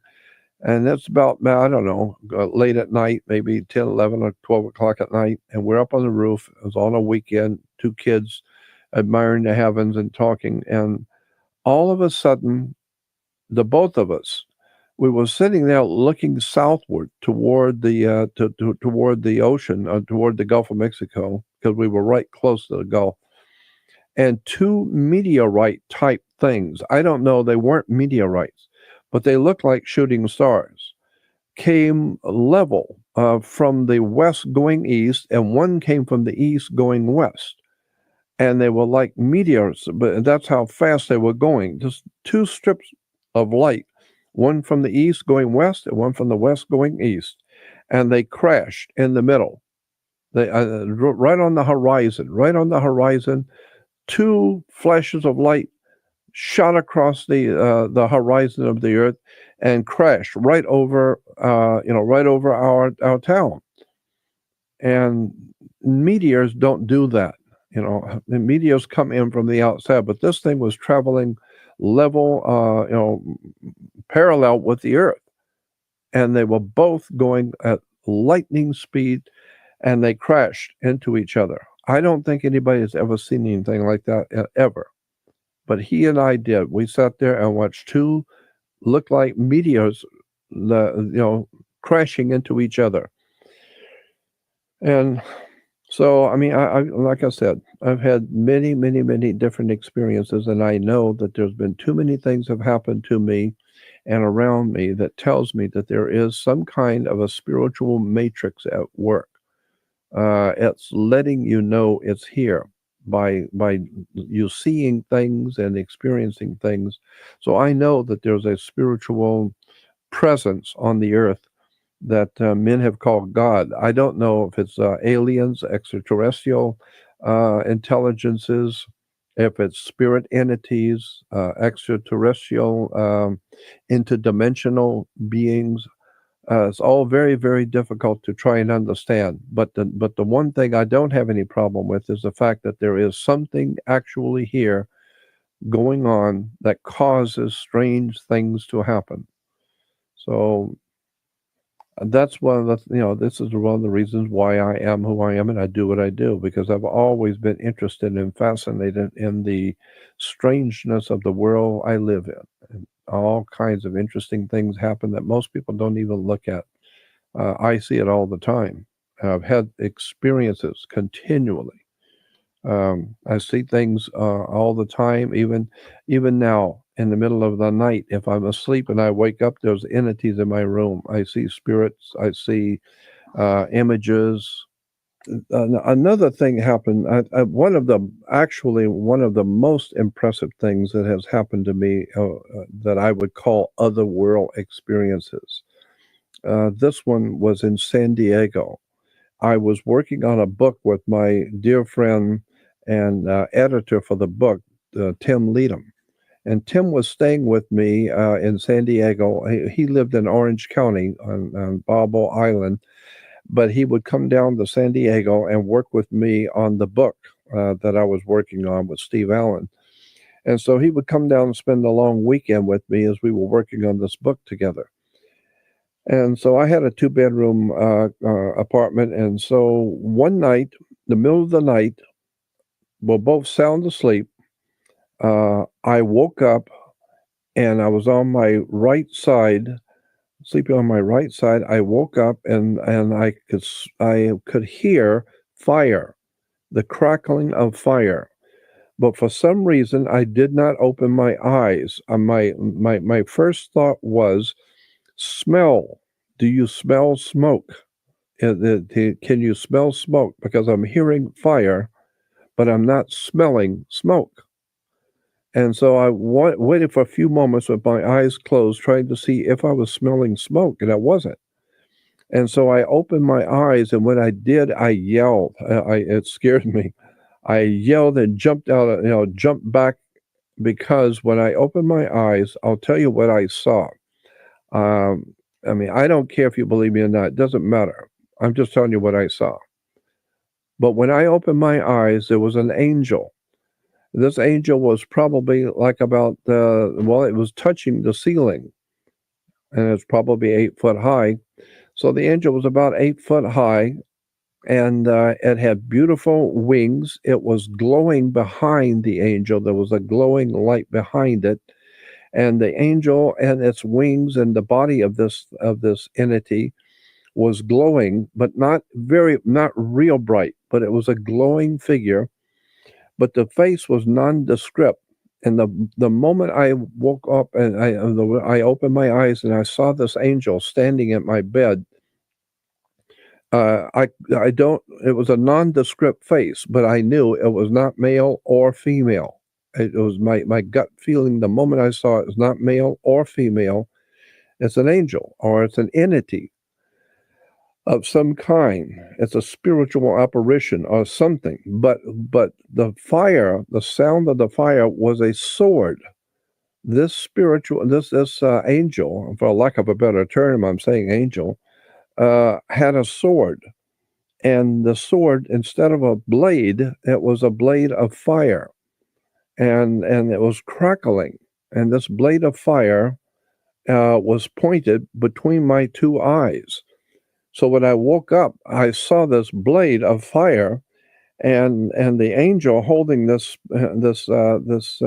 sword, and I yelled, and I jumped back in bed quickly, and I yelled, and I scared to death my friend Tim, and the angel picked the sword up straight up in front of him, and very slowly began to disappear, but very slowly, and it was just all of a sudden it's just gone. And when Tim came in and flipped on the lights, and he said, "What the hell was that all about?" And I said, "Tim, you're not going to believe what I just saw in my bedroom." I said, "You're not going to believe it. It was an angel with a sword of fire, and it was crackling fire, and it was aimed right at my head. I don't know what all of that was about, and it disappeared. When I sat up in bed, I looked at it for a few moments, and it just disappeared." And so that was an extraordinary event for me. And in that same couple of nights later, I had a dream, and in the dream I was arguing with an angel, and the angel kept saying to me in my dream, the angel kept saying, "Get up, your nose is going to bleed." And I remember talking and arguing with the angel, saying, "I don't understand what you're talking about. Why would my nose be bleeding?" And the angel says, "Get up, wake up, and go into the bathroom. Your nose is going to bleed." And again, I was arguing with the angel. This is all in a dream. Then all of a sudden, the angel looked at me, and with his fingers, he clicked his fingers and said, "Wake up, go in the bathroom. Your nose is going to bleed." And I woke up. And involuntarily, I realized I have to go to the bathroom because my nose is going to bleed. I wasn't even thinking about it. It's just in my mind. Get up quickly, and your nose is going to bleed, so go to the bathroom. So I got up, went in the bathroom, flipped on the light, and got some toilet paper and tissue, and nothing was happening. And all of a sudden, as I was leaning over the basin, all of a sudden, the left side of my nostril poured out blood. I mean, just massively pouring out blood, and I began to get so weak. I was shaking, and I yelled out, "Stop this bleeding, or I'm going to die!" Because I felt myself getting dizzy, and my knees were shaking, and the reason why is because I was losing too much blood too quickly, and I could feel that I was getting ready to pass out. I was going to die. I knew, because I'm losing too much blood. And it stopped. I kept trying to, put the paper and the napkins, and it finally stopped. And I was so shaking, I sat down on the floor. I couldn't even walk because my knees were shaking, and my arms and my knees were shaking because of almost passing out. And I sat there, and the blood was on the floor. And I couldn't imagine what in the hell just happened. The angel told me to get up, your nose is going to bleed, and be damned if it didn't. And massively, massively bled. And so, I cleaned myself up, and that was it. Went back to bed. I never forget that. I don't know what that was about. I have no idea. I talked with Dr. Roger Leir, who's the alien implant doctor.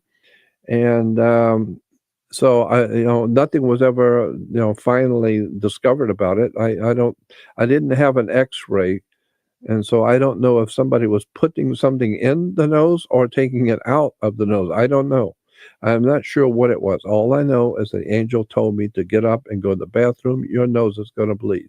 And this was the same weekend that the other angel with the sword of fire woke me up. So these are just some of the many, many reasons why I am totally convinced that there is a spiritual matrix at work in my life and in the life of people all over the world. So something's going on here, and I feel that something is coming, and it has to do with some kind of a spiritual otherworld presence that's going to make itself known.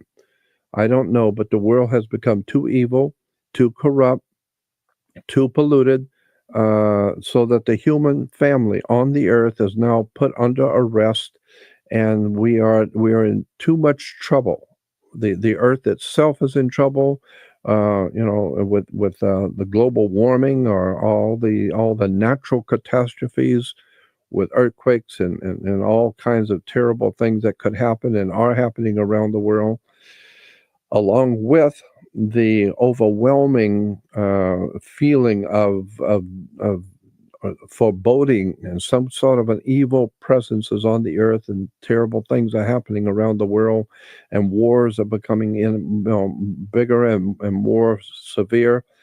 And it's almost as if people are beginning to feel that there's something wrong on the earth, and so I've always felt that all of these things that have happened to me for a reason. I don't know why, but there is some kind of a rhyme and a reason why these things have happened to me, and so it's been quite an experience, and I continue to have experiences every day. But like I said, I've had 36 peak experiences, major experiences that caused me to think and be who I am today. I have one other thing that happened to me. It just comes to my mind that was really interesting.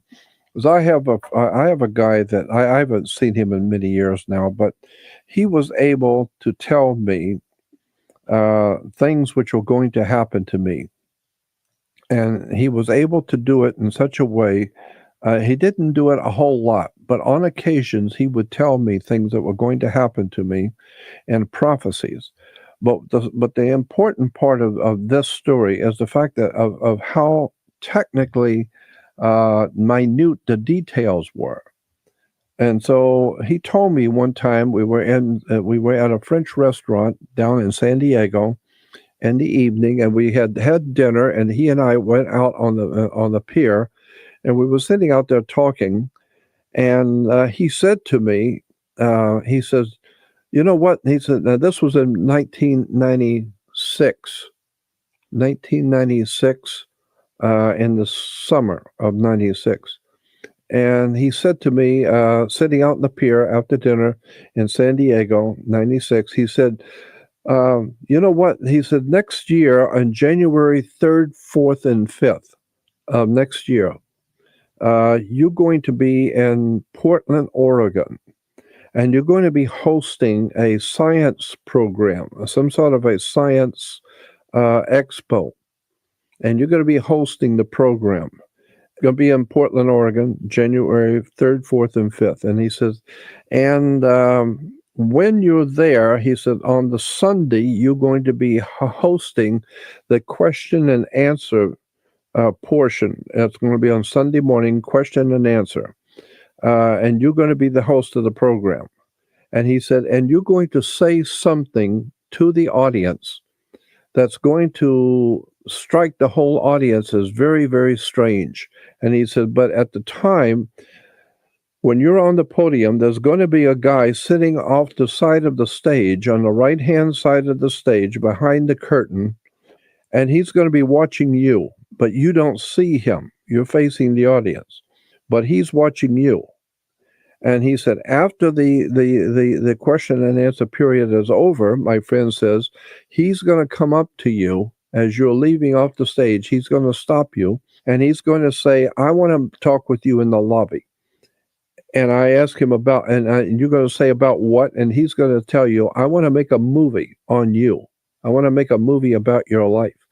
And I want to talk with you out in the lobby." And you're going to go out in the lobby. You're going to sit and talk with him. And he's going to become a very, very good friend of yours. And he's going to become a very close friend.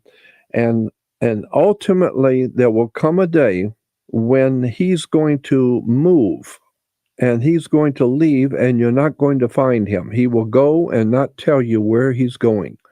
And he's going to leave and be out of your life, and he'll be gone.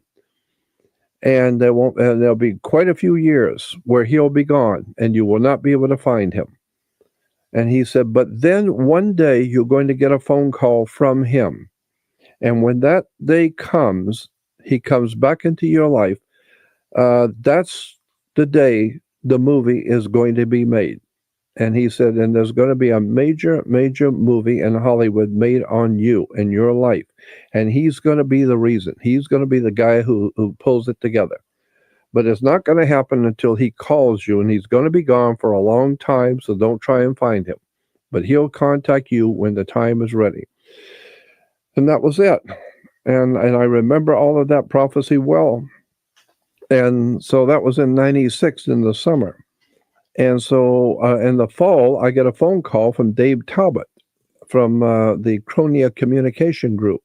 It's an astrophysicist, mythology, astrophysicist conference and a club, so to speak. It's a private club of scientists and physicists and astronomers, et cetera, and it's like a private club, and it's called the Chronia Group, Kronia, Chronia Group, and they're up in not all of them are living there, but the company is in Portland, Oregon. And so I get a phone call from Dave Talbot, which incidentally, I'm going to have David Talbot on my show very soon. He's very, very interesting man. So Dave called me, and I knew him well. And Dave said, Jordan, we're going to do a world-class conference here in Portland, Oregon, and we'd like to have you host the show. And I thought, what? And he said, yeah, we want to have you host the show. And I said, David, I don't know anything about physics or astronomy. I'm not a scientist. He said, no, we just want you to host the program. We'll do all the talking, but we want you to host it. Well, that's what my friend had told me. And so I said, where's it going to be? And he said, Portland, Oregon. Well, that's what my friend said, Portland, Oregon. And so I said, well, when's it going to happen? He said, it's going to be January 3rd, 4th, and 5th. That's what my friend said, 3rd, 4th, and 5th. And so I went up there knowing that, that my friend had given me this prophecy, and here it was. It's coming exactly like he said. And so on Sunday, before I opened up, since I was in charge of the question and answer period, I made a few announcements on my own. And I said, since I'm in charge of the question and answer period, I've been told that we will give 5 minutes to each one of the speakers on the podium, 5 minutes for them to say whatever they want to about themselves and their work and what they're doing. And then we will turn it over to the question and answer period. And then I said, however, before I turn the program over to the different speakers, for them, I'm going to give myself 5 minutes, and I'm going to tell you what I think. And so I began rattling off. For some reason, I just began going on a tirade to that audience, and it was very, very prestigious audience. People from all over the world, scientists and physicists and astronomers and motion picture people and NBC and all kinds of important people in the audience. And I decided to go on a tirade and tell people what I'm thinking. And so I started talking about how I'm very unimpressed with scientists. Scientists do not impress me at all. That there's too much hypocrisy and lies and deception, et cetera, and I talked about, and for some reason I brought up, and I don't know why, but I brought up the idea of the Holocaust being in Germany, all the tragedy and horror and the Holocaust in prisons and concentration camps and all the terrible things that happened in World War II. I said all of the top Nazis in Hitler's government were all PhDs. They all had doctorates. They were all scientists. But look what they did to the human race, these scientists. So I'm not necessarily impressed with scientists or science, because I think science is a religion. It has its holy books. It has its saints. Scientists are too quick to go along to get along, and so they're mostly concerned about their checks and their money and their endowments and all that stuff, and so they're not really scientists. They're like a religion. So all of this I said to the audience. Then I turned it over and said, okay, now we'll have each one of the speakers tell you what they wish about themselves, and we'll go to question and answer. So after the program was over, nobody was expecting that out of me. My friend comes over, Bob comes over to me, and he said, Jordan, I was right here on the stage behind the curtain watching you. And he said, I want to talk with you out in the lobby. And I said, okay. So we went out there, and he gave me his card, and he said, I'm working with the motion picture industry. And he says, I was sitting on the stage, not I was very interested in all the speakers, of course, but I wanted to see, I was sitting on the stage because I wanted to see which one of the speakers got the audience's attention. So I was watching the audience to see who they were really interested in. And he said, and what you did and the way you presented yourself to that audience and what you said and the way you held them, that audience, he said, I was amazed at what you did and what you said to that audience. And everyone was listening to you. And he said, that was so impressive to me. I'm going to make a movie about you because I've been following your work for a long time, and I'm going to make a movie about you. And I said, well, thank you. Well, that's what my friend said. And then that's the same Bob that I went to breakfast with, and I had all these other things I've told you about. And then one day he moved, and I've never heard from him since. And but that's what my friend, the psychic, told me. He will move, and you will not find him, and he will not be around for many years. But he will call you one day, and when it happens, there's going to be a movie made on you. So I'm just kind of sitting and hoping and waiting that one day Bob Leeds will call me.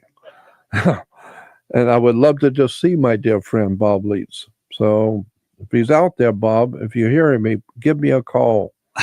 Yeah. And let's make a movie. Yeah, why not? I think you're gonna.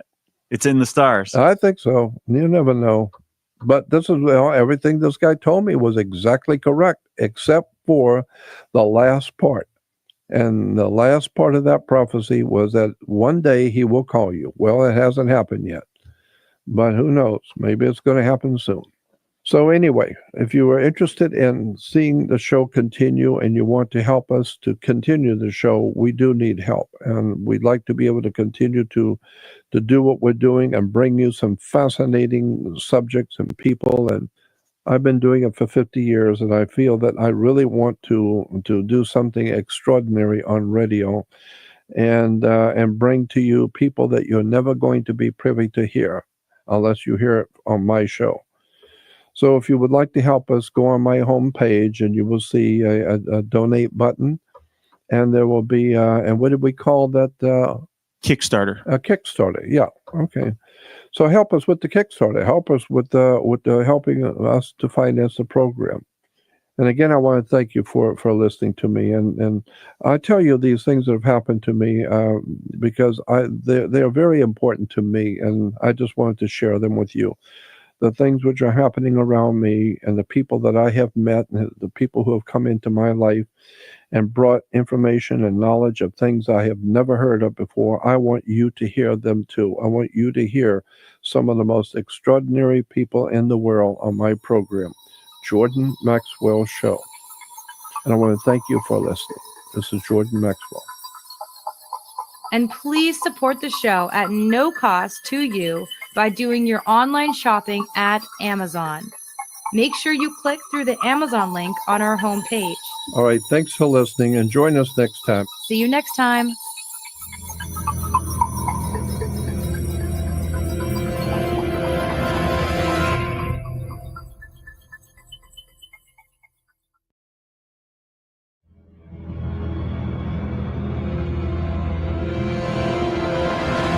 Welcome back to the Jordan Maxwell Show.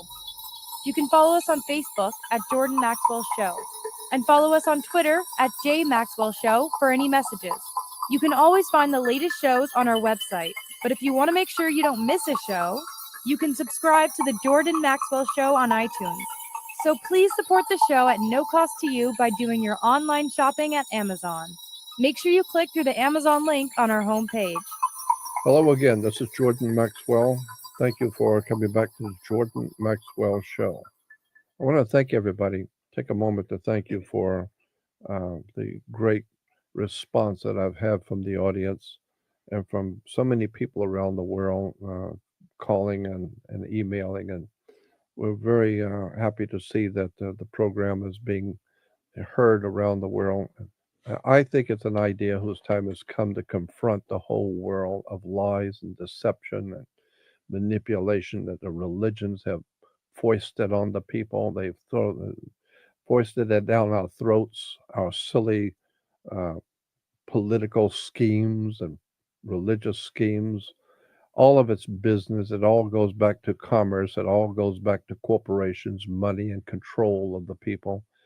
And I hear all of this stuff about, which I consider a bunch of stuff, all about the new age of Aquarius is coming in. It's going to be an age of equality and enlightenment. And I'm thinking, no, the way the world is going, we're going deeper and deeper into lies and deception. And every morning, every time you turn around, you're hearing on the radio or television, well, the Mormon Church is the fastest growing religion in the world, or Jehovah's Witnesses, the fastest growing cult in the world, or the Islamic, Muslims are the fastest growing religion. What it's telling me is that the media wants to promote all of this silly nonsense because the powers that be over this world want you. They want you in the game. You can't have a big stadium and only 1,500 people show up. No, you need 100,000 people. You need get the whole world involved in this bullshit. Everybody's got to be a part of it. We're going to have a cults and religions and the church and Democrats and Republicans and peace and freedom. And we got everybody in on this stuff. So they keep telling you in the news, boy, this religion, that religion is the fastest growing religion in the world. So I'm saying, wouldn't it be great if we had the truth being the fastest growing thing in the world? And the truth is, it's basically like a portion of the ocean that's filled with blood, and it's like sharks coming in for a feeding frenzy. That's all it is. That's the reality. That's the reality. It's a feeding frenzy down here. That's exactly it. All the people with power and greed and money, they want all the people to get in on this. Let's have some big wars and violence and bloodshed. I mean, it's great for business. Great for business. There is no bad publicity. Let's kill some more and put it on the nightly news, and we'll all meet up at the Waldorf Astoria and smoke cigars tonight. And it's amazing what's going on. And that's why I think it would be interesting on this program to look at what Nostradamus would have said about America.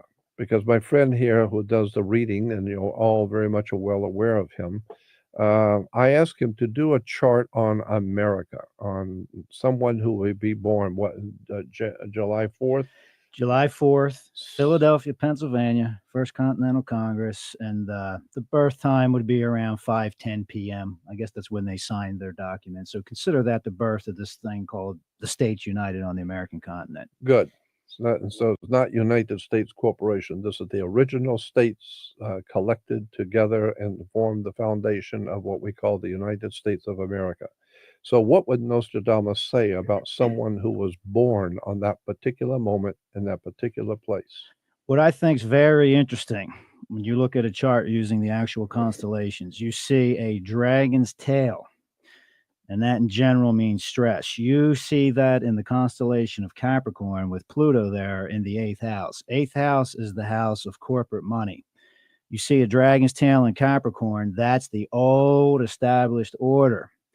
So that basically means the United States, or States United on the American continent, has a dragon's head in Cancer. Cancer rules birth. Cancer has a lot to do with the baby. And that basically means the powers that be said, we're going to make damn sure we have a foothold in this new upstart, and we're going to be pulling the strings behind the scenes. So, with the dragon's head for the United States and Cancer, this is a young country. It's idealistic. It's vigorous. But one of the exalted rulers of Cancer is Neptune, which is in the 4th house in Virgo for the United States. But right next to that Neptune, and that would be, dreams, visions.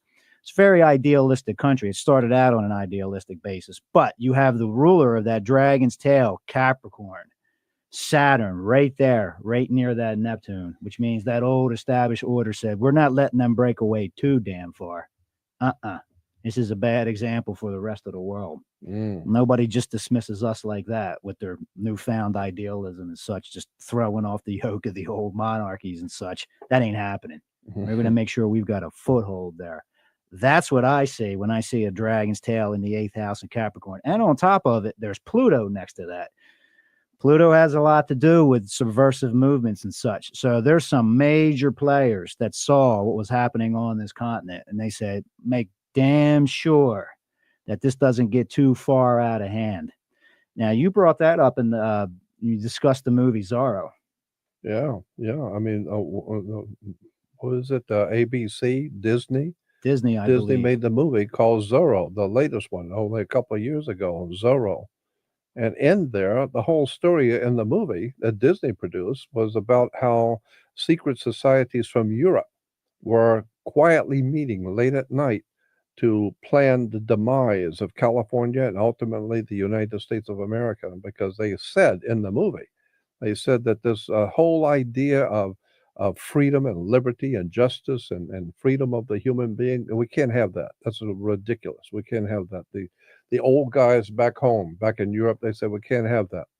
We got to do something about this. The old establishment, Capricorn, Dragon's Tail and Capricorn with Pluto right there. I mean, you're talking old established order and the power behind the power. Yeah, well, that power behind the power is the Vatican. We're talking about Rome. We're talking about Caesar of Rome. And then when Caesar collapsed in the 5th century, the Roman Empire went into the hands of what we call the Vatican. So the Pope today is Caesar. He still sits on the throne of Caesar, the Pontifex Maximus, the old powers.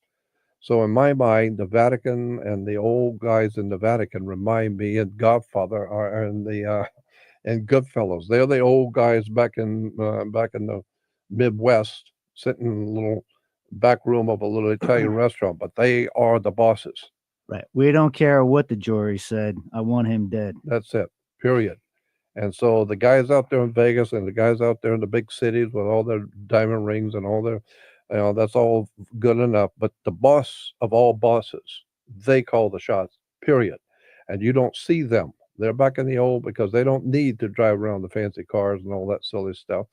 They sit back and nobody knows where they are, but the players know who the boss is. And when the bosses say no, it's no. It's like like in the movie Goodfellas. I mean, when the bosses back in the Midwest say no to something, it's like a pope. What was a papal edict? It's like a It's papal not bull. a suggestion. This is like a papal bull. Exactly. So when the old guys tell you something, you better listen. And so that's exactly what's happening here in America. We think that we're free people. We can do whatever we want and we're in charge. No, no, no, no. There's some old guys from the old world back in Europe. They pull the strings and they decide what America is going to be able to do and what it won't do. And if you got a problem with that, they'll deal with you. It's called the papacy, the Pope, and your governmental system in America is based on the old Roman system. And I've said this before that the Capitol Dome in Washington D.C. Life magazine had a whole article on the Capitol Dome was based directly off of the Vatican Dome, and that the design was taken directly from the Vatican Dome. And that Caesar, in the article, that talked about how Caesar, his seat of power in Rome, where did Caesar actually go every morning to rule the Roman Empire? It was in Rome and a hill, and it was called Capitoline Hill or Capitol Hill. And he would go up on Capitol Hill, and the article said that the term that was used in the ancient Roman Empire is that Caesar was up on the hill. And why was he up there? Because he was the head of the Senate. The Roman Senate up on the hill. Well, my God, that's what we hear every night. Up on the Senate, today on the Senate up on the hill, and President so-and-so was up on the hill today, and he said, that's Roman Catholicism. That's Vatican. That's the old order of things, the mafiosi. This is the power that is the power. And that's why Francis Ford Coppola and all these other producers have made movies like Godfather 3, which shows Michael Corleone in the Vatican dealing directly with the Holy Father. And at the beginning of the movie Godfather 3, the very beginning of the movie, Michael is being knighted in the Knights of Malta in the church in New York by the cardinal. And incidentally, the word Pope is a Latin word for your father, Papa. So the Pope. But what the word Papa and Pope means, it comes from an older word for a door. Well, of course, your father and your Papa is the door to life. He's the one that opened the door to life to you. So Papa or Pope means the door. but you can't open the door without a hinge. So in Latin, a hinge is called cardinals, like a cardinal point on the zodiac or cardinal point on a map. So the cardinals are the hinges for the old man who calls the shots. And so they make it happen. Whatever the old man says, that's what the law is, and they make it happen. So they're the capos. They are the ones who make whatever the old man says. They make it happen. So that's why I've said you need to understand where religions come from, and America needs to wake up and find out we're not like Dick Gregory said. You people like to talk about the land of the free and the home of the brave. You're not free or brave. You need to wake up and find out you are not free. If you think you are, going out there in the public and shoot your mouth off about anything you want to. And I like the way you said it. Go out and try it. That's what we're doing Yeah, here. yeah, So go we're out the and try living it. examples. Yeah, We all get shot. yeah. you know? If you end up in prison or get shot, well, it just tells you America's not free, and you don't have freedom. And I've often said that the reason why we have freedom of speech now, today, even though with the totalitarian dictatorship over America, the reason you have a modicum of free speech is because the government wants to know what you're thinking. May I say something about that? That's a very interesting word, that word government, because if you take ment and change the E to an I, it becomes mint. So to have a government, you have to have a mint. You got to be coining something. That's right. But then, as you were saying, you get into theology. Theology is related to the word deity. So you have T's and D's being interchangeable, like the word to and the word dual. They both mean two. So government, control the money, govern mind. To control the money, you must control the mind. So yeah, they are listening. Well, Because that's they why. know that. The hearts and mind. Look at this is exactly why when you go into a bank and you open up a bank account, read it says that this account is backed up by the full faith and credit of the United States government. And I thought to myself when I first saw that, faith and credit, for Christ's sake, that's how I live, on faith and credit. No, the corporation called United States, it says backed up by the full faith and credit And it of says the United States. full faith, pun intended. Yeah. So The joke's on it's you. faith. It's faith that you are who you say you are, and you have good credit. So therefore, we'll let you do whatever you're going to do. But the bottom line is the United States is a corporation that operates on faith and credit. And you'd have to be a fool to believe this is actual money. Well, that's what George Carlin says. In order to believe the American dream, you got to be asleep to believe it.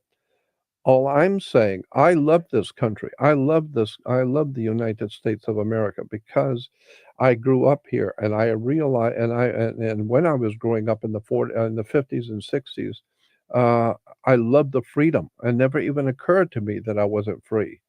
And so I love the freedom to be who you are and think what you want and do what you wish. But so I love the country, and that's why I'm trying to do what I can to awaken people to take back their minds. Turn off the television. You don't need all of the entertainment. You better find out how this world works. You better find out how this whole scheme of things works in the universe and what astrology is all about and where we're going. Let's get back to this. And eventually, I want to bring in my friend Mike here because Mike and I have been talking about these things for years. And so, but before we get into other subjects with Mike, I want you to finish on the United States. If Nostradamus were alive, what would he say about America today and where is it going? Well, we could talk about the transits. Right now, when you're looking at constellations, the dragon's tail for the United States is in the 11th house, which is Aries. And what's on the news right now? Aries rules war. So what's with this budget sequester? The military's taking some big hits in the budget. I mean, they're talking about grounding certain. One third of the military, 1/3 of the Navy. Yeah, And they're canceling certain missions. But in my opinion, you have a transiting dragon's tail going through the constellation of Aries. Dragon's tail usually means stress, and that's in the 11th house for the United States. So that's not going to last forever. I mean, that dragon's tail will be out of Aries, roughly around March 16th, 2014. But that, in point of fact, is what's happening now. So March 2014, we should be seeing some of the stress taken off of America. Well, the military side of it. Then the dragon's tail is going to transit into Pisces, into the 10th house of the United States. Now, the 10th house is one's public standing and eminence.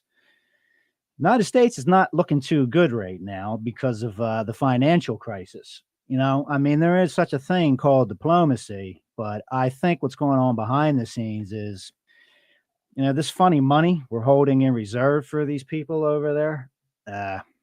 It's a joke.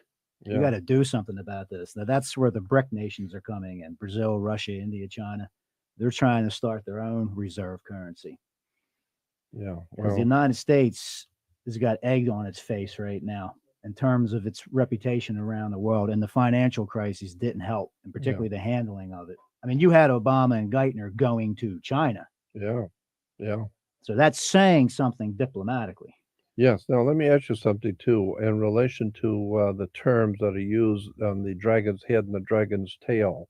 Uh, for what I get is that the dragon's head basically is the positive, while the dragon's tail is a negative. And but maybe you could explain that quickly what the dragon's head and tail is, because all of the Orient has the dragon, and we know the dragons are big in the concept of dragons is big in the Oriental world. So, what is the dragon? It's The dragon, the dragon's head in a chart, that's also known as the north node of the moon. That's where the moon crosses the ecliptic heading towards the North Pole. The dragon's tail is where the moon crosses the ecliptic heading towards the South Pole. But what that means in general, the north node has a Jupiterian connotation, which basically means growth, luck. It's the place you want to be. The Mhm. dragon's tail, in general, is very stressful. That dragon's tail will sting you if you get stuck there. A lot of times, people, wherever the dragon's tail is transiting, people intuitively think, well, there's a problem there. I need to be stuck there and fix that problem. And the longer you stay there, the worse you get stung. And that's the dragon's head saying, don't go there. Go to the dragon's head. Okay, so where's the dragon's tail for America? In Aries in the 11th. And Aries is war. And that's what's going on with America right now. There's a bit of stress in the military right now with the sequester and these budget cuts. And It's not cutting only into that, but even in the whole subject of war, we're not doing too well on the scene of war all around the world.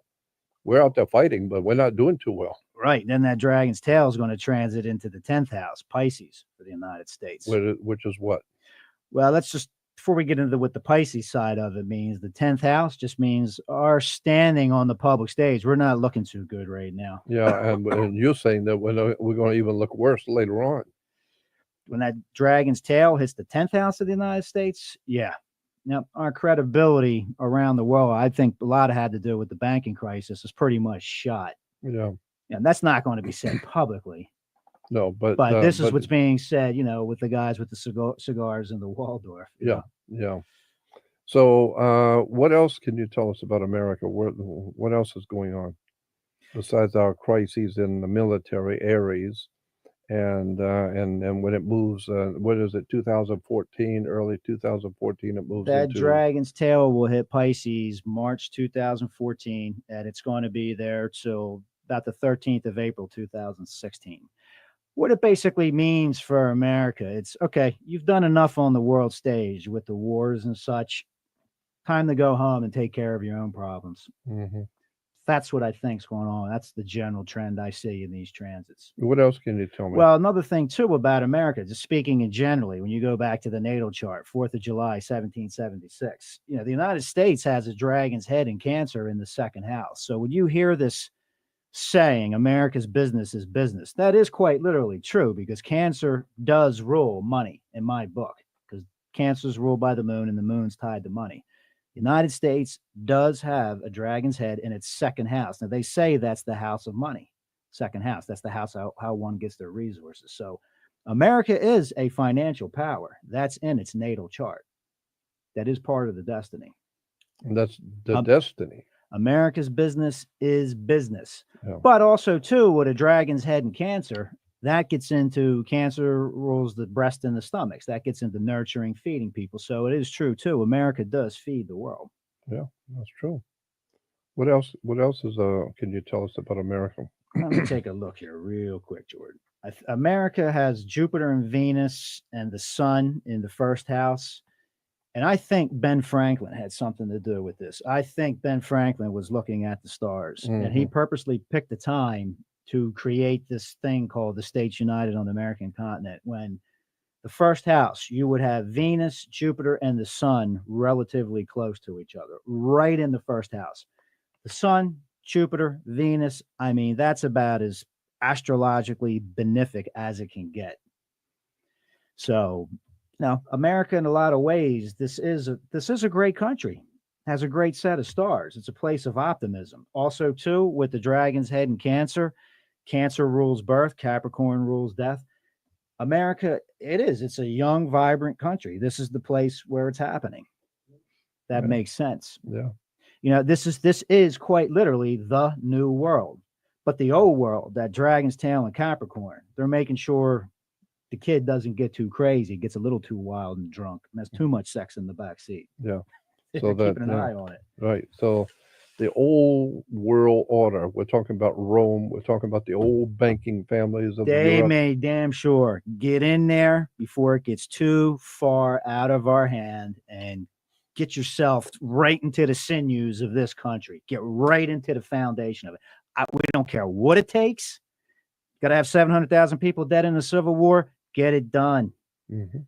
That's right there. Saturn, the ruler of dragon's tail, right there in the fourth house in Virgo. Fourth house means home, area of the home. This is get right into that country. Now, once again, when you're talking about the stars, you're talking about everything under the sun. This gets into something with the California Constitution, where if you look at the 1849 Constitution, it says right in there, it's right on the internet, on the government website. The 1849 California Constitution says nothing shall be money. Banks are illegal.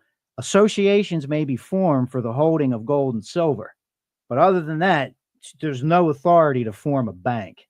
They're basically saying banking as we know it is illegal.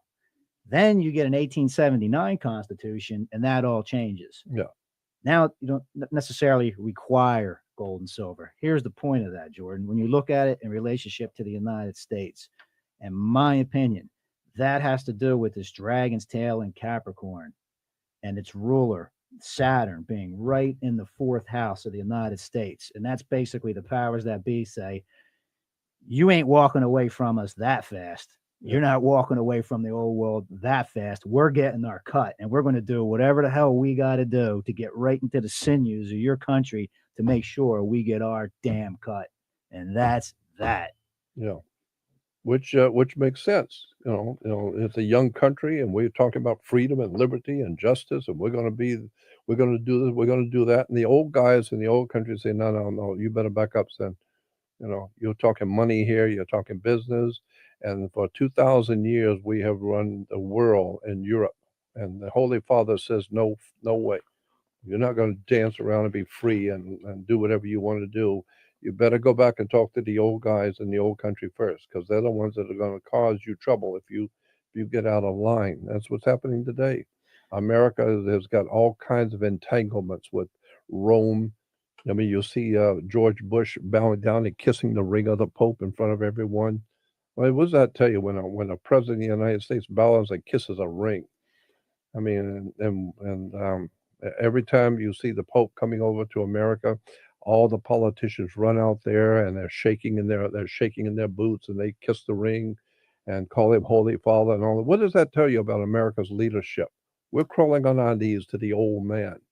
Well, what I would say about that in relation to this chart, the United States has a dragon's head in Cancer in the second house. The ruler of Cancer is the moon. And the United States, if you assume a birth time of 5:10 p.m., has its moon in Aquarius in the ninth house. Ninth house is the house of publishing. It basically means getting the word around. Aquarius has a lot to do with revolution, freedom, respecting the rights of everyone. And it's the moon, the United States moon. This country cannot help but just have revolutionary ideals. The old world doesn't like that. It's not even something, it's just the nature of this country, that the way they do business over there just makes us look bad. They're young, they're beautiful, they're vibrant, and then we're a bunch of old hags running the show over here. And people are losing their respect for us because they got a better party going on over there. If that makes any sense. Mm-hmm. With the moon being in Aquarius in the ninth house, just the very idea of something called the States United on the American continent, where you have these independent sovereigns and the people are free and they're the masters over their government. That's a threat. That's a threat right to the core. That's exactly right. People need to understand that. And from the old world's power, that needs to be stamped out. It's just, it's like the old fairy tales of Beauty and the Beast, of Snow White. It just kill Cinderella. That's it. Yeah. Well, I mean, that's exactly The evil right. witch, kill the young, beautiful Cinderella. Yeah. The old guys from the old world order back over in Europe, and the old dynasties of Rome, and the old banking families like the Pisos family and all these old banking families, the Medicis and and all these other families. They're not happy with a young bunch of upstarts kids over there, America, and turn around, and America's goddamn very prosperous and doing stuff all over the world. And to the old guys back in the old country say, who do these kids think they are? They don't show any respect. They don't come over here to show no respect. And so, like you said, yeah, so if they're going to start this country and run this country, you better get our people over there and make sure that you have our people inside, to make sure that these kids don't get out of control. So send over our conspirators, and we will slowly but surely slip in behind the scenes and infiltrate this new organization called America.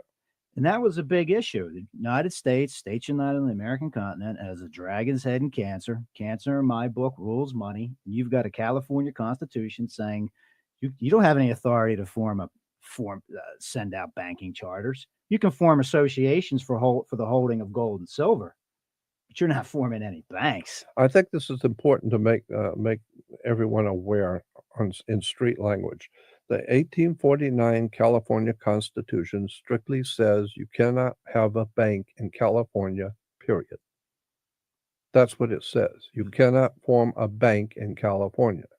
Today, California is nothing but banks. So that tells you something about how the old order, the old guys in the old country, they came in and said, we don't give a damn about your new laws and about your America and land of the free and home of the brave bullshit. We're going to continue to run this world the way we've always run it. And so you can have your America and have all your big, bright ideas, but we're still going to control the money, and we're going to control you. And say this gold and silver issue, I mean, that's in the federal Constitution. It's in the California Constitution. It says you can form associations for the holding of gold and silver, but you can't form banks. People can verify that online. That's because, in my opinion, the United States had a dragon's head in Cancer. They knew a thing or two about real money. Mm-hmm.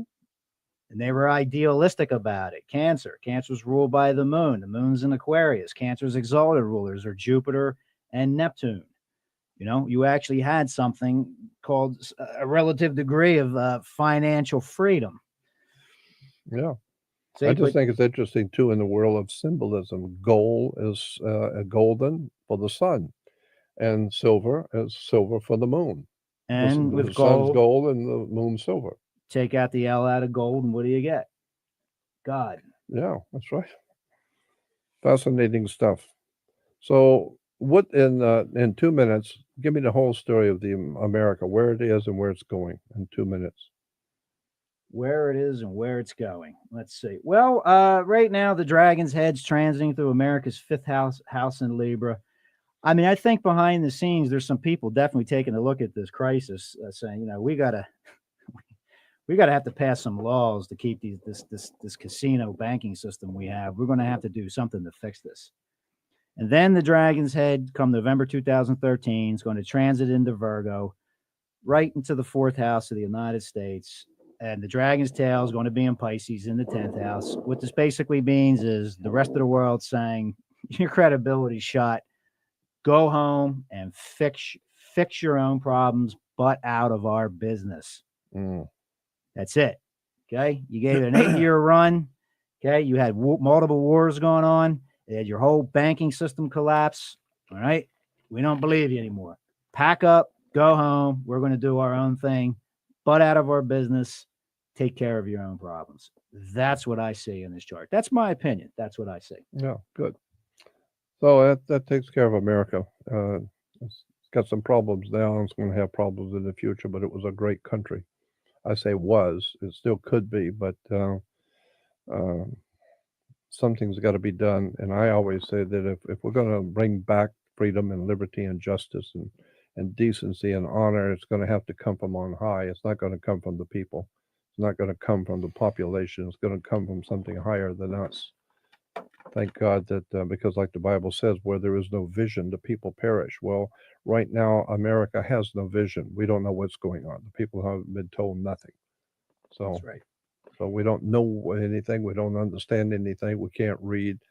And it's all because the powers that be from the old world back in Rome, they don't want. I mean, look what the church did to the Renaissance and the people of the Renaissance with the Jesuits coming in and killing people and murdering people because they were reading and studying, and the astronomers who were talking about the Earth is not the center of the whole universe. Well, the church put them to death, cut their heads off. I mean, you should see some of the stuff that happened during the Inquisition. Well, that gets into that term, government, govern the mind. Yeah. I think what you're saying there substantiates that what I'm saying there. They want to make damn sure you're not supposed to think that way. That's exactly right. Because when you start thinking that way, that threatens our money supply. That's right. Martin Luther, I remember one of the magazines talked about Martin Luther King. They said as long as Martin Luther King was talking about the blacks as opposed to the whites and all how the whites are persecuting the black people, that's fine. But when he started talking about the money, the haves and the have-nots, and how the money is controlling all the people who have nothing, now you're talking about money. You're not talking about the black. We don't give a damn about the black and white situation. Cry all you want. But if you're talking about money, now you're talking about the banks and the paychecks. Now they got to whack this guy. They got to get rid of him because now he's messing with the money. And that goes back to money, money, and that goes back to Rome, the printing of money up on the hill with Caesar. So I'm just saying, the people in America, they better wake up and find out what this really is going on in Washington, D.C. and the Hill. The incredible story of betrayal. Anyway, let's move on to a different subject. We don't have a whole lot of time left on this program, but I do want to introduce a man that I'm going to have on the program as much as I can, as much as he can. My friend Mike. And Mike and I have been talking about religion and cults and so many times they say, I wish the people of the world really understood religions and where they've come from, and especially Mike has been interested in the Mormon Church, Joseph Smith, that kind of thing. What can you tell me about that whole monstrosity we call the Mormon Church? Question before we roll. Yeah. Okay. Yeah, I can hear you. I wanted to ask you that. You can do anything you want. Are you sure? Because you know that as I was driving over here, I was thinking of issuing a challenge. Say it again. Issuing a formal challenge. Yeah. My challenge is this: all you people on TBN, and you soothsayers, and you people of the cloth, and those who send in $100 and $150 to get pieces of the nail of the cross, and you get your $59.95 shawl of Christ. I challenge you all, every one of you, to come forth and heal. I challenge you today to come forth and heal the sick. Otherwise, you're nothing but a charlatan, soothsayer, phony baloney bullshit. I challenge you, Michael Anthony today challenges you today to come forth with your prayer shawls, your Benny Hanns, your Jake, all those people. You know who you are. And I challenge you to come forth today and meet me here. And I will take you to Children's Hospital, and I will take you to the sick. And I want to see you heal them, because you're nothing but a con. You're nothing but a fraud and a fake. That's exactly right. You're putting down my friend. You're putting down what he has to say that I've read. But now it's time to put up or shut up. I'm coming to you. I'm coming in your face. I'm coming to your congregation. And I'm saying, you know what, you holy rollers, I want to see what you have to say. And I want to see what you can do. So you come here. This is a formal challenge to you. You come here with your $69.95 prayer shawls and your $100 Bibles, and I want to see you do your healing. I Yeah, want to let's see do what that. you can do. Let's do that. I think he just did. Were you rolling that? Yes. No. He was rolling that. It's rolling. Yeah. What I'm amazed with in America is going to all these churches and faiths and so forth, how people can believe. As Jordan says, he doesn't want to believe in anything. He wants to know the truth, as I do too. But how can people fathom the idea of a Christ, supposedly a Christ, dying on the cross and then coming to the Americas to visit and to set up shop here, supposedly? And from that, after we break it down, Joseph Smith finds these golden plates in the Hill Cumorah. He goes there 3 times in a row, 3 years, on September 22nd, on the equinox, of course. And the plates are slippery. And when he goes to grab them, they go through the dirt and he cannot grab them. The plates are slippery. But on the 4th time, the angel Moroni said, well, you must bring your wife. So he brings his wife. She turns her back. And miraculously, the golden plates are in his hands. Now he takes these golden plates. He brings them home. Can't believe what he has. So Oliver Cowdery shows up, which is his right-hand man. He takes his 2 stones, puts them in his top hat, and he's able to break down or publish the Book of Mormon through this. I find it fascinating that people can believe in something like that. 15 million members strong, and there's people actually believing in this story. Yeah, I know. But that's why when you go to church, any Christian church, they will ask you, how long have you been a believer? Oh, are you a believer? They don't say, are you a knower? Do you know anything? But damn sure, no. If you're a Christian, you're a believer. And so it implies that the whole Christian religion is a belief system. You have to believe something.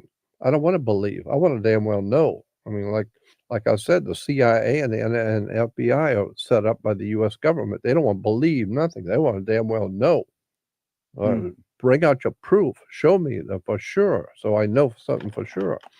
So that's why, when I look at the Mormon Church, I'm not talking about the Mormon people. I'm talking about the corporation, the church itself, and where the teachings come from, and where Joseph Smith, who was he really? What was he really doing? Well, we know he was a Mason. He's Yeah. a 3rd degree. They were actually called Mormon Masonic Lodges when they first That's opened. right. Well, I mean, Jehovah's Witnesses and Seventh-day Adventists and Charles Taze Russell used to many years ago when I was running around doing research on different cults, I went to all the IBSA meetings, the International Bible Students Association, which was Charles Taze Russell, who started that back in 1870. And all of the meetings of the International Bible Students of Charles Taze Russell's organization, which became known as Jehovah's Witnesses, but all of them were always held in Masonic lodges. And the symbols for the IBSA, International Bible Students Association, was the cross and the crown and all the symbols of the Knights Templars and Knights Hospitallers. Basically, all of these are organizations like the Seventh-day Adventists and the Christadelphians and the Worldwide Church of God, yeah. and Herbert W. Armstrong. All of these are Masonic orders. And as I've said before, Christianity is Masonic.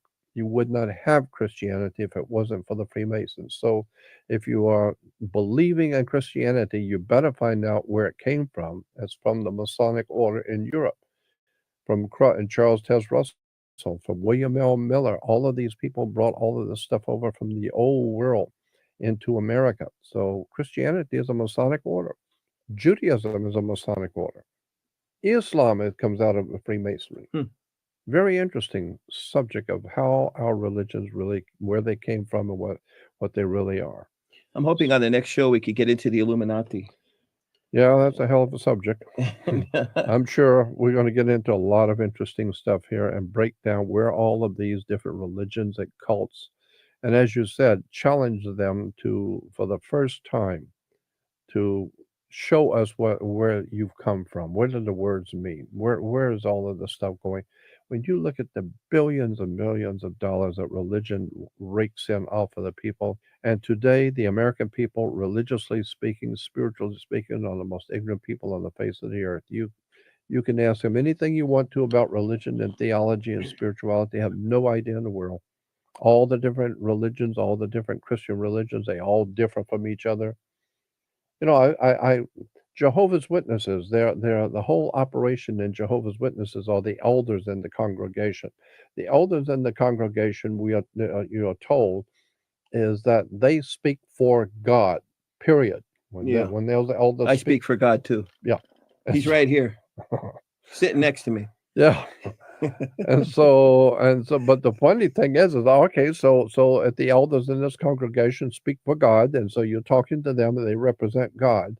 So whatever they tell you, that's God's word for you. Yeah. Now, unless of course you go to the next city and go to a Jehovah's Witness congregation there and ask them the same question, they got a totally different viewpoint, a totally different. Well, of course, it's like going to gypsies. Of course. You go to 5 different gypsies, you pay your money, each one is going to give you a different fortune. Yeah, of course. But each one speaks for God. Each one speaks for God. Of course they speak for God. That's why I'm not talking about the word, challenging you with the word. I want to see you do it. I want to see you do what you say you can do. When you have all these people and you're healing them on the channel and the guy's coming up and he's paralyzed, you put your hands on him and he stands up. I want to see you do it here. Come down here. I challenge you to come down here and do it. Yeah, they're not going to show. You can bet on that. Oh, they're going to show.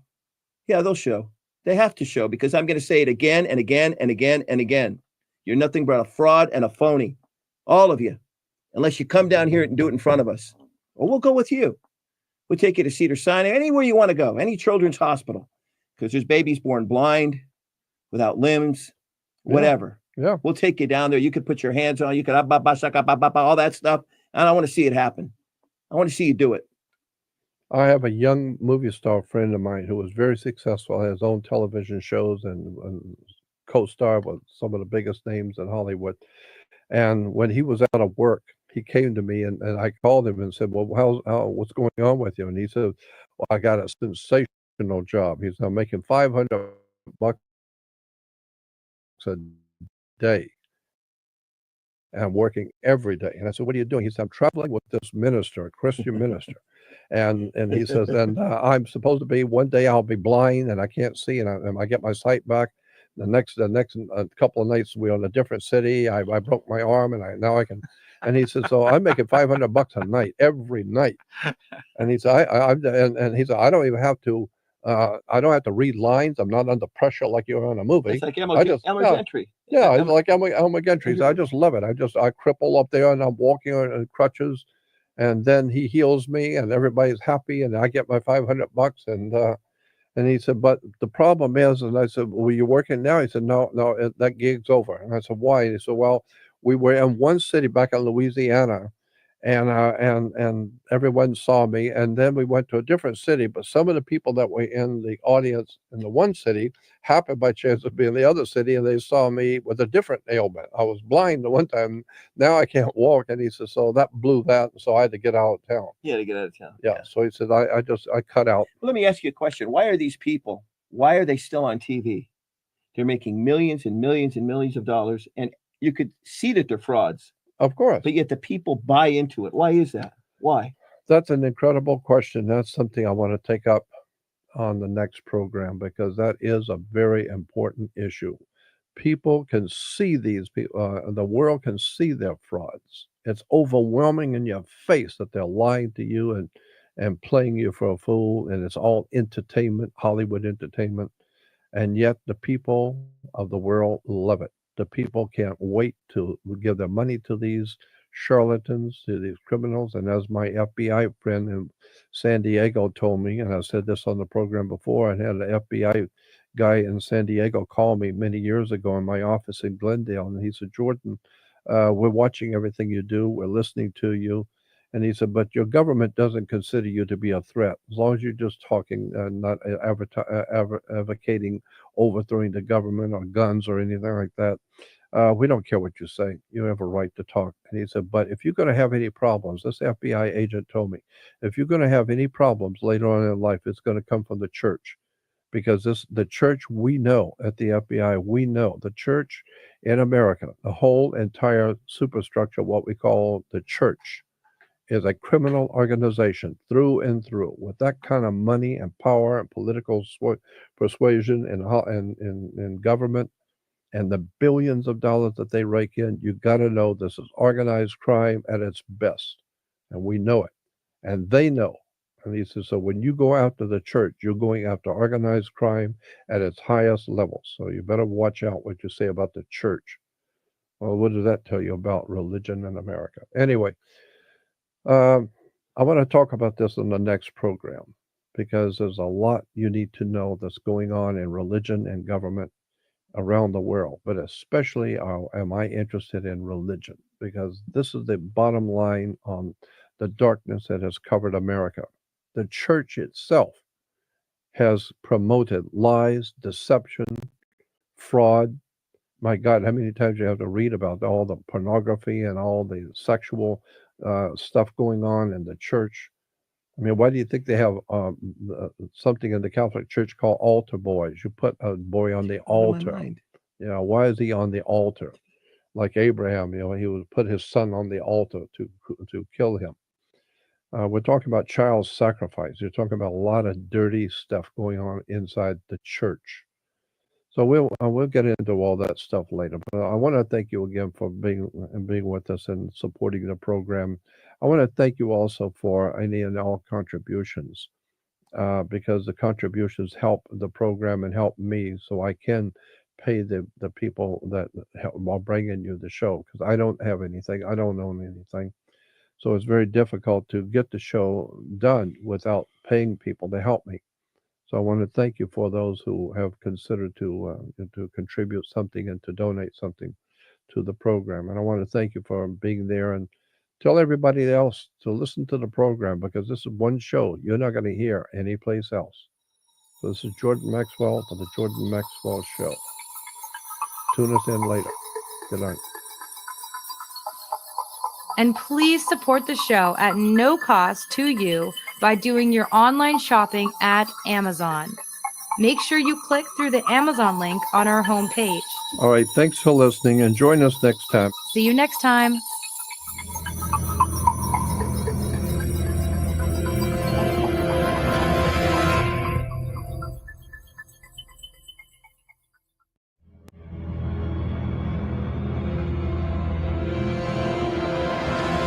Welcome back to the Jordan Maxwell Show.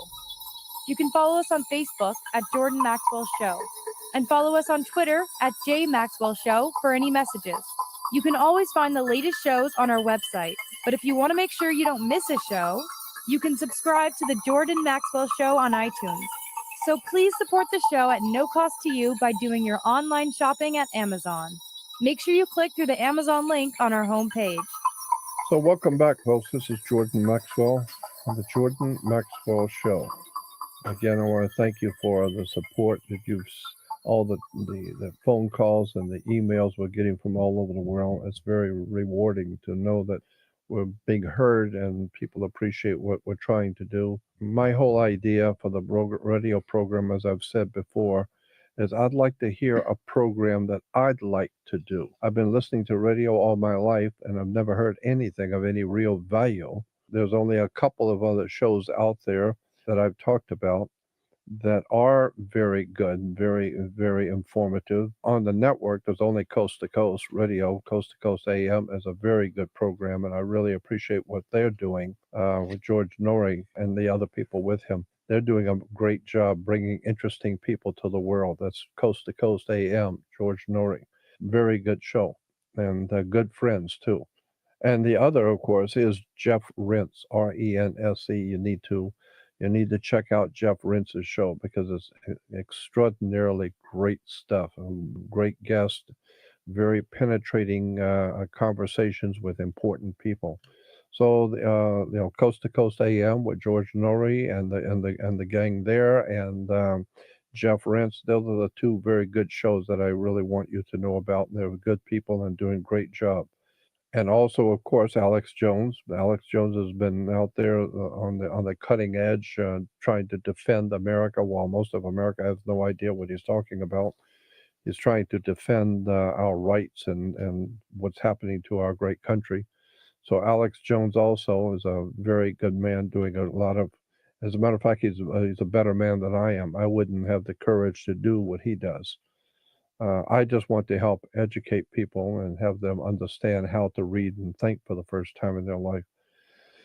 So, but having said that, I want to thank all of you for your support and especially for contributions, because we live by the program, and my work itself lives by the contributions. So we want to thank you for anything that you wish to donate. So my friend with me today, which I hope to have him with me quite often, I have two friends here with me. One you haven't seen and one you won't be seeing. He's a mystery co-host, but my other Face for friend radio. is Michael. Mike is a dear friend for many years, but Mike and I have talked about these subjects together over the years.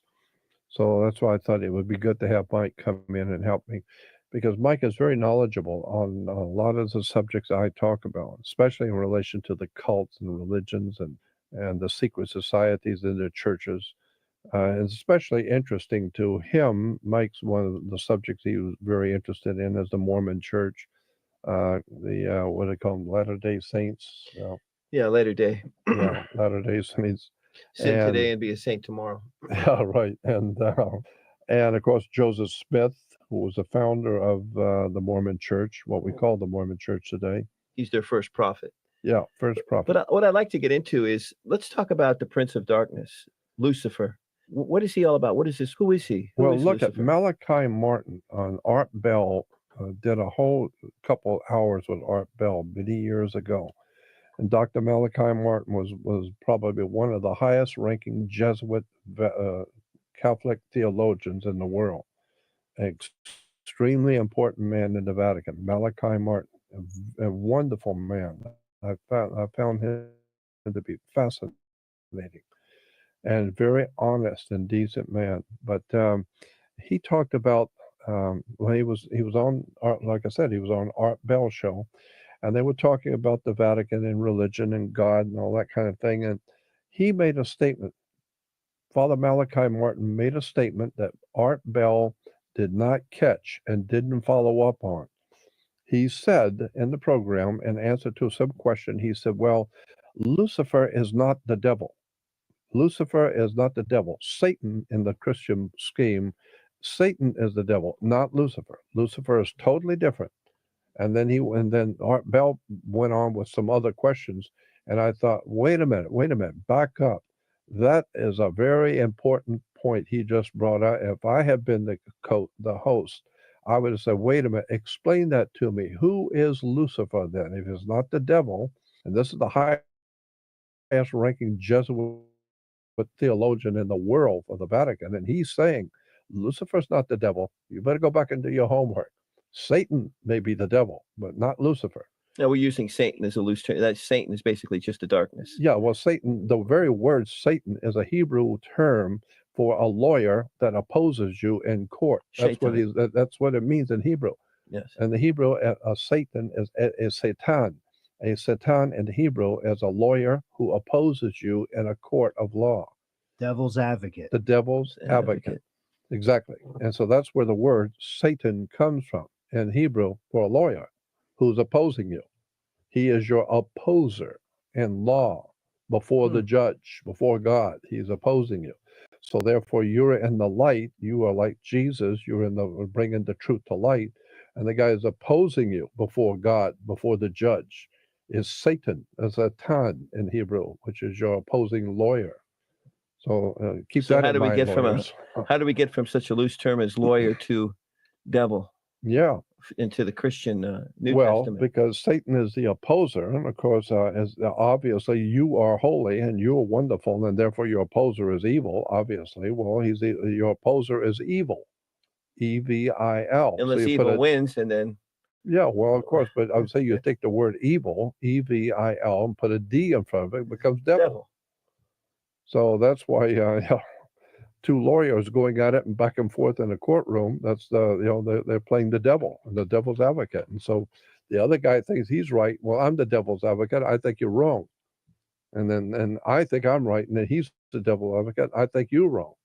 And so, and the judge represents the planet Saturn because he's wearing a black robe. And Saturn was the god of retribution and karma.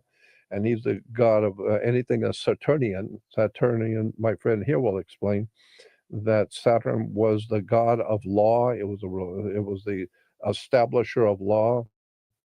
So anything that's Saturnian that has to do with Saturn is the police department, the gangs, or mafia, or armies, police, as I said, courts, prisons. That's all Saturnian, because Saturn was also referred to as the inhibitor. He's the one who holds you back.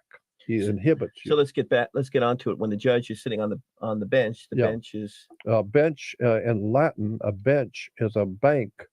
And the reason it goes back to the old ancient world and the ancient Middle East, and they still do it today, and in Egypt. When you're in Egypt and you're walking down the streets and with all the people selling things in the street, everybody's sitting on mattresses or pillows, and they have in front of them a long bench on which they have the things they're selling. And so if you stop, which I've done many times in Egypt, buy something, you have to lean down and you're putting the money down, and they're taking the money and giving you the product, but you're doing business on the bench because it's a bench. And so in Latin, bench means bank. So therefore, when we say the judge is ruling from the bench, the judge is ruling for money. He's ruling for the bank. basically just a referee. Well, that's it. That's all he is a referee, and he's wearing a black robe. That's why when judges walk into a courtroom, everyone rises in the courtroom. Why? Because when a Catholic priest walks onto the altar, everyone in the church rises. It has to do with ancient Roman Saturnian law. Jordan, Yes. in relation to the bank, those judges, they're a branch of the executive department. And if you look on the internet, you will see the president was assassinated. His agents were not the Secret Service. They were Treasury agents. Mhm. That's who protects the president, is the agents of the Treasury, now known as Department of Homeland Security. And anyone's free to verify that on the internet. So, Explain that. well, you have a judge who's sitting on a bench, which means bank, Mhm. and the president, his agents are agents of the Treasury Department. That has something to do with money in banks. And those judges are now, since we have, for all intents and purposes, administrative tribunals, they're a branch, they're a arm of the executive branch. Mhm. The executive branch, the president, is guarded by agents of the Treasury, now known as Department of Homeland Security, because you have to secure the federal debt with something. That's you and me. And then the judges are sitting on the bench. So everything you're saying, when you look at the facts and add it all up, that in point of fact is true in my mind. This is why when you're born, on your birth certificate, on the lower left-hand side of a birth certificate, down at the corner, it will tell you that this birth certificate is the property of the Department of Commerce. Precisely. And I've seen birth certificates from the Philippines that say Internal Revenue. And the Philippines at one time were a territory of the United States. Mhm. And we talked about all this, and getting back to this whole thing about judges and law and Satan. And as I said, Dr. Malachi Martin said that Lucifer is not the devil. Well, you know who Lucifer really is. The Bible tells you specifically who Lucifer is, and he's not the devil. Satan is the devil. And again, devil is simply the word evil with a D in front of it. Like God is the root word for God is the same one for good. So you take a O out of good and it becomes God. God is good. God The is good, devil is yeah. evil, right? But who is Lucifer? Well, the fact of the matter is the Bible says Lucifer is Jesus. Jesus is Lucifer. That's in the scriptures. That's in the book of Revelation. Go get the New Testament of the Bible, and in the book of Revelation, Revelation 22:16, Jesus says, and it's quoting Jesus, and he said, I, Jesus, I am the bright morning star. I'm the offspring of David, and I am the bright morning star. So this is Jesus saying, I am the bright morning star. And that's And- verified in the Catholic Encyclopedia online. That's It will exactly say right. that. It will say So- Lucifer is the planet Venus, and then it refers to also Peter in the book of Revelation. Says That's it right. finally applies to Jesus Christ himself. Yeah, and the Catholic Encyclopedia, because there are two places. The first one, as I said, is in Revelation, and the other one is in Second Peter in the New Testament, where Peter says it talks about the bright morning star when he is coming, the Messiah, the bright morning star. Well, look up the word bright morning star in the Bible dictionaries, Bible encyclopedias. Go to any good um, um, reference work or any good what am I trying to say? Seminar, seminarian library.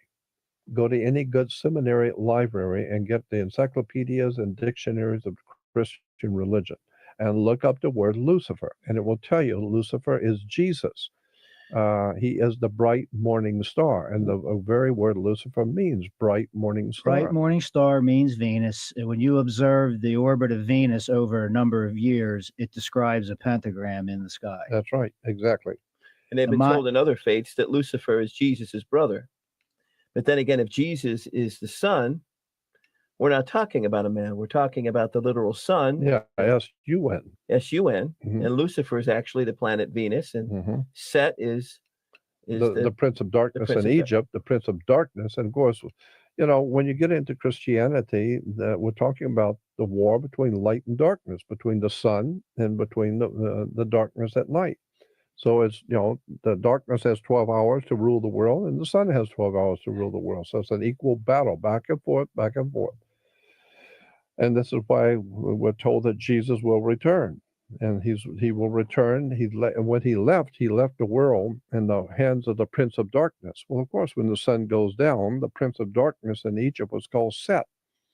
That's why it gets dark at sunset.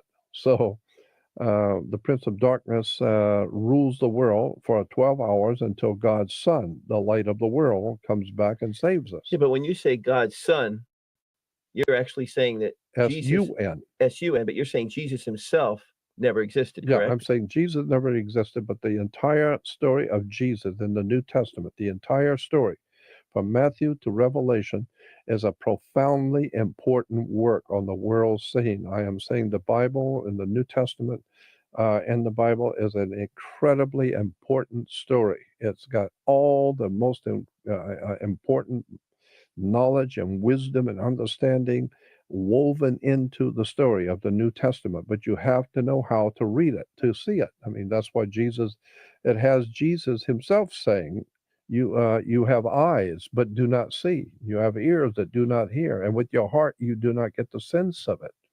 So you're saying that all the priests, the cardinals, the bishops, even the Pope himself has no idea in the world of the real hidden truth in the New Testament. It's hidden. And that's so none of them actually studied astrotheology or went through it, or even none of the Catholic theologians, and I've talked to Jesuit theologians, and privately when I'm talking to them, I sat and talked with them in St. Louis when I was there visiting some friends. So that's a home of Jesuits up there in St. Louis and New Orleans, certain places in America that they're very prominent. And the Jesuit theologians that I talked to said, yeah, we understand the whole entire story of the New Testament is astrotheology. We know that. But then what's the whole idea behind the resurrection and the nuns and the wedding dress to Jesus and the offerings well, the reason for the nuns is very simple, because in Hebrew, N-U-N-N, nun is a fish. In the Hebrew language, a nun is a fish. So that's why you have the nuns running around, they're fish. And that's why the nuns are always in charge of the schools, because that's where you find fishes in the schools. And the priest and the leading priest, the Holy Father, he wears a fish head. I mean, the fish's mitre is a fish head. Dagon, that's right, Dagon, the fish god. And Jordan, when you look at a nun's body, you got 10 little piggies, 2 calves, right? Yeah, an ass and a fish no one can find. Yeah, it's an incredible when you get into the occult symbolism, going back into the actual and fact symbolism. Wait, I have to ask this on the air. You're trying to tell me that the priests, the bishops, and the cardinals know that Jesus is just a metaphor? Yes, there's no doubt in my mind about that. So when you say, bless me, Father, for I have sinned, and you're going in there for absolution, you're getting it from the Son? The literal sun in the sky? No, you're getting it from him. You're getting it from him. You're getting it from him. How about changing the body and blood? Yeah, well, that's all symbolic. Symbolic of what if the man never existed? Yeah, I know that. It's symbolic of a covenant. Are you talking about Bacchus? It's going back to the wine right. god and Mithrin rites and so forth? That's exactly right. The Bacchus was the god of wine and revelry, and this is why on the church, on the altar, and on Sunday mornings on the altar, you'll see the bread, the wine. Yes. It goes back to Bacchus, Bacchus Dionysus, the sun god. He was God's son who died on the cross. He was 12 helpers. His mother was a virgin. It's the same story. So basically, this was constructed just to take the kesef, the silver, from the man's pocket. This whole thing was just, you're saying, it's just a made up story. Yeah. Also, too, though, Michelangelo didn't have access to the Bible. That was illegal for them to have a copy of that, and that was on TV. They were talking about that, his relation to the Pope. I mean, that Bible, that was for the priest only. That's a symbolic language. When you look at symbolism on one level is saying one thing but meaning another. Mm-hmm. And that was, the common man was never supposed to have access to this stuff. I had a friend that was over in Ventura, California, and he was telling me, he's a Catholic, and he said, I was at church, and the priest said that the sermon that morning was going to be on the story of Jesus as a metaphor, and he went into the whole. And he said, from the pulpit, the priest is talking about Jesus was a metaphor. He represented the sun, and the 12 apostles were the 12 signs of the zodiac. You have people nailing themselves to a cross in the Philippines, where I know. And you have, people walking on their knees for miles for the resurrection of Christ, and have no idea in the world what Christ means. The very word Christ. So there isn't a priest out here who could actually debate this. Is there any theologian of what we're talking about that could actually come forth and debate this? Because we'd like to hear from you. Well, actually, let me stop you and say, I don't intend to debate anybody, but I would challenge. Better yet, challenge. Excuse me. Yeah, that's a better one. Challenge you to prove what you are saying about Jesus. Prove it, and you will find they can't prove it. Because, can you hear that? You have to be able to prove it. Prove that the story of Jesus actually existed, was true. It's literally and factually true. Yeah, because the Bible is referred to as the greatest story ever told. And it is. I have the highest admiration for the New Testament story of Jesus. It is the greatest story ever told. Of that, there is no doubt in my mind. But it is not talking about a literal man. It is a story. The Bible is called the greatest story ever told, not the greatest collection of historical facts. Has there ever been any astrotheologians that have ever debated this? Has the church ever come forth from what you know? Oh, no. The church will not discuss this in public ever. They don't want to hear it. They don't want to talk about it. It's just the way. But if you're saying it, it seems impossible. You have billions of people throughout the world. Yeah. Believing in Jesus, that this man actually, a kinsman redeemer, came down to this earth and existed. And you're telling me, no, there was no Jesus. And I'll tell you what else. Not only was there no Jesus, the whole story of Jesus in the New Testament is a very important story. I'm not taking away from the story. I'm saying it is a very important story. But it's not based on someone who actually lived. There was, in fact, no man named Jesus. And if you go, and even the church theologians I've talked to admit, well, there's no way we can prove he existed. It's a faith. That's what we call it. We have faith in Jesus. We have faith in it. Well, yeah, but if you're going into court, in a federal court, and your life is on the line, you don't want to go in there and plead your case on the basis of faith. Well, I just know this is true. No. You better bring in facts. You better be able to prove it to a. So the Sanhedrin who put him to death, who came forth, I think it was the Sanhedrin, correct? Yeah. Who put him to death? Yeah, but that is it's a metaphor. I mean, the whole idea that Jesus was put to death.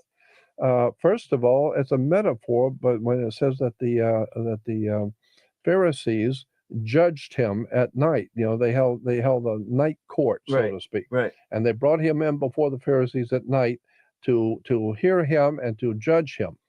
That's a metaphor. That never happened, but it's a symbolic metaphor. And what it's telling you, what that story is telling you, is that Jesus said, I am the truth and the light.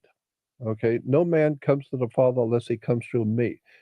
That is a metaphor, which means if you're going to talk about God, if you really are going to legitimately try and communicate with the divine presence in the universe that men call God, then you better go there without your silly ass religion.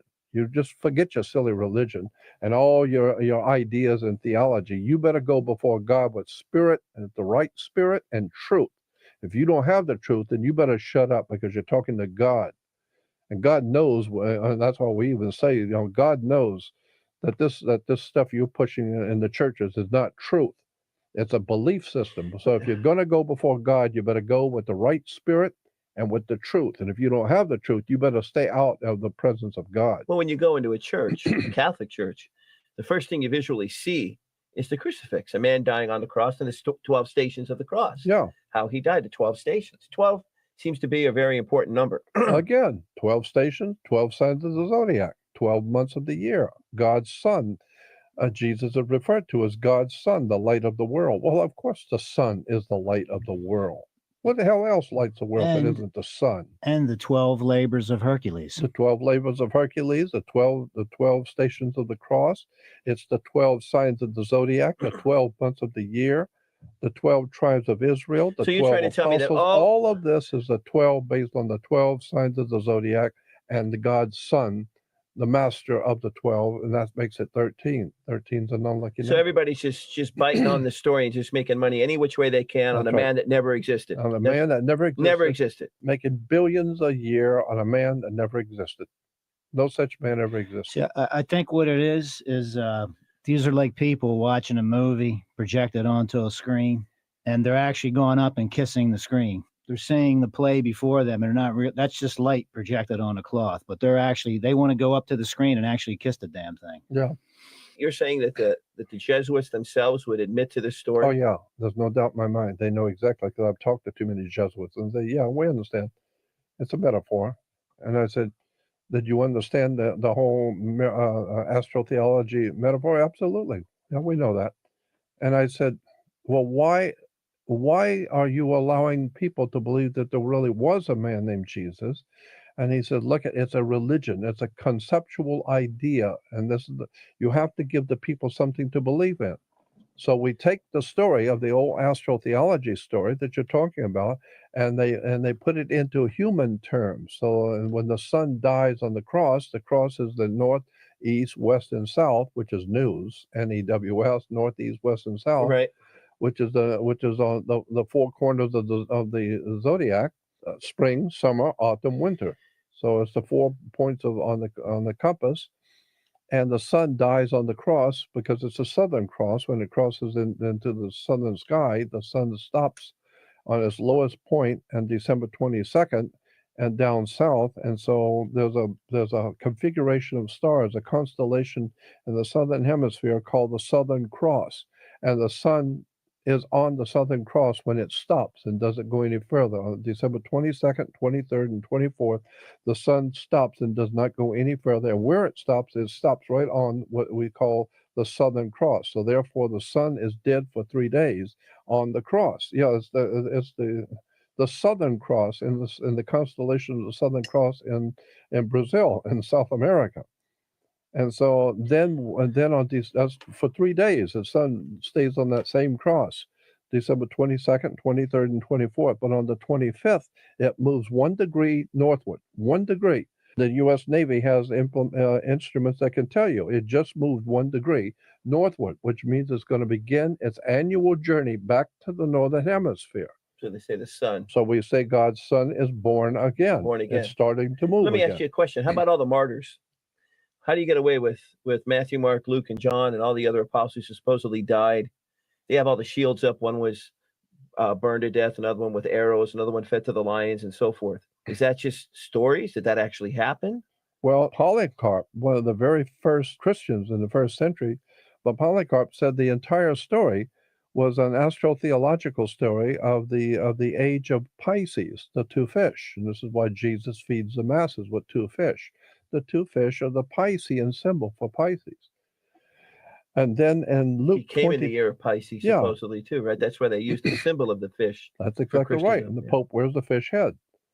And that's why that's why we say Christianity is a little fishy. The whole thing is because it deals with Pisces, the age of Pisces. And the Pope is the grandest official of them all. Oh, fish. Oh, yeah. And, Okay. and yeah, Official. yeah, I'm just, but I think it's funny when you begin to see how This the is the Pope, official version of the Yeah. story. the whole thing is fishy. And the word none, as I said, none is a word for a fish. But aren't these words also involved in astrology? Like you said, you have a cardinal point, That's right. a lot, Exactly. and none. And I've heard that almost all the words used in the church actually come from Oh, astrology. absolutely. It all comes from astrology. As a matter of fact, the very word church, you know how many people go to church and have no idea where the word church comes from? Where's it come from? The word church in English comes from a Scottish word in Scotland. The Brits got it from the Scots. And in Scotland, if you're a Christian, you get up on Sunday morning, you're going to Kirk, K-E-R-K, or We- K-I-R-K, we Kirk Kirk. of the Valley, Kirk of the the wee Valley, Kirk yeah. of the Valley, the little church in the valley. Kirk, K-I-R-K, is a church in Scotland. That's why you have in Star Trek Captain Kirk going on the ship Enterprise, because that's what the church is. It's a business. It's an enterprise, taking mankind where he's never been before. That's true. They've been taking mankind for years. For about 2,000 years they've been taking them where they've never been before. Yeah, Yeah, they're they're taking still their taking money. you. They're taking your money and taking everything you own. Yeah. And why are churches called? And so therefore Kirk, it becomes church in English, but Right. Kirk in Scotland goes all the way back to the Knights Templars during the Crusades, when the Vatican sent the military into the Middle East to take the Jerusalem back. There was a war going on there. They called it the Crusades. Well, in the Middle East, there was a goddess named Circe, or Circe, C-E-R-E-S, C-E-R-E-S, Circe or Circe, and she was referred to as a goddess, Mother Circe. And so the Crusaders, the Knights Templars, the Masonic Order of Knights Templars, who were there at the order of the Pope to fight to take back Jerusalem, they learned a lot from the Islamic people. They learned a lot from their enemies about their religion, about the religion of the Middle East. And so it became very important to the Knights Templars, this whole religion of Circe. And so they brought that back. And when they came back into England and came back to Europe, they ended up, the Knights Templars ended up in Scotland. And so Wow. they brought with them all that stuff that they had learned from the Assassins and from the Islamic peoples and all these religions and cults. And another thing too about that, Jordan, the stars' names are in Arabic. Yes, that's right. They are in Arabic. Well, what do you mean? The So- stars' names are not. The stars have Arabic names. Like this gets into that star Marek, what gets into the real name of Basically, America. Merrick is a star system, is a star called Merrick, from which we get America. That's where America comes from, is from Merrick, the star. But anyway, let me go on with this. So when the Knights Templars came back into Scotland, they brought with them the worship of the goddess Circe, and so Circe becomes Mother Circe or Mother Kirk or Mother Church. So Mother Church is Mother Kirk, Mother Circe. Now, what's important about that is that Mother Circe in the ancient Greek world, the ancient Greek religion, Mother Circe was a goddess who was able to hypnotize people and take their minds from them, hypnotize them, and under a trance bring them into her home. This is the Greek mythology, Mother Circe, and bring the people into her home after she took their minds and manipulated them through magic. Then she would close the door behind them and turn them into animals and feed off of them, eat them and feed off of them. And they would feed her. And so that's exactly what the church has done. The church manipulates people's minds and puts them into a trance, and it's a holy of holies, and you're going before the holies with all the candles and the Lord's presence and all of that. And people get sucked into this, and they go into the church, Kirk, Circe, and Mother Church, then closes the door behind them and takes away their brains, so they can't think, they don't read, they don't understand, they couldn't find their way out of a paper bag, they don't understand anything about theology, religion, God, they can't even read. And so all they know is they're drinking their beer and watching TV and go to church on Sunday. That's all they know. They don't know. You forgot about football. Yeah, Basketball. I know. And so therefore, this is why churches are divided into denominations, like That's what I was 50s getting and at, 100s. denominations. Yeah. It's all money. It's all But greed. my point is, with this makes information, sense. it makes sense. But with this information that you're coming forth with, that there was no Christ, Yeah. that there was no Jesus, No. There was Okay, no Jesus. okay. So therefore, incidentally, don't look for Jesus to be coming back because he was never here to start with. It's very difficult to make a big comeback when you've never been any place to start with. So Jesus is not going to make a big comeback because he was never here to begin with. So by you It's just bringing a forth story. this knowledge, where did astrotheology actually come from? Oh, it came a long time ago. Zachariah Sitchin and I talked about this for many hours. The ancient peoples in Sumeria called them the men of Yore, Y-O-R-E, the men of Yore. The men, they said there were ancient gods who came here thousands of years ago and told the humans, the indigenous humans that are here, about the 12 signs of the zodiac and about the astrotheological religions of the ancient peoples who came here. So what we're saying is that astrotheology is the teaching from the heavens, who came here a long time ago, thousands and thousands of years ago, and told the prophets and the kings all about this story. And so they took the story and put their own slant on it, and today we call it Christianity. No, it's not. The story of Christianity is a metaphor. It's a symbolic but by story. you saying that, then what actually is going on today is everyone is being conned. Yeah, they are. Exactly. They're totally being conned, and they have no idea in the world about it. And most people, I think, realize they're being conned, but like the Germans on the out of Hitler, I don't they're believe just that going most people, I think, would die for their savior as opposed to want to believe in the astrotheology. In other words, they would rather have the truth. I mean, they would rather have a lie than the truth. Well, that's exactly what the scripture said. Jesus said, I am the light of the world, and the slave is no greater than the master. What they've done to me, they will do to you.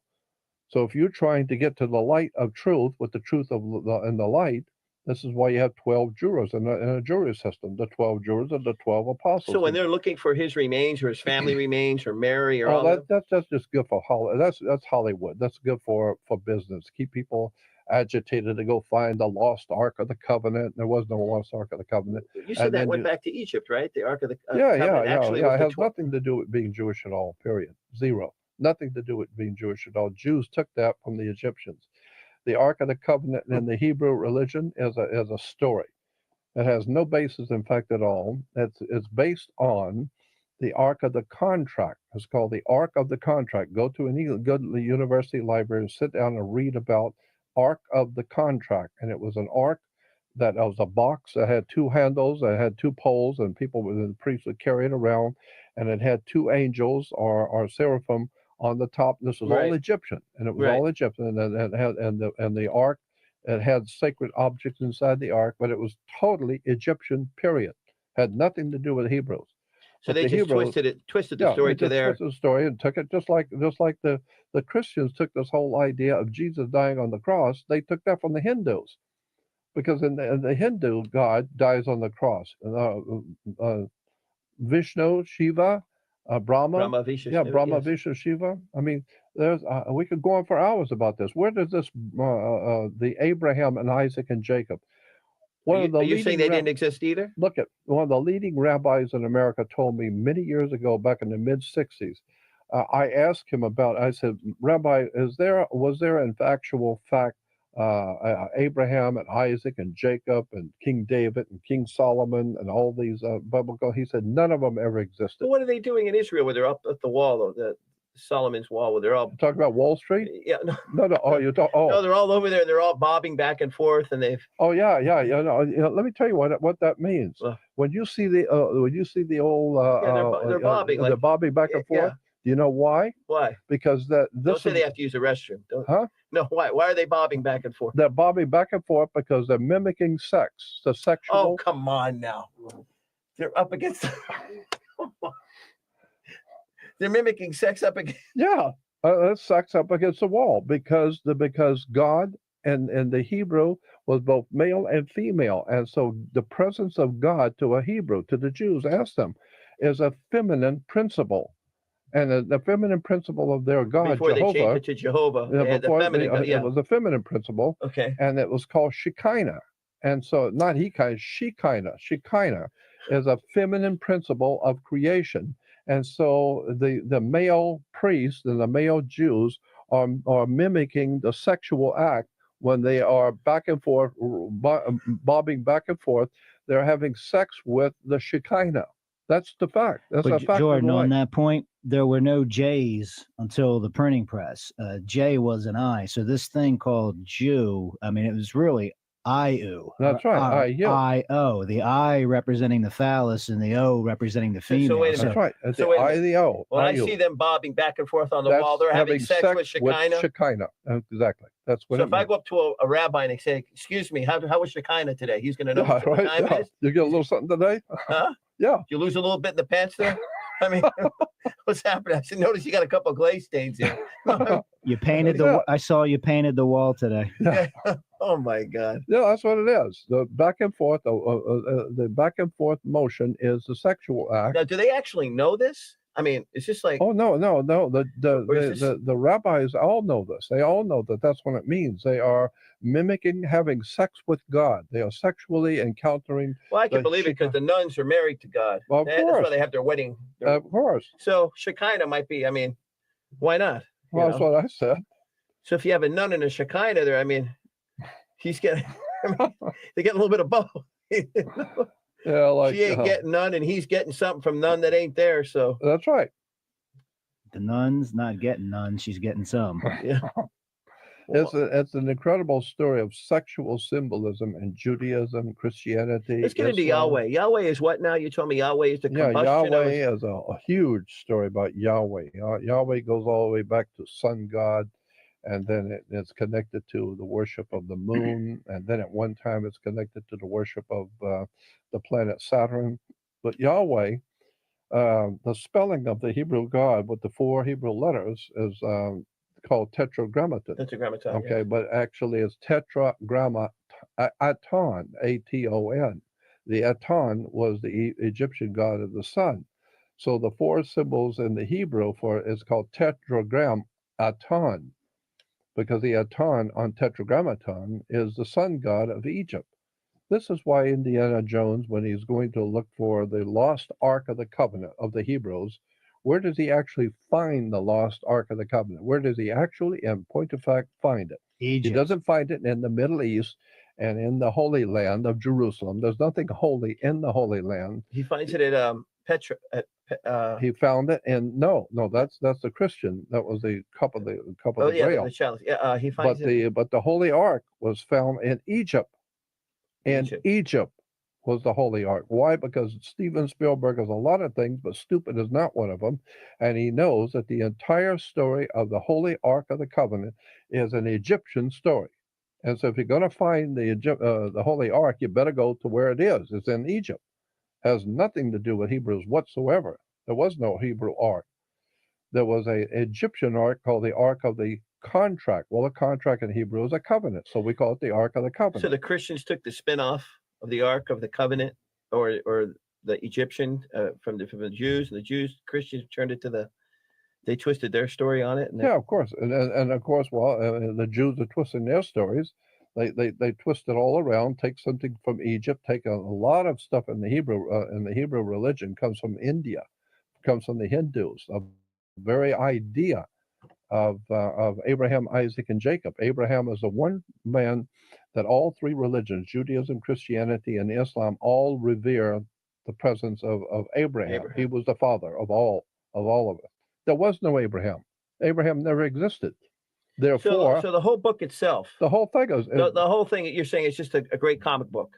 I mean, there's lessons to be learned from it, but it's like it's the greatest. It's just a bunch of stories. It's the greatest story ever told. So it was not written by the hand of God. No.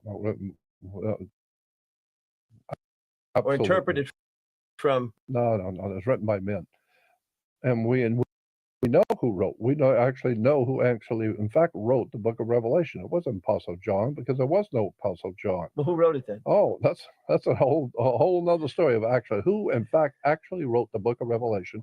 It wasn't John. We know that for sure because there was no Apostle John. There was no John, the writer of a Revelation. There was no man. Well, Jordan, the Old Testament, you're the writer of that. You're getting into Solomon bar Isaac, alias Rashid. That's it. Solomon bar Isaac.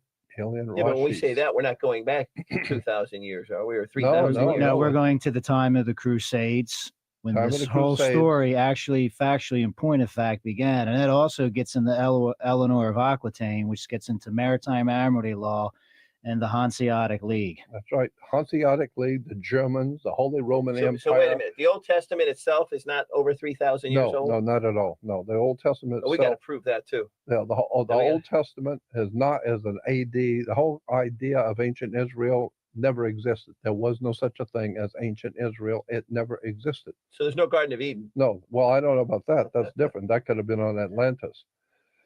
But there was no ancient Well, Israel. when do we get into the story now of Adam and Eve, the book of Genesis? Oh, I know. It's incredible. You call it what? Not Genesis. You call it what? Gen what? Genesis. Yeah, Genesis. Well, that's what it came from. Genesis. From Isis, the goddess in Egypt. Genesis, from which we get Genesis. I mean, there's so much that needs to be known about religion and theology, which is very simple. All you got to do is go to a library and read the book, read the reference book, encyclopedia, and read the Catholic encyclopedia. Go to the Jewish encyclopedia in the universities. Hebrew University has the Encyclopedia Judaica, the Jewish encyclopedia. Go read it. And read what the Catholic Encyclopedia says. Read what all the American Encyclopedia Britannica, Americana. Go read the reference books, and we'll tell you where all of these religions came from.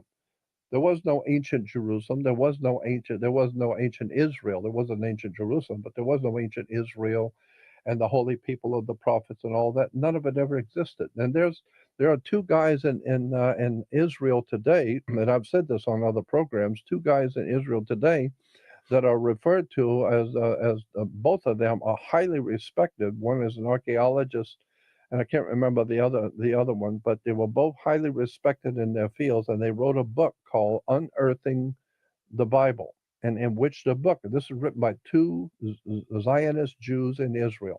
I believe one's a professor of archaeology named Finkelstein, something like that. And he wrote a book called Unearthing the Bible, in which they say basically all of the stories in the Old Testament are just that, those stories. There was no Moses, there was no Abraham, Isaac, Jacob, King Solomon, King David, none of that's all stories. There's no proof that any of that, especially King Solomon. They picked that one, but there was no King Solomon, never existed. They said Solomon was just a figment, it was a metaphor. Sol, Om, On. Solomon is S-O-L, Latin for the sun. Om, O-M, Hindu for the principle of creation. So and basically, On is you're the saying city it's of the just a sun. big show. It's just a big charade when the Pope is up there and he's reading from the Gospel of St. John, and he's up there and he's Dagon, fish head on, and That's all it dressed is. in his kabbalistic lore. Fish head on. It's all corporations. It's all big money. It's all the show. It's all Hollywood. But you realize that if people were to believe in what you're saying, it would revolutionize everything. Everything would just be upside down. It would flip. Well, I would think the people of the world would be welcoming that. It's about time we flip this crap that's going on, all the lies and deception and banking. I don't know, Joe. I mean, the Pope, Rome, up there waving around, not much different than Elton John being the pinball wizard in concert with the big shoes and. Yeah, it's incredible. It's just sex, drugs, and rock and roll with a different tempo. That's it. Sex, drugs, and rock and roll. That's all it is. The priests wear long robes, and why long robes? Because that's a woman's dress, and they are male inside. That's why the priest represents the Shekinah and the Christian tradition, because he's representing the sexual impulse inside the female wearing the dress. And so he's the male inside the female. And so he's wearing he's a not dress. doing anything wrong with all these candles. No, that's right. Nothing at all. Come on. Paulie, God of love. The God of love. That's right. And incidentally, the people will tell you, all Christians will tell you, well, God is love. No, it's not love. Love is all you need. No. God is Jove. J-O-V-E. Jove. Going back to Jupiter. Jupiter was Dios. Jupiter in Latin is Dios, which is God, and Latin and Spanish, God is Dios. Dios is Job. This is why, Jupiter, the planet Jupiter. Thursday. Well, Jordan, on that word Jupiter, once again, in the ancient world, the J did not exist. That's right. It was Iopeter. So it was Io-Peter. So Io, which would relate to Jew, Io, male inside the female, Petar, the phallus. Io Petar. That's right, and that's that's where we get the word Palestine. The very word Palestine. We talk about the Palestinians. Pala, because it goes back to Pala, the Pharaoh. The Pharaoh was a big cock. He was a big male in town. He was the big boss of all bosses. Well, Jordan, on that point, you take the word colonel. There's an R in the word colonel. Yet when you look at how that word spell, I mean, it's pronounced with an R, but when you look at it, there's no L in the word colonel. I mean, there's no R in the word colonel, yet it's pronounced with an R, which tells you R's and L's are interchangeable. So Pharaoh will become fallow or phallus. That's right. So Palestine. Stein in Hebrew is a stone, a rock. Pala goes back to phala, which is a phallic stone, which is so Palestine means a male erection hard as a rock. Cock is hard as a rock. That's right. It's hard as a rock. Palestine. So when you see the Pharaoh coming, you're about to get the royal shaft, right That's where it. it counts, right where the sun doesn't shine. All of this is sex, drugs, rock and roll, words, terms, symbols, emblems, but it all basically has to do with the reproduction of life, because that is the bottom line. Only God can create life. Well, that's what the male phallic does. That's what males and females do. They create life. And so this whole idea of religion is sex, drugs, rock and roll, and to add the brilliance of the wisdom to it, astrotheology, the rule of the heavens, the sun, the 12 signs of the zodiac, the 12 followers of the great sun. That's why you have 12 jurors in a courtroom, because they help bring the truth to light from the light of truth. Well, Jordan, take that word God, then reverse that word. That becomes dog, as in dogma. We all know dogma has something to do with God. Yeah. Now you have a word called dog, God backwards. Well, G's and K's are interchangeable because you have the word gnosis, which starts with a G, That's right, equals knowledge. So take dog backwards, put a K on it, you get doc. And then in the ancient world, vowels were of no consequence. So doc can very easily, you can change an O to an I. What's doc become? It becomes dick. That's right. I mean, this is why Solomon, Peter, I remember reading the reference works at the seminary libraries. Peter was called Simon Peter. And it goes back to the phallus, the Peter. That's what we even say today, guys, but this Peter. So why are they prostrating themselves on the altar when they're giving their life to God? Yeah. They become a priest. Well, that's what they did in the Hindu, and that's what they do in many of the old ancient mystery schools. They lay down and prostrate themselves before their God. So you're saying it's their son? Oh, yeah. So the sun. That's what we do. So you're saying it's basically sun worship. Well, of course it is. Well, I mean, when you go out to the beach, what do? You lay out there on the pad. You lay out there in the sun. You're laying out and worshiping the sun. Now, you actually feel that they know that Jesus is just a metaphor. The priests. I am totally convinced of that. The priests actually know that. The priests absolutely know that, because I've talked to way too many of them, and each one of them that I have talked to, they figure you already so I might as well tell you, because you already know anyway. Yeah, you're right. So what?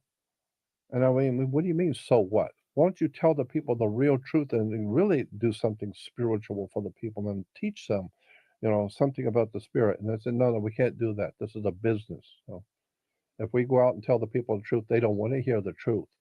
Give us Barabbas. That's right. Yeah.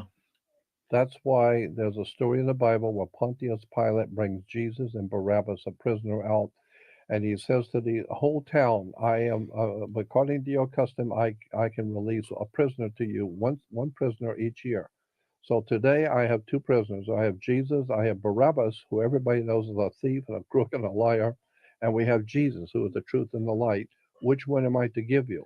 And it says in the Bible, the whole town with one voice said, give us Barabbas.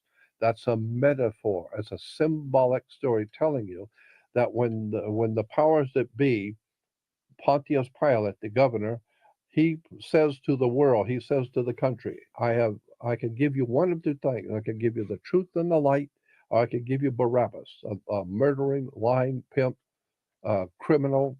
Which one do you want? Always, the people will always say, give us Barabbas. In other words, give us the lies and the bullshit and all the crap and all the stories. We don't want the truth and the light.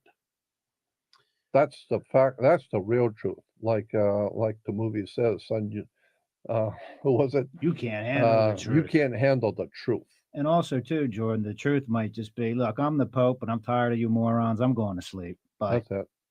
I'm the Yeah, boss that's the of all truth. bosses. This we could talk about religion for hours. There's so much people don't know.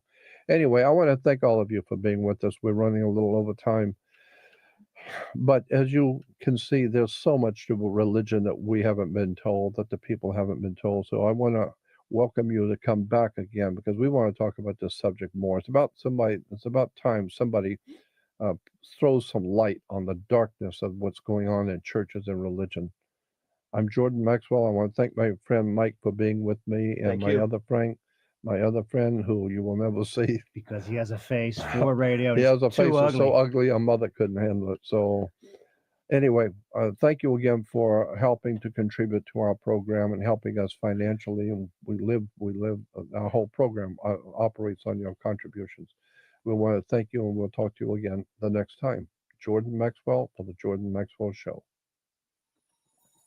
That was killer. I love that. Man, Mike was the devil's advocate, man. That was awesome. I know. I had to love do it. that. This shit was entertaining. And please support the show at no cost to you by doing your online shopping at Amazon. Make sure you click through the Amazon link on our homepage. All right. Thanks for listening, and join us next time. See you next time.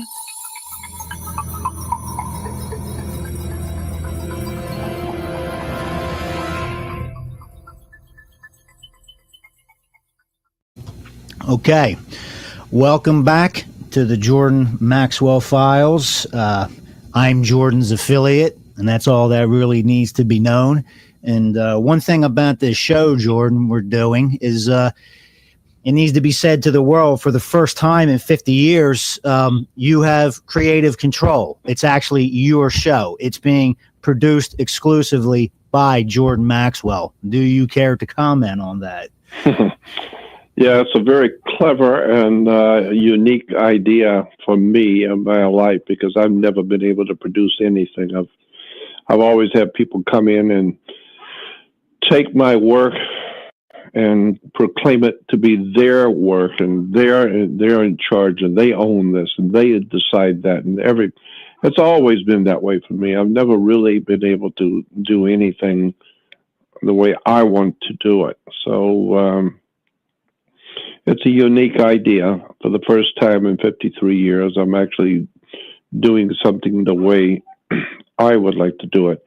And I'm not even able to do it fully yet, because I don't have the resources to do what I really want to do. And that is, I'd like to bring in some really incredibly important people to talk about some extraordinary, interesting things that most people will never hear anything about. That's what I'd like to be able to do. But it takes time and money, of which I have no money to do anything. But that's what I'd like to do, is I'd like to have a program where I bring in all of my personal friends that nobody even knows exist, that are doing some extraordinary work and have extraordinary knowledge on some very important subjects that most people don't even know exist. So that's what I'm trying to do ultimately. And so we're just having fun. My friend and I on the show tonight, we're just having fun talking back and forth about stuff. I thought it would be interesting to have a show where there's nothing structured whatsoever.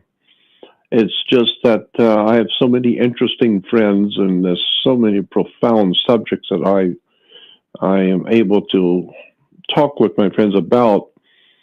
I just thought it would be interesting to let the audience, let the public hear the kind of conversations that go on in my life with my personal friends. I'm probably one of the most interesting people that I am continually challenged by is my friend that's on with me tonight. So I thought, well, why don't we just talk about the subjects that we normally talk about, and let the world hear some of the private conversations that you and I and others like us engage in, that the world is never privy to hear. So we talked a little bit about a few things. for a couple of hours before. So here we are again, doing it again. And I don't even know where to start. There's so much to talk about and so much that needs to be said. It's kind of hard to figure out where to start. But the one thing I do want to emphasize, and one of the main reasons for doing this show, is I want the world to understand and realize the difference between regular astrology and what Nostradamus was able to do. I'm not able to do it, but Nostradamus was able to do it.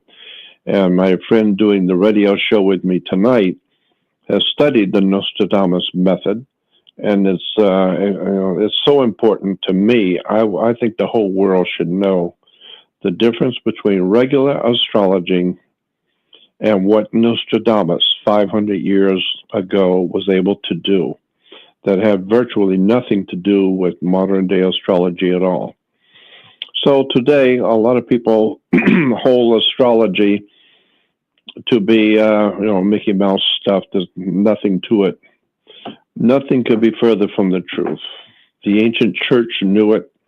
The ancient Jews knew. I mean, all the ancient cultures of the world knew about the imprint of the heavens on the earth. And it's only the modern day people who have no idea in the world what's going on. But Nostradamus was able to prove beyond a shadow of a doubt that the heavens do have something to do with life on the earth. I mean, the old saying was, as above, so below. And that's true. As above, whatever the stars are in place as above, that's what's going to happen below. As above, so below. And so that's what that was the main subject I wanted to get across to the world, is that there's an incredible amount of knowledge that has been hidden from mankind, the knowledge of the heavens. And my friend who I'm doing the show with tonight is an expert on that subject, and I've watched him over the years, absolutely spellbinding me about how the heavens influence your life. And I've had him tell me things that were going to happen. They happen exactly when and the way he says they would. And after a while, watching these prophecies come true, and I finally am concluding that what Nostradamus was doing was extraordinary, brilliant stuff. And so I'd like for the whole world to know about my friend who's doing the show with me tonight. So if you want to tell them how to get a reading from you, if they want to get a personal reading, before we go any further, tell them how to do that, what the procedure is to do that. If anyone's interested in a reading, they go to a website, truezodiac.org. Once again, that's True Zodiac, one word, truezodiac.org. Truezodiac.org.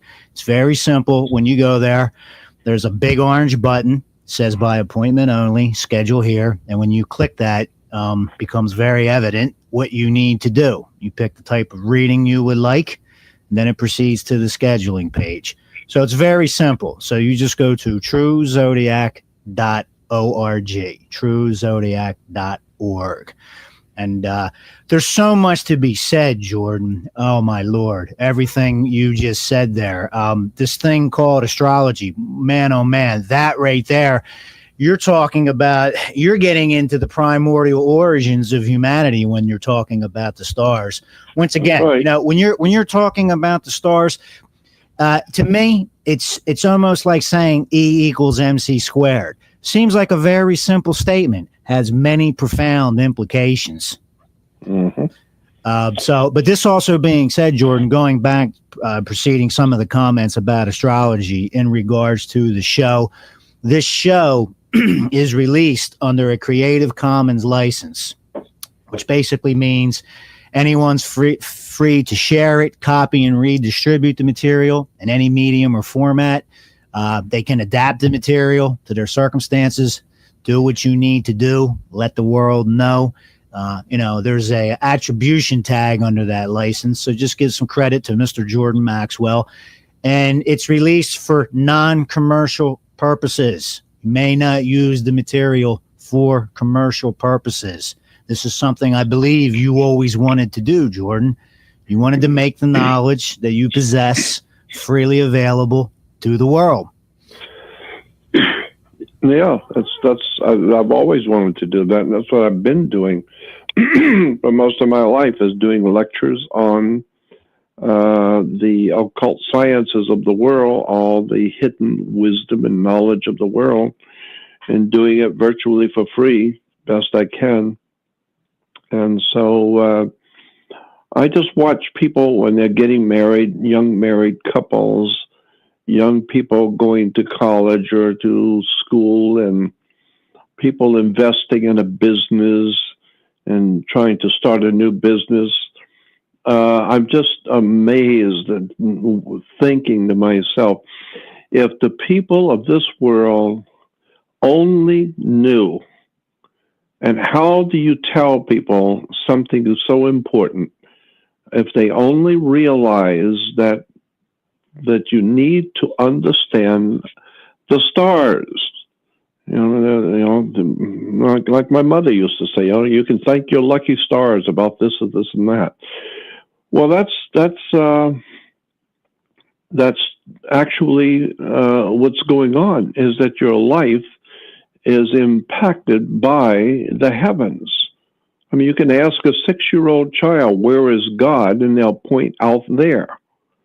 What do you mean out there? Well, out there in heaven. That's where God is. God's out there in heaven. Well, I can point to fact, if there's a God at all, that's where he's going to have to be. He's not in Toledo, Ohio. He's out there. Well, if he's out there, then what are you talking about? Well, the Apostle Paul said in the Bible that God speaks from the heavens nightly, so that the whole world is listening to him. The whole world is learning from God each night. The skies of the night proclaim the wisdom of God. What are you talking about? Well, the ancient peoples realize, it's only the modern day man that doesn't know from nothing, but the ancient peoples realized what those scriptures meant.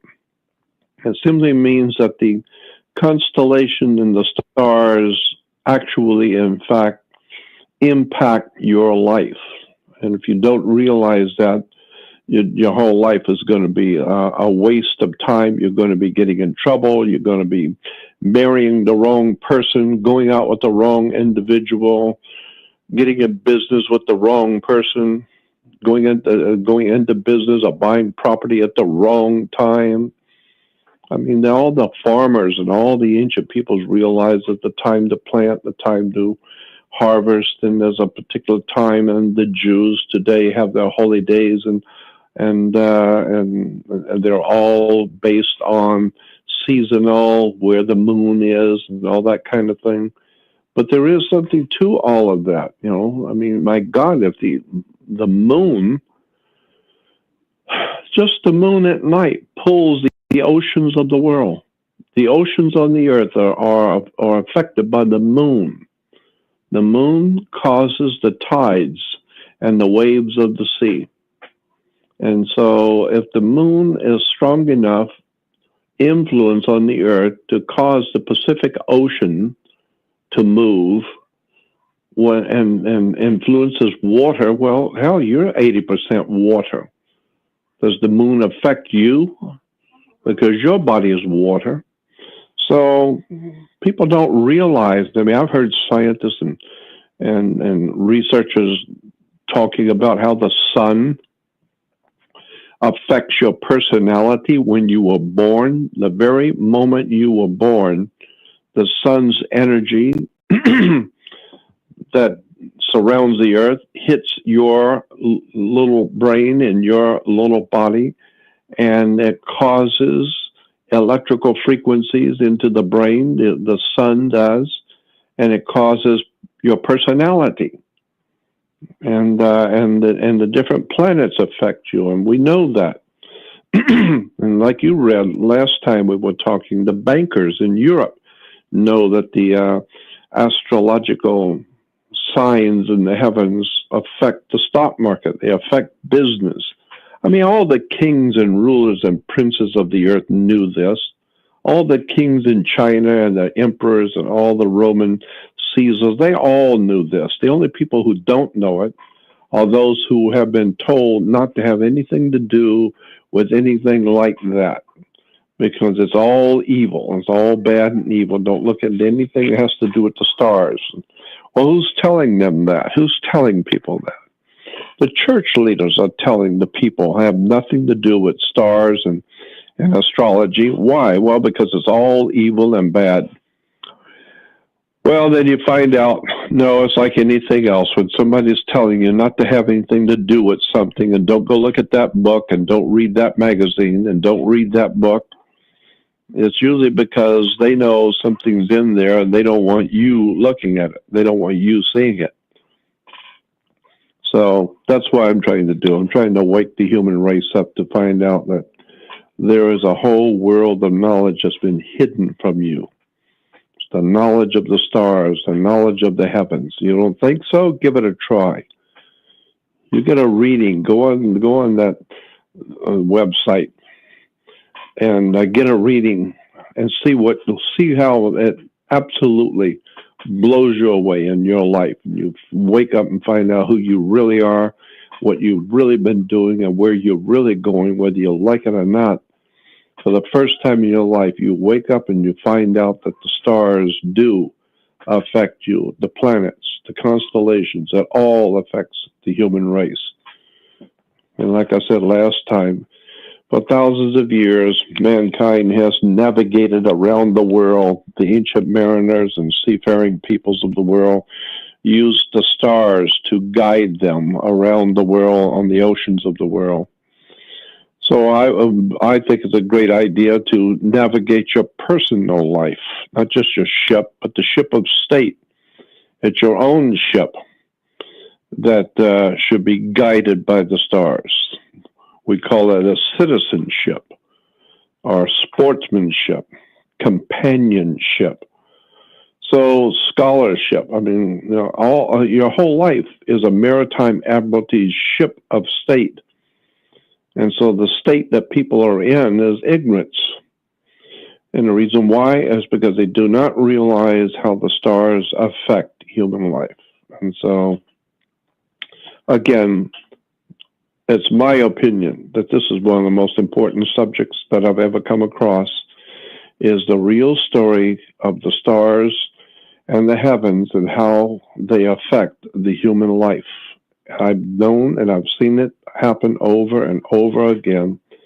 When people find out how this stuff really works, then they will discover what the church has done to them. They will discover what their religions have done to them. They have kept them ignorant purposely.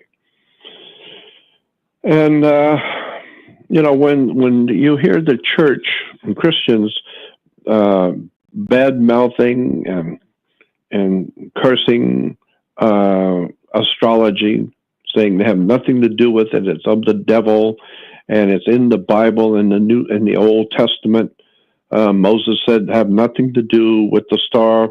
People who read the stars, so don't have anything to do with them. Well, there it is, right there in the Bible, where the prophet Moses said, have nothing to do with the people who read the future by the stars. And so they use that to say, well, see, that's why we have nothing to do with astrology, because Moses said don't have anything to do with it.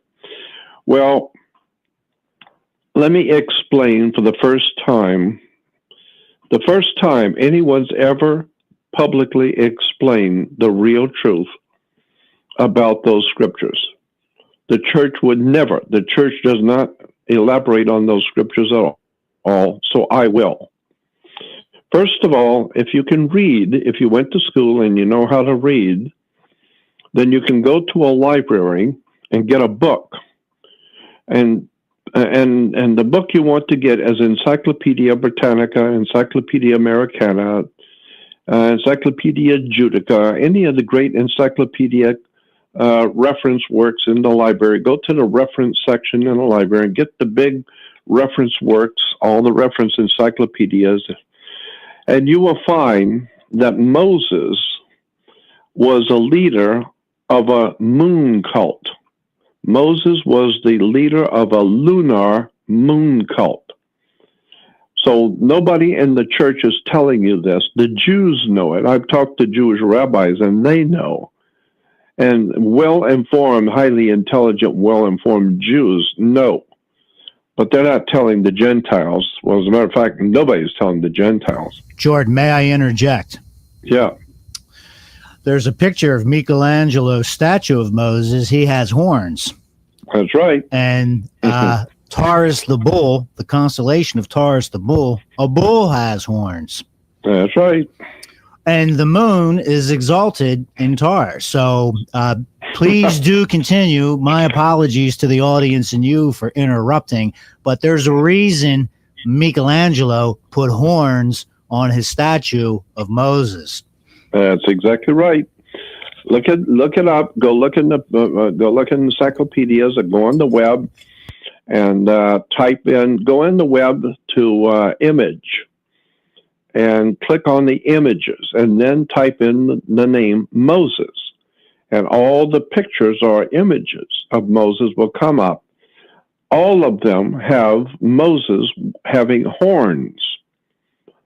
And the reason why he has horns is because those horns are the horns of a bull. And why? It's because Moses was the leader of a lunar or a moon cult at the time when Taurus was, the sun was in the age of Taurus. And so knowing that, once you understand that Moses was a leader in the ancient world, Moses represented a moon cult. And Moses was just one name, one figure in that moon cult. There were other prominent names and figures in that ancient time, in the ancient world, that were also associated with the moon and the moon cult. And one of the other names that associated with the moon cult was Yahweh. YHWH or YHVH, the Tetragrammaton, God of the old ancient Hebrews. Supposedly ancient Hebrews had the God Yahweh. Well, Yahweh was many things at many different times in history. Yahweh has represented many things. But at the time that Moses was around, or at the time of Moses, Yahweh was a lunar deity. Go back and look up the word in the dictionary, Yahweh, and it will tell you Yahweh, or the Old Testament God of the Hebrews, was a moon god. And another god at that same time for the Arabs. Now, Yahweh was Hebrew, but for the Arabic peoples, Yahweh was called Allah. Allah is a moon god, from the worship of the moon. And so all of this is in dictionaries, all of this is in the encyclopedias, all of this is in reference works on religion and ancient history. It's all there. All you need to do is just bother yourself to sit down in a library and read something about Allah or Yahweh, Allah, or Moses, and it will tell you all of these names are related to the same subject, the worship of the moon. Now, when you understand that Moses was the leader and the promoter of the moon cult for the ancient Hebrews, and then you understand that Allah of the ancient Arabic world was the same God, Yahweh, Allah, moon god. That's why today you'll hear Jews and Christians and the Muslims talking about how Allah, and I've heard lectures by Islamic speakers talking about how Allah is actually in the Old Testament. And my goodness, everyone was shocked. Do you mean to tell me that the Old Testament of the Bible, the Hebrew Old Testament, actually talks about Allah? Well, that's right. That's right there in the Old Testament that Allah was mentioned in the Old Testament. And so Christians find that to be amazing. And so many Jews have no idea that Allah is actually in the Old Testament Hebrew. And I'm thinking to myself, how ignorant do you have to be? It's amazing to me. Well, of course, Allah is in the Hebrew Old Testament. Why wouldn't Allah be in the Hebrew Old Testament? The Old Testament God of the Hebrews was Yahweh, and Yahweh in Arabic is Allah, and Allah and Yahweh under Moses was a moon god. So the whole Old Testament is based on moon worship, and naturally, Yahweh, being a moon god, has his counterpart in the Islamic world called Allah. So, hell, it's not that big a deal to have Allah pop up in the Old Testament. Of course. It's the same God. Allah, Yahweh, Moses, it's all worship of the moon. Now, when you understand that in Egypt and in the ancient East, at night, the moon would come up, and if you were in Egypt looking eastward in the eastern sky in the evening, the moon would come up. But in the middle of the Sinai Desert is a high mountain range, very high mountain range in the Sinai. And the moon would come up every night, and so the people from Egypt would looking to the east, they would see the moon rise from the mountain range. And so they believed, the ancient peoples, the ancient Arabic peoples believed the moon was a god, and that he lived in the mountain. Well, obviously the moon god lived in the mountain, because every night that's where he comes out from. So during the day he's sleeping, but after 6 o'clock in the evening, he comes out from the mountain. So he was referred to in the old ancient Arabic world. The moon was referred to, and still is in parts of Egypt and Arabia today. The moon is referred to as the old man of the mountain. When I was in Egypt, they talked about the old man of the mountain. And I asked, well, where is he? He comes up tonight. You'll see him at 6 o'clock. He will rise tonight, the old man of the mountain. So what they're talking about is the moon that comes up from the mountain. Well, the Arab peoples had a name, a religious name for Allah. Allah was the god of the moon god. But the Arabic peoples, the ancient Arabic peoples, had a name for this moon god. His name was Sin, S-I-N, Sin. Look it up in a dictionary, S-I-N. And the encyclopedias will tell you that there was a god in the ancient Arabic world, ancient Middle East, called Sin, and Sin was a moon god who lived in the mountains of Arabia. So Sin was a moon god, the same as Allah and Yahweh. And a mountain was spelled A-I. Ai was a mountain, and Sin was the god who lived in the mountain. So when you put the two together, the god of the old mountain was Sin, and he lived in a mountain, Ai. Put it together, it becomes Mount Sinai. So Mount Sinai is Sin Ai. Ai is a mountain, and Sin is the god who lives in it. He's a moon god. Now, this is exactly why all holy days of the Hebrews and the Islamic world, all the holy days of the Hebrews is always after sundown. Jews do not have holy days before 6 o'clock in the evening. It's always after 6 o'clock and sundown. That's when their holy days begin. Why is that? Why is it that Jews have their holy days and their celebrations of the holy times after sundown? simple. Ask any Jew and they will tell you, or go and read a book, and you will see that the Hebrews and the Jews of this world, their calendar is referred to as a lunar calendar. They are the followers of Moses, the moon god. And so their calendar is based on the moon, not the sun. The sun was adopted by the Christians. So the Christians worship the sun, but the Jews and the Arabs worship the moon. And so does also the Native Americans. Native Americans count their days from sundown to sundown like the Jews. That's why in the old cowboy movies you would hear the old American Indians talking about they are been around for many moons. And it's been many moons since we did this and many moons since we saw that. But why? Because the Native Americans, American Indians, counted their days by moons. How many moons? 30 moons make the month, not suns. Christians worship on Sunday because they're worshiping God's Son, S-U-N.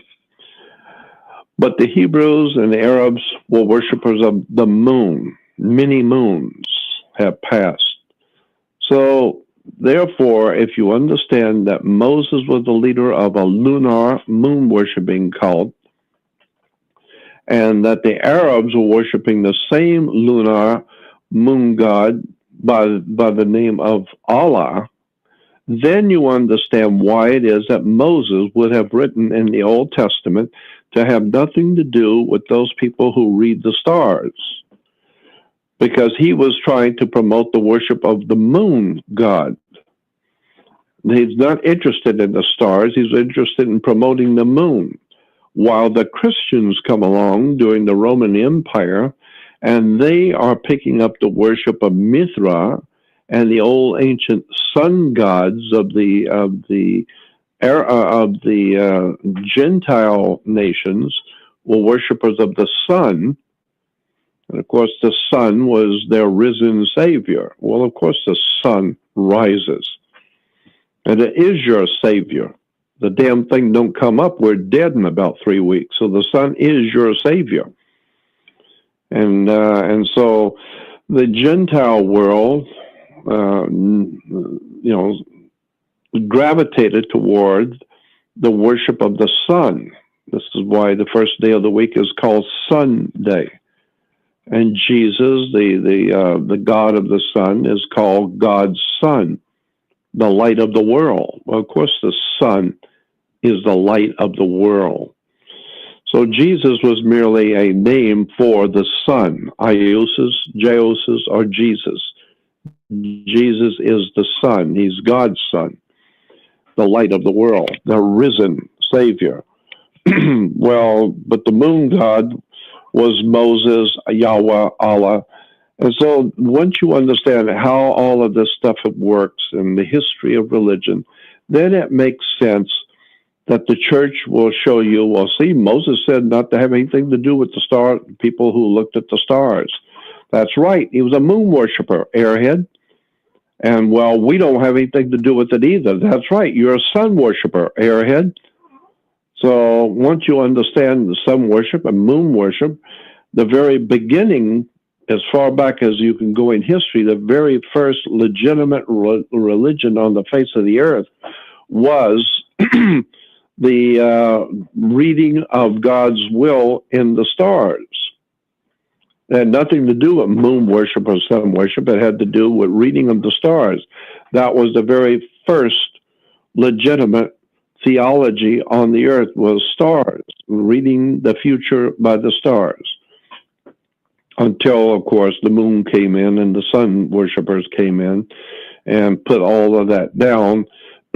So all I'm saying is go back and do some history, go back and do some reading in history, and you'll find out that all of the ancient East, the Arabic East, all were moon worshipers. The Greeks and the Romans and the modern day Western civilization are sun worshipers. But the oldest and the most ancient, going back into the most ancient past of the original religion, was what we call today astrology, the study of the stars. And so I'm just amazed how much people don't know about their religion. That's why Jews worship and have their holy days after sundown. That's when the moon comes out. That's why Christians on Easter morning go out at 5 o'clock in the morning and have an Easter sunrise service. They're watching God's sun rise from the dead of winter to come back into spring, to spring back into life. So Christians worship the sun. The Middle Eastern cultures of the world worship the moon. And the original theology on the earth was actually understanding God's laws and God's destiny of the world in the stars. And that's the only legitimate religion there is. So that's where it all comes from. Judaism, Islam, Allah, Yahweh, moon worship, Sinai, Sin AI. I just suggest the whole world wake up and get a life and understand how this stuff really works. So that's the name of that tune. That's why I suggest you need to get a reading from and understand how the stars really affect you. I mean, I've just been amazed at watching people when they get readings from my friend. They call me and they email me and say, "My Lord, I had no idea in the world how profoundly accurate and stuff that's happened to me in all these past years. Now I understand why and what's going on with me right now. Now I understand what's going on with me right now and where it's all going." And then I tell them, "Well, I tried to tell you." So that's one of the major reasons why I wanted to do this show, was to pass along to a word to the wise. You know, people who are not wise, who are ignorant and ill-informed, I could talk all day, and it's not going to make a bit of difference because they love the Lord Jesus, washed in the blood of the Lamb, saved by the Holy Ghost, and have no idea in the world what they're talking about. So I don't care to try and help those people wake up. They will do whatever they're going to do. I only want to be a help to those people who are spiritually evolved and intellectually astute and can go into a library and read a book, go on the web and type in Moses and see he's got horns and understand they were lunar horns. And, you know, if you go out at nighttime and see the moon in the lower quarter, it looks like a canoe. It looks like an old ancient canoe. Well, it also looks like the horns of a bull. And that's what the symbolism was, Taurus the bull. And then later on, the new religion comes into the picture. That's a whole other subject. That's a whole different subject. With the changing of the sun in the age of Taurus, which was the time of Moses, the moon god, then the Jewish religion takes a turn and moves into the next constellation. Every 2,150 years, the constellations change in the heaven. And so after Taurus, the next 2,150 year period was going to be the age of Aries, the ram. So that's why today the Jews are worshiping Aries, the ram, with their shofar. They blow the ram's horn. And the rabbis today, even in the synagogues today, the rabbis will give a blessing at the end of the service. And the blessing is the strange hand sign that Mr. Spock on Star Trek gives, a very famous hand sign. And Spock is referred to as a Vulcan, and he gives that Vulcan hand sign. Well, Vulcan was a volcano god in the old Roman Empire, and Vulcan was connected directly to the old ancient Babylonian, Egyptian, Babylonian, Middle Eastern volcano god Vulcan. And Vulcan was a main god of the old Phoenician Canaanites, or what we call Hebrews. So the Hebrews have been the worshippers of many different gods at many times in history. One time they were moon worshippers. Then they were into sun worship at one time. Then they were into Saturnian worship, the worship of the planet Saturn. There are a lot of that is going on today in Judaism, Saturnian worship. And so the world of the history of religion is really an extraordinary story. And it all has to do with astrology, the entire thing. So again, if you're interested in finding out where your life is going, where you've been, where you are, and where you're going, I'd suggest you contact my friend and get a reading, because that's really why we're doing this show. I want people to realize for the first time that you don't have to go through life ignorant, making mistakes, dating the wrong person, marrying the wrong person, getting in business with the wrong person, the wrong time, at the wrong place, if you understand the heavens. So that's the name of that tune. There's so much more we could talk about, but I just wanted to clarify that. And Jordan, I wanted to read a couple quotes in reference to what you were saying about astrology and religion. Genesis 1:14, and God said, "Let there be lights in the firmament of the heaven to divide the day from the night, and let them be for signs, and for seasons, and for days, and for years." And I think that supports and buttresses everything you've just said. That's right, signs. The Hebrew word is oth, O-T-H. The Hebrew word, let that be for signs. What do you mean, signs? And Jesus said there in the last days there would be signs in the heavens. The Hebrew word is O-T-H, oth, and oth is signs in Hebrew. Look up the word oth in a Hebrew, and it will tell you oth, which is translated in the English Bible as signs at Genesis 1:14. The word actually in Hebrew means horoscope. Look it up in a Hebrew dictionary. So when God says, let the stars be for signs, go back and read it. That's what it says. Let the stars be for signs. The word sign is O-T-H, oth. And the word oth translated means horoscope. So let the stars be for a horoscope. Well, what are you talking about? Let the stars be for signs. We call them the 12 signs of the zodiac. Jesus talked about the last days there will be signs in the heavens. Well, the word for signs simply means horoscope, zodiac, ring of animals in the sky. So I don't know what else you have to say. My God, there it is. And Jesus said to his followers, if you pray, when you want to pray to God, you say, Our Father who art in heaven, hallowed be thy name. Let thy kingdom come and let thy will be done. Let thy kingdom come and thy will be done on the earth as it is in heaven. What that is saying is obvious in your face. What is it that we humans put into a kingdom? I've said this before. Fish are in schools, sheep are in herds, animals are cows are in herds, fish are in schools, birds are in flocks. What is it that's in a kingdom? It's the animal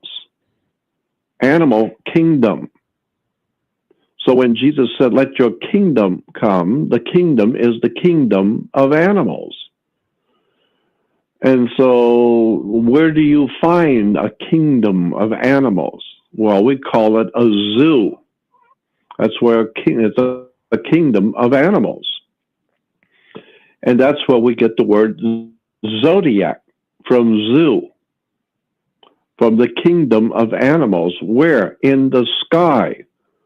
Up in heaven. You talk to God and let your kingdom of animals, let your kingdom come and let your will be done on the earth as it is in heaven. So what that's basically saying is you're saying to God in heaven, let your kingdom of animals, the zoo, the zodiac, let your kingdom come and your will be done on the earth as it is expressed in heaven. Well, I got news for you. The kingdom is coming. It's always here. It's always been here, and it's always going to be here. And so it's good that you're asking God to let your kingdom come and your will be done on the earth, because it's going to be done. The kingdom is going to be done, whether you like it or not. And at the time that Taurus, then the symbols will be the horns on Moses. When the sun moves into the constellation of Aries, the Jews will blow the ram's horn. The ram, the Lamb of God is the ram. And after that, the next after Aries, the next one coming in, the next constellation is Pisces. Pisces is the two fish. The symbol of Pisces is two fish. Well, what was it that Jesus was said to have fed his flock? He fed the people, his Christian followers. He fed, the scripture says, with two fish. He said, bring me the two fish and I will feed my people. And he became known as the great fisherman. And his followers were referred to as fishermen. And he fed his people with two fish. Yeah, the two fish are the symbol of Pisces. And then when he was going to leave Pisces, 2,150 years, and then when the sun is leaving Pisces, is going to the next constellation, which was Aquarius. So in the book of Luke, the Bible book of Luke 22:10, when the 12, his chosen 12, which is the 12 apostles, no, it's the 12 months of the year, the 12 signs of the zodiac. They're the 12 followers of the sun, S-U-N. Jordan, may I interject? Yeah. You're speaking of a kingdom in heaven. Well, there was King That's right. Arthur. King Arthur had 12 knights. That's right. King Arthur fought 12 battles. King That's Arthur, right. there was 12 years of peace. Yep.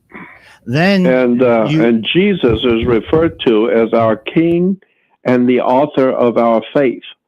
And if you go back into old ancient Hebrew Judaism and the Masonic order in England, the Knights Templars had whole stories about King Arthur was Jesus. Jesus was our king and the author of our faith. He was our king author. So when you break that all down, now you go back to Jesus being this God's son, and the sun is round, and he has 12 helpers. He had 12 apostles. And so the 12, that was the Knights of the Round Table. The table was round because it was God's son. And so the 12 constellations of the zodiac are the 12 knights who sit at the round table.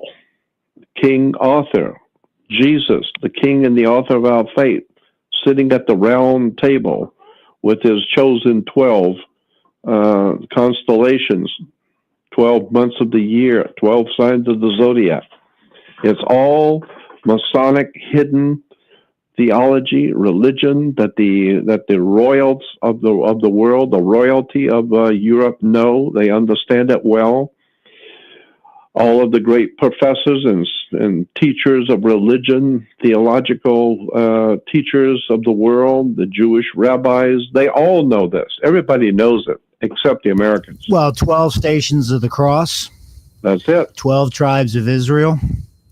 12 brothers of Joseph. 12 brothers of Joseph, 12 tribes Yep. of Israel, 12 people on a jury. The That's right. Hercules and his 12 labors. It's the same story. It's all has It's the same story. astrotheological basis. That's right. That's why you have 12 peoples in a jury, because they help bring the truth to light with the light of truth. Where Jesus said, I am the truth and the light. And so Jesus said, I am the truth and the light, and he is truth and the light. Well, he needed 12 helpers to bring the truth to light.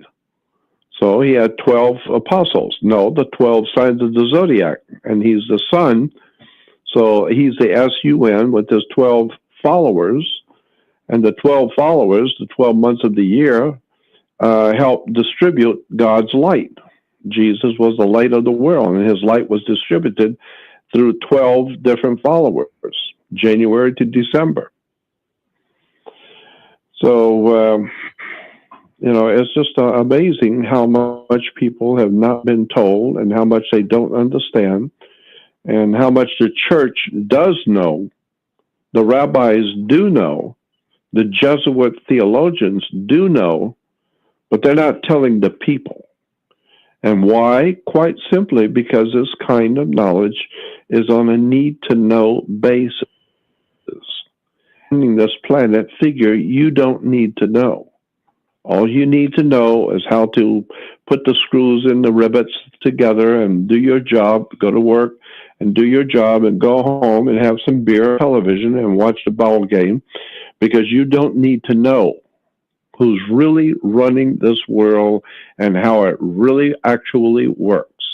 You don't need to know anything about the courts and how maritime admiralty law works and the law of the water and how your body is a security. Your physical body is a security on the New York Stock Exchange. You don't need to know any of that. You just go to church and do your thing and watch basketball. And the people who run the planet, they'll decide what your future is. So you're just shortchanging yourself by buying into a system and have no idea in the world what it all means. So that's why I'm trying to help you. So if you really want to find out what's going on with your life and where you're going, then find out who you are and where you've come from. The best way to do that is get a reading from my friend. Tell the people again how you can do that. You go to truezodiac.org, truezodiac.org, truezodiac.org. And this all being said, Jordan, there's another interesting quote. We quoted the book of Genesis. Let's quote Aristotle. The origin of all human knowledge about the substance of divine matters is twofold: the outward phenomena of the sky and the inward phenomena of the soul.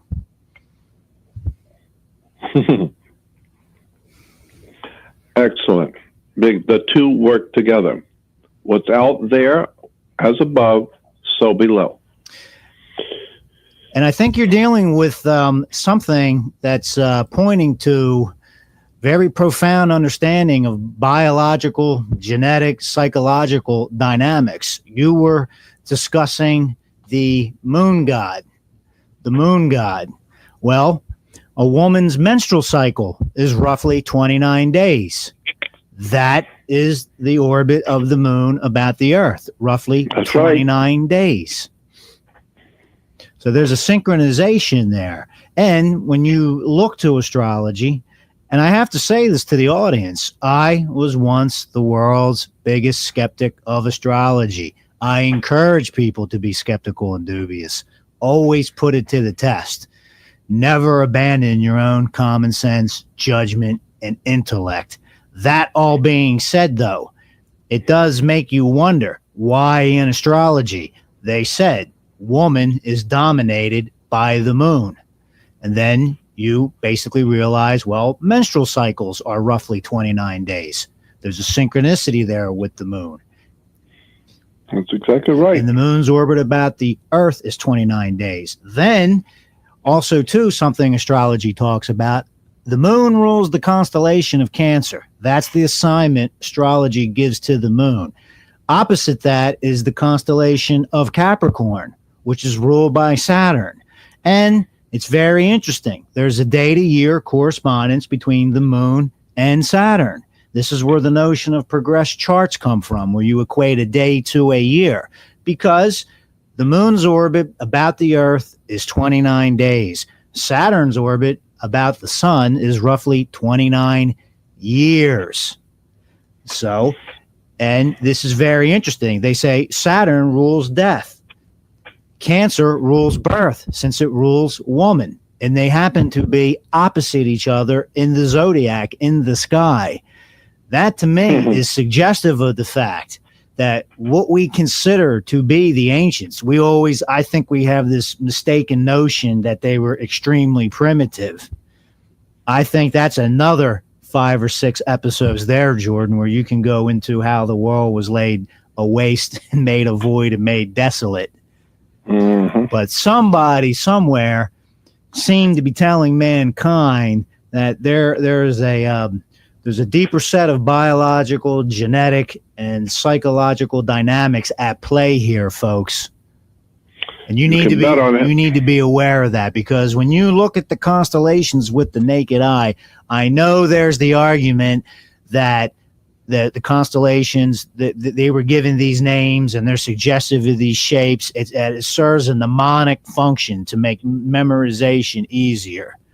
But I don't think so. When you look at Virgo, I don't think it's obvious to the casual observer, particularly when you're in the desert. I've been in the Arizona desert, traversing the country, and when you're there, there's no humidity, there's no light pollution. You're on a desolate highway, and when you see the brilliance of the stars, it's amazing.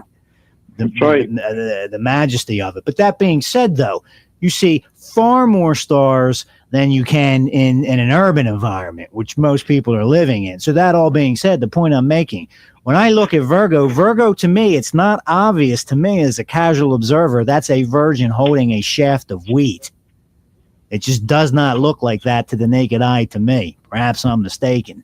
So I think the ancients, with the system of astrology, they were suggesting, look, when these wandering stars, which we now call planets, move into these regions of the sky, you get these consistent effects on the Earth if you have the eyes to see.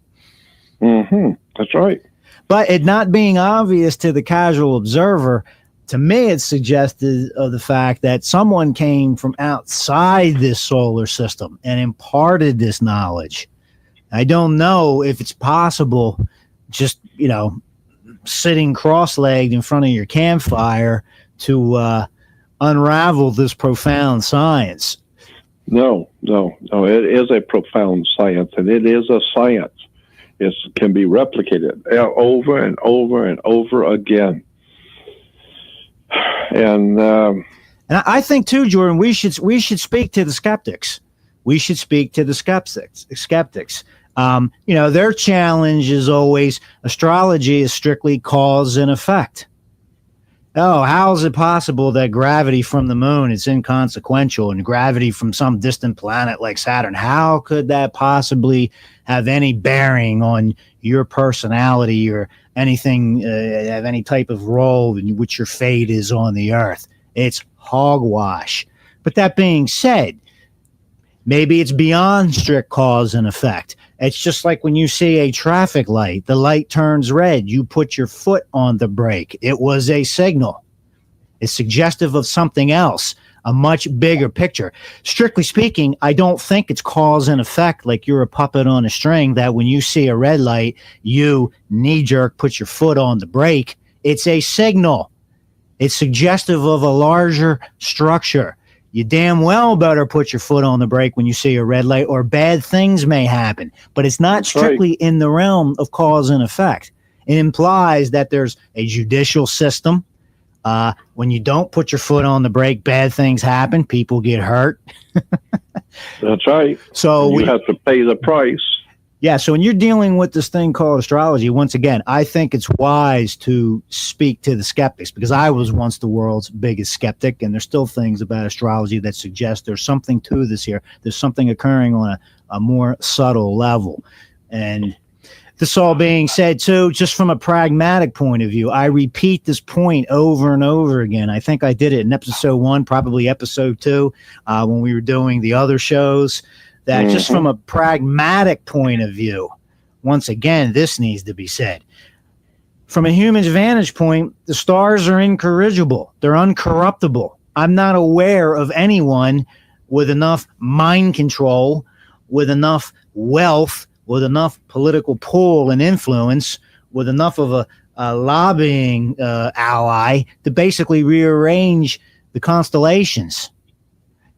Yep. They don't have that Can't be power. done. So just from a strictly pragmatic, awfully pragmatic point of view, it's going to be probably the purest form of some type of undiluted knowledge you're going to get on the surface of this earth. Because on the surface of this earth, it seems to me, just looking at human history, there's a human agenda opposed upon everything.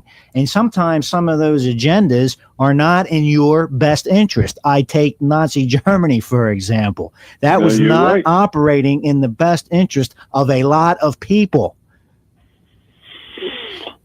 Well, you got that right, and that's precisely what's happening in Christianity. The church has its own agenda, and its own agenda is to keep the people ignorant and subservient, and being a source of finance, money. Right, and George, and what I would say, so you've got this pragmatic thing where you can look at things from a very pragmatic perspective, that you're looking at something for all intents and purposes. You're getting a relative pure form of knowledge, untainted by human agendas. And then there's also the statement, do not prejudice any source of information. Yeah, well, that's true. I mean, I think from those two point of views, I mean, some people are going to think, oh, this is Jordan and his affiliate evangelizing for astrology. No, it's basically just saying there's something much bigger at play here that we've not been told about, and we're discouraged. Right, and that the church knows about. I've sat and talked with Jesuit scholars and theologians over the years. I've sat and talked with rabbinical authorities at the Simon Wiesenthal Center for Holocaust Studies. I've sat up at the different universities and talked with these people, and they know. They're saying to me, "Yeah, we know, we understand."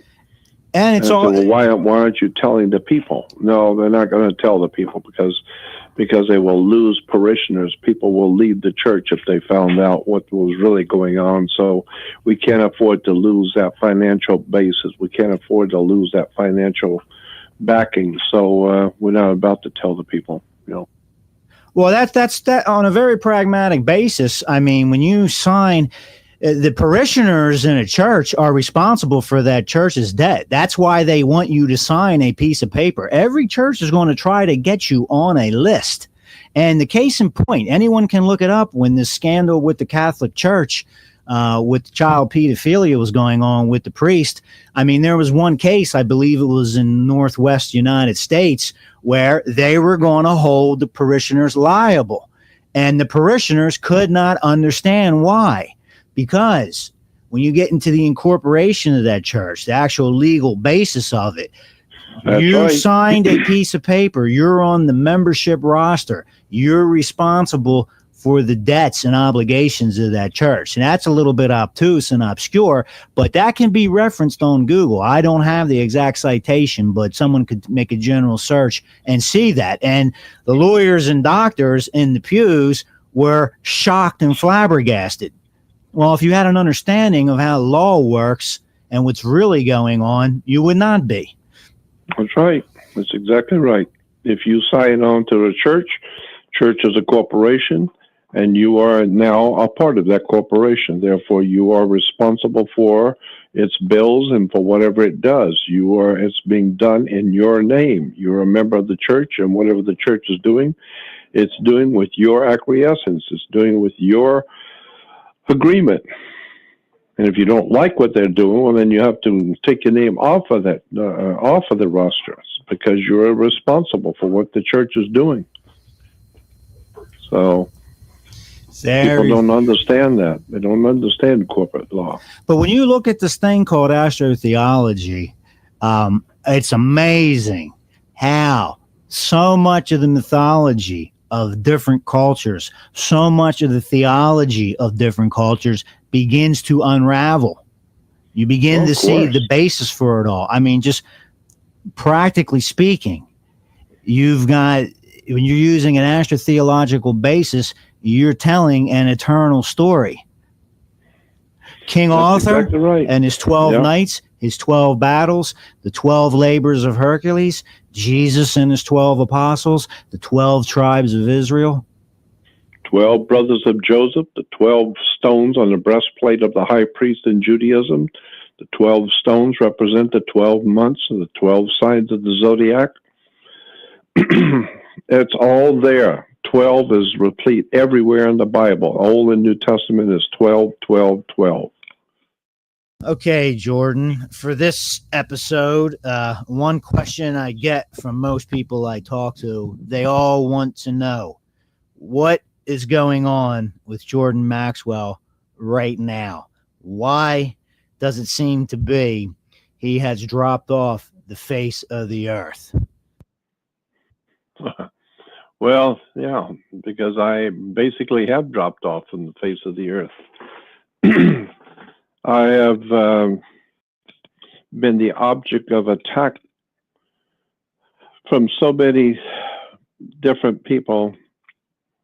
All you need is one person to attack you in the public, and all the people who don't like you to start with will jump in on that. Whether it's true or not doesn't matter. They'll jump in on it, and they will carry on that attack, and then then you've got looky-loos who will come on, and they will see, and then they'll join in the attack, and before you know it, you got all kinds of people, ad hominem attack upon your person, upon your name, and upon your family, and it's a feeding frenzy.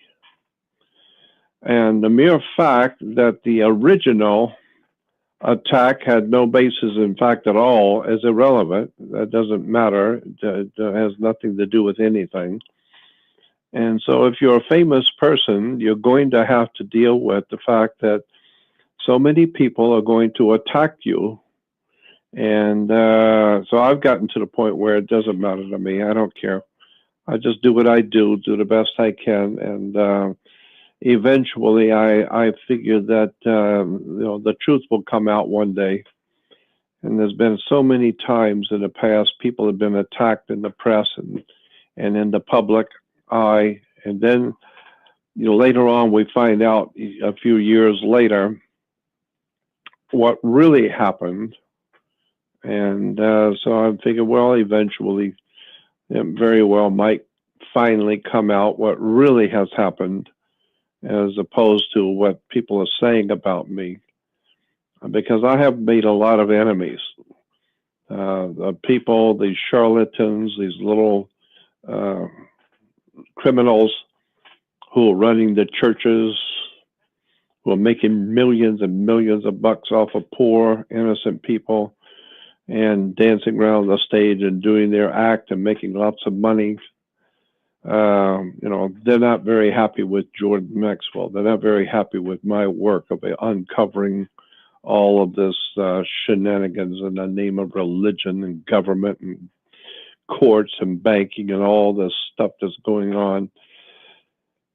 And so I have had people who have premeditatedly lied, knowing they were lying, and started rumors, who called themselves Christians, born-again Christians, when one of the 10 commandments is, "Thou shalt not bear false witness against thy neighbor." Well, there are certain Christians in this country that have not only bared false witness, but are just downright liars. And they knew they were lying when they did it.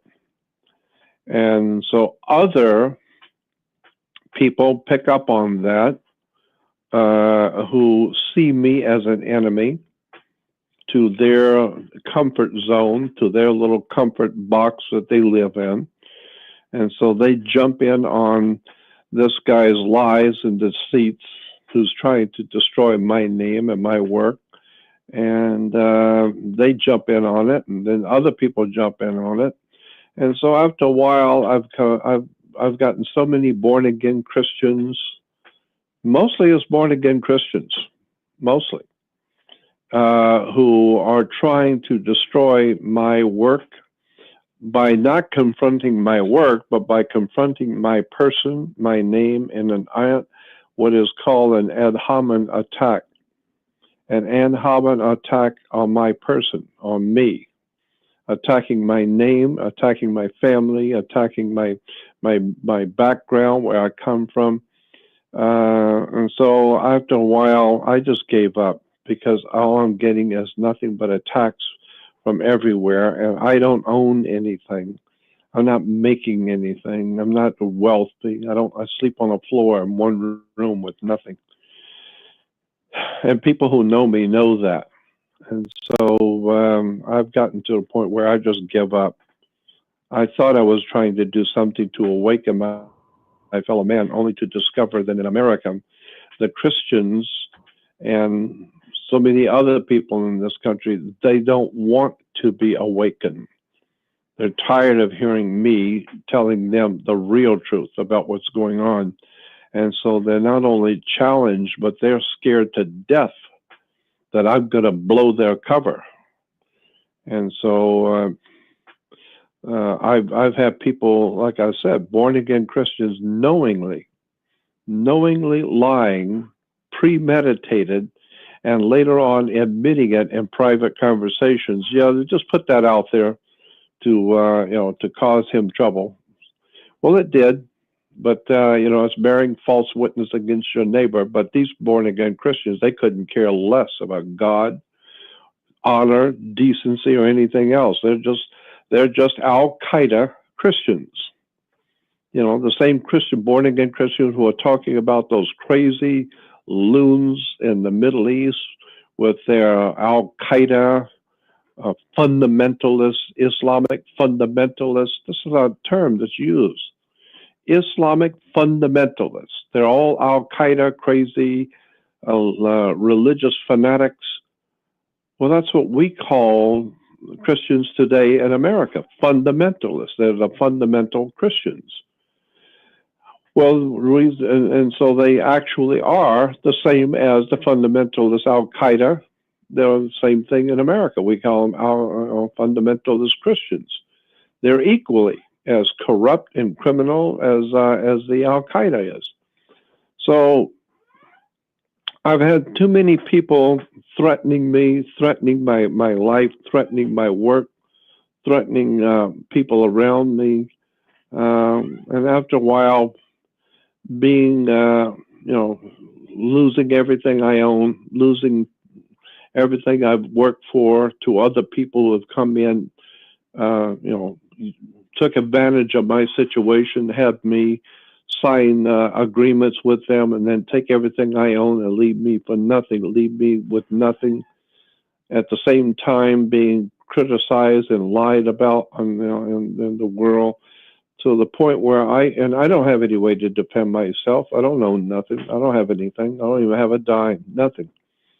So I sleep on a floor on an air mattress in a friend's home with nothing, period.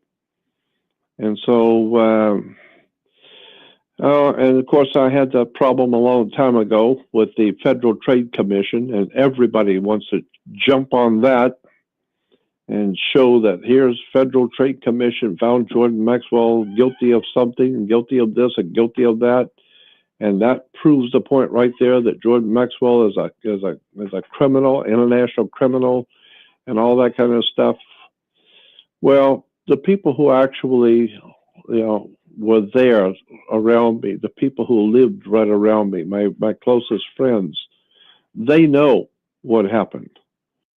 In that case, that federal, the Federal Trade Commission case that I was involved in. My friends know I had nothing to do with any of it. I didn't even know what was happening. Somebody had to call me and tell me what was going on because I didn't know anything about any of it. I didn't know anything about the case. I didn't know anything about what the case was about, and it was never was told anything by anybody about nothing. And I was told by federal agents, we know you had nothing whatsoever to do with this federal case of which you're involved. We know that. We already know who you are. We've already gone back to your first grade, to when you were in the first grade. We know exactly who you are all your whole life. We know you had nothing whatsoever to do with this. But unfortunately, your name was brought up, and so that's why you're involved in it. Well, even the federal agents knew I had nothing to do with any of it. I didn't even know what was going on. They had to tell me what the whole case was about. I didn't know anything about it. But I happened by chance to be in the wrong place at the wrong time, trying to help somebody else out. And in the process, my name got involved, and then I'm now looking like a criminal. And so anyway, so that's why I've just kind of dropped out of the picture, because I'm I figure I'm but one person out here trying to do something to help my fellow man, and all it's gotten me is broke and left for dead, and the object of derision, object of lies, and so I've just kind of given up. I'm 73 years old. I'm tired. I've done the best I could, and I realized I've always known that I have been involved in doing what I do and doing what I've been doing for all my life for 53 years, uncovering all the darkness of religion and government and banking and all of the conspiratorial crap that's been going on. I realize that I'm up against a very, very highly organized criminal syndicates. They're running the earth. And so I'm making a lot of enemies that don't want people hearing what I'm doing. And so they will put people up to lying or to false charges, anything they can do to belittle. Normally, back in the 1200s, 10, 11, and 1200s in Europe, it wouldn't have been any problem. I would have been just burned at the stake, and that's it. They just cut your head off and be done with it. If you're offending the king and offending the princes, they just take care of you immediately. But in America, they can't do that. They can't kill you in front of everybody. So they just destroy your name. They destroy your family. They destroy your family's name and your work, and marginalize you and mock you and call you every name in the book. And the great masses of the people who couldn't care less, they don't know anything about who you are. All they are, they just hear all this stuff and then they go on repeating it. So at 73 years old, I just gave up. I did the best I could and tried to do the best I could to educate people. But I'm up against organized crime at its highest levels, which is the church. I was told,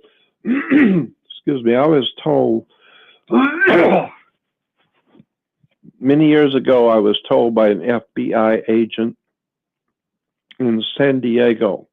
I got a call. I had a little small room office, one little room office in Glendale, and I was writing and doing videos, etc. And I got a phone call from an FBI agent, and he told me, he said, "Jordan, I'm calling. This is a social call, not business." So I said, "Give me your name," which he did. And I said, "I'll call you back."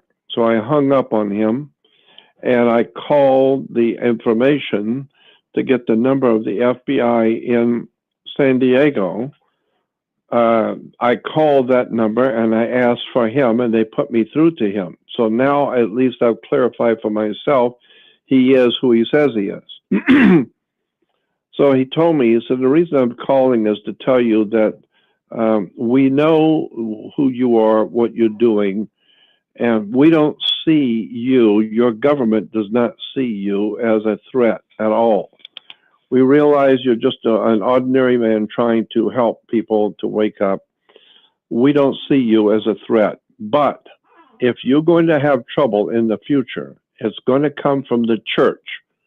This is what he told me. It's going to come from the church because we know here in the FBI, we know that the Christian movement today, as it exists in America today, is a criminal institute. We know that. There's no doubt in our mind about it at all. The people who run Christianity in America today are criminals. Because when you deal with this kind of money, and million-dollar airplanes and jets and hiding funds in the Bahamas and all kinds of criminality and drug running and prostitution and all the stuff that the church is really actually involved in. And we know they're involved in it. So we in the FBI know that the church is, in America, a criminal organization. But it's got the people snickered. They've got the people ignorant, so they don't know. People don't know, but we know. And therefore, if you are attacking the church and religion, trying to expose them, if you have any real problems coming in your life, it's going to come from organized crime, the church, because that's exactly what the Christian church is in America and in the world today. It is an organized criminal syndicate. That was an FBI agent in San Diego. So the point being is that I know that. And so that's why I've been under attack, and that's why I'm being attacked now. And so many of my attackers and people who are trying to destroy my work and my name are Christians, born-again Christians who love the Lord Jesus, washed in the blood of the Lamb, saved by the Holy Ghost, and don't give a damn about the Ten Commandments or bearing false witness against their friend, against their neighbor. They don't care about lying. They don't care about thievery. They don't care about anything. As a matter of fact, some of the Christians have actually murdered other people. And so, you know, I don't see where Christianity has anything to say about Islam or the corruption of Islam when they're equally as bad and equally as guilty. And you have to remember the two biggest wars ever fought in the world was World War I and World War II, and it was between Christian countries. Germany was a Christian country, Europe was Christian, America was Christian, all of Central and South America, Mexico were Christian. So two of the greatest wars ever fought on the earth, World War I and World War II, and the massacres in the Middle East today, the major wars going on the earth today, religious, period, religious wars.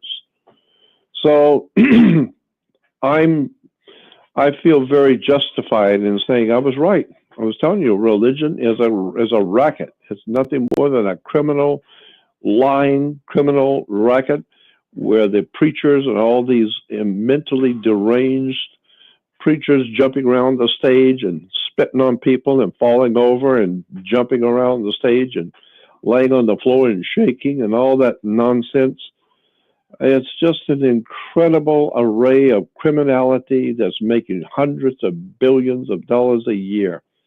And the American people are famous all over the world for giving money to charlatans or religious fanatics, drug running. The Medellin cartel makes billions a year off of the sale of drugs to Americans. Americans are a drug society. They're heavy into drugs, alcohol, gang wars, murder, violence, slavery, and religion, Christianity, and Judaism, and Islam. And this whole entire Western civilization is just very sick, and it's dying. It's dying all over the world because there is no truth left. There is no vision. There's no vision of reality left. There's no vision of the people. The Bible says where there is no vision, the people perish. And so that's what's going on today. Western civilization is collapsing. There's nothing but violence, corruption, pollution, drive-by killings, drug addiction, alcoholism, all of this in a Christian country. And at the same time, Christians are out there bad-mouthing each other, bad-mouthing anyone trying to help. And they're ignorant, ill-informed, unread, mentally deranged, mentally unstable, and dim-witted. And that's Christianity today. The Christianity of the first century, I admire. I love the words in the scriptures attributed to Jesus. I love the wisdom, the encoded wisdom of the Bible and of the first century Christianity. But I'm talking about the churchianity, mentally deranged, moronic stuff that is now being promoted in America, calling itself the church. What a disgraceful display of stupidity and ignorance and childish stupidity. So, and I know that there's a lot of people who see that, and the church is trying to do whatever they can to destroy my name and my work, but I don't care at this point. 73 years old, it just doesn't matter to me anymore. I just do what I do and see where it goes. But that's one of the major reasons why I've just kind of lost hope.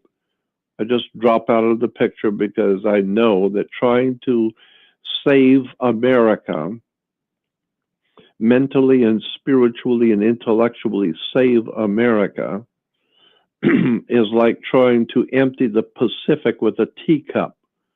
It's not going to happen. The people love in America. The people have spoken. After all, we are a democracy and the majority rules. Well, the people of America have spoken. They love stupidity. They cannot get enough of criminality, pornography, alcohol, drugs, wars, violence, basketball, silly ass ball games, computer games, anything that is infantile, ignorant, lacking any intelligence or anything humanly of value. The American people love it. We can't get enough of bullshit, silly ass ball games, silly ass what do they call them, soap operas during the day, game shows, all kinds of pornography, stupidity, ignorance. The American people love it. And so we get the kind of government that we deserve. We love getting screwed over. We love lies. We love stupidity and ignorance. We abhor reading a book or thinking. And so, like one of the founding fathers of this country said, if you're expecting to be free and stupid, that ain't going to happen. You can be stupid or you can be free, but you're not going to be both. And so that's why the people of America live like slaves. We live like slaves. We act like slaves because we are slaves. And the country's finished. Our morals are gone. Our ethics are gone. Our scruples are gone. Our money is gone. Our work, our base of operation is gone. There's nothing left to this country but stupidity, ignorance, dancing, silly ass ball games. It's frightening to see what has happened to our great country.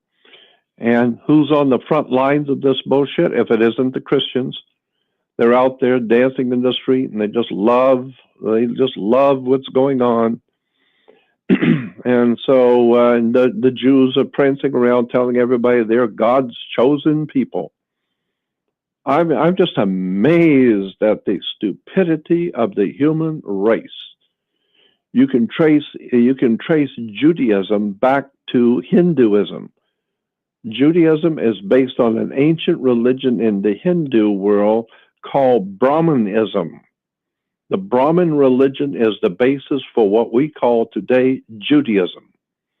So if you want to understand Judaism, go look up Brahma and Brahmanism in India, and there is the basis for Judaism.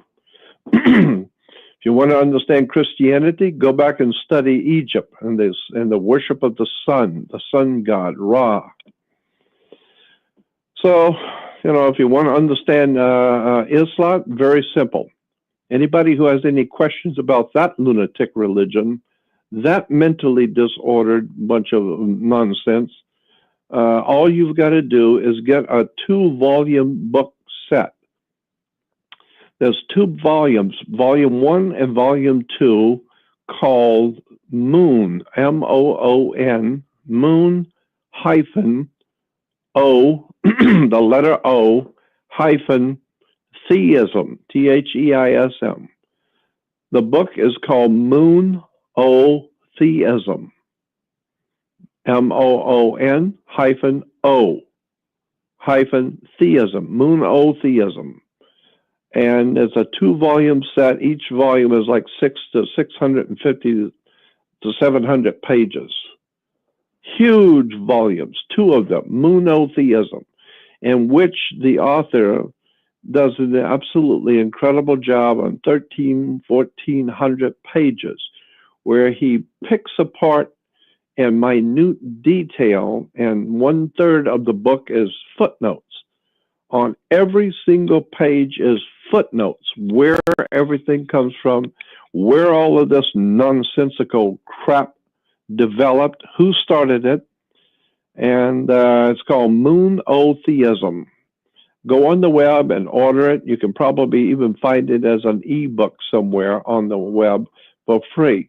But if you're interested in Islam and where this incredibly diseased religion comes from, this mentally disordered disease on the earth that we call Islam, if you want to know about where this thing developed and how this cancer started on the human body, is this murderous disease called Islam. Go get the book. I didn't write the book. 1,400 pages of footnotes called Monotheism.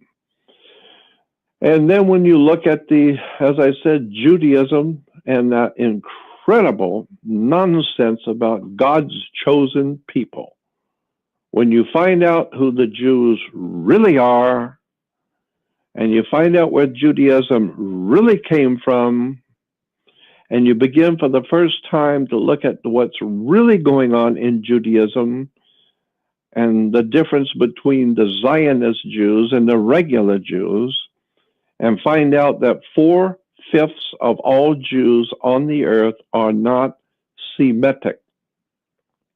Only 1/5 of the Jews on the earth are Semitic. Then once you understand that only 1/5 of the Jews are Semitic, the other 4/5 are Gentiles. Now, it's astounding to me how many people don't know that. And the 4/5 of the Jews, which are not Semitic, are referred to as Ashkenazi. Now, there's a loaded term if there ever was one. Ashkenazi. You better go back and look at the word ash, and then Kenazi, Ash, K-A or K-E, Nazi, N-A-Z-I. Ashkenazi, N-A-Z-I. Get it? Ashkenazi. It goes back to the old German, Jewish German, what would we call it? An operation going on in Europe that calls itself Jewish. It was actually an Ashkenazi movement of Jews who call themselves Jews, but who are not Semitic. They're not Jews. They're Europeans hiding under the cloak of an ignorant and crazy religion.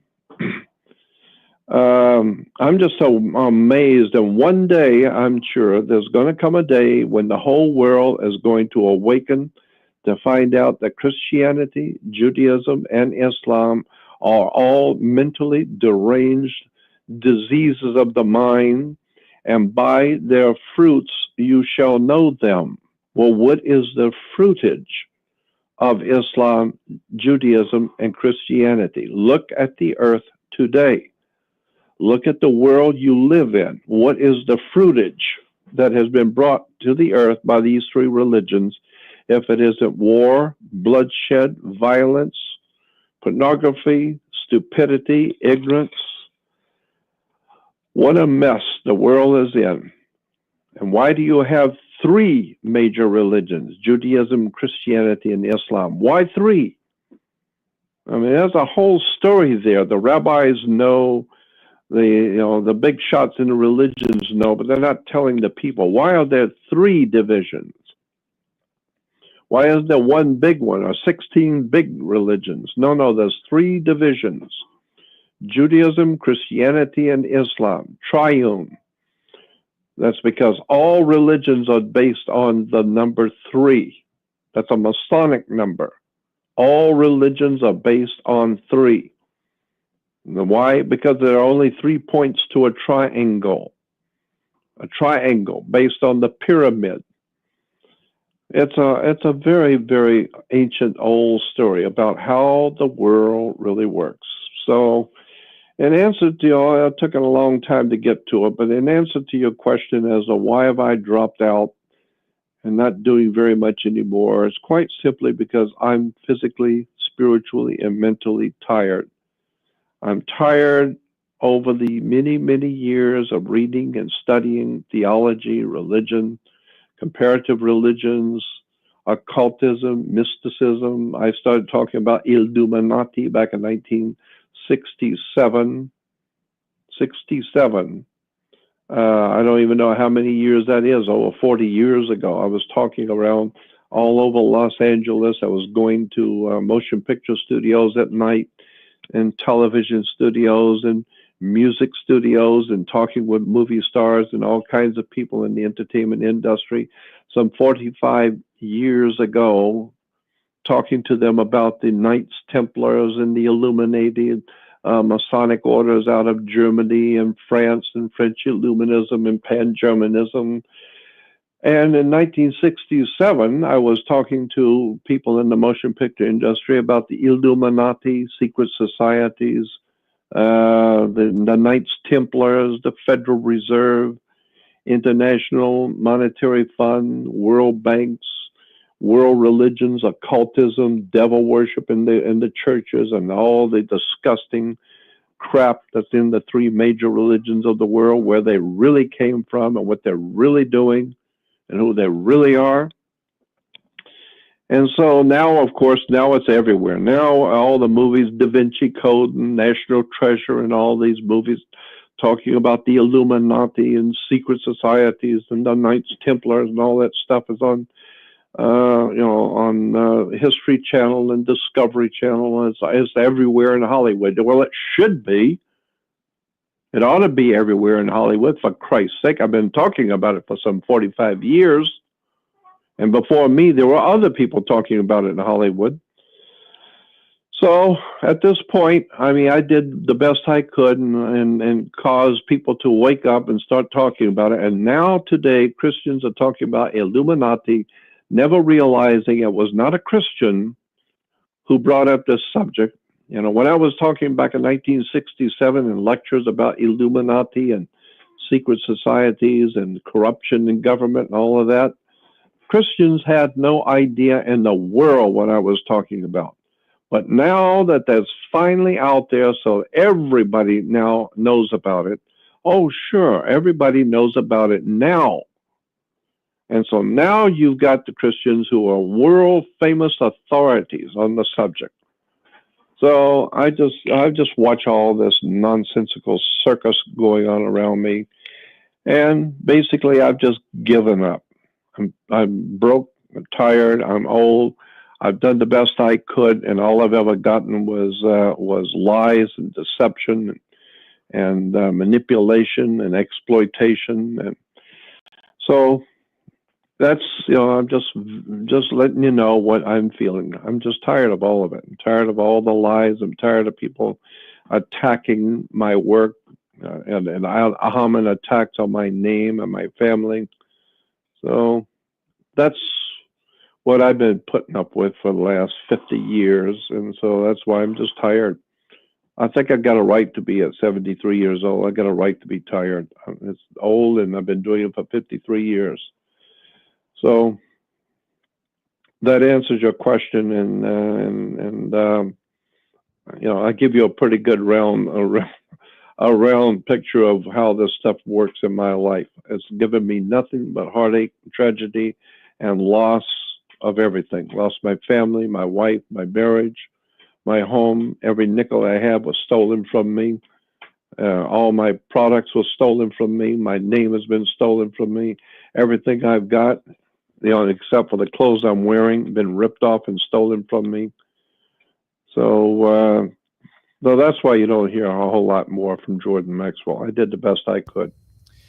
Well, on that last statement, Jordan, I think some elaboration is in order if you're in the mood for it. Yeah, I guess so. One of the weapons in the arsenals of your detractors is this Federal Trade Commission case. This is a Federal Trade Commission. We just put it out there for the whole world. I mean, it's out there publicly anywhere. Anyway, Federal Trade Commission plaintiff versus Jordan Maxwell, individually in doing business as BBCOA, aka BBC of America. And the interesting thing about that, I was an eyewitness to those events. I know what happened, and you were in the office. Yeah, and what people don't understand about this, once again, your detractors are quick to jump on this as if this is proof of how fraudulent everything you say is, because here it is right here, the Federal Trade Commission versus Jordan Maxwell. He's a fraud. He's a liar, not understanding the totality of the circumstances that led to this. That goes back to the days when you were religious editor at Truth Seeker. Yep.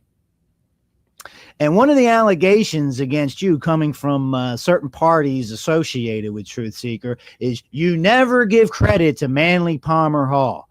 You've stolen everything you say from Manly Palmer Hall. It always comes from some criminally insane moron who is working under the facade they're there to help you, when really they see dollar signs in their eyes. And this is one of the allegations. You never credit Manly Palmer Hall. You've stolen all his work. And Manly, he didn't leave you his research library. I've seen the journals that were left to you, old material that was given to you. And people misrepresent all these things.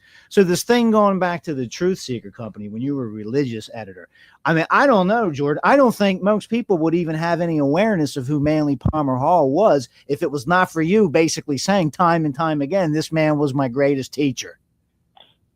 That's true. But this all leads up to this Federal Trade Commission case. And basically, from my understanding, what happened at Truth Seeker, you're there, you have a nice place to live, you're a religious editor, and then because of some knowledge you have, you're unceremoniously tossed out into the street. Yeah, and that was because of David Icke, because I brought David Icke to America in 1992. David Icke did not do anything against me, but his girlfriend, Ferguson, can't remember, Alice Ferguson. Alice Ferguson was a girlfriend of David Icke's back in 1992. And Alice Ferguson came to me from England. She came over from England and called me and came to my office. And she brought with her a friend of hers, David Griffin. David Griffin and Alice Ferguson came from England to San Diego to meet me, and they came to my office. And Alice told me that she was here. She had been told to go to America and see Jordan Maxwell at the Truth Seeker Company because he was helping everybody, anybody who has something of value to do for the human family, that he was helping and financing, which I was. I was helping to finance all kinds of operations and people and authors and writers and Zachariah Sitchin and all kinds of other people that I was helping get their books published, and that was what I was doing. And so she said, well, I wanted to come over to America to see if we could get you to help my friend David Icke. And I said, well, first of all, who are you? She said, I'm Alice Ferguson, and this is my friend David Griffith, and we're here to see if you will help us bring David Icke to America and promote him. So I sat and talked with them for a little while, and I said, okay, I'll tell you what I'll do. I'll hire you, Alice and David. I'll hire both of you, and I'll pay you both $2,500 a month. That's $5,000 in salary a month, $2,500 a piece. I'll hire you and David, and you work for the company, the Truth Seeker Company, and you work to promote me and my work in the Truth Seeker Company. But at the same time, you can work and promote your friend David Icke, whoever he is, and whatever he's doing. It sounds like he's a good guy, so yeah, I don't mind. You can promote him and use the company money to promote him and do whatever you want. So then Alice tells me, well, that's wonderful. So now I gave her a job, him and her, David Griffith and Alice Ferguson, who were representing David Icke. And then she said, so now I've given them both a job. Well, they got to have a place to live. They don't have a place to live. So I said, all right, I'll get both of you an apartment, a one-bedroom apartment. I'll have the company, do that for you. So the foundation bought them both, rented them both apartments. Well, we got to have a car because we don't have a car. So I said, all right, I'll get the foundation to buy a car for you, a new car. And well, if we got an apartment, we don't have anything in it. I said, okay, I will give each one of you, both of you, $2,500 a piece to furnish your apartments. So, that's 10 grand there already. And so now they've got a new apartment a piece. They've got a new car to come to work in. They've got a new job, paying $2,500 a piece to each one. And so now they should be happy. And she's got new furniture, and so does he.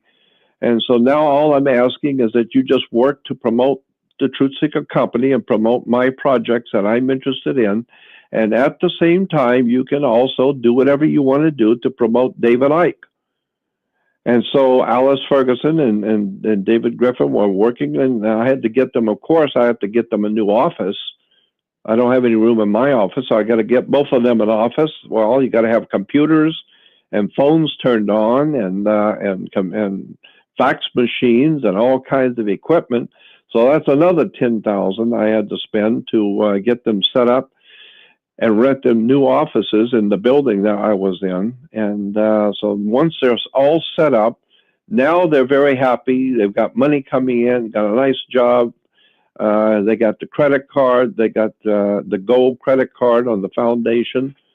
So now all of a sudden, she has to go back, Alice Ferguson has to go back to see her mother in England. And she's got to go see her girlfriend or a sister in Australia or wherever it was. And so she's using the company credit card, the gold card on the foundation credit card, to fly back to England. And then she brings her girlfriend back from England to stay with her, which I don't care. But I'm paying for the tickets. I'm paying for the flights. And so when they get back here, well, the girlfriend needs a job. So I said, all right, I'll pay her, like $1,000, and she can live with you. And so I paid, I hired the girlfriend for Alex so that her girlfriend would have a job. And and then one day, what's her name? Bonnie Lang, who was the president of the company. I was merely running the company for 2.5, 3 years. So Bonnie Lang, herself was a criminal. I didn't realize that this woman was a criminal. She's got a criminal record. I didn't realize that at the time that I was at the Truth Seeker Company. So Bonnie Lang gets to meet Alice Ferguson and Alice's girlfriend. Well, Bonnie Lang brings in a friend of hers to work for the company. And so all the women used to get together and go out to lunch at time every day. And at night they would go out together, all the women in the office. And it was just me and Tim Leadham. And of the men in the office was me and Tim Leadham.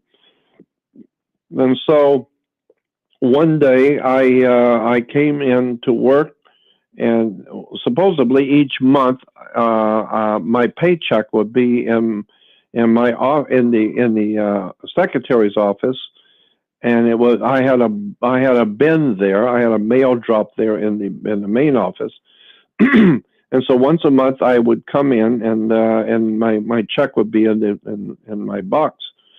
And so one month I came in. I was busy up in San Francisco, financing some science thing for friends of mine up in Portland, Oregon, and Washington State. So I came in, and my paycheck wasn't there, and I didn't think anything about it because I was too busy. So I just let it slide. I just thought, well, Bonnie or whoever it is were signing the checks, forgot it, so I'm not going to argue about it.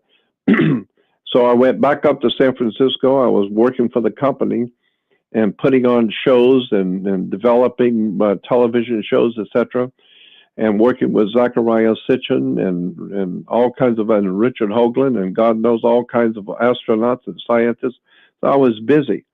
And as it turns out, I got so busy, and when I came back, the next month came around, and my check wasn't there again. And I didn't say anything that my check wasn't there a second time, but because I was too busy. But it only took me about a week. And so then I went into the secretary's office and I said, "Where are my two checks? Where are my checks?" And she said, "Oh no, we fired you a couple of months ago. You've been fired." And I said, "What do you mean been fired?" She said, "No, Bonnie Lang, fired you." I said, "Well, what are you talking about? Fired me? Who got authorized my dismissal?" And she said, "Well, Alice Ferguson suggested to Bonnie that she fire you and bring David Icke in to take your place because Alice Ferguson, she felt that David Icke would be better for this company than you. So you were fired." And Bonnie Lang agreed. So they fired you, and they're going to bring David Icke in to take your place. And so that's why you were fired 2 months ago. They didn't even bother to tell you. So then when they confronted David Icke to come over to America now, we got big fancy jobs from Jordan Maxwell. He gave us big fancy checks and bought our furniture and bought us a new car and paid all of our rent and gave us all a job. And now we're doing real well. Now we're sailing along. Why don't we just fire Jordan Maxwell? Just get rid of him and bring David Icke in to take his place. That's the thank you I got from Alice Ferguson. That's the thank you I got, was being fired so that Alice Ferguson could bring David Icke in to take my place after I fed them, gave them an apartment, gave them money, gave them a job, bought them a car, took care of them, did all, and hired her girlfriends. And she's traveling all over the world on the gold card to Australia, New Zealand, Canada, with her girlfriend on my money, on my company's money. And then all I got from it was I was fired, and David Icke is going to come in and take my place. Well, then when they talked to David Icke and said, "Well, we got you a nice cushy job. We just fired Jordan Maxwell. He was supposedly our friend, but we got rid of him. So now you can have his place." Well, David told him, "I'm not interested in doing a job in an office. I enjoy talking to audiences and traveling around the world and doing what I do and make a lot of money and be on the stage. I'm not interested in sitting in an office like Jordan running a company. So I'm sorry, you picked the wrong guy. I'm not interested in running any company." So then they were caught between the rock and the hard place. They've already fired me. It's over. Now David Icke doesn't want my job. So now they've got some real problems. And so As it turns out, the whole company went defunct about a year later. The whole company went under. They had so many lawsuits. We had the police out there with all kinds of investigations, corruption by the president, Bonnie Lang. She had federal agents out there in the office. The whole company just went under, and found out the whole thing was a very big corrupt operation going on, that they had stolen the foundation's money. The lawyers had stolen the money. My God, it was a real mess. So I left the Truth Seeker in a pickup truck. A friend came down and picked me up and gave me a place to live, because I had spent all my money and brought David Icke here and spent countless thousands of dollars. She spent on promoting David Icke to make him famous, and then fired me, and I left penniless and came back to Los Angeles. I had to sleep on the floor in my friend's apartment. So, that's the story of my experience. And it wasn't David Icke who did anything. David didn't do anything. It was Alice Ferguson. And David Griffin was a very nice guy. Unfortunately, he didn't know anything about Alice Ferguson, but he came to me and quit just before all of this stuff happened. David Griffin came to me and said, "Jordan, I'm leaving. I'm going back to England." And I said, "Why?" I kind of figured I knew what was going on then. And he said, "I cannot stomach Alice Ferguson anymore. I can't deal with her. I don't want to be around her. I know what she's doing behind your back. I know what the women are doing behind your back. I'm hearing them. And you've been too generous with us and too kind to me and given us so much. And now they're doing this to you to bring David Icke in to take your place. So I don't want any part of this. I'm going back to England. Goodbye and good luck." And that's it. So that's what that was my experience with bringing David Icke to America back in 1992. It was Bonnie Lang, the president of the Truth Seeker company that I was working for, was a criminal. She had criminal convictions. My God, you go to the San Diego County Court of Records building and look up Bonnie Lang and Truth Seeker company. You'll see all kinds of criminal activity where her husband went to prison, and she was involved in $1 million ripoff of the Columbus company, the Columbus people. They got ripped off of $1 million and indicted her for robbery and embezzlement. My God, this woman was a criminal. And while I'm there with Bonnie Lang, at the same time, now I'm confronted by other sharks like Alice Ferguson, and I'm just amazed at the perfidy and the corruption and the criminality of these people. And again, David Icke didn't have anything to do with it. He was in Europe. He didn't know anything that was going on there. He didn't even know that I had authorized over $100,000 in 4 years to promote him. That's how much Alice Ferguson had been spending on promoting David Icke on the company credit cards. So we got his books published for him, and I got him on radio and got him on Coast to Coast and promoted him myself because I liked David and I liked what he was doing. And Alice Ferguson was sending him all over the world on the company credit card and buying him first class tickets to here and there and everywhere. And ultimately, all I got out of it was fired and thrown out on the street with nothing. So that's Alice Ferguson and the David Icke story of Jordan Maxwell with the Truth Seeker. But nobody knows that. Nobody knows that. All they know is that Jordan Maxwell's a criminal and he's this and he's that. But I got all kinds of stories. I've been ripped off and lied to and cheated by so many people. But happily, there have been a few people who have been close to me who was there. You were one of them. You were one when I came back to Los Angeles. So that was the David Icke story. Well, that story, Jordan, the time frame on that when you were terminated from Truth Seeker, that would have been around September 5th, 1998. Yeah. That's when that happened. And see, and with what's put out there, the public allegation against you, if I may play devil's advocate for a second, is you were unproductive at the Truth Seeker. That's why they had to fire Jordan Maxwell, because Jordan Maxwell always falls into this pattern. We want to do everything we can to help Jordan. We're so wonderful. And then Jordan just won't play ball. And he just sits on his ass and does nothing. See, and see, you're giving the other side of the story. It's a little more complicated picture. And once you're basically, because you were basically on the street. You were destitute. That's it. The way I would describe it, if we had to do this under penalty of perjury, would be under extreme economic harm, stress, and duress.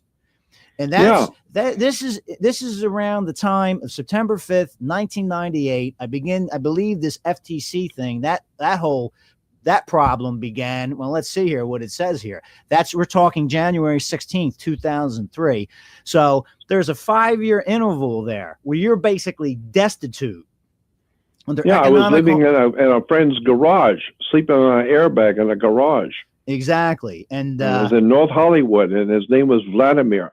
My friend from Europe was an apartment manager, and he had a little single apartment.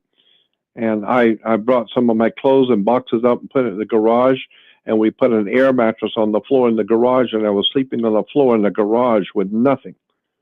Because of what Alice Ferguson and the Truth Seeker and Bonnie Lang did, firing me and didn't tell me, and let me spend all the money I had left in my account on the business, promoting and letting them use my money, and then come to find out I was fired 2 months ago and I didn't know it. Nobody told me. And well, this is when when your name really started getting big, because it was around this time the basic slide presentation was kind of making people aware of this company called Truth Seeker that now no one knows about, and prior to you no one knew about. That's true. Yep. So those were the days. So that being the case, this FTC judgment against you, which is out there, it's public knowledge, it's right on the FTC's website. You're basically destitute, and it's basically, well, whoever's going to come along and help me. Beggars can't be choosers. That's pretty much the situation that I saw. Well, it's true. I mean, when you're sleeping on a garage on the floor on an air mattress, and the only thing that was keeping me alive was my friend who was I'd have lunch with and dinner with, and he was buying and paying, and thankfully at least he had room in his garage for an air mattress, and so that's where I was sleeping on the floor in the garage with nothing, zero. And at this time you would have been around 56, 57 years old. Yeah. Mm-hmm. So, and that's when the association began with this BBC of America. Yeah. Which led to the Federal Trade Commission fiasco. And that, to me, let it be stated publicly, I mean, that's a total case of guilt by association. And as you said, the federal agents took you downtown and basically said, we're putting the pressure on you because we want to know what you know. We know you had nothing to do with this, but you're useful to us. I mean, that's basically me paraphrasing from my understanding from what you told that's me. what they basically said without saying it. They said, we know that you didn't have anything to do with this because we know who you are. We know what your finances. We know that when we froze your bank account, when we shut the BBCOA down, we know you have $52 in your account, in your bank account. And you've never had more than $100 in your bank account at any one time. So we know that you've never had more than $100 there. You got $52 when we closed your account down. We know that you didn't have anything to do with anything at all. We know that. Right. And what it was just basically the name Jordan Maxwell lent some luster and brought some traffic to BBC of A. Well, of course. Absolutely. Because I was doing radio and lectures, and I was traveling around Southern California doing lectures and radio and slide presentations, and I was on Coast to Coast Radio, and I was on all the big radio shows, and And of course, I was promoting the company BBCOA because they were helping me, and they were giving me a website, and so which I you was, had no you know, control over. You had no none. access to the passwords, no idea what type of traffic was going on there, no idea how much money's coming in. It's just go out there, talk, get on the damn radio and sell some product. That's it. That's all you need to know. I didn't know anything about, at my age, I didn't know anything about computers at all. They had to show me how to turn one on. I knew all about a radio, how to turn one on and turn the stations, but that's it. But at my age, I didn't know anything about the technology, computers, webs. I didn't know anything about none of that. And so it was decided that BBCOA said, well, we need to get Jordan Maxwell a website. I don't even know what they're talking about. And so they did. And so they told me, well, this is going to be your website. And then I began to see what the web was all about for the first time. And I have a website. But what nobody told me is that it's not my website. It was being presented to me as if it were my website. Jordan Maxwell has his own website. It's called BBCOA. But I didn't realize, I don't know anything about the technology, but I had some people come in and say, Jordan, you know, you don't own that website. That's not yours. Right. Well, let me explain how that works, Jordan. I mean, you know, you basically have the domain name and there will be a registrant associated with that. So what they're basically saying is, no, you're mistaken here, Jordan. You're not going to be the registrant. We're going to have the control and ownership of this. When we say it's your website, it means your name's on there because you're going to make us some money. But you're not going to have access to any passwords. You're not going to have any say in the direction of where this company is going. And at that time, I can tell you the last time you've lived in a proper home with an apartment was the apartment that you had in San Diego when you were associated with Truth Seeker. After that, you've been homeless. That's right. And even with your association, this judgment with the FTC, I mean, it's $400 and some $1,000. At that time, I'm an eyewitness. You're living on the floor in an office. So in Tarzana, I'm sleeping on the floor. So it's on an air mattress. So it's understandable why, after a certain point in time, you do not feel like playing ball. And that's where in my opinion, this is just my opinion, an outsider looking in from the outside, but who was there as an eyewitness, that's where these allegations come in. Oh, Jordan's lazy. He doesn't want to do anything. He doesn't want to get off his ass and make us some money. He's got to make us some money. Well, you're making money. I don't have an apartment. I can't take a shower anywhere. I sleep on a floor. But I'm expected to be productive. I have a website. No, your name's on it. It's not yours. It's not your website. Never has been. See, and this has been the up and down cycle, since this whole thing with Truth Seeker, when you last had an apartment in San Diego. This is what I've seen looking inside from the outside. And this is what the world doesn't understand. You had this FTC, this whole thing about selling fake international driver's licenses and things like that. That was not your function, from my understanding, at BBC of A. Your job was to be Jordan Maxwell, get on the damn radio, move some product, and make us some money. That's it. That's all it was. And what happened with that Federal Trade Commission thing is that there were two young guys heard me on a radio. One of them, his name was Jason Whitney. Jason Whitney heard me on a radio. He was living in Orange County, and I was doing radio shows on KPFK, late at night radio show. And Jason Whitney was living in Orange County, and he heard me. And so he called me the next day and said he wanted to come up and visit me because he was interested in my work and what I was doing. So he came up to visit me, and he was a nice young guy, and I liked him, and he was very bright. And so he started coming up to visit me every day after work.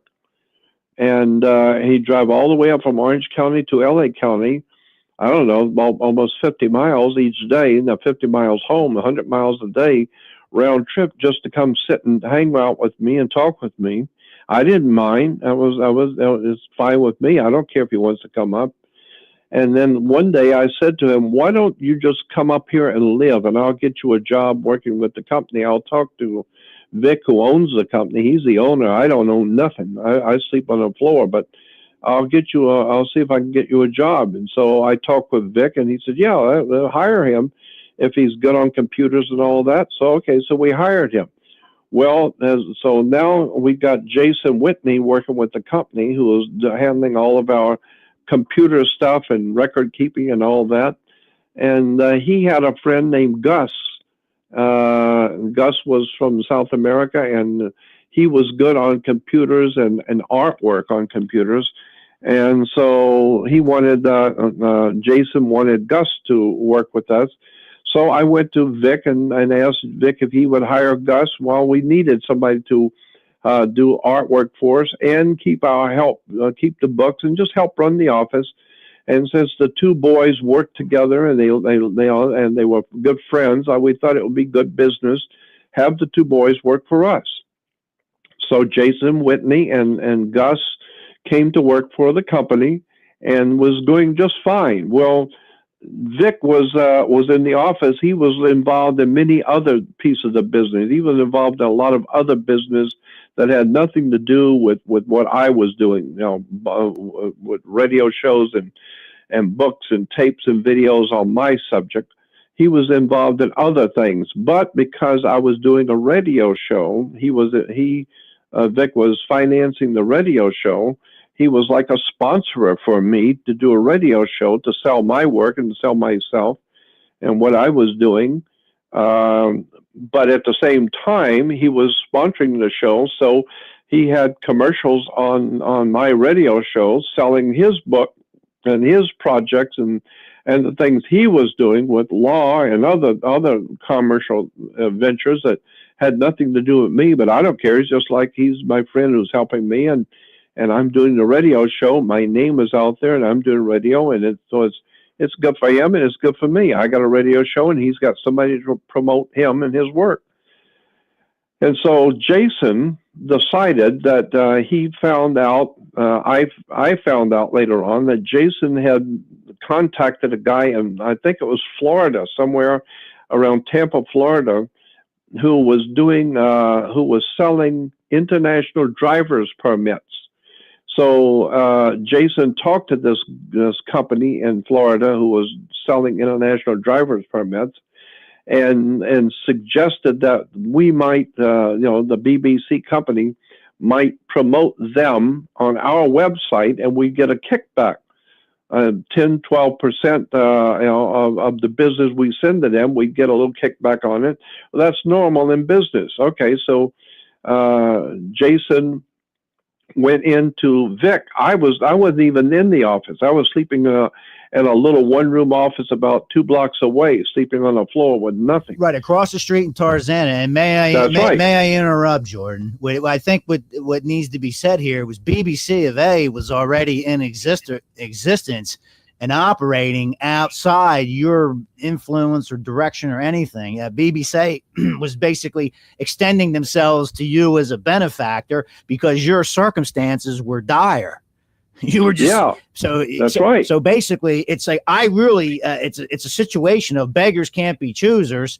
This is a company. It's under someone else's influence, direction, and control. But if they're going to promote my work, then so be it. I mean, it's either sleeping under a bridge or this is a means to get my work out there. But you had nothing to do with the direction or the influence or control this place is going. It's this guy's Jordan Maxwell has an audience.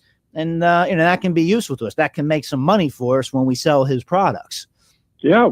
And also bring publicity to BBC of A, because now no one knows who BBC of A is.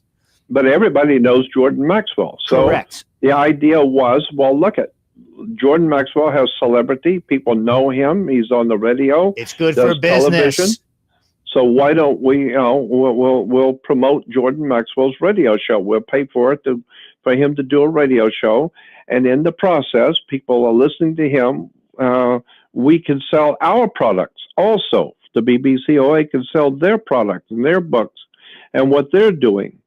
And me, I don't care. It's my friend who's supposedly helping me, so I don't care if he wants to advertise on my program, and I'll promote him on the show and his products and what he's doing. It has nothing to do with me, but he's sponsoring the show. And so, so Jason goes into the office and talks to Vic and says, there's a company down in Florida selling international driver's permits, and I think they'll give us like $10 or $15 or $20, whatever it was, kickback for every customer we send to them if we put their the ad on our BBCOA website. And so Vic said, yeah, okay, whatever, and he lets them do it. And then later on, about a month or two later, Jason hears about a company in back east on the East Coast that is cleaning up credit cleanup company. And so he contacts that company back there and says, maybe we can do some business. We'll send people to you and get a little kickback on it. Yeah, that's fine. So Jason Whitney goes in to see Vic, the owner of the company, and says, we've got another company now on the East Coast that is doing credit cleanup, and we can make a few bucks off of them too if we're promoting them. And so we get a little kickback off of them. So Vic says, okay, do it. So now comes the feds, because the company in Florida was selling the international driver's permits so that the people could say that they weren't from America, that they were only visiting here, and therefore they didn't have to pay taxes. So that was like a tax scam to tell the tax man that you were not from here, then you're driving with an international driver's permit because you're not from here, and that way cover so you don't have to pay taxes. Well, when the feds found out about that, they shut that company down immediately for fraud. And because BBCOA is making a few bucks off of, we're promoting them, BBCOA is promoting them and sending them business, well, then they found out that the other company, which was a credit card, which was cleaning up people's credit, was charging, I heard 3 times the amount that's normally charged for credit cleanup, and the feds figured that was a criminal, charging 3 times the regular rate. It wasn't that what they were doing was wrong, is that they were charging too much for their service, and BBCOA was making a piece of the action off of those overcharges. So the feds decided that enough is enough, and so they came in one day and shut down BBCOA, and because of credit card cleanup scam and another scam in Florida selling international driver's permits, so they shut the company down. Well, when they shut the company down, I am now also liable, because I'm on the radio promoting BBCOA. I'm on the radio promoting the company and what they're doing and their and their projects. Therefore, the company is financing my show, sponsoring my show. I'm on, and the website that was being used was in my name. It was my website. I don't know anything about websites.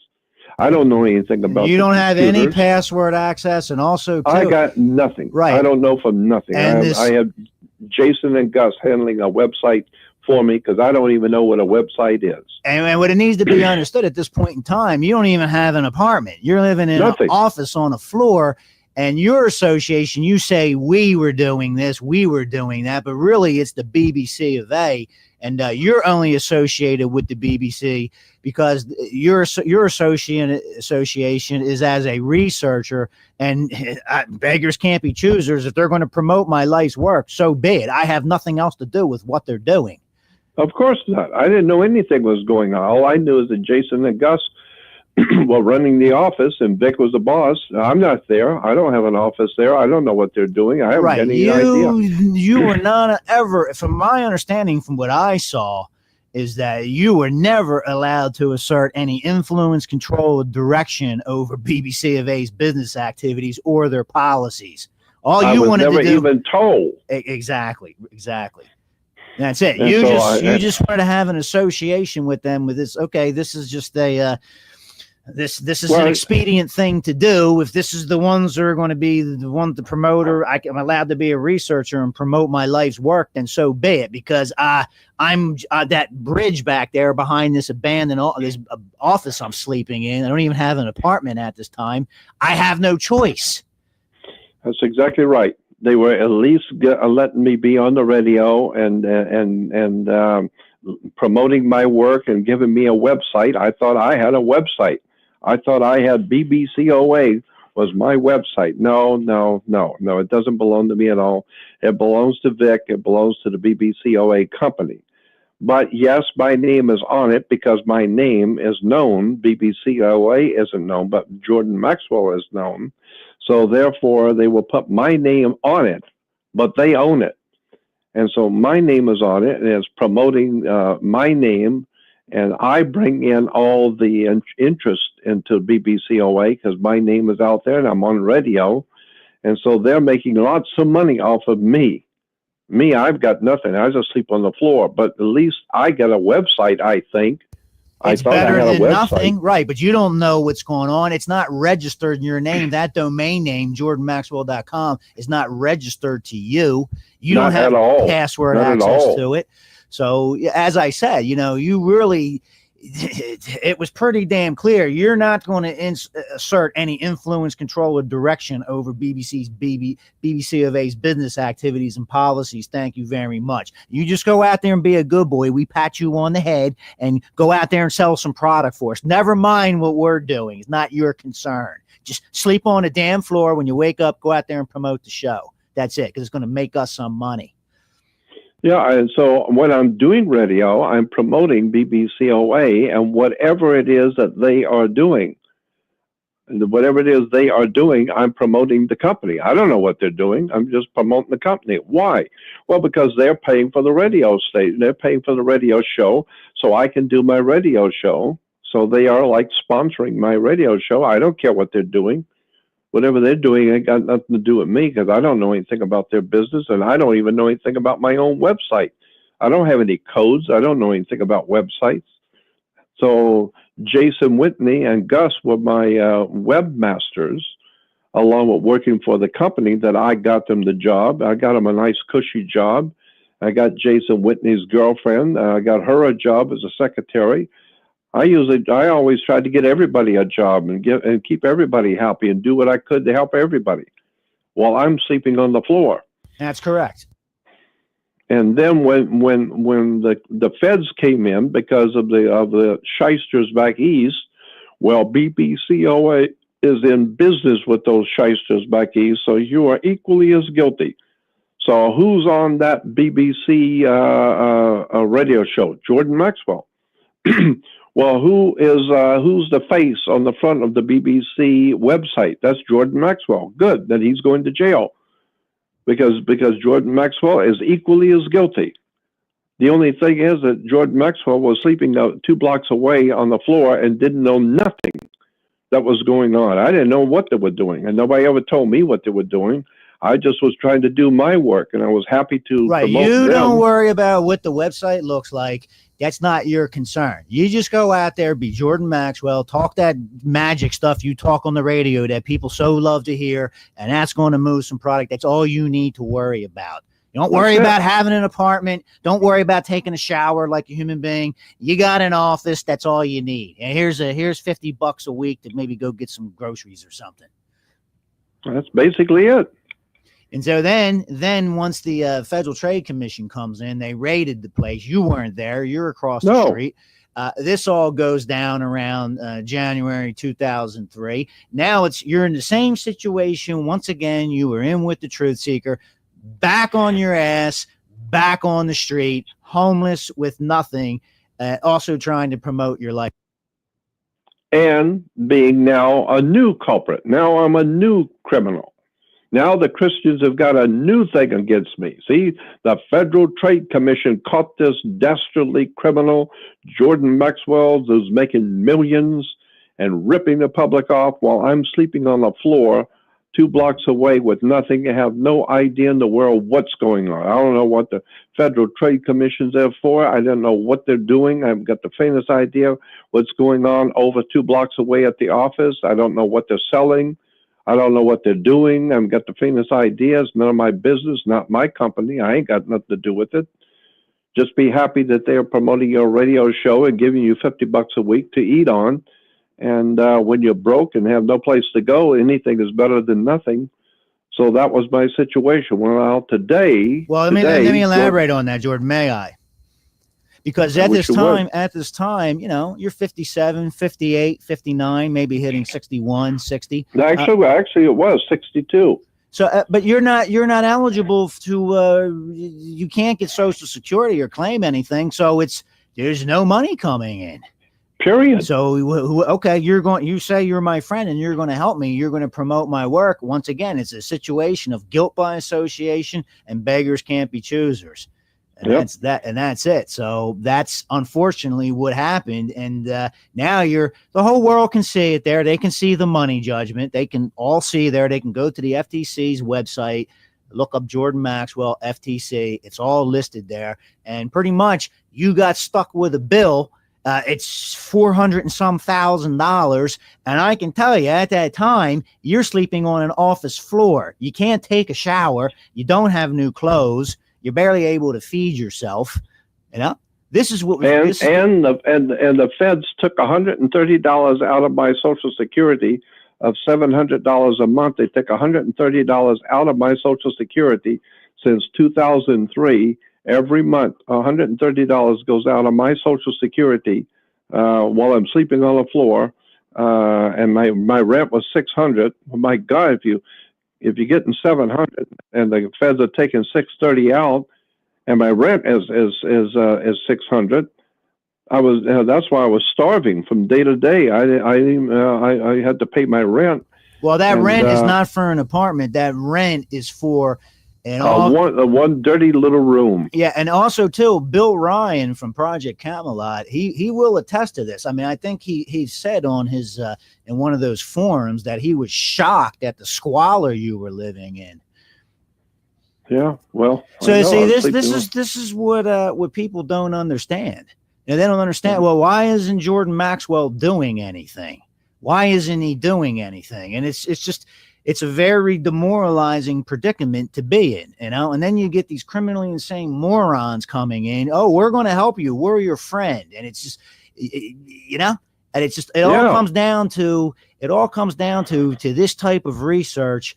Yeah, it requires a benefactor, and it's not necessarily a for-profit operation, right?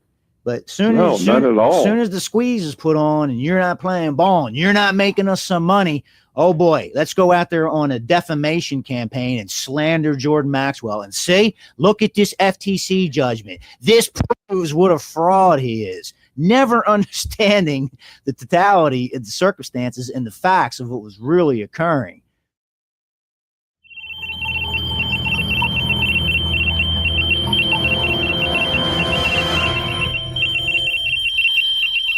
My name is Jordan Maxwell. I want to welcome you to my show. What's the show going to be about? It's going to be about the strangest things that are going on all around the world. All kinds of mysteries, the world of the occult, things which are happening all over the earth that we as humans have never been privy to know about. I've spent over 53 years of my life in the world of hidden knowledge, hidden wisdom, mystery school teachings. It's a fascinating world that we live in all around us. I want to excite people to look at the world that they have never seen before. The world of the occult. The word occult simply means hidden. Nothing evil or bad. It simply means hidden.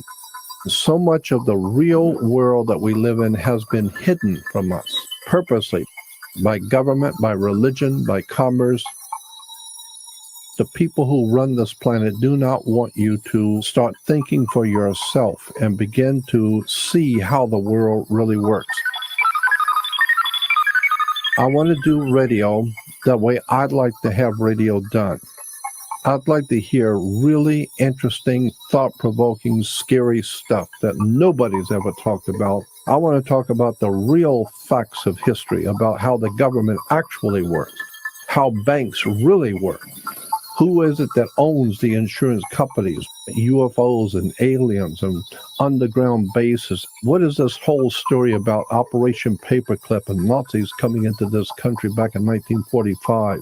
Symbolisms and words and terms that are used in government. And why do we go to court? And why are we involved in commerce? And what is going on around the world, especially in relation to the occult world, all the unseen things which are happening around the earth that you've never been told.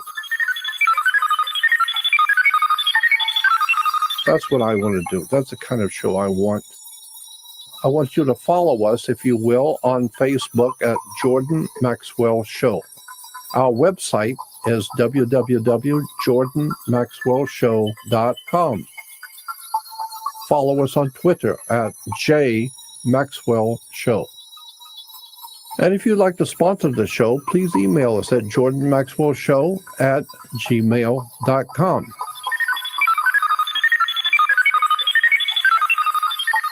I'm promising you, this show is going to blow your mind. The stuff you're going to hear is going to be off the wall and strange and interesting. And you're going to hear some of the most fascinating people the world has ever produced. And they're my friends. I've known a lot of people around the world that are doing things that you are not going to believe. That's what I do. That's who I am. This is Jordan Maxwell, and stay tuned.